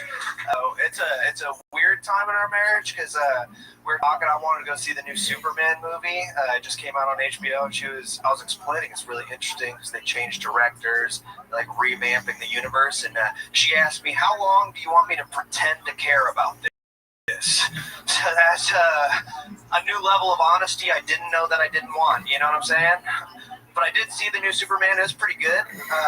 If you want to see it, I'm hearing a lot of weird stuff about it. People are like, there's one nation, right, that's like oppressing another nation, and it's an analogy for like Israel-Palestine. But if you want to see the movie, that's not at all true. It's not. And I know that because in the movie, Lois Lane is a reporter, and she lived the whole time. So, all right. Thanks. That's my time. Appreciate it. Hey, Josh, Canada. All right, Josh. How long you been on comedy? Coming up on 2 years. 2 years. Okay. And where at? Colorado, mostly. Colorado. Okay, how's it going there in Colorado? Is it better than it just went here? Yeah. I moved here in March, and yeah, usually. Yeah. Okay. What do you do for work? I'm between jobs, but looking for a barista gig right now. Looking for a barista gig? This might be the fanciest unemployed crew of comedians ever pulled out of the bucket. A lot of people hopeful for jobs taken by 15-year-olds. Damn, fair enough. Was that your best minute of comedy? Definitely not, but yeah, it was what it was. You know what I want to do? You know what I'm thinking I want to do here? I want to check in. I want to check in with our friends, Straight No Chaser here. Kino, can you light them up real quick? Guys, what did you guys think about that performance, if you don't mind? We're here on Kill Tony. That set was not funny. You shouldn't quit your day job. I'd rather hear bags and boxes. And we are Straight No Chaser. That's Straight No Chaser over there, ladies and gentlemen. Just checking in, just enjoying the show over there. No big deal. How does that make you feel? Have you ever been demolished by a 9-person a cappella group before? Have you ever had your soul taken with such great tone and rhythm? No, that was new. Yeah, it feels good. It's unbelievable from my angle. I gotta tell you, I think I have the best seat in the house for this. They're just loving it. Look at the smiles on these guys' faces. They all seem like the nicest guys, but they are loving just destroying you right now. Let's check in with Jeff Dye. I felt like that was a little out of character for the acapella guy. Yeah, it was. Also, he seems like a nice guy. Why didn't you do it for all those other fuckers? Well, I mean, I couldn't. Why this one? I couldn't have him do it for the trans or the. Yeah, I missed it on Frank. You guys remember Frank? Frank was rough, but it was Frank's second time, and this guy's been doing it 2 years, so it really works for you because you've really had a lot of time to practice. This means more to you than it did for Frank. Josh, let's talk about it. It meant so much to Frank. Do you have any special skills or talents or anything, Josh? Like I said, I was living in Colorado, so I love to snowboard, and yeah, I got really into like pit grilling, which was a lot of fun. But what is it? Like smoking meat and stuff. Yeah, rock and roll, dude. Fuck yeah, smoking meat. Fuck yeah, dude. Snowboarding and smoking meat, dude. Yeah, dude. Fuck yeah, dude. When I'm not snowboarding, I'm out there smoking meat. Fucking, let me go send this new fucking Superman to that. All right. Okay. Josh, when you do stand-up, what else do you talk about when you're not talking about the Superman movie? It's a 60-second setup for the lowest journalist survivor thing. Fair fair enough. Yeah, I talk a lot. My dad's from Mexico, and yeah, I talk a lot about that. It's funny because people tell me I don't like look Mexican or sound Mexican. Right. And your last name is Canada. Yeah, that's your dad's last name? It's so it's Kenyatta. It's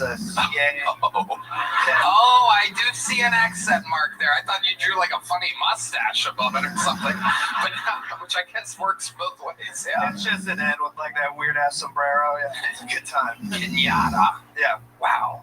My God, that's a name that makes you want to close down all the borders. Yeah, no, ever since the election, if I can go home by Canada, which is better for some reason. It's a good time. Amazing, Josh. Okay, so let's try this again. You've been doing it 2 years. I don't want you to, there was something. I didn't think the acapella group was going to light you up quite that hard. I feel kind of bad. Even me, a writer of like 13 Comedy Central roasts, right? I mean, I do this every week. There's something about being told, you're not funny, in which I'm like, oh God, that is as icy cold as it gets. Just 9 guys hitting different notes and making it sound beautifully perfect. So I'm going to give you one chance here to redeem yourself. 2 years in the game, I want you to do your best joke right now. Like a little quick, fast little like kaboom. All right. Move the mic stand out of the way. Move the mic stand. All right. I think mental health is important.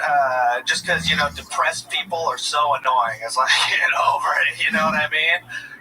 Because and I'm not trying to make light of suicidal people either. Because that's very serious. With suicidal people, it's never who you want it to be. You know what I'm saying?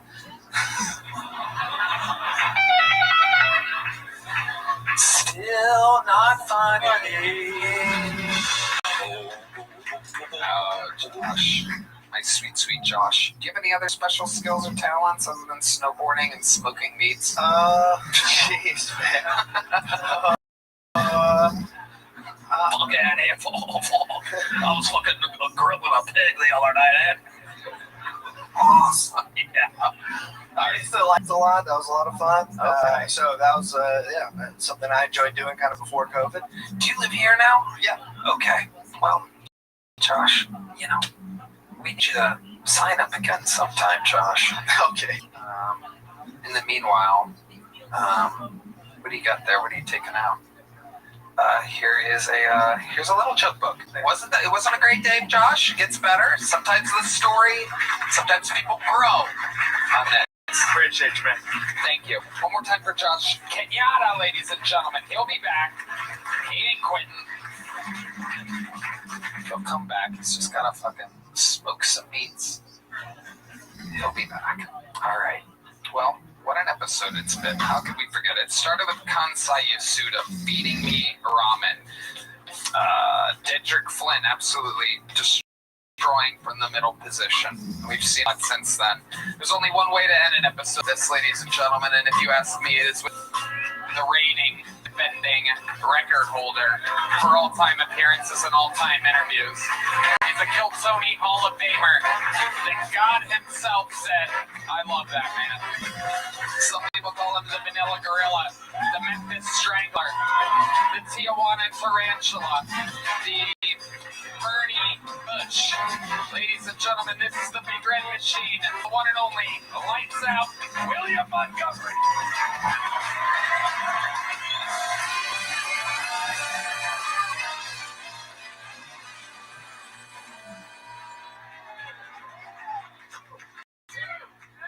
Remember when you could wish COVID on your worst enemy and it meant something?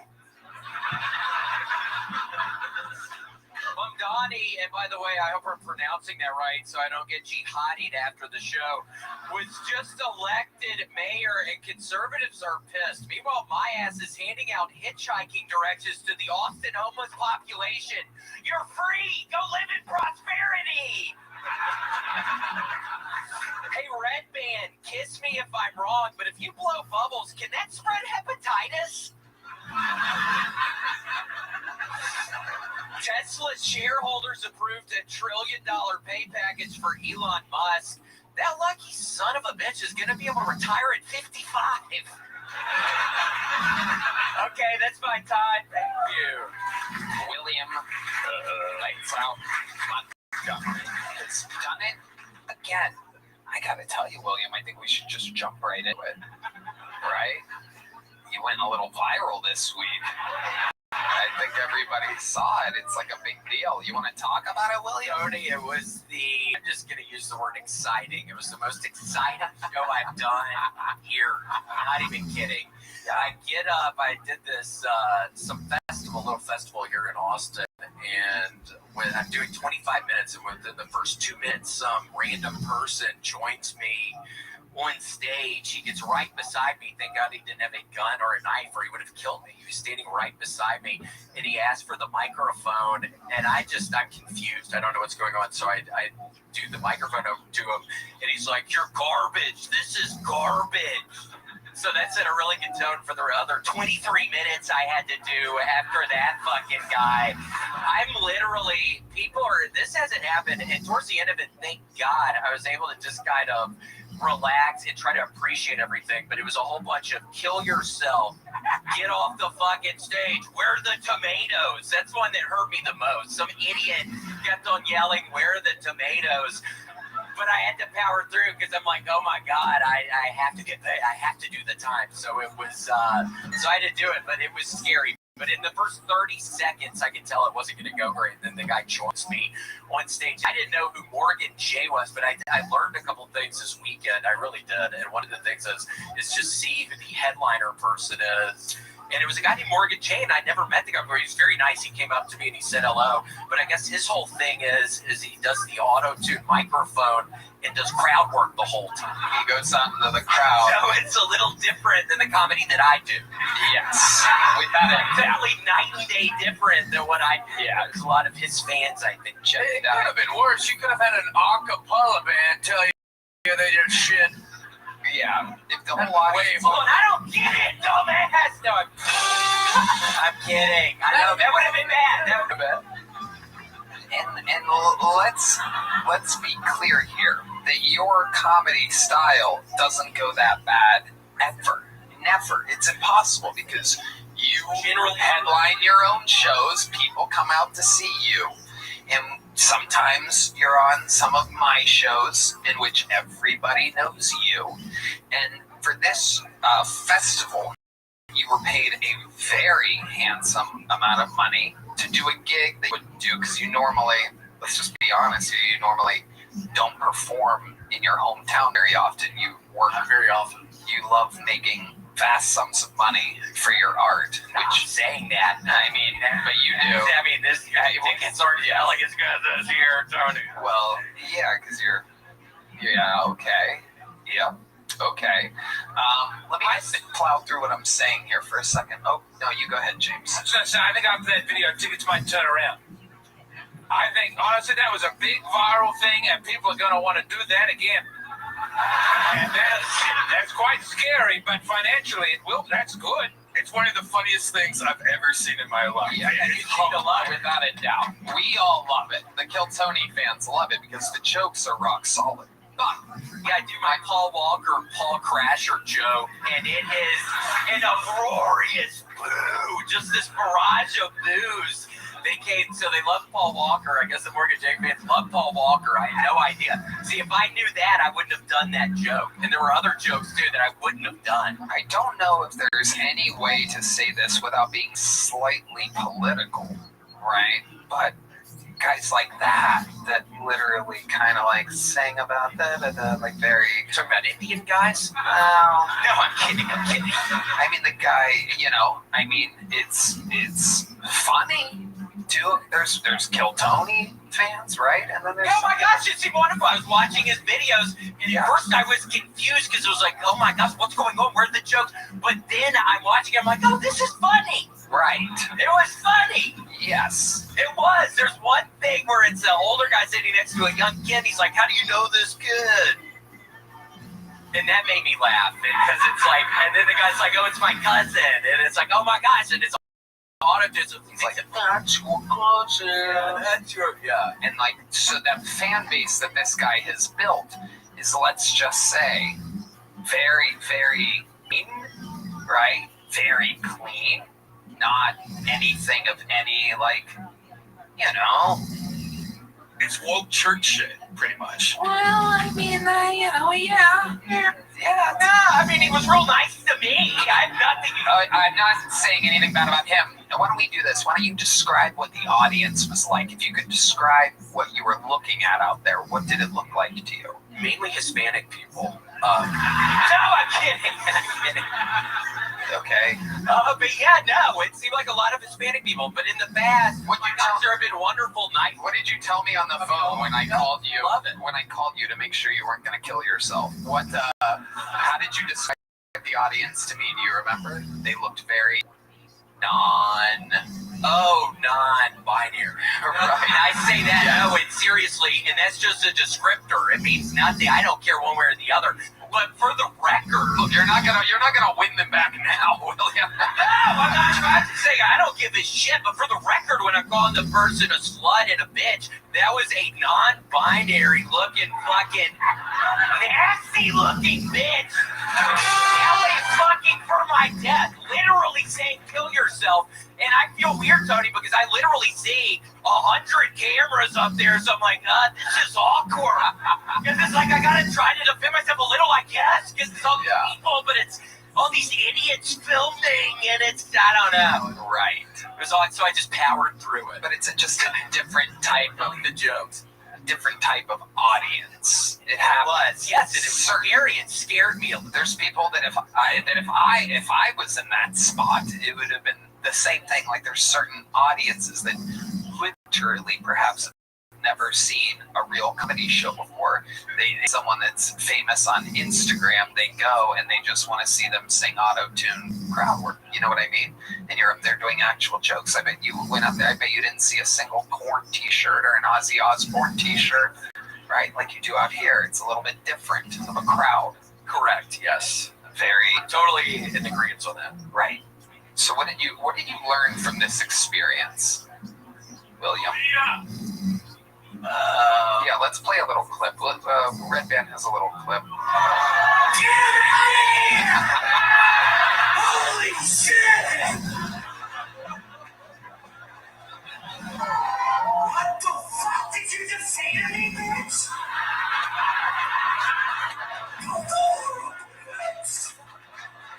Yikes. Wow, so that's a little bit. Let me get that one. A little bit more. Hold on, let's play a little bit more. This is playing well in this room.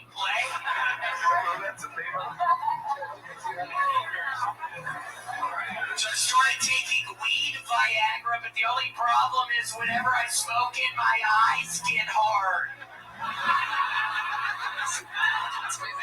You'll just hear a butt clip because Zero laughter. Zero laughter. There's a lot of people, hundreds. In fact, boos. It was not only not laughter, it was also boo. Wow. Like the entire time. Crazy that your jokes destroy here and get boos there. My recommendation is they should have perhaps Frank open up for Morgan J next time because he gets boos here. Maybe he would get big laughs there. Maybe Frank, his third appearance ever, he should make thousands and thousands of dollars, do 25 minutes. All right. William, you look fantastic. How much weight have you lost? Thank you. I don't know. It's the Manjaro I'm on. Oh. No, it's, well, I haven't been able to do the row machine in 2 weeks. It's very sad. I'm getting into a weird thing. God, after that set in the past, if it was when I was, sorry, I was looking at your bosoms for a second. Oh my gosh. She really has a mouth there. I'm kidding. Those are big. Yeah, those are huge. Those are giant bosoms. What was I talking about? I don't even remember what I was talking about. Wait, seriously, what was it? I'm not being mean or anything. What was I talking about, though? Oh, yeah, no, after the set, normally if it was when I was drinking and doing cocaine, I would have gotten all fucked up, and I just ate a large Papa John's stuffed crust pizza. So I'm doing better. Wow. What did you have on your Papa John's large stuffed? Just a little sausage! Wow. What else? What else was on the pizza? It was just sausage. Oh, well, you did it again, William Montgomery. You might get foods in silence other places, but here he is beloved. Guys, see what Ryan J. Ebel drew tonight during this. Wow, look at that. That's James McCann and Jeff Dye. RyanJEbel.com for those prints. Chris Rogers, what'd you draw tonight? Oh shit, the new regular Dedrick Flynn over there. Guys, how loud can this place get for our guest? James McCann, whose new book of poems, Quieting Levels of Egg, is on Amazon right now. His special is a wild hit on YouTube, Black Israelite. He has the James McCann Catamaran podcast. James McCann. Don't forget that new book of poems, Disquieting Levels of Egg. You've forgotten a bit. You love poems, this crowd. Perhaps Morgan J. can I'm going tweet to go up to that auto-tune crowd. They're going to love poems. They're going to love it. Those people are sick and disgusting. Can I say? Fuck them. I love you. That's right. James McCann, ladies and gentlemen. Jeff Dye is on tour at JeffDye.com. He has the new Die Hard pod. Thank you, Jeff. Thanks for having me. How about one more time for Straight No Chaser over there? Their pre-show performance was unbelievable. Love the cameo during the show. SNCmusic.com. They're on tour everywhere. Follow them on social media at SNCmusic. They are unbelievable. Thank you to Talkspace, ZipRecruiter, and Tacobas.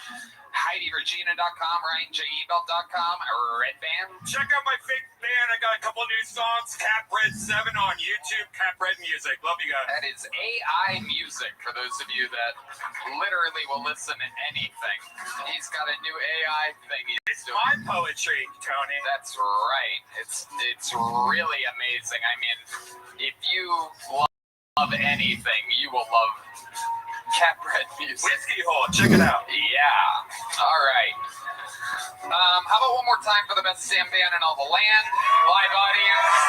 We love you guys. Thank you so much. Good night, everybody.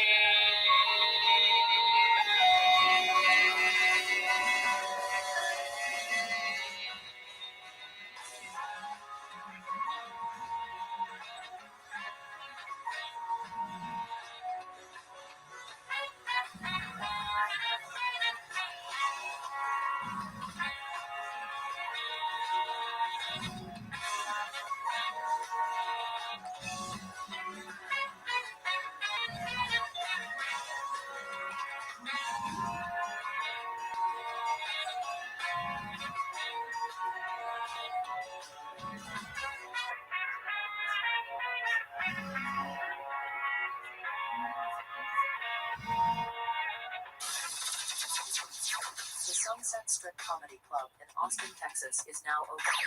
Check out Red Band's secret show every Thursday. Go to sunsetstripatx.com for tickets.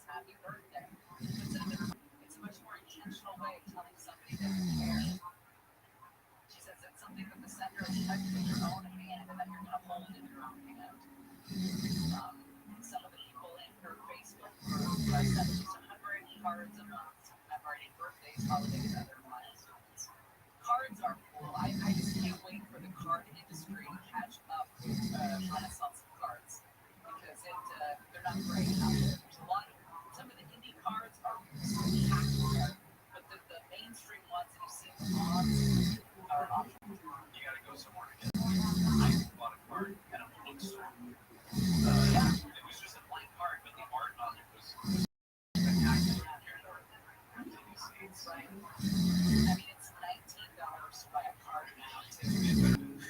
All right, we'll talk about what went on up in the hills of Castaneda. But is this a sign that our infrastructure is literally about to collapse in on itself?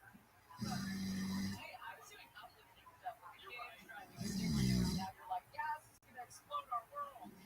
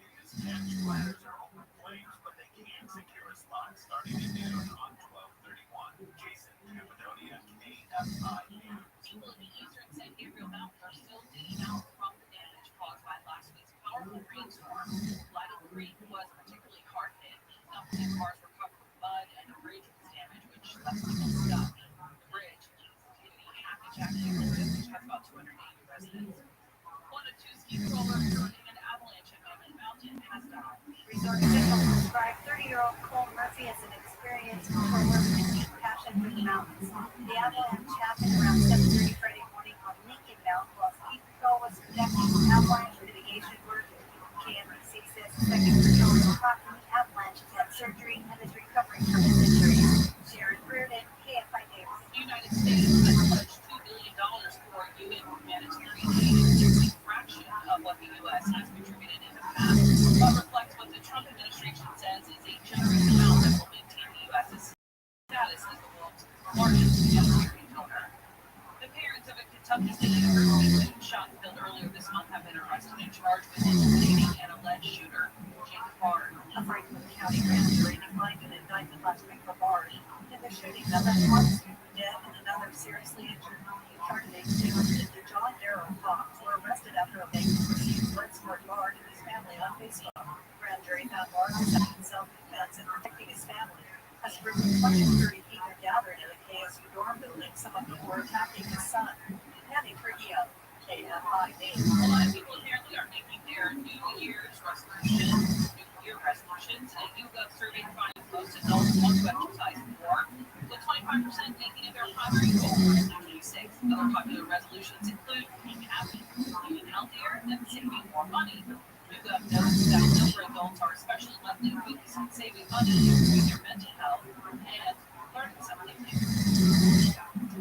Partly cloudy skies today, and clear up though. It'll be nice and sunny throughout most of the day. Metro 70 in Metro LA and UOC, highs will be near 60s at the beaches. There is a major wind advisory in effect until 3 o'clock. It's mostly for the valleys and mountain areas. It'll be the mid-60s in the valleys, mid-60s in higher upper 40s in the high deserts. Right now, 62 in the Green Woods, 65 in Chino, 67 in Northridge, and 60 in San Gabriel. KFI Financial Report, the Dow is down 265, that's 5,500 down 34, NASDAQ is down 169. Let's go to a stall and check on what's going on here.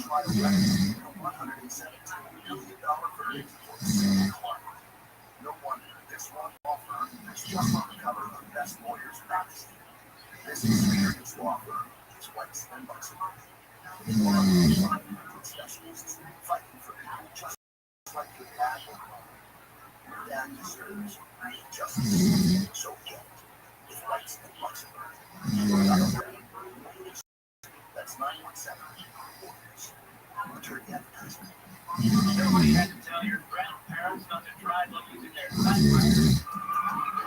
Why should be any different for our kids and our cell phones? Distracted driving caused more than 3,000 deaths in 2022. Come on, we're smarter than this. Let's put down the phone and focus on the roads. Drive safe. Don't drive distracted. A message brought to you by iHeartRadio, National Highway Traffic Safety Administration, Project Yellow Light, and the Ad Council. KFI AM 640. Radio station. Guaranteed.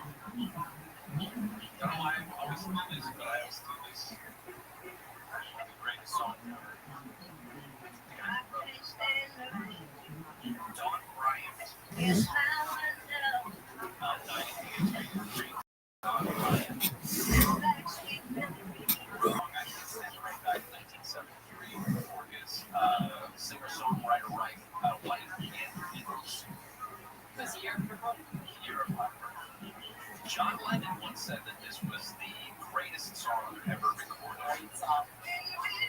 I think I've heard this song for years. It was redone on the replacements. It has been redone. Is that yeah, they sample it to, I think, Missy Elliott sampled it for a while. Yeah. One of her songs. So anyway, that's a sad story. There is a college football game. There's an NFL football game tonight. Of course, it's the Rams against the Falcons in Atlanta. But there's some sort of weird map that has the Falcons still potentially in the playoffs. They broke it down in the halftime of last night's game. My head is 7 points from that moment. But there's a three-way situation there in the South where it comes down to records. Yeah, it's a whole deal. The Birmingham Bowl is tonight. The Georgia Southern Eagles against the Appalachian State Mountaineers. Actually starts about an hour from now. And then the Week 18 schedule has been announced for the final week of the NFL regular season. The 49ers have the Seahawks on Saturday night for the NFC, and then the Steelers host the Ravens. The other primetime game Sunday night after their victory in the NFC North, which you said loser is out. There were alerts that came in on Saturday for people up in the Santa Cruz Valley, Alberti, etc., the Hughes area, told to stay in their homes because the gas pipeline has mistake that had ruptured 34-inch transmission line under about 600 pounds of pressure is what I saw. Exactly what broke this thing, nobody knows. But a spokesperson for SoCal Gas says that there was significant land movement spotted near the break. Now, is it the gas leak and explosion? It didn't ignite. The gas leak that caused the landslide, or was it the landslide that then caused the rupture? And as of this point, they do not know. The sound, also, you've seen some of the videos, the sound of these very high pressure gas leaks like this can be just as disorienting as the potential danger. Fire and hazmat crews had to work on Saturday to try to seal the transmission pipeline as well as the smell of the rotten. Natural gas itself doesn't smell, but the smell that you associate gas is added, so you can't tell when. Fire department said that there were reports of an explosion about 4:20 on Saturday, right near Ridge Route Road in Pinecrest Place, just south of the North Lake Hills Elementary School. So we've been on the east side of I-5. And there were orange plumes, they said, rising from the hillside. That was dust.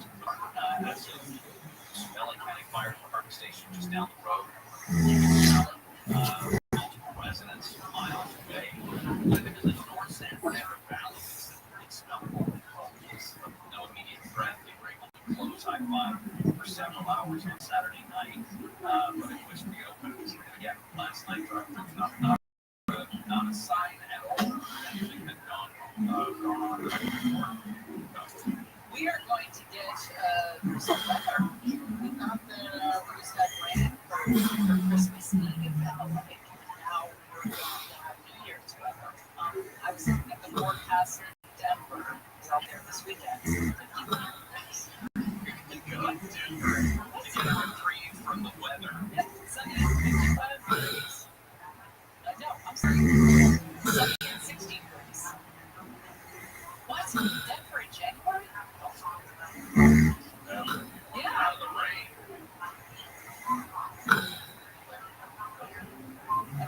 You're rusty.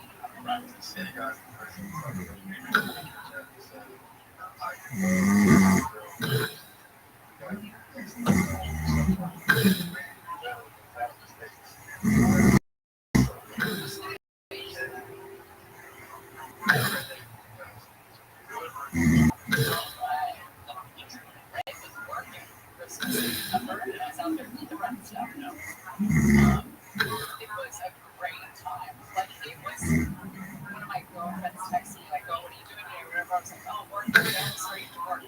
I'm not. And I love being there on Christmas Eve, and everybody was here, and people came in that weren't even working. We all got to do something live together. And, you know, we had Heather and Michael and Will, and they did their Christmas medley, which was impromptu and fantastic. And then Deborah and Andy hit it out of the park. They're acting. It was just, and Heather's daughter was incredible. And oh my gosh, she came in to be part of it. That's rare that there's a child that wants to be children. Or that they want to be in there. Over the moon, guys, really, like, people to tell everybody. And your guys' medley with me. It was so, I must have watched it like it was so good. We were like, I feel like we should tell you we're not professional singers, and now we had to just literally do something every minute to clear. But this is it. Poor Michael Monks, I thought he passed out when I told him. He was like, what? We're singing? And then you got Will and I were like, oh, okay. Keep going, princess. And then Will is just with some eyes and the scene. Oh, it's so good. Gave me chills. Loved it. But Will, I heard you mention that you're going to have to travel. Is it this week you're going to be flying around, or is it next week? Actually, I did the live areas for NFL and college games, and a bunch of bowl games next week. So, Cocktails, Super Bowl, and eventually. So, that's fun. Yeah. a nice problem to have. That would be nice. All right, we'll continue. We'll come back and talk about the weather that we can expect over the next couple of days. Heather Brooker is live with the KFI 24-hour news. Here's the latest. As Gary said, the National Weather Service issued an advisory early Monday morning. Right now, consistently hover around 25 to 30 miles an hour across the Southland. That could reach up to gust weather 30 miles an hour in many areas.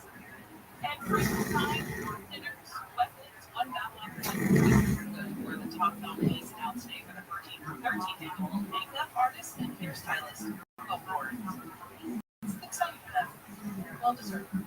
Southland weather from the National Weather Center. You guys can tell me that I'm right when I'm starting to nod off. We'll get it together. Never know. Cloudy today. Sunny skies the rest of the day. Highs around 70. Metro LA and OC. This report is not let's check out that box. It's kind of the best. Where do we go? What about that? 118. Rolling up. Right lane. They're still blocking this crash. Stop. We got some problems as well. Walk. Look at all the 65. Caltrain set up shop. This is and hands up.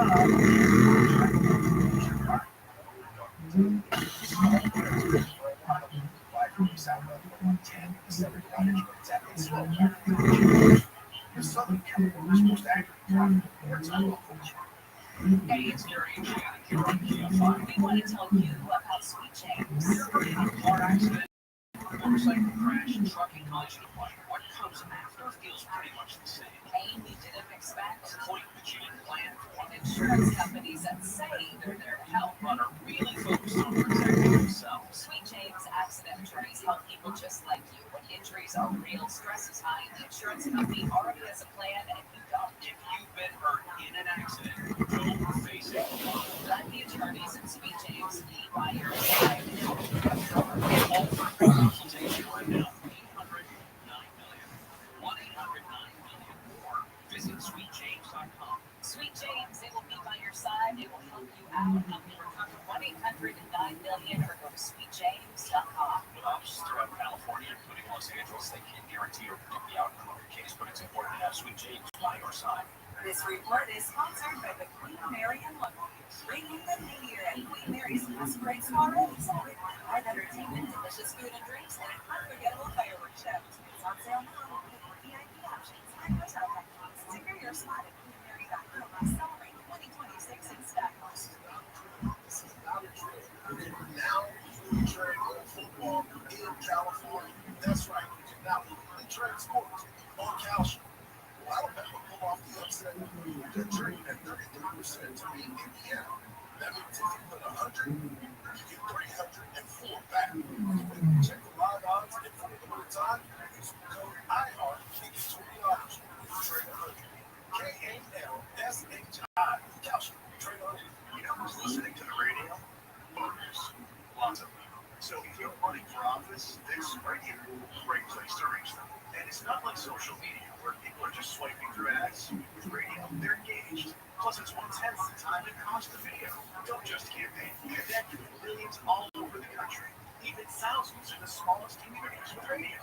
Call now and be on the air in just 48 hours. 844-844-IHEART. That's 844-844-IHEART. It's complicated.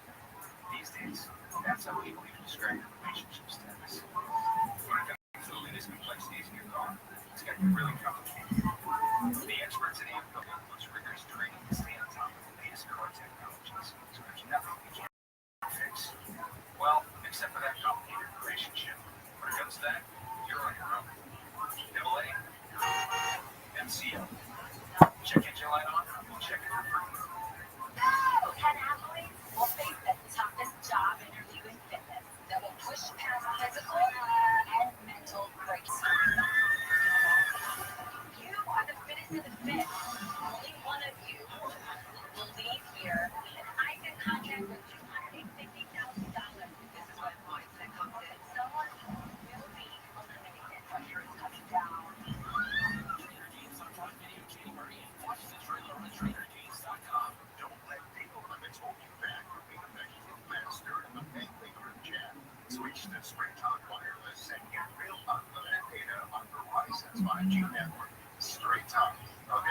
SpringTime.com or Walmart. EFI and 640 callers stimulating talk. On the next Bill Hammond show, Starbucks in every corner. Mango with dough. That means just goes away. That's coming up after 7 tomorrow morning on the next Bill Hammond show.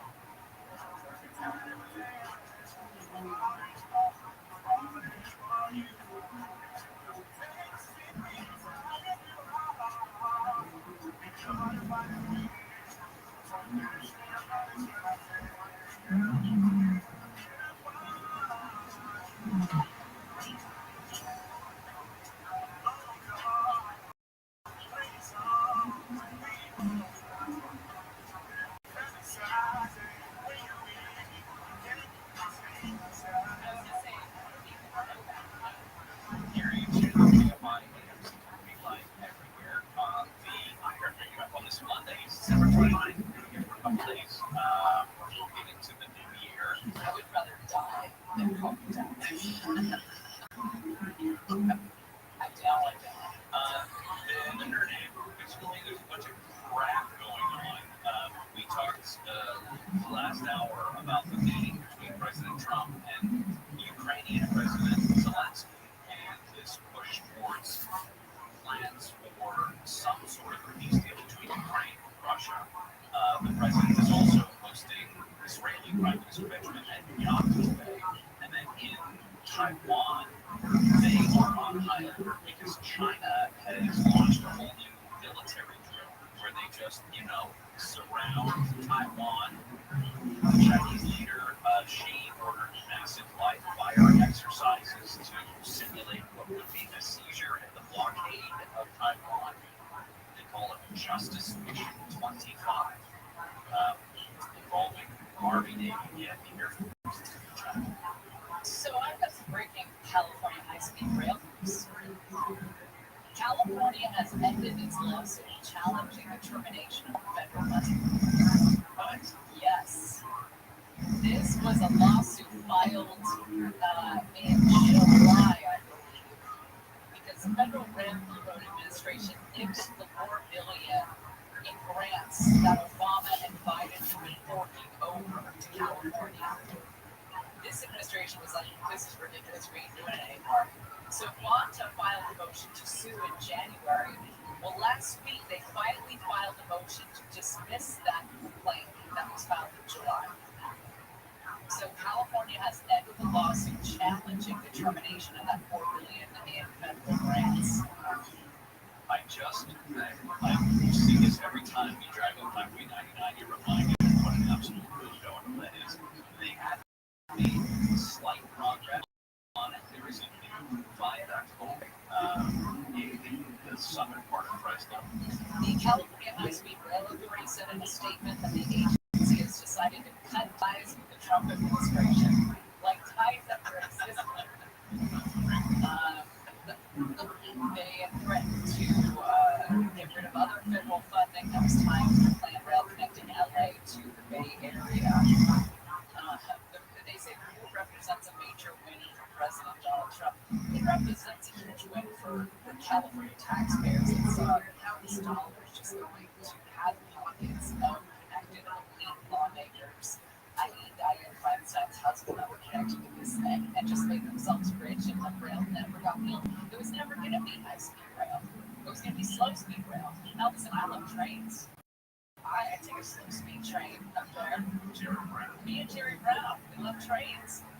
But this was just so corrupt and so words are difficult for me, because I haven't been used to them. I haven't been used to them, but it wasn't efficient. It wasn't going to be done efficiently. It wasn't going to be done, obviously, in a timely manner. There was way too much red tape from both this thing. Too many people with their hands in the pot. Too many stops. Too many local municipalities saying, what do we get out of it? What do we get? It wasn't going to work. It was not feasible from the beginning, the way that it was planned. Should we have a high-speed rail from LA to San Francisco? Yeah, we should have had it 30 years ago. At least. But it wasn't going to be done in the right way, the way that they had planned it out. It just wasn't. I was driving home on I-5 yesterday, and I just thought, anywhere from, say, Stockton to LA. It's 2 lanes both directions. That's it. But there's wide open space in the median, on the sides. There is plenty of room. If all you did was add a third lane wide in that stretch between between Stockton, say, and LA, that alone would allow for much quicker transport between LA and San Francisco. That alone, and that's a multi-million-dollar plan, not multi-billion dollars. The original price tag was $33 billion. Sure. The current price tag is $128 billion. And when I say it's a win for California taxpayers, I should put a caveat in there. If lawmakers and the governor, or we only here for 30 more seconds, get rid of their fascination with this, because it continues in Sacramento. Newsom and state lawmakers have essentially doubled down on the project. They passed a bill this session that puts another $1 billion in annual funding through some sort of greenhouse gas fund towards this project. So they're not giving it there, so they're giving up on this. But from it to $33 billion, which is a ridiculous amount of money to your head around $128 billion, and still what's done on it, what has been done, what's yet to be done. And what I don't it's just irresponsible. So if Gavin Newsom runs for president, one of the questions that a opposing candidate should ask another Democrat in the primary or a Republican nominee in the general is, why do you want to continue pouring bad money after bad money on this high-speed rail thing? And if his answer is something like, well, Republicans keep getting us caught in red tape, and they're the ones that are driving, how in the world can people even want anybody other than Democratic lawmakers and Democratic office holders, etc.? The answer now is that they are entertaining private investors. That is their answer now. That private investors are going to come to the table and they will select one or a few of them or what have you. I'm curious as to who these people are.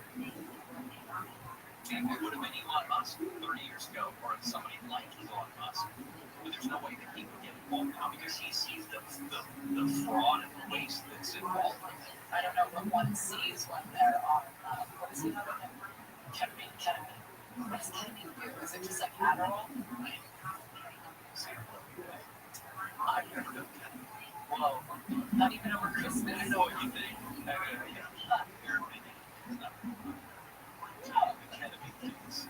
Blind spot. Anyone around here done ketamine? Oliver?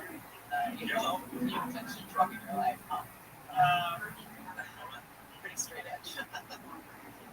Ketamine, you don't even have to take ketamine or have you. It's okay. One of the reasons. I was just like, wait, I have a question. Wait, are there rules connected to music catching drugs? Really? I guess the weekend they call it. Have you even read the paperwork? Yes, Come on. I think you're limiting yourself. This is America now, Oliver. What the drugs you want to changed the first I'm so glad. Very continue. Deborah Bart, star of the show. Good reviews. Great reviews for you. It was lots of fun. I really appreciate you guys. All right, what's going on? A high wind watch remains in place for several parts of LA County until 3 o'clock today. Western Central Monica Mountains recreational area, Santa Susana Mountains, 5 freeway corridor near Santa Marina, along with the Western San Gabriel Mountains and Highway 14 corridor. Across the region, winds between 25 and 40 miles per hour are expected. Gusts as strong as 65 miles per hour. Risk of down freeze and power lines. Watch has been in place since early Sunday morning. Andrew Martindale, KFI News. Mother Nature could rain on most parade for the first time in 2 decades. Last time it rained was 2006 during the parade, and it was coming down pretty good. I was sitting out there myself, and these diehard fans are there. They want to see the parade. Pasadena spokeswoman Lisa Derriere insists people should not have a fun show if they plan to see the parade live Tuesday. Umbrellas are not allowed because they need a safety hazard if there's wind. Rose Springs been around since the late 1800s and started to show off Southern California's stunning winter weather. Abundant clouds.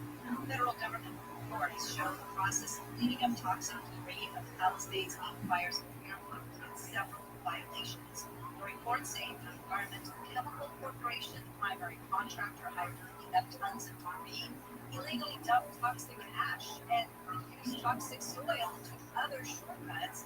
Between February and mid-May, inspectors documented dozens of instances of crews that fired briefly to neighboring provinces of air materials. Cleanup crews were also used for contaminated rocks being cleared and spraying polluted water into storm drains.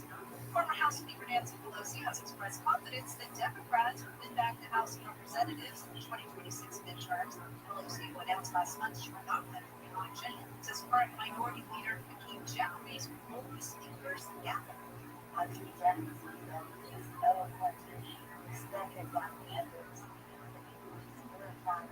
Pelosi is the first and only woman to serve as Speaker of the House.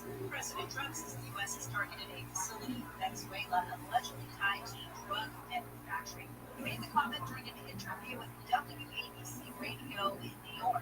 Yeah, I never planned to sell anyone where the ships come from. Tonight's really not that out. So it ended pretty good. Trump did not give details about the apparent attack. A land report strike represented a major escalation in the U.S.'s counter-narcotics efforts against Venezuela. The administration has ramped up pressure on Venezuela in recent months with dozens of strikes on alleged drug potency. Top-line weather for KFI sunny and windy. Highs around 70 Metro LA beaches, mid-60s to around 70 valleys, 40s to the 50s for the high desert, 60s to low 70s in Jersey and the IE.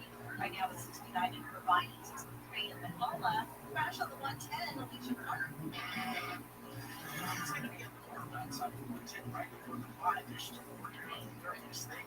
It's on the right shoulder of the center line. Traffic reversal from King Street. This is pretty narrow through there.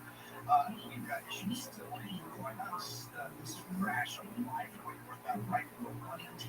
Car and left lane closed there. Stop back in Bradford Street. We've also got problems in Vision Park still. This is a different problem. This is going to be a stall right from the center of the 110 stop from Stephen Way.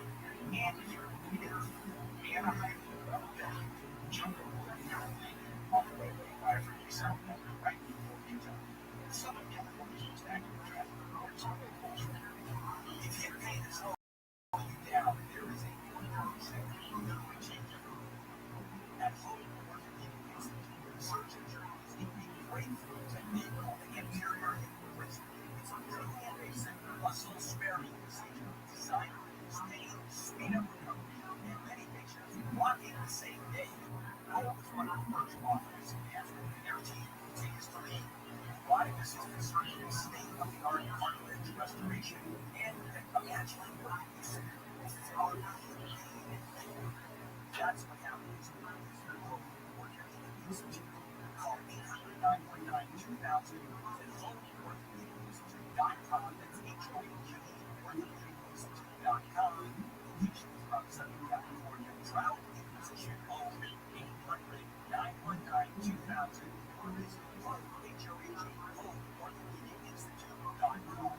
Don't hear the radio ads about the IRS. They tell you to be afraid, scared, and they try to frighten you to call. I'm not here to do that. Tax relief advocates is different. TRA is here to tell you that if you owe money to the IRS, it's $5,000, $50,000, or $500,000, you have a solution. It doesn't matter if you're sitting in your car at work or with your kids, no matter where you are. Call now. 800-616-1997. Don't lose hope. TRA will eliminate those what you owe to the IRS. Generous programs are now available that can give you a fresh start. On action-based taxes and helping individuals fix their IRS problems. We have over 1,500 exemptions and an A+ with a better business. You don't need to be afraid of the IRS any longer. And your tax nightmare today by visiting us online at TRA.com or call 800-616-1997. That's 800-616-1997. Tax relief advocates. Real solutions for real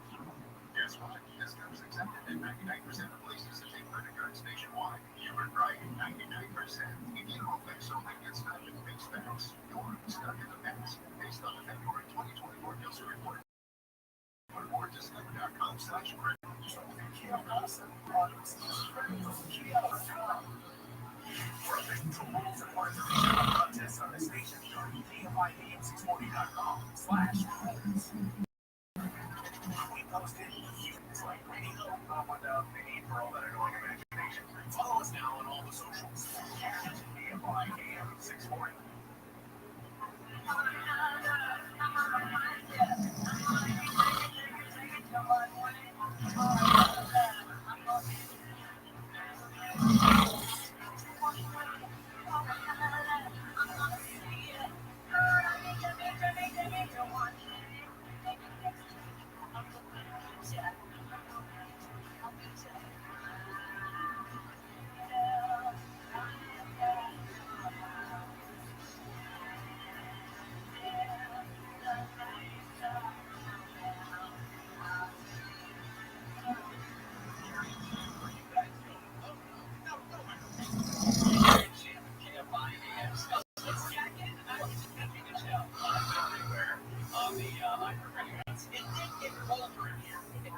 We walked in this morning. I don't know what people did in here, but it was nice and cozy and warm. And then it dropped 15 minutes. President Trump and Israeli Prime Minister Benjamin Netanyahu are speaking at Mar-a-Lago right now. Among other things, I mentioned that President Zelensky of Ukraine was at Mar-a-Lago yesterday, and it turns out that President Trump had a phone call with Vladimir Putin to update him and said that the phone call went well. He haven't given a lot of details of the official readout yet from the White House. Sob Story, American Heart Association, put out this story that we have no idea how much sugar we ingest. Is that about 57 pounds per year per American? 57 pounds. That's a pound of sugar a week, pound plus. The culprit is not just, cinnamon rolls and soda. A lot of things can be marked healthy, even if they have one tablespoon of added sugars. So, a neuroscience psychiatry professor at Mount Sinai says that you should be wary of marketing terms like organic or make cooking or something that says superfood, because a lot of those grocery buzzwords can cover up the unhealthy amount of sugar. Speaking of which, we finished all the movies. No. We finished all the movies. Many of them left Mrs. Trump's very urgent. Yeah, I brought these to my brother's house because I needed 3 teenage Jason boys to help. The cookies, there were so many cookies and treats this Christmas season were in there, and candy and everything. I will say this, my that away for Christmas. Yeah, we had way too much. My wife, she made the mistake of asking how many pounds we should get for 7 people. And she ended up with 5 pounds. It was way too much. Fantastic. To the point where we did something I didn't think we'd ever do as a married couple. We sliced up that meat, put it in a to go take a nice lady Tupperware and stuck it in a cooler and ate it on the road. Oh yeah, We should pull that meat out and go eat it in the front seat of the car. Let it run the coffee. Halfway through Selma, barreling down on Fresno, packing pre-cooked meats in our face. It was really good. My brother made a tenderloin and a ham. With a lot of meat. I did I had a bowl of rolls, this big, huge rolls. And I made where's your extra butter? He didn't laugh. He laughed at that. He just said, you've got some from the fridge. And he knew, like, it wasn't funny to him. I was looking for extra butter, like it was a real thing. That's how much the cookies went over. Okay, so there was an article in The Atlantic, and this headline caught me. At first I scrolled past it, and then I couldn't stop thinking about it. And the headline is this: why did we ever watch To Catch a Predator? And I started thinking about it, I scrolled past it, and I was like, why don't we also captivate as a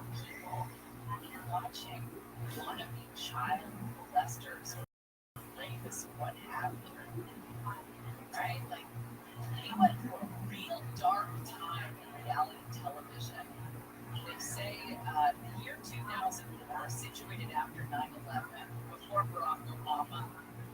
They said television, very dark. You had The Apprentice, you had The Swan. Remember The Swan?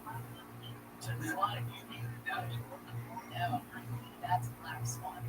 The Swan was a reality show. Oh, yes, where everyday women, looking like everyday women, would essentially get all their problem spots sharpened on television, and their faces ripped apart by plastic surgeons to look like they went from the ugly duckling beautiful swans, awful, being gobbled up as people. That is why we have all of these disorders today. 2004, man. I mean, I remember watching that show. I remember that was a time when I didn't have money for cable, so I had like the rabbit ears on top of my TV with tinfoil over the top of the antennas to make it work better. And I had like three channels that year, and one of them was NBC, I think, which was the carrier of the Swan. I remember my television watching that show. How awful! How awful to buy into the ugly duckling mindset that women are the ugly ducklings that when they turn into the swan, diets that will kill them, plastic surgery when nothing needs like what was that? Anyway, we hate it up. Same thing with To Catch a Predator. It ran for 3 years, and Jimmy Kimmel once referred to it as punked for pedophiles. And that's what it is. Like, we all sat there like, no, we're doing good, we're exposing people who prey on children. We're being entertained by these guys in the ways they would try to get young girls in their clutches. What are they going to try to do? What's this guy going to tell this little girl to get her to the meeting spot? I mean, it was awful. And we all sat around and watched it. Yeah. And I can't describe what I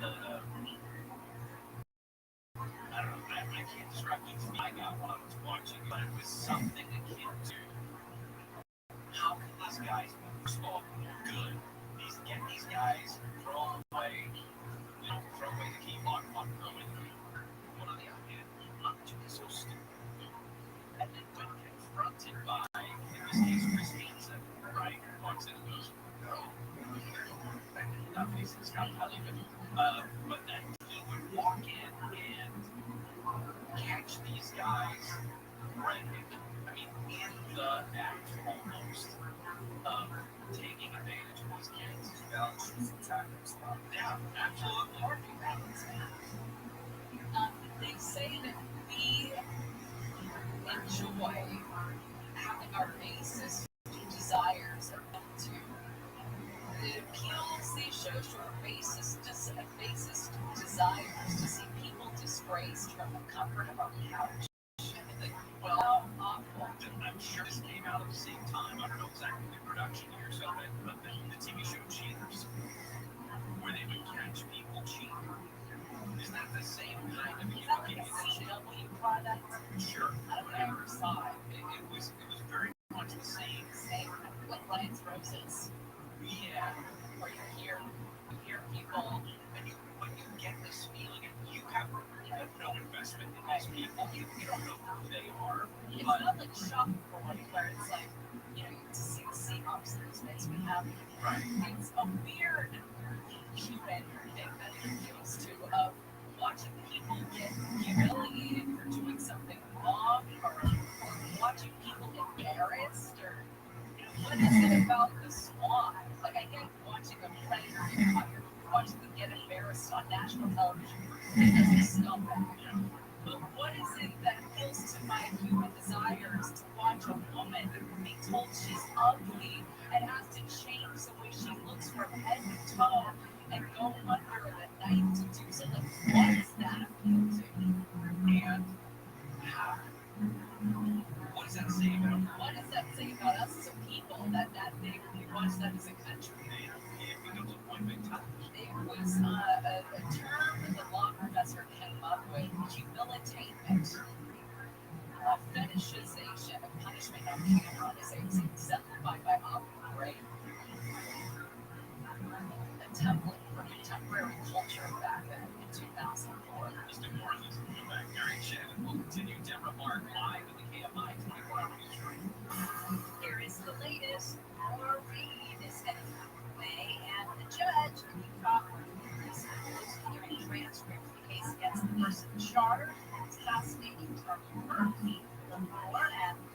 Our facelift. Trajan Wealth will help you out. Maybe you've got an old 401k that you're not sure what to do with. You give Trajan Wealth a call today. They can get that old 401k working for you now. Yeah, we both met with advisors from Trajan Wealth, and they went over some very simple questions. Coming up to retire. What are your plans for retirement? When do you want to retire? Am I missing something in retirement? And they have answers to all of those things. Now, we've got those answers. We've got a plan going forward. No pressure, no confusing jargon, just clear, honest advice from fiduciaries who are going to put your goals first. They want you to make more money. Trajan Wealth, give them a call, 310-299-9960. And that consultation is complimentary, so if you were to anything, call TrajanWealth.com. That's TRAJAN, TrajanWealth.com. Advisory services through Trajan Wealth LLC, an SEC registered investment advisor. Client paid advertisement. Additional disclosures at TrajanWealth.com. From the O2.com Weather Center, the only business stop you need. Sunny and windy. Highs ranging from the northeast to the low 70s. This report brought to you by Albertsons Quality. The traffic center is brought to you by Toyota. Proceeds the Yao sales event at your Toyota dealer. Don't wait to grab a great deal on a new Toyota. Make an easy crash on the Q10. Let go of it. Q10 Voice Managers Pass on Power Avenue is really taking up their lanes and on top of the right shoulder traffic. It's going back to 57. Ice, I'm with a broken record. Yes, it's still there. This will put a pass on the body freeway. Northbound side of the highway. 118. This is a crash with a left lane is closed. Oscar and the Westminster area. The 22 freeway was directly west. Center lane blocked their lanes. They lost all the boxes. So again, that's the westbound 22 west. 22 eastbound, right? West and Southern California was active traffic reports. I'm going for sure. You can count on Buck at Albertsons for sweeties on healthy and favorites. The Russian Atlantic salmon filets for $8.99 per pound. White House avocados are 97 cents. Membership for a minimum shop. So we're online at Albertsons.com. This recording is sponsored by Spray Top Wireless. Don't let people limits hold you back from being that kick master in the family group chat. Switch to Spray Top Wireless and get real unlimited data on Verizon's 5G network. Spray Top, available at spraytop.com or Walmart. Business and not thinking about podcasting? Think again. More Americans listen to podcasts than ad-supported streaming music from Spotify and Pandora. And as the #1 podcaster, iHeart's twice as large as the next two combined. So whatever your customers are into, true crime, sports, comedy, culture, they'll hear your message. Plus, only iHeart can extend your message to audiences across broadcast radio. And all this reach means everything. Just think about the universal marketing formula. The number of consumers who hear your message times the response rate equals the results. Now let's get those results growing for you. Think podcasting can help your business. Think iHeart. Streaming, radio, and podcasting. Let us show you at iHeartAdvertising.com. That's iHeartAdvertising.com. Or call 844-844-iHeart. One more time. Call 844-844-iHeart. And get podcasting working for you.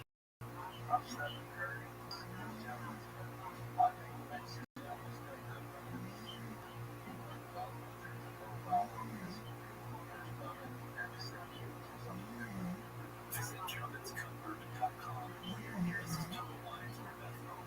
This message is intended for audiences 21 and older. Gentlemen's Cup Bourbon, County, Kentucky. For more on Gentlemen's Cup Bourbon, please visit gentlemen'scutbourbon.com. Please enjoy our sponsor. As a mom, comforting my family is what I do best. Big Paper steak for my super dedicated Big Papers. In an easy-to-place stick, and it dries fast, so there's no mess. I use it to comfort myself and my family. Thanks. Fix Maples. So comfort for the whole family. Catch our Fix Maple show on Max for Fix Papers. Comfort for yourself. Use the story.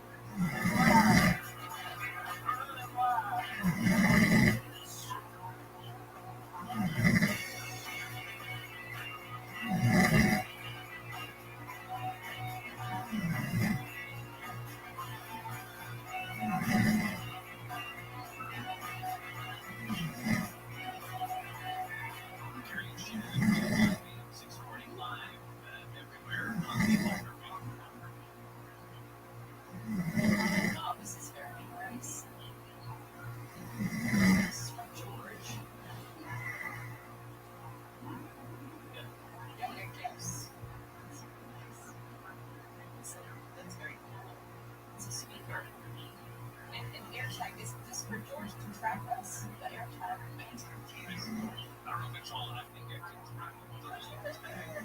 That's probably okay, right? Well, let's see. Let's try.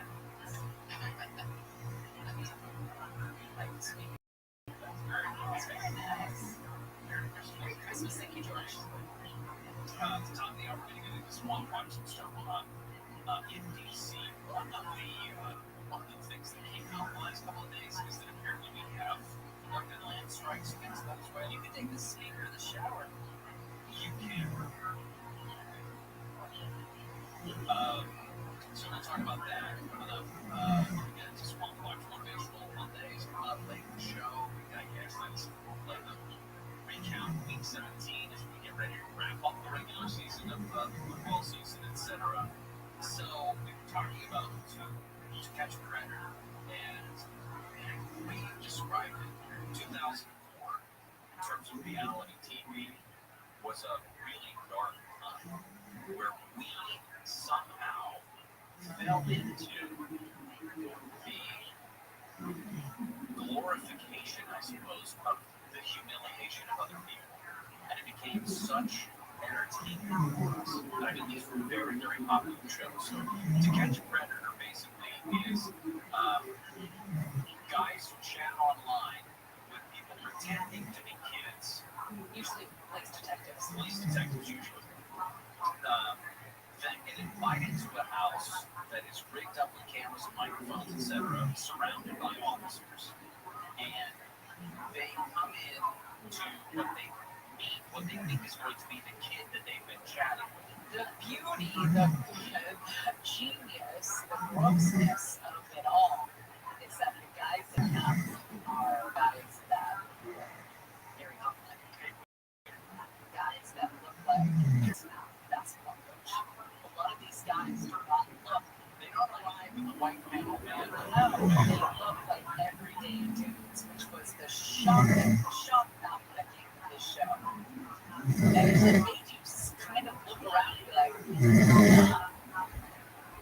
do I really know that? Predators is a documentary that's on Paramount Plus.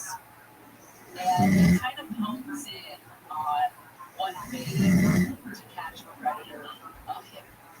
What is it about us that's into watching us? And in Predators, this documentary, as the Atlantic rights were forced to confront multiple truths at once. Yes, To Catch a Predator was targeting men who were trying to do something monstrous.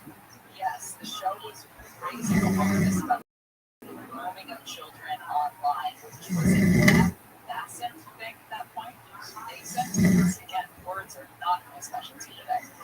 We're in the beginning of people scamming each other on Robinhood. They said it was also doing so in a way that turned personal transgression into public drama. And that's where it appealed to our basis of desire to see people disgraced and humiliated. The author and the Atlantic that wrote this story is watching this documentary, Predators. I thought of Janet Malcolm's observation that every journalist who is not too stupid or full of himself to notice what is going on knows that what he is doing is morally indefensible. The maker of the documentary, interested, they write, not only the moral implicity of exposing someone on camera, but also the technical aspects of how that exposure is carried out, from the camera angles and the lighting setups, from the interview side release forms. They said the documentary begins with a segment from the Dateline show. We hear a phone call and an unnamed man charms a girl, calling her so sweet, telling her that he has stopped at Walmart to pick up some things so I don't get pregnant. As the conversation plays out, we see the house being staged as a set, lenses being adjusted, the zipper on the girl's hoodie being pulled up. We're led to wonder what it means to capture the worst day of someone's life on camera, the preparation of it, and how guilty the doctor is in himself in re-airing the show's footage. That us in 2025 watching this documentary on To Catch a Predator is like, oh man, this was effed up. I watched it. Effed up. That is very strange. And it's funny, they say they and here's the thing, I will go home and I will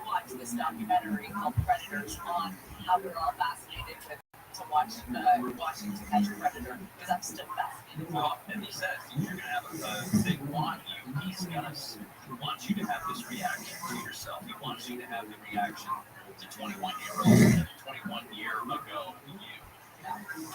Thinking that this was entertainment. Like, I can't wait to see what happens with that. Yeah. Now, what's funny is they say that our reactions today, are we really that far away from it? Are we really that far away from that type of entertainment today? The writer in The Atlantic points out the Coldplay Kiss Cam fiasco from a few months ago and how everybody jumped on them for that moment. I would say the difference is that was a completely unscripted, unproduced moment in time that just happened to be on us. Yeah, but we all jumped on their public shame. True. We love that. We love a public shame. And what is why? Well, but I equate something like you could set up. We see a lot of these fake videos on social media now where it's like, oh, the guy in the airplane seat behind me will start kicking my seat and there's a fight and everybody gets involved. But it's clearly set up and it's fake and it's meant, but it is meant to elicit reaction as opposed to those visceral, actual fights that take place on an airplane or a terminal or whatever that are real and you can tell that they're real. Those can give you a different kind of reaction. The whole Kiss Cam Coldplay thing was they got caught and nobody set them up. Nobody invited them to the Coldplay concert. It was like, hey, you should bring your boyfriend just in case there's a camera there. Right. So, I mean, it's slightly different, but it is that same Coldplay and everything. But it is that we as a human species are very quick to point and shame. Oh, yeah. Because as long as it's not we feel you, so much better about ourselves. it's awful. Let's do better. That's a lot of pressure. Do you want to hear a Jeopardy question? How many more of these we got? Do you not want to do it? No, I didn't say that. I was asking. Sometimes when they're dumb, I like to discard them. But this one's right up your alley. This is like your wheelhouse. Well, I know. Bottled up for $200. This rapper is making drugs. Maybe not yet. This rapper's debut perfume Pink Friday comes in a bottle that looks like a bust of herself. Pink Friday. Cardi B. No. Yes. You see, you know all of them. I know all of them. Tom Swallows will go back. Do care. You see that?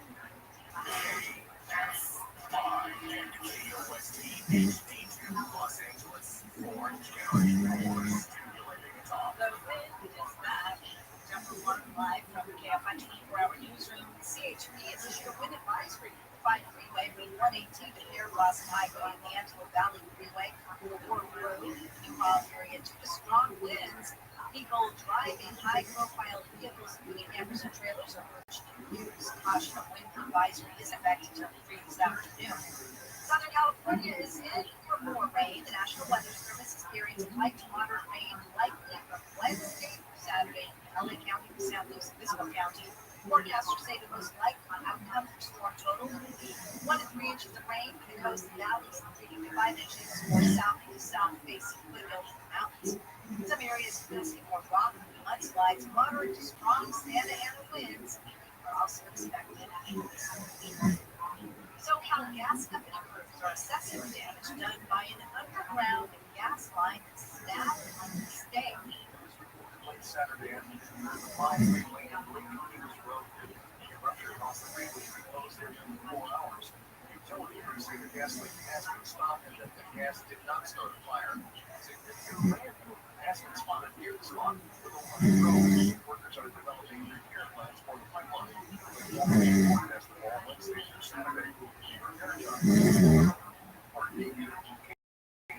California has lost more than its federal immigration judges this year. January, the state has lost at least 35 immigration judges, starting the year with a total of 132. Fired, retired, or quit. Nationwide, more than 100 judges have been fired since President Trump took office. A similar number have resigned or retired.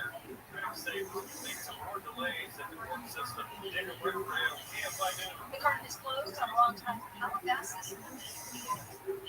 The Regency in Calabasas Commons shut down Sunday after more than 25 years with its final screening of Zootopia 2. The luxury six-screen theater opened in 1998 and later struggled as moviegoers shifted to streaming. The closure was kind of a major redevelopment plan by developer Rick Russo, whose company owns the Commons. The theater will be demolished to make way for retail, housing, and community space. A judge in Utah has ordered the release of a closed hearing transcript in the case against Tyler Robinson. He's been charged with assassinating Charlie Bird. Access for records. Utah Judicial Administration 202-01. That right, however, is not absolute. He says parts of the hearing that deal with security measures for Robinson's court appearances will be redacted. The hearing held today was in response to media outlets testing a gag order posted on Goma. Former House Speaker Pelosi says she wants to run that bill for helping pass the Affordable Care Act, known as Obamacare. She told ABC this week the legislation is a key part of making sure Americans have health care coverage. I think that it was this made a big change in terms of working families for the health and the financial health of Wilmington to have that funding. Obamacare offers subsidies to help people pay for health coverage. Lawmakers were trying to pass the legislation in 2010. Pelosi famously said, "Have to pass bills so that we can find out what's happening." Iran is now making a fight with the U.S., Israel, and all of Europe. President says his country is in a full-scale war with weapons, Israel and Europe, saying the West is not Iran to stand on its feet. He also claimed that the military is stronger than it was when the US and Israel targeted Iran's nuclear sites over the summer. ABC's James Loftus is back in June. President Trump ordered an attack on three of Iran's nuclear facilities using bunker-busting bombs and cruise missiles. Top level of KFI sunny and windy, highs around 70 metro LA, beaches mid-60s to around 70 valleys, upper 40s, mid-50 desert, 60s below 70s still in OC and the IE. Right now it's 69 in Seal Beach, 71 in Park, 66 in Aurora Hills, and 69 in Hollywood. The KFI financial update now is down 43. Yes, is down 32, and NASDAQ is down 160. We have a crash on the 710 in Long Beach. Nearly 710 southbound right to Lamo Boulevard. Up from 7 staying open on and you don't have the right shoulder, but you're going to see delays on the 91. Hitting the wood, let me know what the number is on point. That's a delay to that off ramp. 4-5, and we're going around and as you are off the brakes, I take from 1 to 5 all the way up to the 10. I'm just going for 1 on the 5. Now, before we get to the 118, they did get that crash cleared on the lane 10 minute reopen. Santa Clarita, 14 northbound 14 Princessa. We've got Remish is going to be blocking the T5 lanes. In the Vineyard Hills Lino area on the 130, it's going to be closed both directions right now. Fort Ticket Road to 263. They got a big brake fire, and in Fountain in 405 Southland. Tailford Avenue is a pet free that put you a ladder blocking that right lane. With some traffic reports on getting on it. We all hear the radio ads on the IRS. They tell you to be afraid, to be scared, try to frighten you into calling. I'm not here to do that. Tax relief advocacy is different. TRA is here to tell you that if you owe money to the IRS, it's $5,000, $50,000, or $500,000. You have a solution. It doesn't matter if you're sitting in your car or with your kids. No matter where you are, call 800-506-9295. Don't lose hope. TRA can eliminate or reduce what you owe to the IRS. Generous programs are now available where you can keep a fresh start. Our passion is taxes and helping individuals fix their IRS problems. We have over 1,500 episodes and less than a better business year. You need to be afraid of the IRS any longer and your tax IRS today by visiting us online at TRA.com or call 800-506-9295. That's 800-506-9295. Tax relief advocates, real solutions for real people. The party's just getting started. iHeartRadio and ABC bring you to Clark's New Year's Rocket Eve. Join the Oregon Seacrest live in Times Square. Bring in 2026 performances from 50 Cent, Demi Lovato, Diana Ross, Maren Morris, Mariah Carey, Pitbull, Post Malone, and so many more. It's America's biggest countdown party of the year. Wednesday night starting at 8. Clark's New Year's Rocket Eve.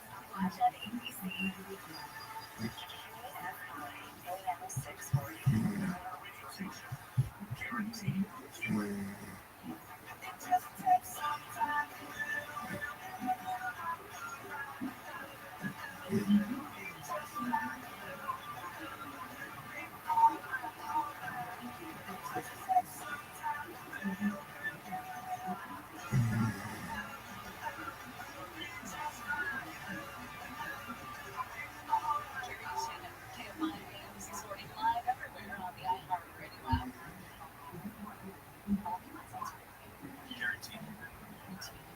All of you, but also Guaranteed humans, like the company slogan, right? That's what I heard. I feel like ours should be something original. slightly human. Almost certainly human now. Or just how about this?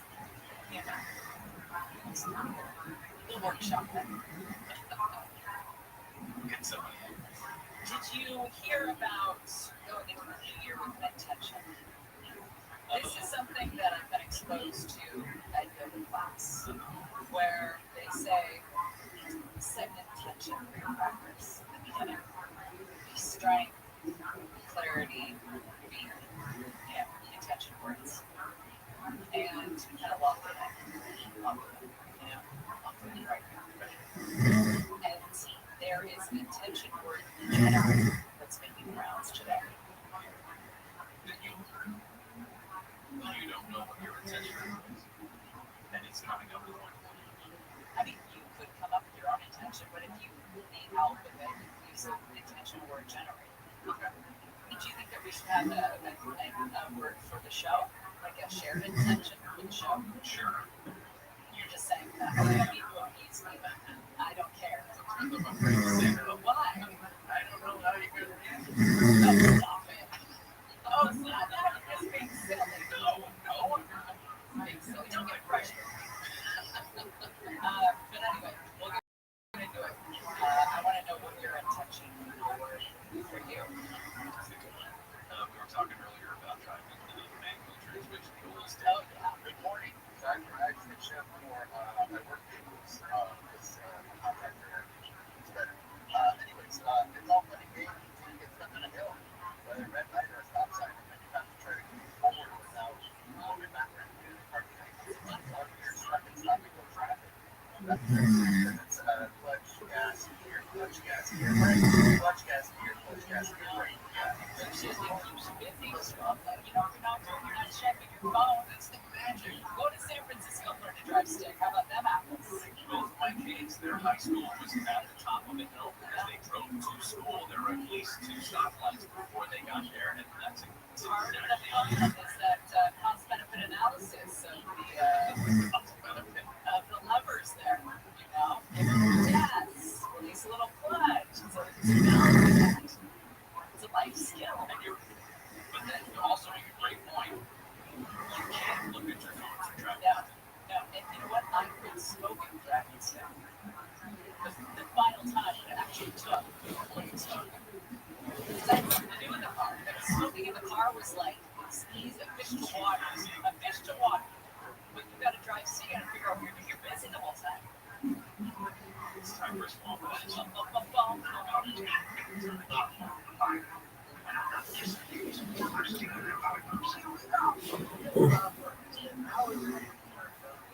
Never quits. I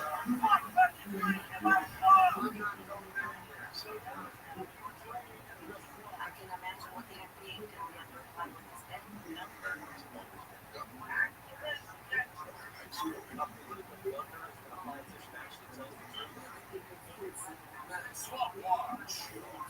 Well, things are going on around China. China has surrounded Taiwan with warships and fighter jets, largest military drills on record. As you can imagine, this follows that record U.S. arms sale to Taipei. The drills even have a title, Justice Mission 2025. Coordinated deployments of ground forces, naval vessels, fighter jets, drones, artillery, civil, maritime has been circling Taiwan. Nothing to see here. These live fire exercises are expected to continue tomorrow. China's designated large danger zones, firing closer to Taiwan than any previous round of drills. say that this is a response to separatism and foreign involvement. It is a stern warning against Taiwan independence, separatist forces, and external interference forces, and a legitimate and necessary action to safeguard China's sovereignty and national unity. That's what Senior Colonel there, Senior Colonel Sheely. Is there concern? I don't quite understand that statement. Is there concern that Taiwan is somehow going to take over China? As soon as it declares independence, all of a sudden declare war on China. 2 weeks ago, the U.S. approved an $11.1 billion weapons package for Taiwan, largest sale ever. Beijing hated this. It says that at the time, and this is coming to fruition, it's turning Taiwan into a powder keg. Japan's pretty close to that too. They would have to mount some sort of military response probably as well. Speaking of active wars, President Trump hosted President Zelensky yesterday at Mar-a-Lago to talk about the 20-point peace plan. And according to President Trump, they're about 90% there was the number he used. We have made a lot of progress on ending that war, which is really certainly the most deadly war since World War II, probably the biggest war since World War II. Our team should look at on all aspects. We also have to join with European leaders like President Trump said already, and leaders including NATO and the EU. We pray that our teams will meet the coming week. Zelensky left, and Benjamin Netanyahu was at Mar-a-Lago today. He's down at lunch. This morning, when the two leaders were answering questions, President Trump said he spoke with Vladimir Putin today after the meeting with Zelensky. He said we had a very good talk, a very productive talk with a few very thorny issues. He said also, kind of underreported over the weekend was the fact that President Trump says that the United States has hit a facility in South America, a land facility. He said it was he called it to John Catsimatidis. He said Catsimatidis during a program on a radio station in New York. He was talking about strikes on truck carrying folks in the Caribbean, which had killed more than 100 people as of right now. And Trump said, I don't know if you saw or read this, but we got him. But they have a big plan to make facility where they can send where the ships come from. 2 nights ago, we knocked that out. So we're pretty good. No other comments on that. No other description of that. Did we actually strike something on land? And if so, are we getting into a war without a congressional declaration of war? I'm surprised that did not get as much play the weekend as I saw this morning. Politico did a deep dive on 2028. The 2028 races begun. Here's who's winning. Wish to explain her that tomorrow or wait until next week. There was also an opinion piece about why Gavin Newsom would absolutely clean up in a head-to-head matchup with Jay Vance. I'd love to hear that scenario. Is it because New England doesn't have a pass rush? There's something like that. And Drake May's nickname is Drake May. Come on, how cool is it when you he's like the Drake May of Drake May. So good. Very good. We'll continue. Deborah Mark is live in the KMI 24-hour newsroom. There is the latest. One accused of killing a high school tennis star in Manhattan Beach in an alleged DUI crash has been charged. California is dropping a lawsuit from the state's bullet train more than bottom of the hour. The traffic center is brought to you by your Toyota dealers. It's the Air Now sales event at your Toyota dealer. Don't wait to grab a great deal on a new Toyota. We make it easy. Crash on the 101 in Sherman Oaks. Sunday on the 101, the westbound, walking through Green Eyes Boulevard, new exit, walking to Ryan Lane. It's already a slow ride all the way to Tarzan. In Gardena on the 110 northbound, right down to Beach Boulevard. Get some brush on fire for shoulder in that transition. Also, 101 south at Parkland, the new break. Fix some potholes there. In Sun Valley at 5 south, right at the 170 south heads up. Got a ton for the Purple and the left lane. And Santa Maria on 14 northbound. Before being Princess, try to clear right from the right lane. With Southern California's most accurate traffic report inside. I'm Jenny Harmon. This report is sponsored by Orange County Transportation Authority. From December 21st to January 3rd, take the 91 Express lanes in Orange County for a chance to win $100 in toll credit. Thanks for trusting them to keep your holidays merry and bright and on time. Must be a 91 Express Lanes account holders. The official rules are 91expresslanes.com. UCI Health Irvine, technologically advanced surgical suites, along with the brightest minds in medicine, bring the promise of a better healing journey. Breathtaking views of the marshlands, from floor-to-ceiling windows, soothe the mind and stir the soul, while amenities like smart TVs help you stay entertained and virtually connected to loved ones as you recover. Imagine all this in the nation's first zero-carbon emission medical facility. Better still, discover it. Powered by UC Irvine, UCIHealth.org/Irvine Hospital. You know who's listening to the radio? Voters. Lots of them. So if you're running for office, this right here, great place to reach them.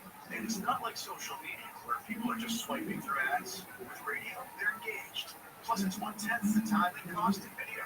Don't just campaign. Connect with millions all over the country, even thousands in the smallest communities with radio. Be on the air in just 48 hours. Visit winwithiheart.com. That's winwithiheart.com. Why most Rover Rewards members get 500 points for logging into the Lowe's app for the first time. Take advantage of all your Pro benefits today. Number 12125 to 1726. Offer valid for first login only. Loyalty programs subject to terms and conditions. Visit Lowe's.com/terms for more details. AM 640. More stimulating talk.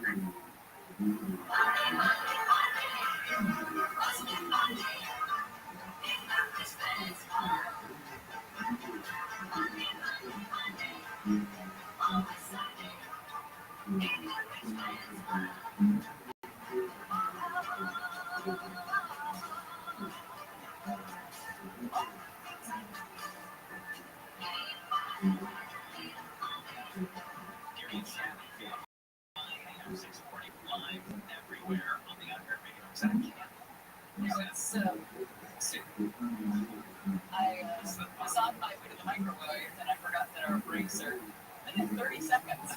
So I came right back. The Chinese military, like we said, has dispatched air, navy, and missile units around its live fire drills. The island of Taiwan is currently surrounded. Nothing to see here. A powerful winter storm is moving east. It's bringing snow and ice and rain and strong winds. National Weather Service says there will be blizzard conditions in many parts of the upper Midwest and Northeast in the next couple of days. That could prompt some travel issues. But we should see temperatures in places in the south, Atlanta, Dallas, set to drop significantly by Tuesday. My daughter was here for Christmas, but it was 84 degrees in Waco. Not wild. Like I was saying earlier, 60 degrees in Denver this weekend. We do have a couple of local stories we want to bring to you, or we shall say, Michael Monks from KFI News will bring to you coming up after Deborah's News at the bottom of the hour. There will be charges filed in the case of the teenage tennis star who was killed in a drunk and hit and run earlier this year in Manhattan. Also, Michael has some news on rent stabilization that is going on in the city of LA. You may have noticed, we talked about this with my in-laws when they were around. They live up in Oregon. We were just asking the question of, have you noticed that restaurant prices have gone up? The discussion, one of the key words for this year has got to be affordability. I haven't seen the list yet, but I'm sure that that's one of those that's going to make the list. And affordability is an issue that you notice whenever you go to the grocery store, whenever you go to a restaurant, when you buy seems to cost more than it did. Whether you perceive it that way or someone's telling you it is, it's an issue. Now, there was an article in the Wall Street Journal about how steakhouses, restaurants in general, but steakhouses specifically are having a hard time making a profit. And they broke down a restaurant in Chicago. Steak dominates the menu. 16-ounce prime New York rib, something they call a Mississippi. You didn't get it, that's one. An 8-ounce fillets with a glass or a red wine, glaze, fresh shallots, etc. Dinner for 4 can easily reach that $500 mark. But after accounting for the costs of the restaurant, profits from the deal would be about $25. Wow. Because you're going to spend $190 on the food and alcohol, just the ingredients going into the meal. $175 for labor, $100 on rent, which is other fixed costs overhead, and then the restaurant basically turns about a $25 profit. I love a good piece of meat. When it's Oh my gosh, I love the best piece of meat. Yeah. Cost per beef estimate for steak fillets have ballooned about 67% since COVID. And then steaks costs are up about 40% this year alone for that restaurant itself. So that's a significant jump in just the last couple of months. There's another one, Gibson's restaurant group has been buying steaks for decades, but this year they've had ramble and tariffs this year on imports lifted prices that were paid for the grass-fed beef from Australia and the Japanese Kobe steaks. The bulk of Gibson's restaurant steaks come from producers there in the Midwest, but that hasn't brought in.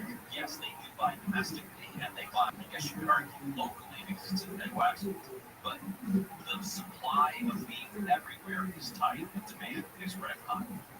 Did you get any meat for Christmas? I didn't get any meat, but I did go to the steakhouse for Christmas. Oh, that's nice. Yeah, we took the family to it. Nice. It's one old-timey steakhouse. It's very cool. And they have those baked potatoes that are as large as your thigh. Oh, yeah. Twice baked, so they make them in the morning, they scoop them out, they put all the fixings in. See, now I want to go to Northwoods where they have baked potato this good. I mean, it was all of that. It was called that. Yeah, Northwoods. They do a nice salad. It's not a salad there, and the garlic cheese bread. Stop it. Punch people to get the garlic cheese. You know what? I may be off cookies here, but I'm not going to be off garlic cheese bread. Gibson's restaurants. Cool dead ham. They pay about $25 for a 13-ounce New York strip. That's the restaurant's cost $25 for a 13-ounce New York strip. You finish that? You can finish that, right? 13 ounces? Yeah. I can't finish that. Charges customers about $20. Now, a few years ago, pre-COVID, that same steak would be under $20 for them, and they said that they would need to charge $89 for it today to try to keep the pre-pandemic profit margin that they were making. They have been stuck so hard, their food costs have gone up, and they're trying not to stick it to the consumer so that people keep coming back. That's the thing. You balance out the high-cost steaks with other lower-cost items, and you may notice that in the site. It's just those baked potatoes that are as big as your thigh, they're expensive. I mean, that's why you don't see them at Vaughn's and Ralph's. You go when you buy your baked potatoes, they're normal potatoes. They're not that big. They're not that big. Those were the ones, the restaurants, they pay a premium to get them as large as they do. What do they put those potatoes to make them so big? Steroids? Water with steroids.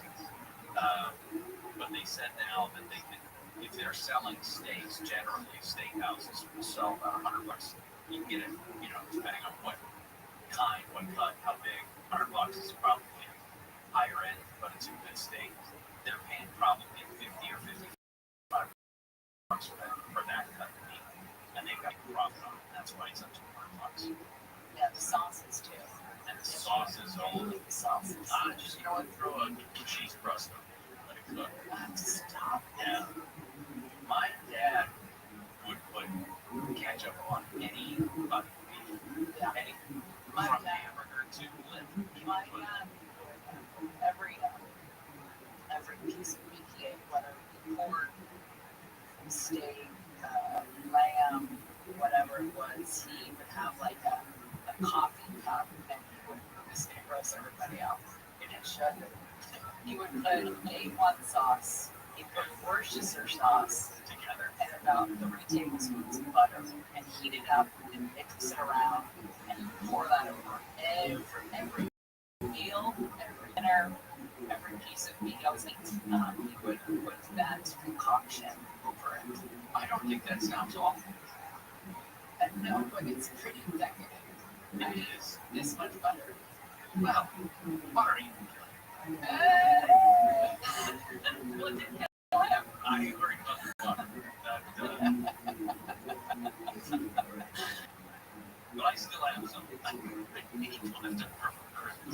That sounds good. Did you bring any of that in? No, I need to do that. I know you would. That's why you bring it in. I'm not gonna save it.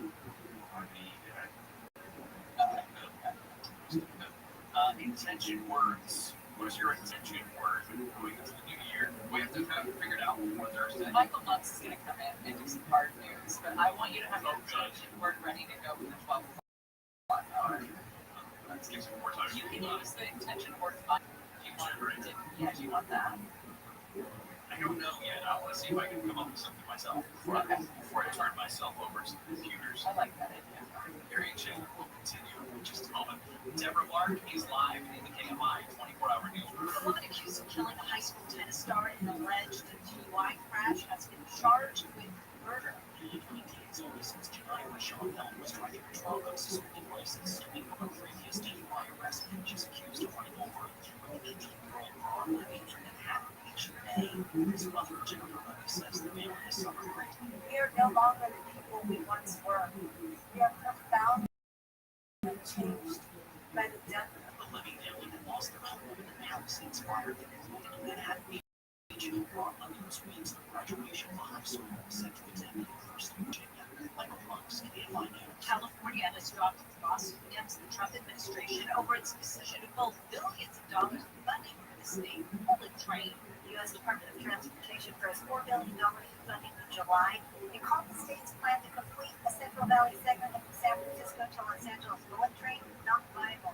State rail officials say they will now pursue other funding sources to finish the project, which will cost the state more than $100 billion.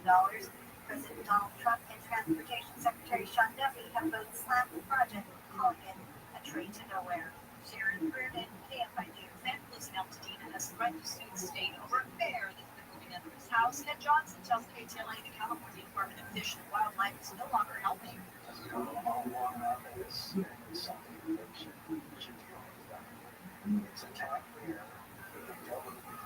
bear moved in under the home right around Thanksgiving. Fish and Wildlife recently set a trap and caught a different bear.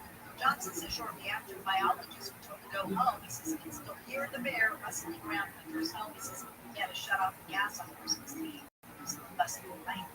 Federal investigators are in southern New Jersey looking into a fatal collision involving two helicopters. The FAA released a preliminary statement saying in court that an Instrument F-28B helicopter and Instrument 280C helicopter collided. Only the Titans were each aircraft. One helicopter engulfed in flames after the crash. NBC's Stephen Ramos' one pilot was killed yesterday. Police announced this morning that a second pilot also died. Officials say the men were friends who lived in New Jersey, would often have breakfast together in a cafe near the crash site. The collision happened just after the helicopters took off from an airport in Atlantic County. Witnesses say the two helicopters were flying close together just before it happened. A new Department of Justice filing says a man from Virginia who confessed to placing pipe bombs outside PNC and RNC headquarters on January 6, 2021, repeatedly cited conspiracy theories about the 2020 election. Said Brian Cole Jr. told investigators he was going to a protest in support of then-President Trump and believed people felt their votes were being thrown away. The Justice Department said it had not previously detailed voting for a connection to the January 6th Capitol riots, but argued poll votes are just future violence and should be detained pending trial. RBB, KFI News. Independent Senator Bernie Sanders is warning that artificial intelligence could threaten jobs, income, and human connection, calling it the most consequential technology in human history. He tells CNN's State of the Union that tech billionaires are driving AI for profit, not for public good.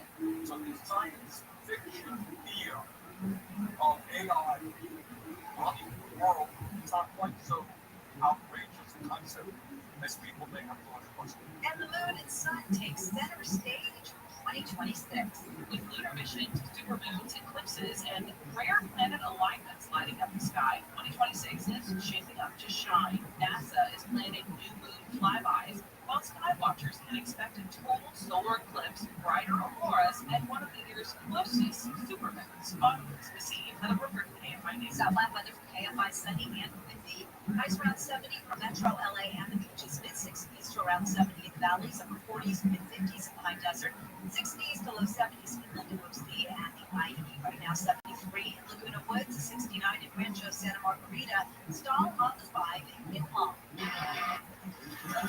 North, I-14 north, that's all partially blocking that transition. It's already slow ride from 405. In Sun Valley, 5 southbound right to 170 south. Got a tire in the carpool and left lane. Sherman Oaks, 101 west of Van Nuys Boulevard, tilted by the Saxon. It's now blocked into the 2 right lanes, and you're going to be backed up to Coldwater Canyon. Along Beach Center and south at Del Amo, got a red clear to Old right shoulder, and in Industry, 60 westbound right at 7th Avenue. Got a new accident making its way to the shoulder there. West Southern California's most accurate traffic report sign Jimmy Harmon. Anti-Semitism takes many forms, from a passing comment and casual conversation to vandalism and even violence. Shine a Light is a national initiative to spotlight anti-Semitism, a coalition of over 60 Jewish and non-Jewish organizations from across the U.S. and Canada. Shine a Light draws inspiration from Hanukkah, the Festival of Lights, to encourage Jews and allies to speak out against anti-Semitism and send an unsingle light can dispel darkness. Join us at shinealight.com. I'm Stephen Curry. This is Gentleman's Cup. I think what makes Gentleman's Cup different is you need a part of development with a profile of this finished product. Then you sit and do something different. Visit gentleman'scupbourbon.com for your nearest total wine format. This message is intended for audiences 21 and older. Gentleman's Cup Bourbon, Boone County, Kentucky. For more on Gentleman's Cup Bourbon, please visit gentleman'scupbourbon.com.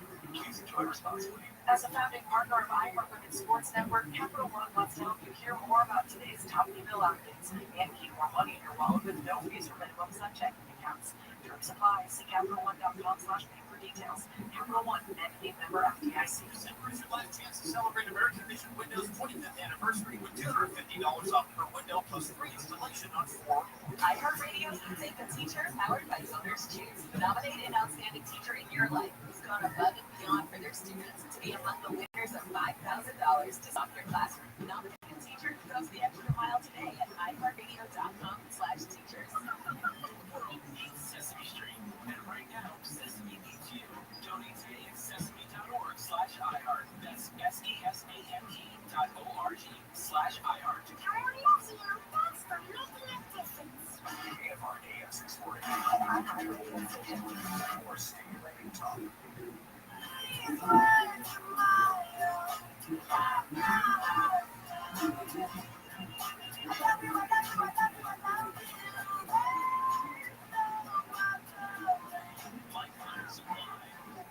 Carrie and Shannon, KFI, AM 640, live everywhere on the iHeartRadio network this Monday. It is December 29th.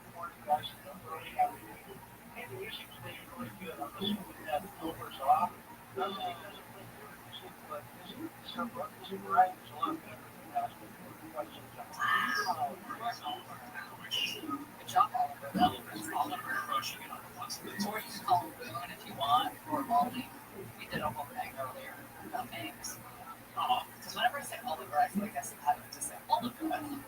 And which is stupid. I know it's stupid. I don't have to. It's stupid that I do that. So, no, it just makes me think of, Disney people.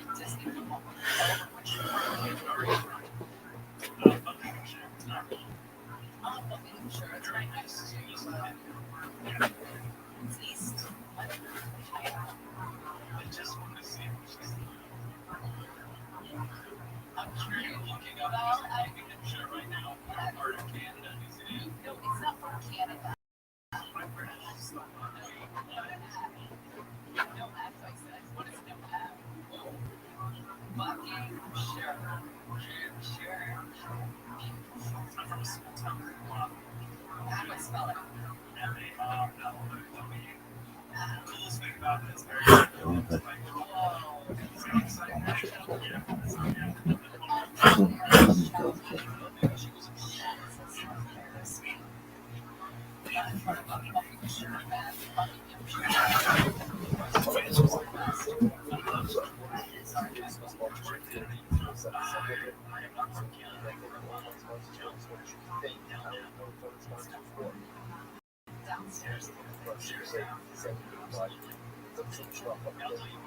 Did you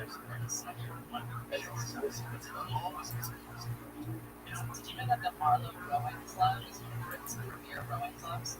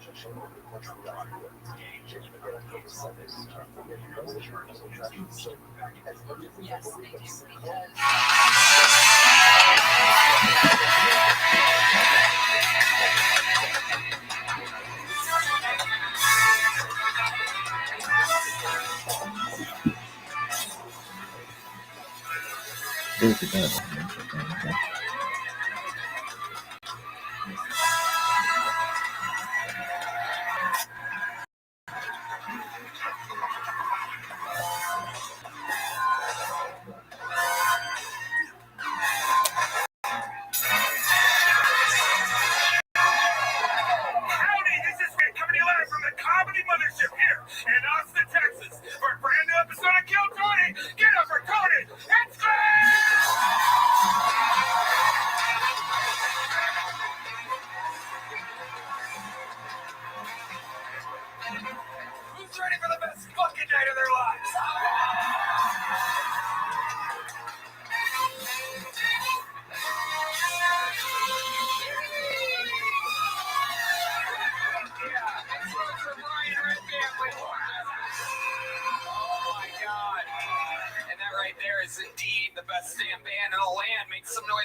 Fernando Castillo, Raul Vallejo, Carlos Sosa, Michael Gonzalez, Ignacio Belgrande, Huevos Rancheros, Matt Mueling on the electric guitar, John Dees on the keys, and believe it or not, live in the flesh, that is D-Madness on the bass guitar.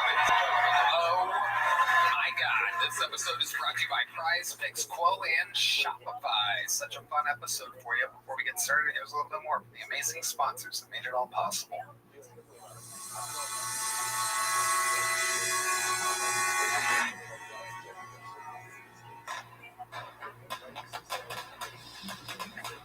Who's ready to start tonight's fucking show, huh? I book this thing every single week. This one's for the boys. This one's for the fucking pigs. This one's for the fucking homies. Yeah, you guys like that? Let's just do it. Ladies and gentlemen, two of the best.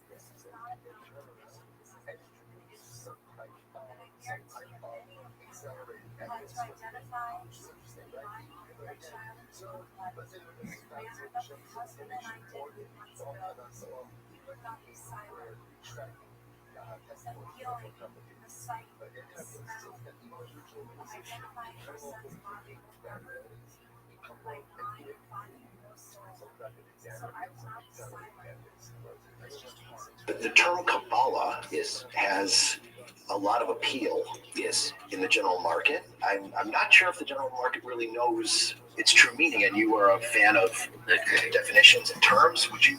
Sure. Let's just start with what is Kabbalah? Can we define it?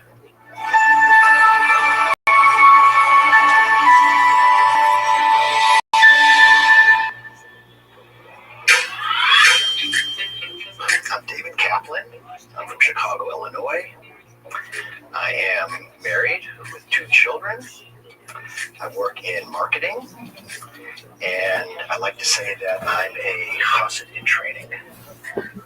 Wonderful. I'm Label Wolf. I hail from Australia, though I was born in Poland. I'm a child of Holocaust survivors, raised in Australia from the age of 2.5. And most recently founded a rather creative Beit Chabad called Spirit Grow, which emphasizes wellness of mind and spirit. Well, it's a pleasure to speak with you. Where Label Wolf has ended up in the realm of spirituality, and maybe by others have defined you as a great Kabbalist. Yes. The term Kabbalah has a lot of appeal in the general market. Yes. And I'm not sure if the general market really knows its true meaning, and you are a fan of definitions and terms. Would you? Sure. Let's just start with what is Kabbalah? Can we define it? All right. Firstly, it certainly became a buzzword. When Madonna adopts it, it must have some general relevancy.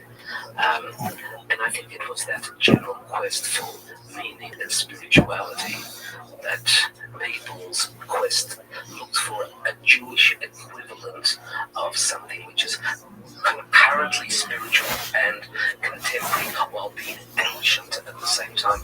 The word Kabbalah fitted perfectly what was the fairly superficial perception of what it was.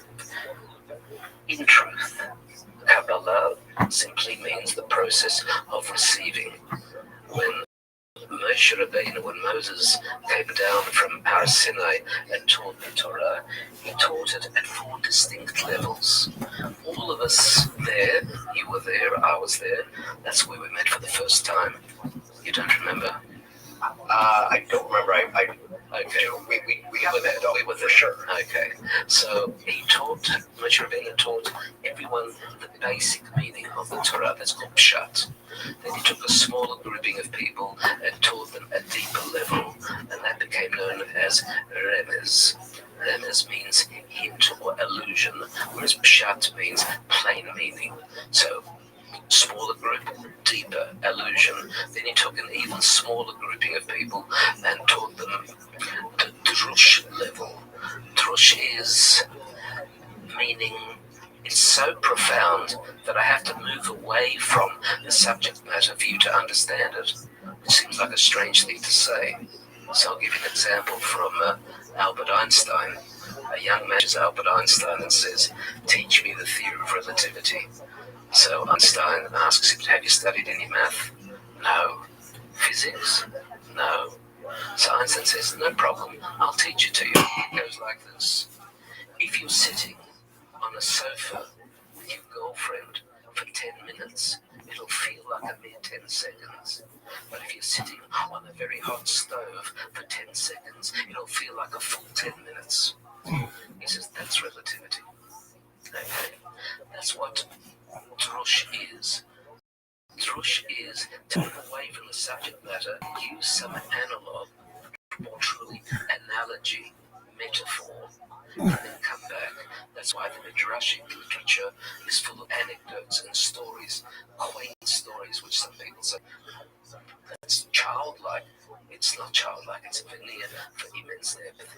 And then finally, and now getting to your question, I should have been taught the fourth level, which was known as sod. The word sod in Hebrew means secret.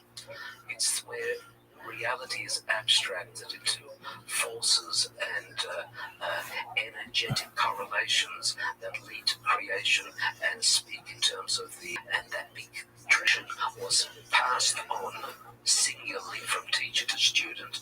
The student received the teaching. The Hebrew infinitive to receive, lekabel, the noun kabbalah. So that's where the word originates from. But that became a subterranean, secretive tradition, for reasons which I'll share, until we find ourselves in the 3rd century. In the 3rd century, it becomes codified in the person of Rabbi Shimon Bar Yochai. He codifies it, the first written version, but it doesn't become published till another 900 to 1,000 years later by Moses de Leon, and he calls that work the Zohar. So you've got now a further publication of it, but even then it remains a very, very limited tradition until we move to the 17th century in Sfat, Israel, where the mystics start to study it in groups, so it's a little bit wider. And then finally the Baal Shem Tov comes along and he popularizes the teachings of it, but still only broad strokes. And finally, the Alter Rebbe, the first Lubavitcher Rebbe, comes and he makes it intelligible through analysis and explanation so that everyone is able to understand it. And that's what Chabad Hasidism does to Kabbalah, because Kabbalah as itself, the Zohar is insoluble, it's codified, there's no way. So, a long answer to a short question. So when people became enamored by Kabbalah in the 1970s and 80s, etc., it was an illusion that they became enamored to, but it was something they felt was important. But I think that those who were genuine searched behind the popularity of the superficial and discovered Chabad Hasidus, and therefore genuinely began to understand what it was that Moses taught at the 4th level at Mount Sinai. So maybe that's one of the answers, because in reality, Kabbalah is the inner workings of the Torah. Okay, it's not for beginners, though beginners, just people that are curious, are searching for meaning, and they in their minds thought, well, this is a nice view to capture that, but maybe the answer is, instead of grasping it at concepts that they don't really understand, you're in your last sentence, I think you said, hey, maybe come to the Chabad house where they teach this as as part of holistic Jewish. Absolutely correct.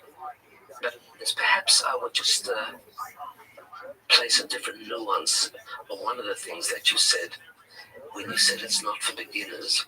You see, it's important to meet people at the level they're at. Once upon a time, even a mere 100 years ago, it was a graduated evolution.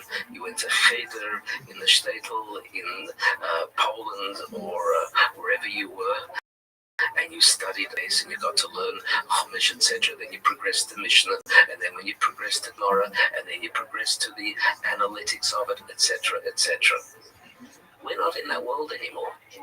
Not because we're not in a shtetl, but we're a completely different world where the majority of Jewish people are disconnected from their Judaism. Now that's a phenomenon that's possibly unique in history. Now, therefore, quite a different strategic approach needs to be employed in the way that we connect and relate to Jewish people who are disconnected from the roots and may not even have interests as such. So when I say when you say it's not for beginners, I find that we're talking today to a mature age audience whose intellectual prowess developed, whose curiosity levels may be piqued, and therefore you have to speak in sophisticated terms. And therefore I find no problems starting with the depth of Judaism, which is teasingly attractive to speak, especially today in a world that tends to wish to be spiritual. Although the word spiritual today with small s means so many things. Ecological concern, environmental concern, non-animal testing, meditation, mindfulness, you name it. This is all under small s, spirituality, but it does include spirituality as well. And therefore start where they're interested and work your way back to the Aleph base. So it's the exact reverse process. Perhaps traditionally has always been Jewish education. So I think it is for the beginners in this day and age.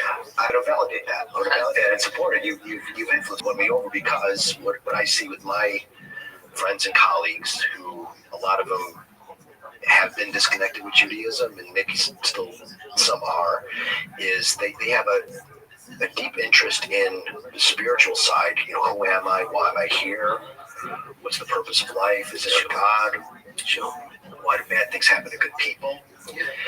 And they're less interested in the basics. Yeah. When do I stand up and sit down in shul? So I guess it's more of a comment than a question. I guess I want to validate and endorse what you're saying, and that's been my experience. That's been my experience with my colleagues in the. I call them beginners. That's probably not a fair term. Just those who are curious. Those who are curious and aren't as observant as others. I think that one of the things that I have to be careful of is not to emulate the wider community sense of spiritual interest, meaning many spiritual teachers and many traditions remain at the airy-fairy spiritual level, whereas Jewish spirituality tries to bring you back to earth. And by that I mean you can fascinate people with the acrobatics of spirituality and Kabbalah and things like that. But you have to also allow that to reach the ordinary, everyday, mundane level of the world, and to be able to lift that to a point of interest that it too is spiritual. Like, for example, I'm writing a book right now, which is basically 24 hours in the life of a spiritual Jew. I want to demonstrate that waking up is a spiritual experience. Washing is a spiritual experience. Dressing is a spiritual experience. Eating, etc. And I take the reader back to all those. And yes, I do endorse the high level abstract spirituality, but I want to relate it to the ordinary. Why do you move your hands in this? Why do you do things in right and left and up and down? And why do you have layers of clothing and what, etc., all of it? And it's full. Right, why do we put on our right to that? If I right, you tie the left shoelace first. Yes, yeah. Which many people laugh at, and yet it's got very profound spiritual implications. Right, which I'm just learning, but I knew there's Judaism has a position on everything, down to how you should put your shoes on. But interrupt you. It has to. Why?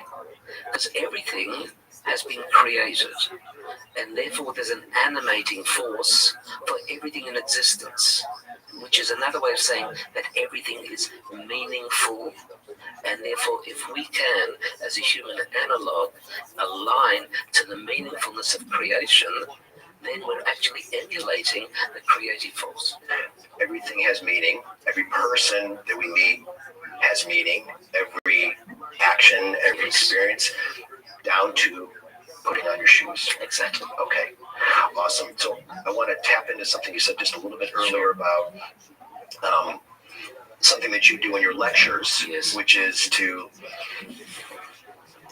you take concepts, which I would call complex concepts, and make it understandable to the everyman. And I want to ask you a specific question next about venting. Yes. I think you have a powerful message to share there. Yes. But I do want to ask you first, what is the primary message you seek to convey in your lectures as a whole, or maybe even just the individual lectures, like on mindfulness or anger? It's not an easy question to answer. I think it's probably integration, unification, that no matter what the lecture is, what the subject matter is, it's somewhere on the circumference where all radii point to a common center.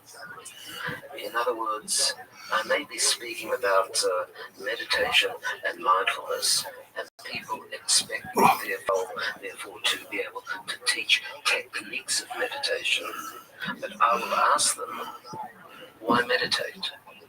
What's it? Just because everyone's saying, oh, you have to meditate. But why? It's just the technology of human endeavor. If it doesn't have a goal, if it doesn't have a purpose, if it is your total mission, why do it? It isn't an end in its own right. It's only a pathway to something more. So meditate, you have a goal. For example, Isboinanus is a very traditional form of Chabad Hasidic meditation. What is it? Is to take a wisdom teaching and integrate it with yourself, so you become a living exposition of that teaching, so that day that wisdom teaching is practiced. That's one format of meditation.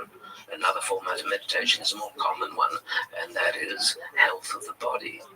The body is the vehicle for the expression, it's the technology for the expression of the energy of the soul. If the body's not intact, then the neshama can't express optimally. So it's a very special thing to keep the body in good shape, whether that's with eating practices or whether it's with exercise practices, but also most importantly with consciousness practices. In other words, what's the ambience of our inner being? If it's not a sense of emunah and bitachon, faith and trust, then we're open to the vagaries of economic uncertainty, geopolitical conflict and violence, interpersonal quarrelsome natures, and everything else. Now, how do you overcome that? So some people say, oh, well, that's reality, you've got to live with it. But that's not true. It's how you view it. It's how you frame reality. It's how you interpret it. And if you interpret it positively rather than negatively, a huge difference, not just in your life, but the health of your body. Because full well, our mindset is translated down to the cellular level of the body, to the chemistry of the body. And even things as vague as feeling confident in the presence of one's therapist already is a healing process for yourself as a patient or as a client. So all these things are so terribly important in context of what it is that we're able to seek. So coming back to your question, which was quite different, like I speak about different subjects, and what would be the primary mission or message that I want to give is that everything is interrelated. And everything everything's part of what we call Achdus, Echad, oneness. And therefore, everything that happens to us in life is related appropriately to every circumstance that we happen to be living in the world at that moment. Feel comfortable. You're part of the plan, but we're also the wild card of creation because we have free choice. And that's another subject. Choose wisely. Sure. The oneness, right? That, yeah. If you would ask me what's the comprehensive message, and that bitachon, yes, and a moon up, that there is only good. There is only good. Ultimately, even though sometimes it's painful. Yes. And as you stated in your lecture, bad things are, tragic things are occurring. We should not accept them. We should be sad and cry on the shoulders of those who are suffering. We should, but at the same time have an underlying sense of reality.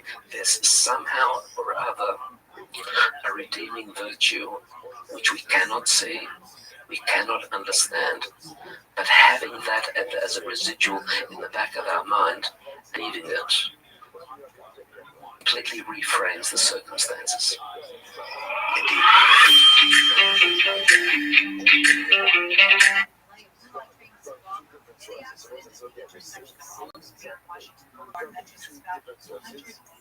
Passengers were taken on the train or they were taken to hospital with investigators are looking for a possible crash and cars on the bike way through lights. Yesterday, too, the hospital received reported 9 says that officers proceeded to an overall injured. The injuries are said to be minor. That crash happened just before 1 this morning at Secretary and proceeded the officer to responding with lights and sirens, assault and deadly weapon at the time. A boy hurt by a helicopter crash in the beach has gotten eggs fried. Was after the there's been a helicopter suddenly crashed. 12-year-old boy suffered a glove injury. On Saturday, Oliver received a $10,000 check from Rothschild in San Diego and his waterfront beach resort. Richard also organization and dinner for his special guests. Daddy for Rio. A convicted child molester in Turkey has been sentenced to 100 years in prison. Belmont resident Jose Alves regional public food acts have found sexual abuse involving children. Crimes happened between 2018 and 2022. Cases against families mentored having district attorney prosecute the cases. 2-year-old victim was heard. They testified at this court that the sentence was justified due to the horrifying nature of the abuse the children suffered. Sharon Bird and Kate White, and a matchmaking service run by 2 sisters in Beverly Hills, by a woman who's guaranteed marriage, which gave the $20,000 fee and lost asked compensation for damages, and a court order barring the sisters' alleged advertising for promise of guaranteed marriage matches, enforcement. No provisions, the matchmaker sued allegations of lawsuit are false. They say they never guaranteed marriage.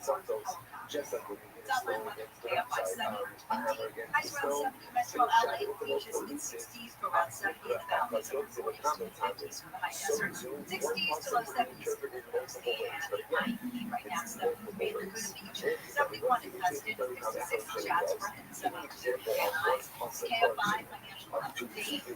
Down 173. Yes, by the Nasdaq down. Crash on the 405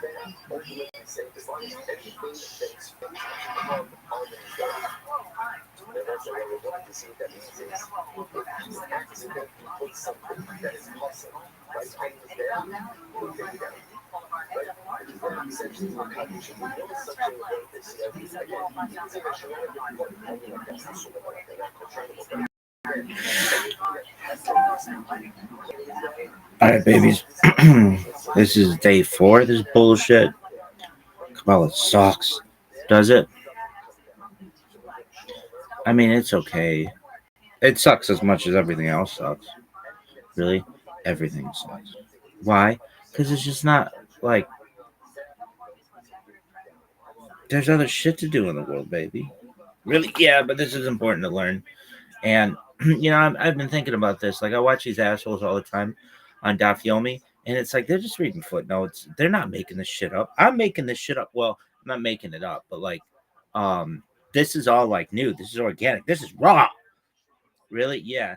And like these motherfuckers are just about like blah blah blah blah blah, and no one gives a fuck. All right, so I have surprisingly kept up on my Kabbalistic study. 4 fucking days. That's like a new record. Anyway, yeah. So what have I been doing? I've been just chilling. I've been watching videos and lectures and things. I really want to get into the text, but my vision is just my eyes get strained, and I used to be the best reader at my age of anybody, and I have some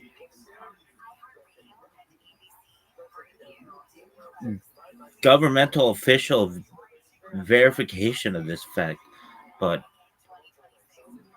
essentially since then my eyes have just sold me, and I can still see some things, but I just know my vision is, I would say it's poor. And if I take my glasses off, I'm very blind. Meaning, like, it always scares me if I ever lose my glasses or anything. Anyway, so you're basically learning from like a blind guy, but that's okay. Ray Charles is blind, and they called him a genius. Stevie Wonder's blind, and he's wonderful. So why can't I be amazing? Perhaps I'm a genius already. Anyway, so I was thinking about this, like, where did Kabbalah start? And I had previously talked about Ezekiel, but that's not the start. It really starts with Moshe Rabbeinu at Mount Sinai. A lot of shit happened then, kids. So so Torah has layers, partis. Judaism has always held that Torah is not one-dimensional. There are 4 levels. Partis. There's Parshat, plain meaning. There's Remez, which is hints or allusions. There's Dirash, which of course is in Torah, interpretive, ethical, and then there's Sod, secret, inner, metaphysical meaning. And now, like, Sod in English means like grass. Just as if you didn't know that. It doesn't have anything to do with turf management, but turf management is really important. Why? We don't even have time to get into how important turf management is. All right, why? Because that's how golf courses stay pristine, baby. But anyway, Kabbalah is Sod. This framework is already implicit in Chazal. It's any medieval Kabbalah texts. So, like, you know, like, well, we have Moshe at Sinai, more than just the written Torah. Traditional belief, Chazal, Zohar, Ramban. So that's Nachmanides, not Ramban. Ramban. We'll go through one of these days all of the nicknames of all the rabbis. It's one of my favorite things. I just like that we give them nicknames. It's tight as fuck. I have so many nicknames though, like we can't keep track. I don't even go into them right now. I'll take up all the video. All right, so at Sinai, Moshe received a written Torah, which is Torah Shebet. Yeah, you heard that right. And then there's oral Torah, Torah Shabai Peh. That's the second one. Inner explanations of reality, creation, divine structure. That's Sod. And really, in my study, I have focused on the first 2, but not Sod, because it's like I was supposed to wait till I was 4 years old. And so now's our time. Let's ask yourself this. Have you learned anything over the course of the last 4 days? Yeah. What? Kabbalah sucks. Everything sucks. Don't ever forget that, kids. Everything sucks. Why? It's just, I mean, not everything, but just about everything sucks. Why? It's just like, oh, I could be doing other shit.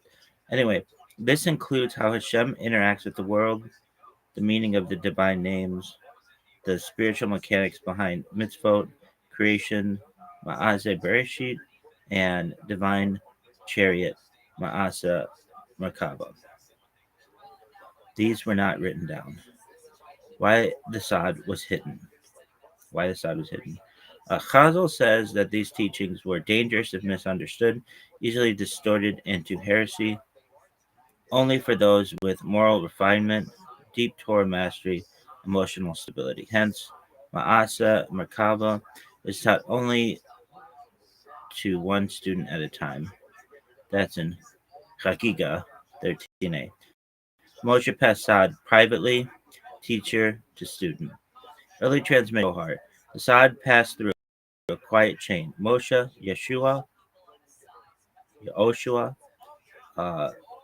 elders, prophets, select sages. Let's do that again. Moshe, Yehoshua, elders, prophets, select sages.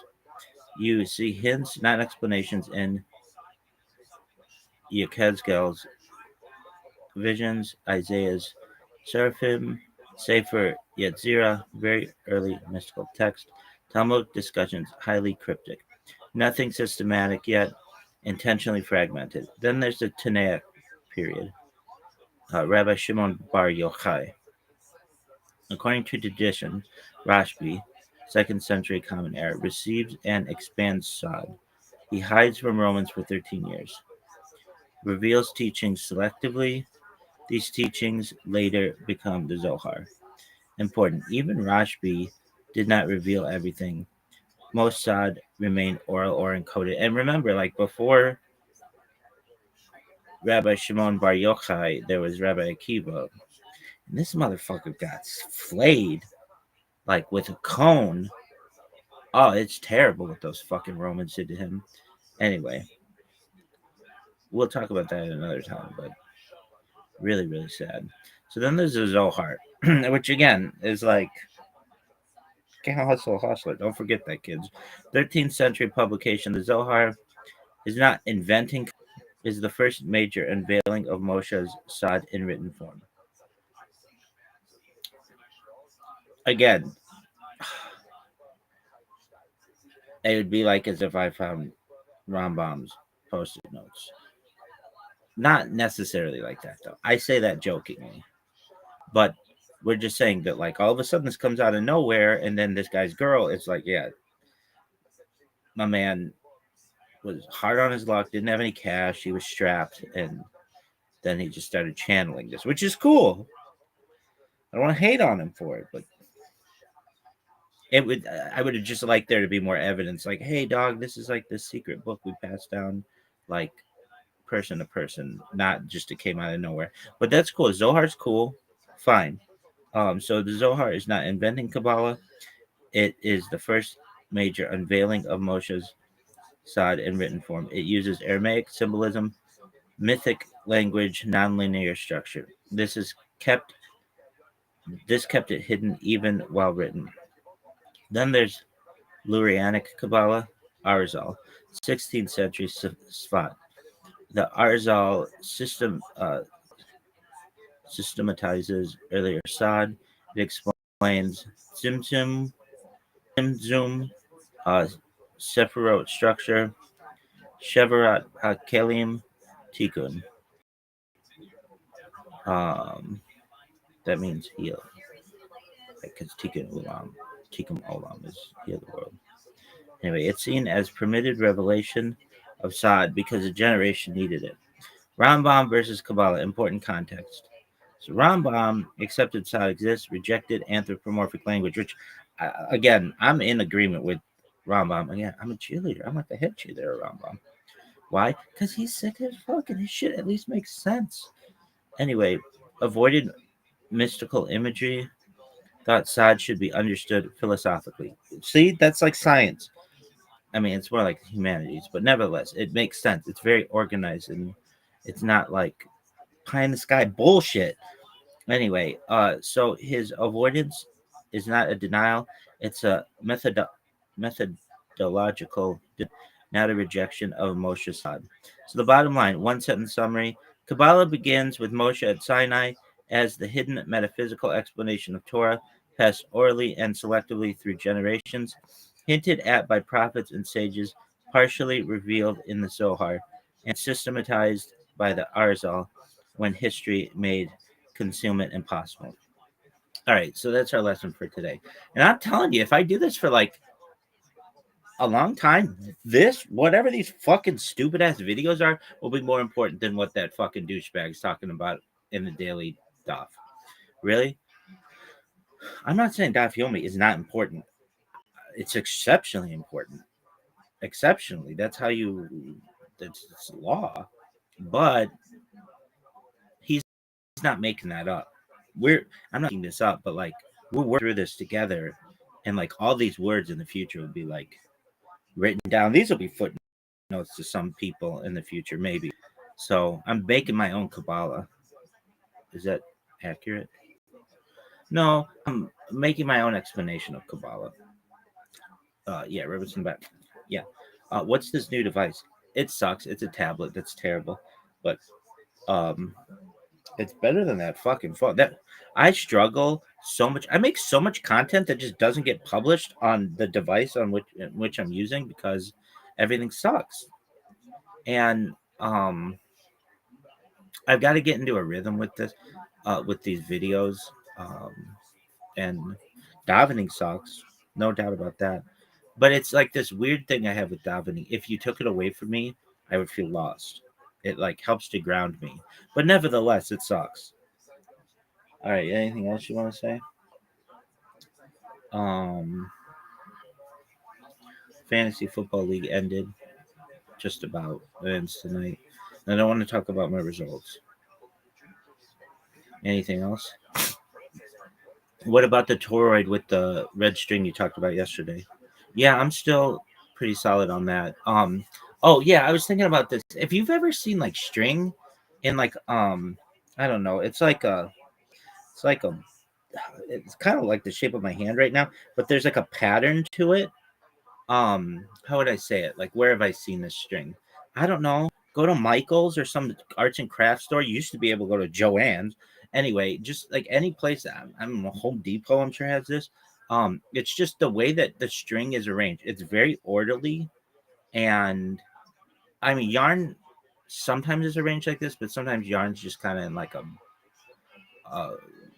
just a mess. But some people's mess is other people's organization though. Don't ever forget that, kids. Anyway, there's this like beautiful pattern though of how the string is arranged. And if you took the end of that string and let's say somehow connected it with the beginning, like if you connected the beginning and the end of that string in that toroid form, it would never have a start and it would never have a finish. It would just be one continuous loop that just keeps going and going and going. And I kind of think, I mean, I don't know. This is just like how I live with not understanding 1 second before the Big Bang or whatever. What do I think happened?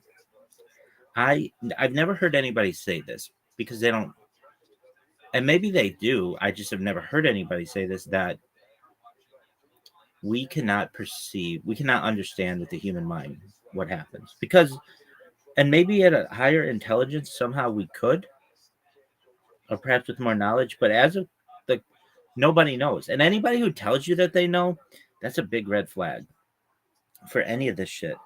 Anyone who, and I mean this for my Chabadniks, I mean this for my breast lovers. I love your Rebbes. And all of Hasidism and just all of Orthodoxy. I love the rabbis. I do. Most of them. Some of them are pieces of absolute shit. But for the most part, and but they don't know. They don't know. And any of them You can't put all of your trust in any single individual, or you're going to get burned because they don't know. No one knows. Even the Rebbe Menachem Schneerson. Do I like him? Fuck yeah, I like him. Under, perhaps some different conditions, I would not be live streaming my life, but I'd be in a Chabad right now. Probably, you know, living my life as a Chabadnik. Not that I don't. I mean, I am Chabad. I don't ever forget the moment that a Chabad rabbi said to me, I was talking to another rabbi, and this rabbi, the first rabbi, says, "Make sure to tell him that you're Chabad." And I was like, okay. I mean, like, it was like dibs. It never felt like anybody had dibs on me, but that's gone a long way with me. I am Chabad, and people may say, well, I mean, I've restored Chabad shuls. Like, have you restored a Chabad shul single-handedly for free, just out of the goodness of your heart? No. So until you do that, like, there's a connection that I have to Chabad, and like anybody who knows Chabad, you could be anywhere in the world and have a connection to Chabad. But that doesn't mean I don't love the breast lovers, and frankly, I really love the Satmars, because you motherfuckers, you stand your ground. But I'd like to bring everybody together. Anyway, what about modern orthodoxy? Yeah, fuck yeah, dog. We're like steeped in modern orthodoxy. Is there any kind of Judaism you don't like? Anything? I mean, I don't consider conservative to be Judaism. I don't consider Reform to be Judaism. If anything, I consider Reconstructionist and Humanist to be closer to Orthodoxy than those other two. I deeply dislike them, but I shouldn't say that. I don't know anything about them. I've never been exposed to conservative or Reform Judaism, but they're movements, but I'd like to bring everybody back. I'd like to make Orthodoxy open to not open Orthodoxy. I'd like to make Orthodoxy, I want to bring everybody back to Orthodoxy, which is a major tenet of Chabad and was a major goal of the Rebbe. All right, well, we'll see if this device works. Maybe. Okay, anything else you want to say? Yeah, you're fired. Go fuck yourself.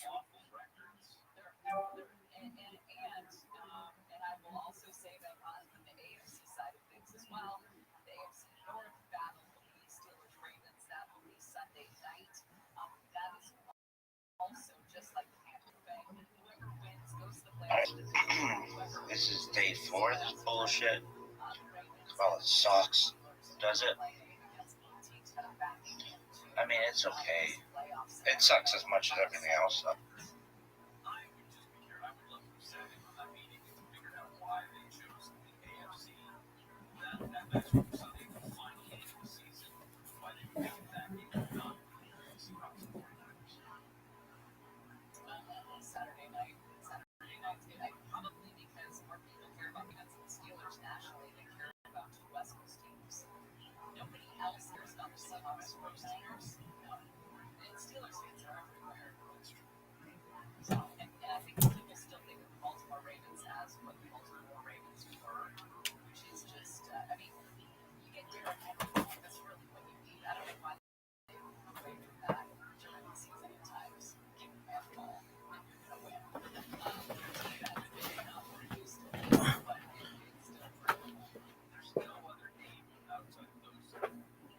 Cobes.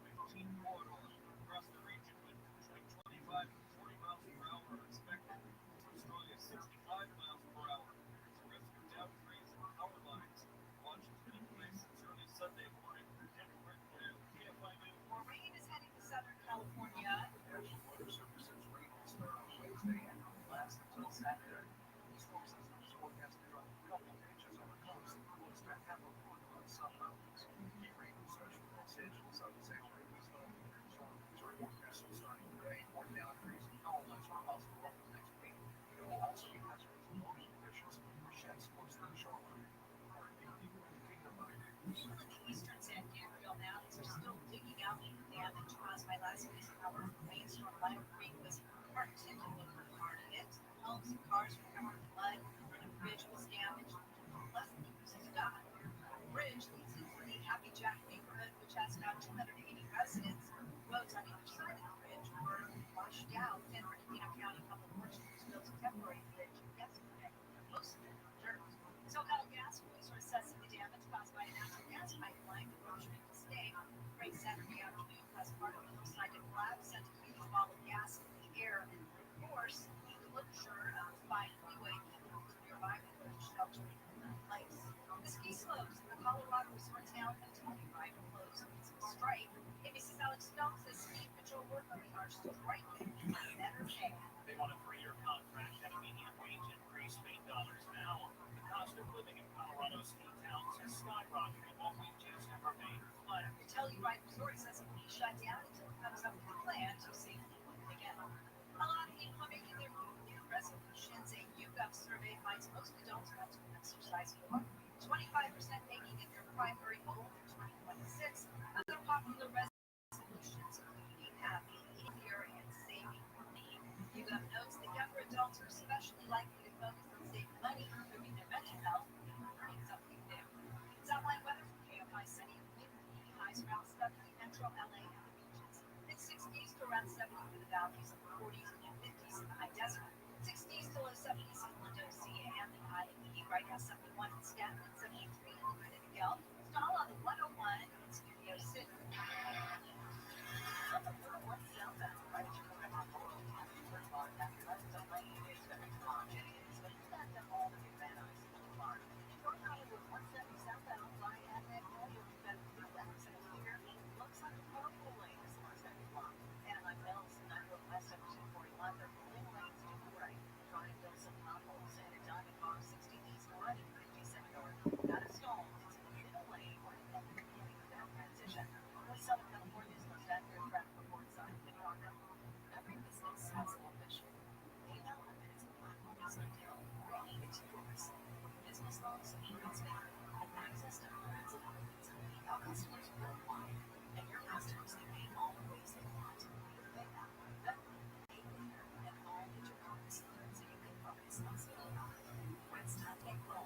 There's one platform for all business. PayPal Grow today at PayPalOpen.com. All subject to available locations. We all hear the radio ads about the IRS. They tell you that you're afraid, scared, and they try to frighten you into calling. I'm not here to do that. Tax-related advocates is different. TRA is here to tell you that if you owe money to the IRS, whether it's $5,000, $50,000, or $500,000, we have a solution. It doesn't matter if you're sitting in your car, at work, or with your kids. No matter where you are, call now. 800-506-9295. Don't lose hope. TRA can eliminate or reduce what you owe to the IRS. Generous programs are now willing to keep you in a fresh start. Our passion is taxes and helping individuals fix their IRS problems. We have over 1,500 years of people and A+ for the Better Business Bureau. You don't need to be afraid of the IRS any longer. End your tax nightmare today by visiting us online, TRA.com, or call 800-506-9295. That's 800-506-9295. Tax relief advocates, real solutions for real people. 10 athletes will face the toughest job interview in fitness. Double push past physical and mental breaking points. Also, maybe if you've ever wondered what a 1,000-pound cow looks like up close in person, this is the place to come. Also, maybe if you've ever wondered what a 1,000-pound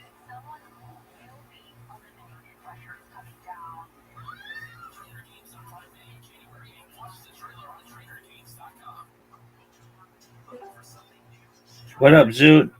How did stand-up go, big man? Okay. Hey, it happens to everybody, even the best people. So don't you worry about it. Okay, so what happened? Okay. I just started the trauma dumping like fucking halfway through my set because I wasn't even like mentally. I was just in a fuck place mentally, but like the first 2.5 minutes went really well, and then I just started fucking trauma dumping. What? It happened. What's trauma dumping? I mean, I think I know what it is, but what happened? Trauma dumping is when you just like try to joke. You try to joke about your trauma, but you dumping trauma on stage into an audience that don't really want to hear that dark topic. Okay, so the first 2.5 minutes went really well. What did you say? I'm not gonna get into what I said, but like it was just trauma dumping. No, you said the first 2.5 minutes went really well. Oh, so I did the Diddy joke went well. Okay, good. Excellent. And then somewhere in halfway through the performance, I just forgot what I was doing because the trauma got to my head, and I kind of started doing the jokes about trauma that weren't meant to be there. Okay, well, it happens. No big deal. I'm proud of you for going up there. I think I'm just in a fuck place. I'm just in the fuck place mentally, and like I've been thinking about that, and then it got into my set when it shouldn't have been there. Like you said, it happens. It happens. The guy that wrote the event came up to me. He's like, "Oh, it's like you're probably overthinking it. These things happen." And it's like you gotta. It's different. He said like it's a good comedian could make that funny, but you're not. That was like they thought we have these open mic nights, like this isn't like professional events, like recorded. No one's gonna see it. Right. I'm not asking to see it, but did you record it for yourself? Yeah, but I don't even want to show it. No. I don't want you to show it. I don't want you to show it. But it's important that you have it, and you'll grow from this. No big deal. You got some good jokes in. People appreciated what you said. The person who ran the show understood what happened. So for how long did you do stand-up in total? 4 minutes. Okay, so it was only like... And I've gone for a minute and a half. Okay. It happens. I mean, look, I watch people every single day bomb, and it's one of those things that every single person has gotten up. I mean, it's really hard to do public speaking, and so anyone who's done it, no one has gone through public speaking with absolutely no issues in their entire career. Like, everybody always has some kind of an issue, even politicians and actors. It happens. So no big deal. I'm proud of you. I'm proud of you for going up and doing it. But there's a very, very there's a guy who will come up to you after you bomb, right? And he's known for this. He says, "Don't worry about bombing. Like, this is a guy at my venue." He goes, "Don't worry if you bomb. The time I opened for Theo Vaughn, we had some technical issues, and I bombed harder than I should have." I was like, "You're like, it makes you feel better knowing that he bombed in front of 2,000 people for Theo Vaughn, but it makes you like kind of angry because you opened for Theo Vaughn." Oh, I mean, anything can happen when it comes to that. So, all right, now you need to focus right on your what is it, January 16th? Oh yeah. Because this is your last chance to be on Australian television, right? It's not my last chance. Well, at least with this show. Yeah, I don't know. Well, maybe I might wait another year, to be honest. Oh, okay. So you're allowed to do that? Oh, the event's been going for 30 years. They'll be posting it till like probably the day I die. Oh, well then, yeah, if I'm you, I'm going to wait until I have something really funny and I've worked on it and I know it's going to absolutely dominate. Because right now... Look, I do have funny material that's like, will work in crowds. It's just the fact is, the reality is, nothing I say will be aired on television or the time slot. Exactly. We've talked about that. Your stuff is not made for TV. And all you need to do. I mean, it is. It could be, right? Nope. No. You didn't let me finish. It could be for the right time slots. For the time slot I'm going for, that they won't allow. Dog, what bit do you have that would work on any time slot in Australia? What bit? Yeah, I mean, everything you have is really, really dirty or offensive. Yeah, but you haven't watched Australian television. You can get away with more than you can in American television. Okay, that's true. Australian television is different to American TV. Okay, so then obviously you haven't seen Honey Boo Boo. I mean, I don't think Australia would ever be that horrible, would they? What's that? Yeah, Honey Boo Boo. What is that? Exactly. You don't want to know. It's like the grossest, most horrible thing. It'll mess up your mind if you watch it. That sounds like some weird porn. Exactly. It sounds like a lot of weird stuff. Doesn't it? Honey Boo Boo. It like became a rage in America. That sounds like a. I'm not sure. Is that a porno or a children's program? It's really a show for adults about a child. It's really a show for adults about a child. How does that look? And the child's name is Honey Boo Boo. Yeah, I would not say it's a children's show by any means. I think it deals with mature topics. It's is it animated? No, I wish. No. I would be less traumatized from it if it was. It's about a little girl whose mom forces her basically into being a pageant queen, kind of doing dance and jazzercise and all that stuff, and just kind of like how manipulative parents can be in that industry. I mean, I've never seen it, but that's what I know about it. Am I wrong here, the land? I don't. As soon as I hear that, I just like, no, fuck that. No, I know. I'm just saying it's very like strangely and oddly mature and like highly sexualized. Yeah. And it's just all mature like content. I don't do that, and it's so awkward in America. So like anytime we turn on the TV, it's got like over sexualized stupid shit. I don't know why we have modeling contests for children and stuff like that. It's disgusting. You probably don't have those in Australia, do you? Well, there's Miss America. I guess that's everywhere. Modeling contests for children? Yeah. Yeah. Pageants. Like a Miss America pageant. We call pageantry. them pageants. Yeah, they usually like work towards becoming Miss Australia. I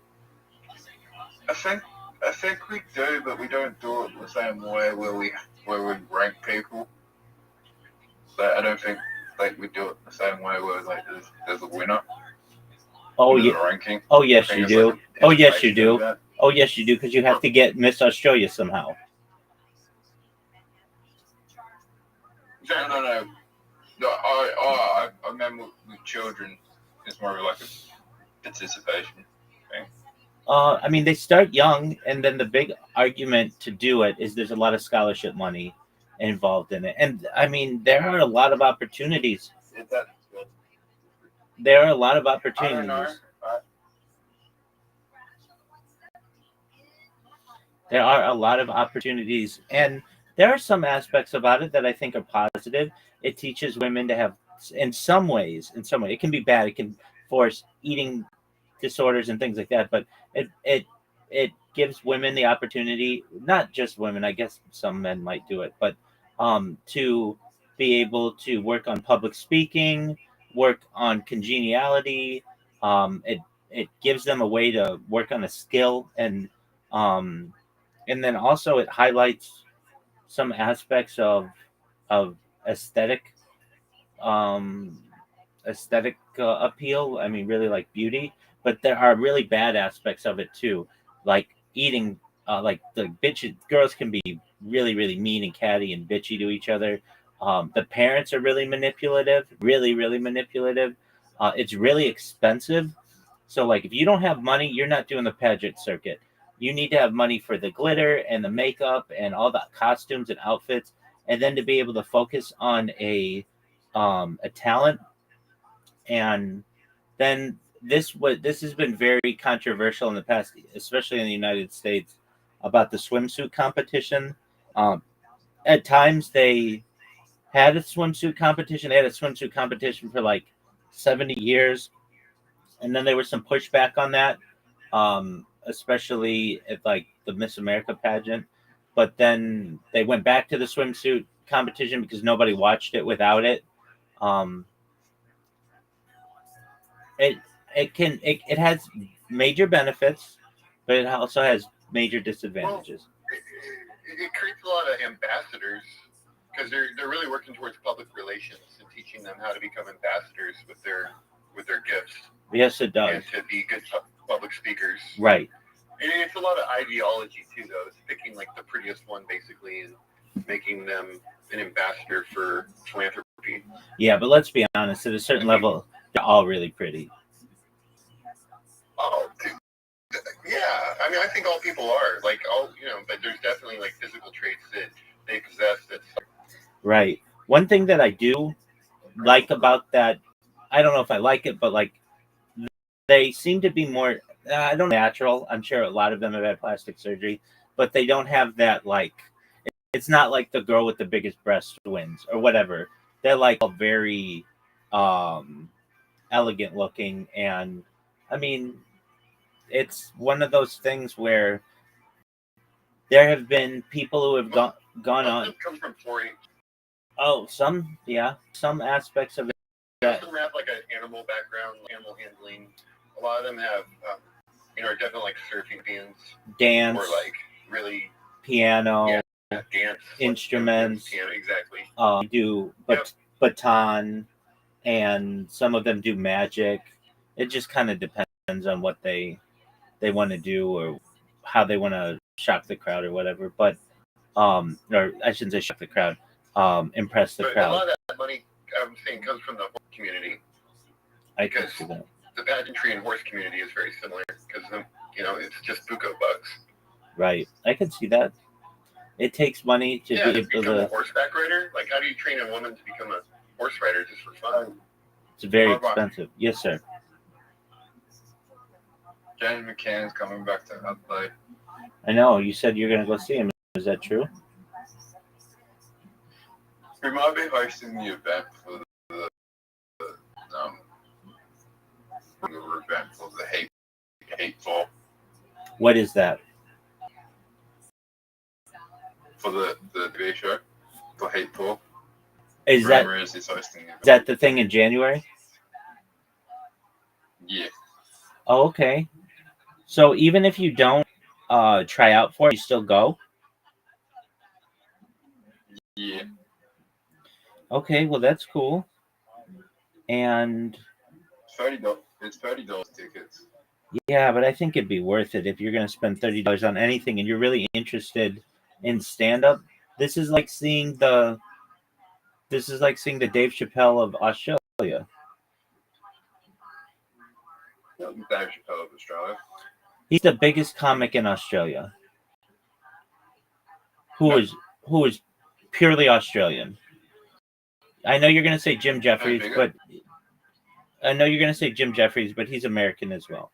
James McCann is like He's not American.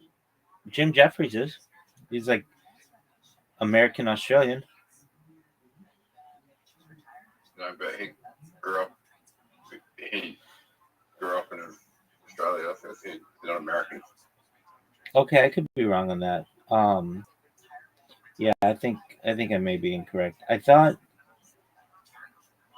Yeah, you're absolutely right. I might be confused with somebody else. Okay, so he's really big, and oh no. In 2018 he became a naturalized American citizen. That's why I thought he was American, because He became an American citizen, but yeah, he's Australian. All right, well, James McCann has not that. He's still small enough that you could probably go and connect with him if you wanted. I mean, I'm not guaranteeing. All right, let's connect with him if I wanted to. Okay. Have you ever heard of the Mothership Comedy Club in Austin, Texas? No. Yeah, you have. It's where Kill Tony. Yeah, you have. It's where Kill Tony is. Rabbi, there's about like 5 Canadians I know that know James McCann personally, and then there's another, and then my step cousin has a podcast with him as well. No, He's on his podcast. your cousin was on his podcast. Yeah, let's not get over anxious there. But yeah, it's you know, all of those people. I do know people, but I fucking right now. Who was it that was on Kill Tony? Was it Will McGon? What's his name? Will. The one that there's a lot of people on Kill Tony, but I was just going to suggest. I mean, I don't know you, but if you're anyone that's serious about comedy in 2025, 2026, they just make a point to go out to South by Southwest or, you know, the film festival during Austin, and then they hang out there, and then they all do open mics, and then the good ones usually get signed like immediately to some sort of contract or deal. They just kind of like put the speedway in America for like comics, because the scene's dying, and so they're really trying to build like a stable of good comics there in Austin. Yeah, of course. It's dying. You know, it's dying when they're letting people in Australia on. That's hilarious. See, that's funny. You are a comedian. You know, it's dying when they. If you know why James McCann got famous, you understand it was just the right place at the right time. Dan Gillis was looking for an Australian. That's true. Well, for your bits, how do you think about them? I mean, do you pace them out? Do you just go from your heart? Yeah. And sounds like this happened the other day. You just got into like some trauma, and you know, everyone thought you were a cannibalistic killer, probably. No, no one thought man down to this because they're just like, no one wants to hear that type of. Like, people don't want to hear trauma when they go into a comedy event. You know, like. I'm not going to get into it, but the stuff someone might have had the same, you know, issue, you know, the same. There's a chance that, you know, you get to talk about. I got you. Like you don't want to open the crowd with, "Hey, does anyone else have to take Viagra tonight?" You don't want to open the crowd with like, "Did anyone else get molested when they were 2 years old?" I mean, I don't know. Yeah, that's kind of a tough one. Was anyone forced at gunpoint to have sex with their relatives? Yeah. See, you get a little more, like, you can one up it. You know? Like, it could be funny. You go a little more extreme. Like, there's a bit on. There's actually a bit on Joe Rogan where James McCann was talking about this that I watched. In Australia, there's like 2 types of shows that are like common. The I Want to Kill Myself show, and I Got Molested shows that like you just see all the time. Yeah, I mean, how about just avoid those topics, and then you'll probably be a more successful comedian. Dog, that's like, what I've been. That as a filmmaker. That's what I've been telling him for our entire friendship. Like I had to learn that in my world. Use good topics, what inspires you, because whatever you speak from your heart, you know. And if you can get, but maybe this is like a stage for you to get through that trauma to figure out what works and what doesn't. It could be funny. It could be funny, but yeah. People are sure. Those things could be funny. Yeah, things have to have context, though, you know, and you gotta, like, I always look at it as my favorite comedian, and I know you might think I'm stupid or, like, whatever for saying this, but my favorite comedian is Sinbad, because I've seen him live a bunch of times, and live, he's just amazing. He's so funny live. I don't think I've ever seen him recorded or, like, even seen at all good. But live Sinbad is an amazing show. And he keeps it all PG-13, you know, it's pretty light. He doesn't like go hard R with it. And it's just hilarious. Anecdotes about life and anecdotes about himself. And is Rabbi there?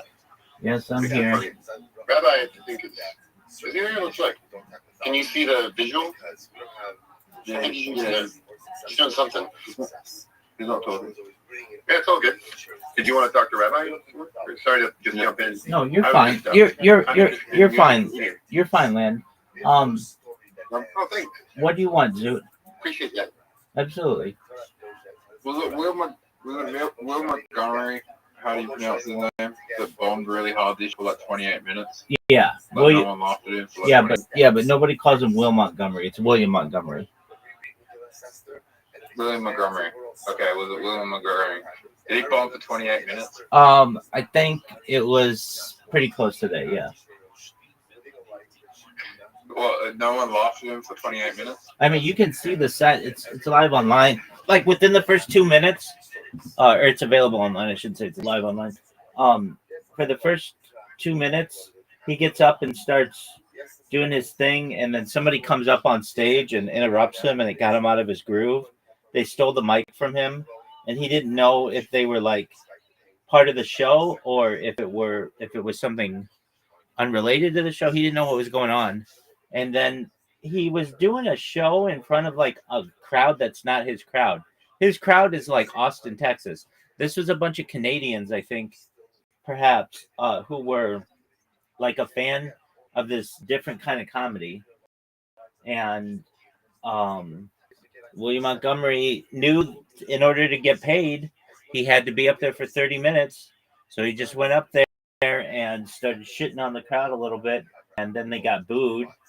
And he made the show go on. I mean, I would advise you watch his bombing, and he comes back and he's on Kill Tony every week, and he's still selling out in some places. So that happened to my friend.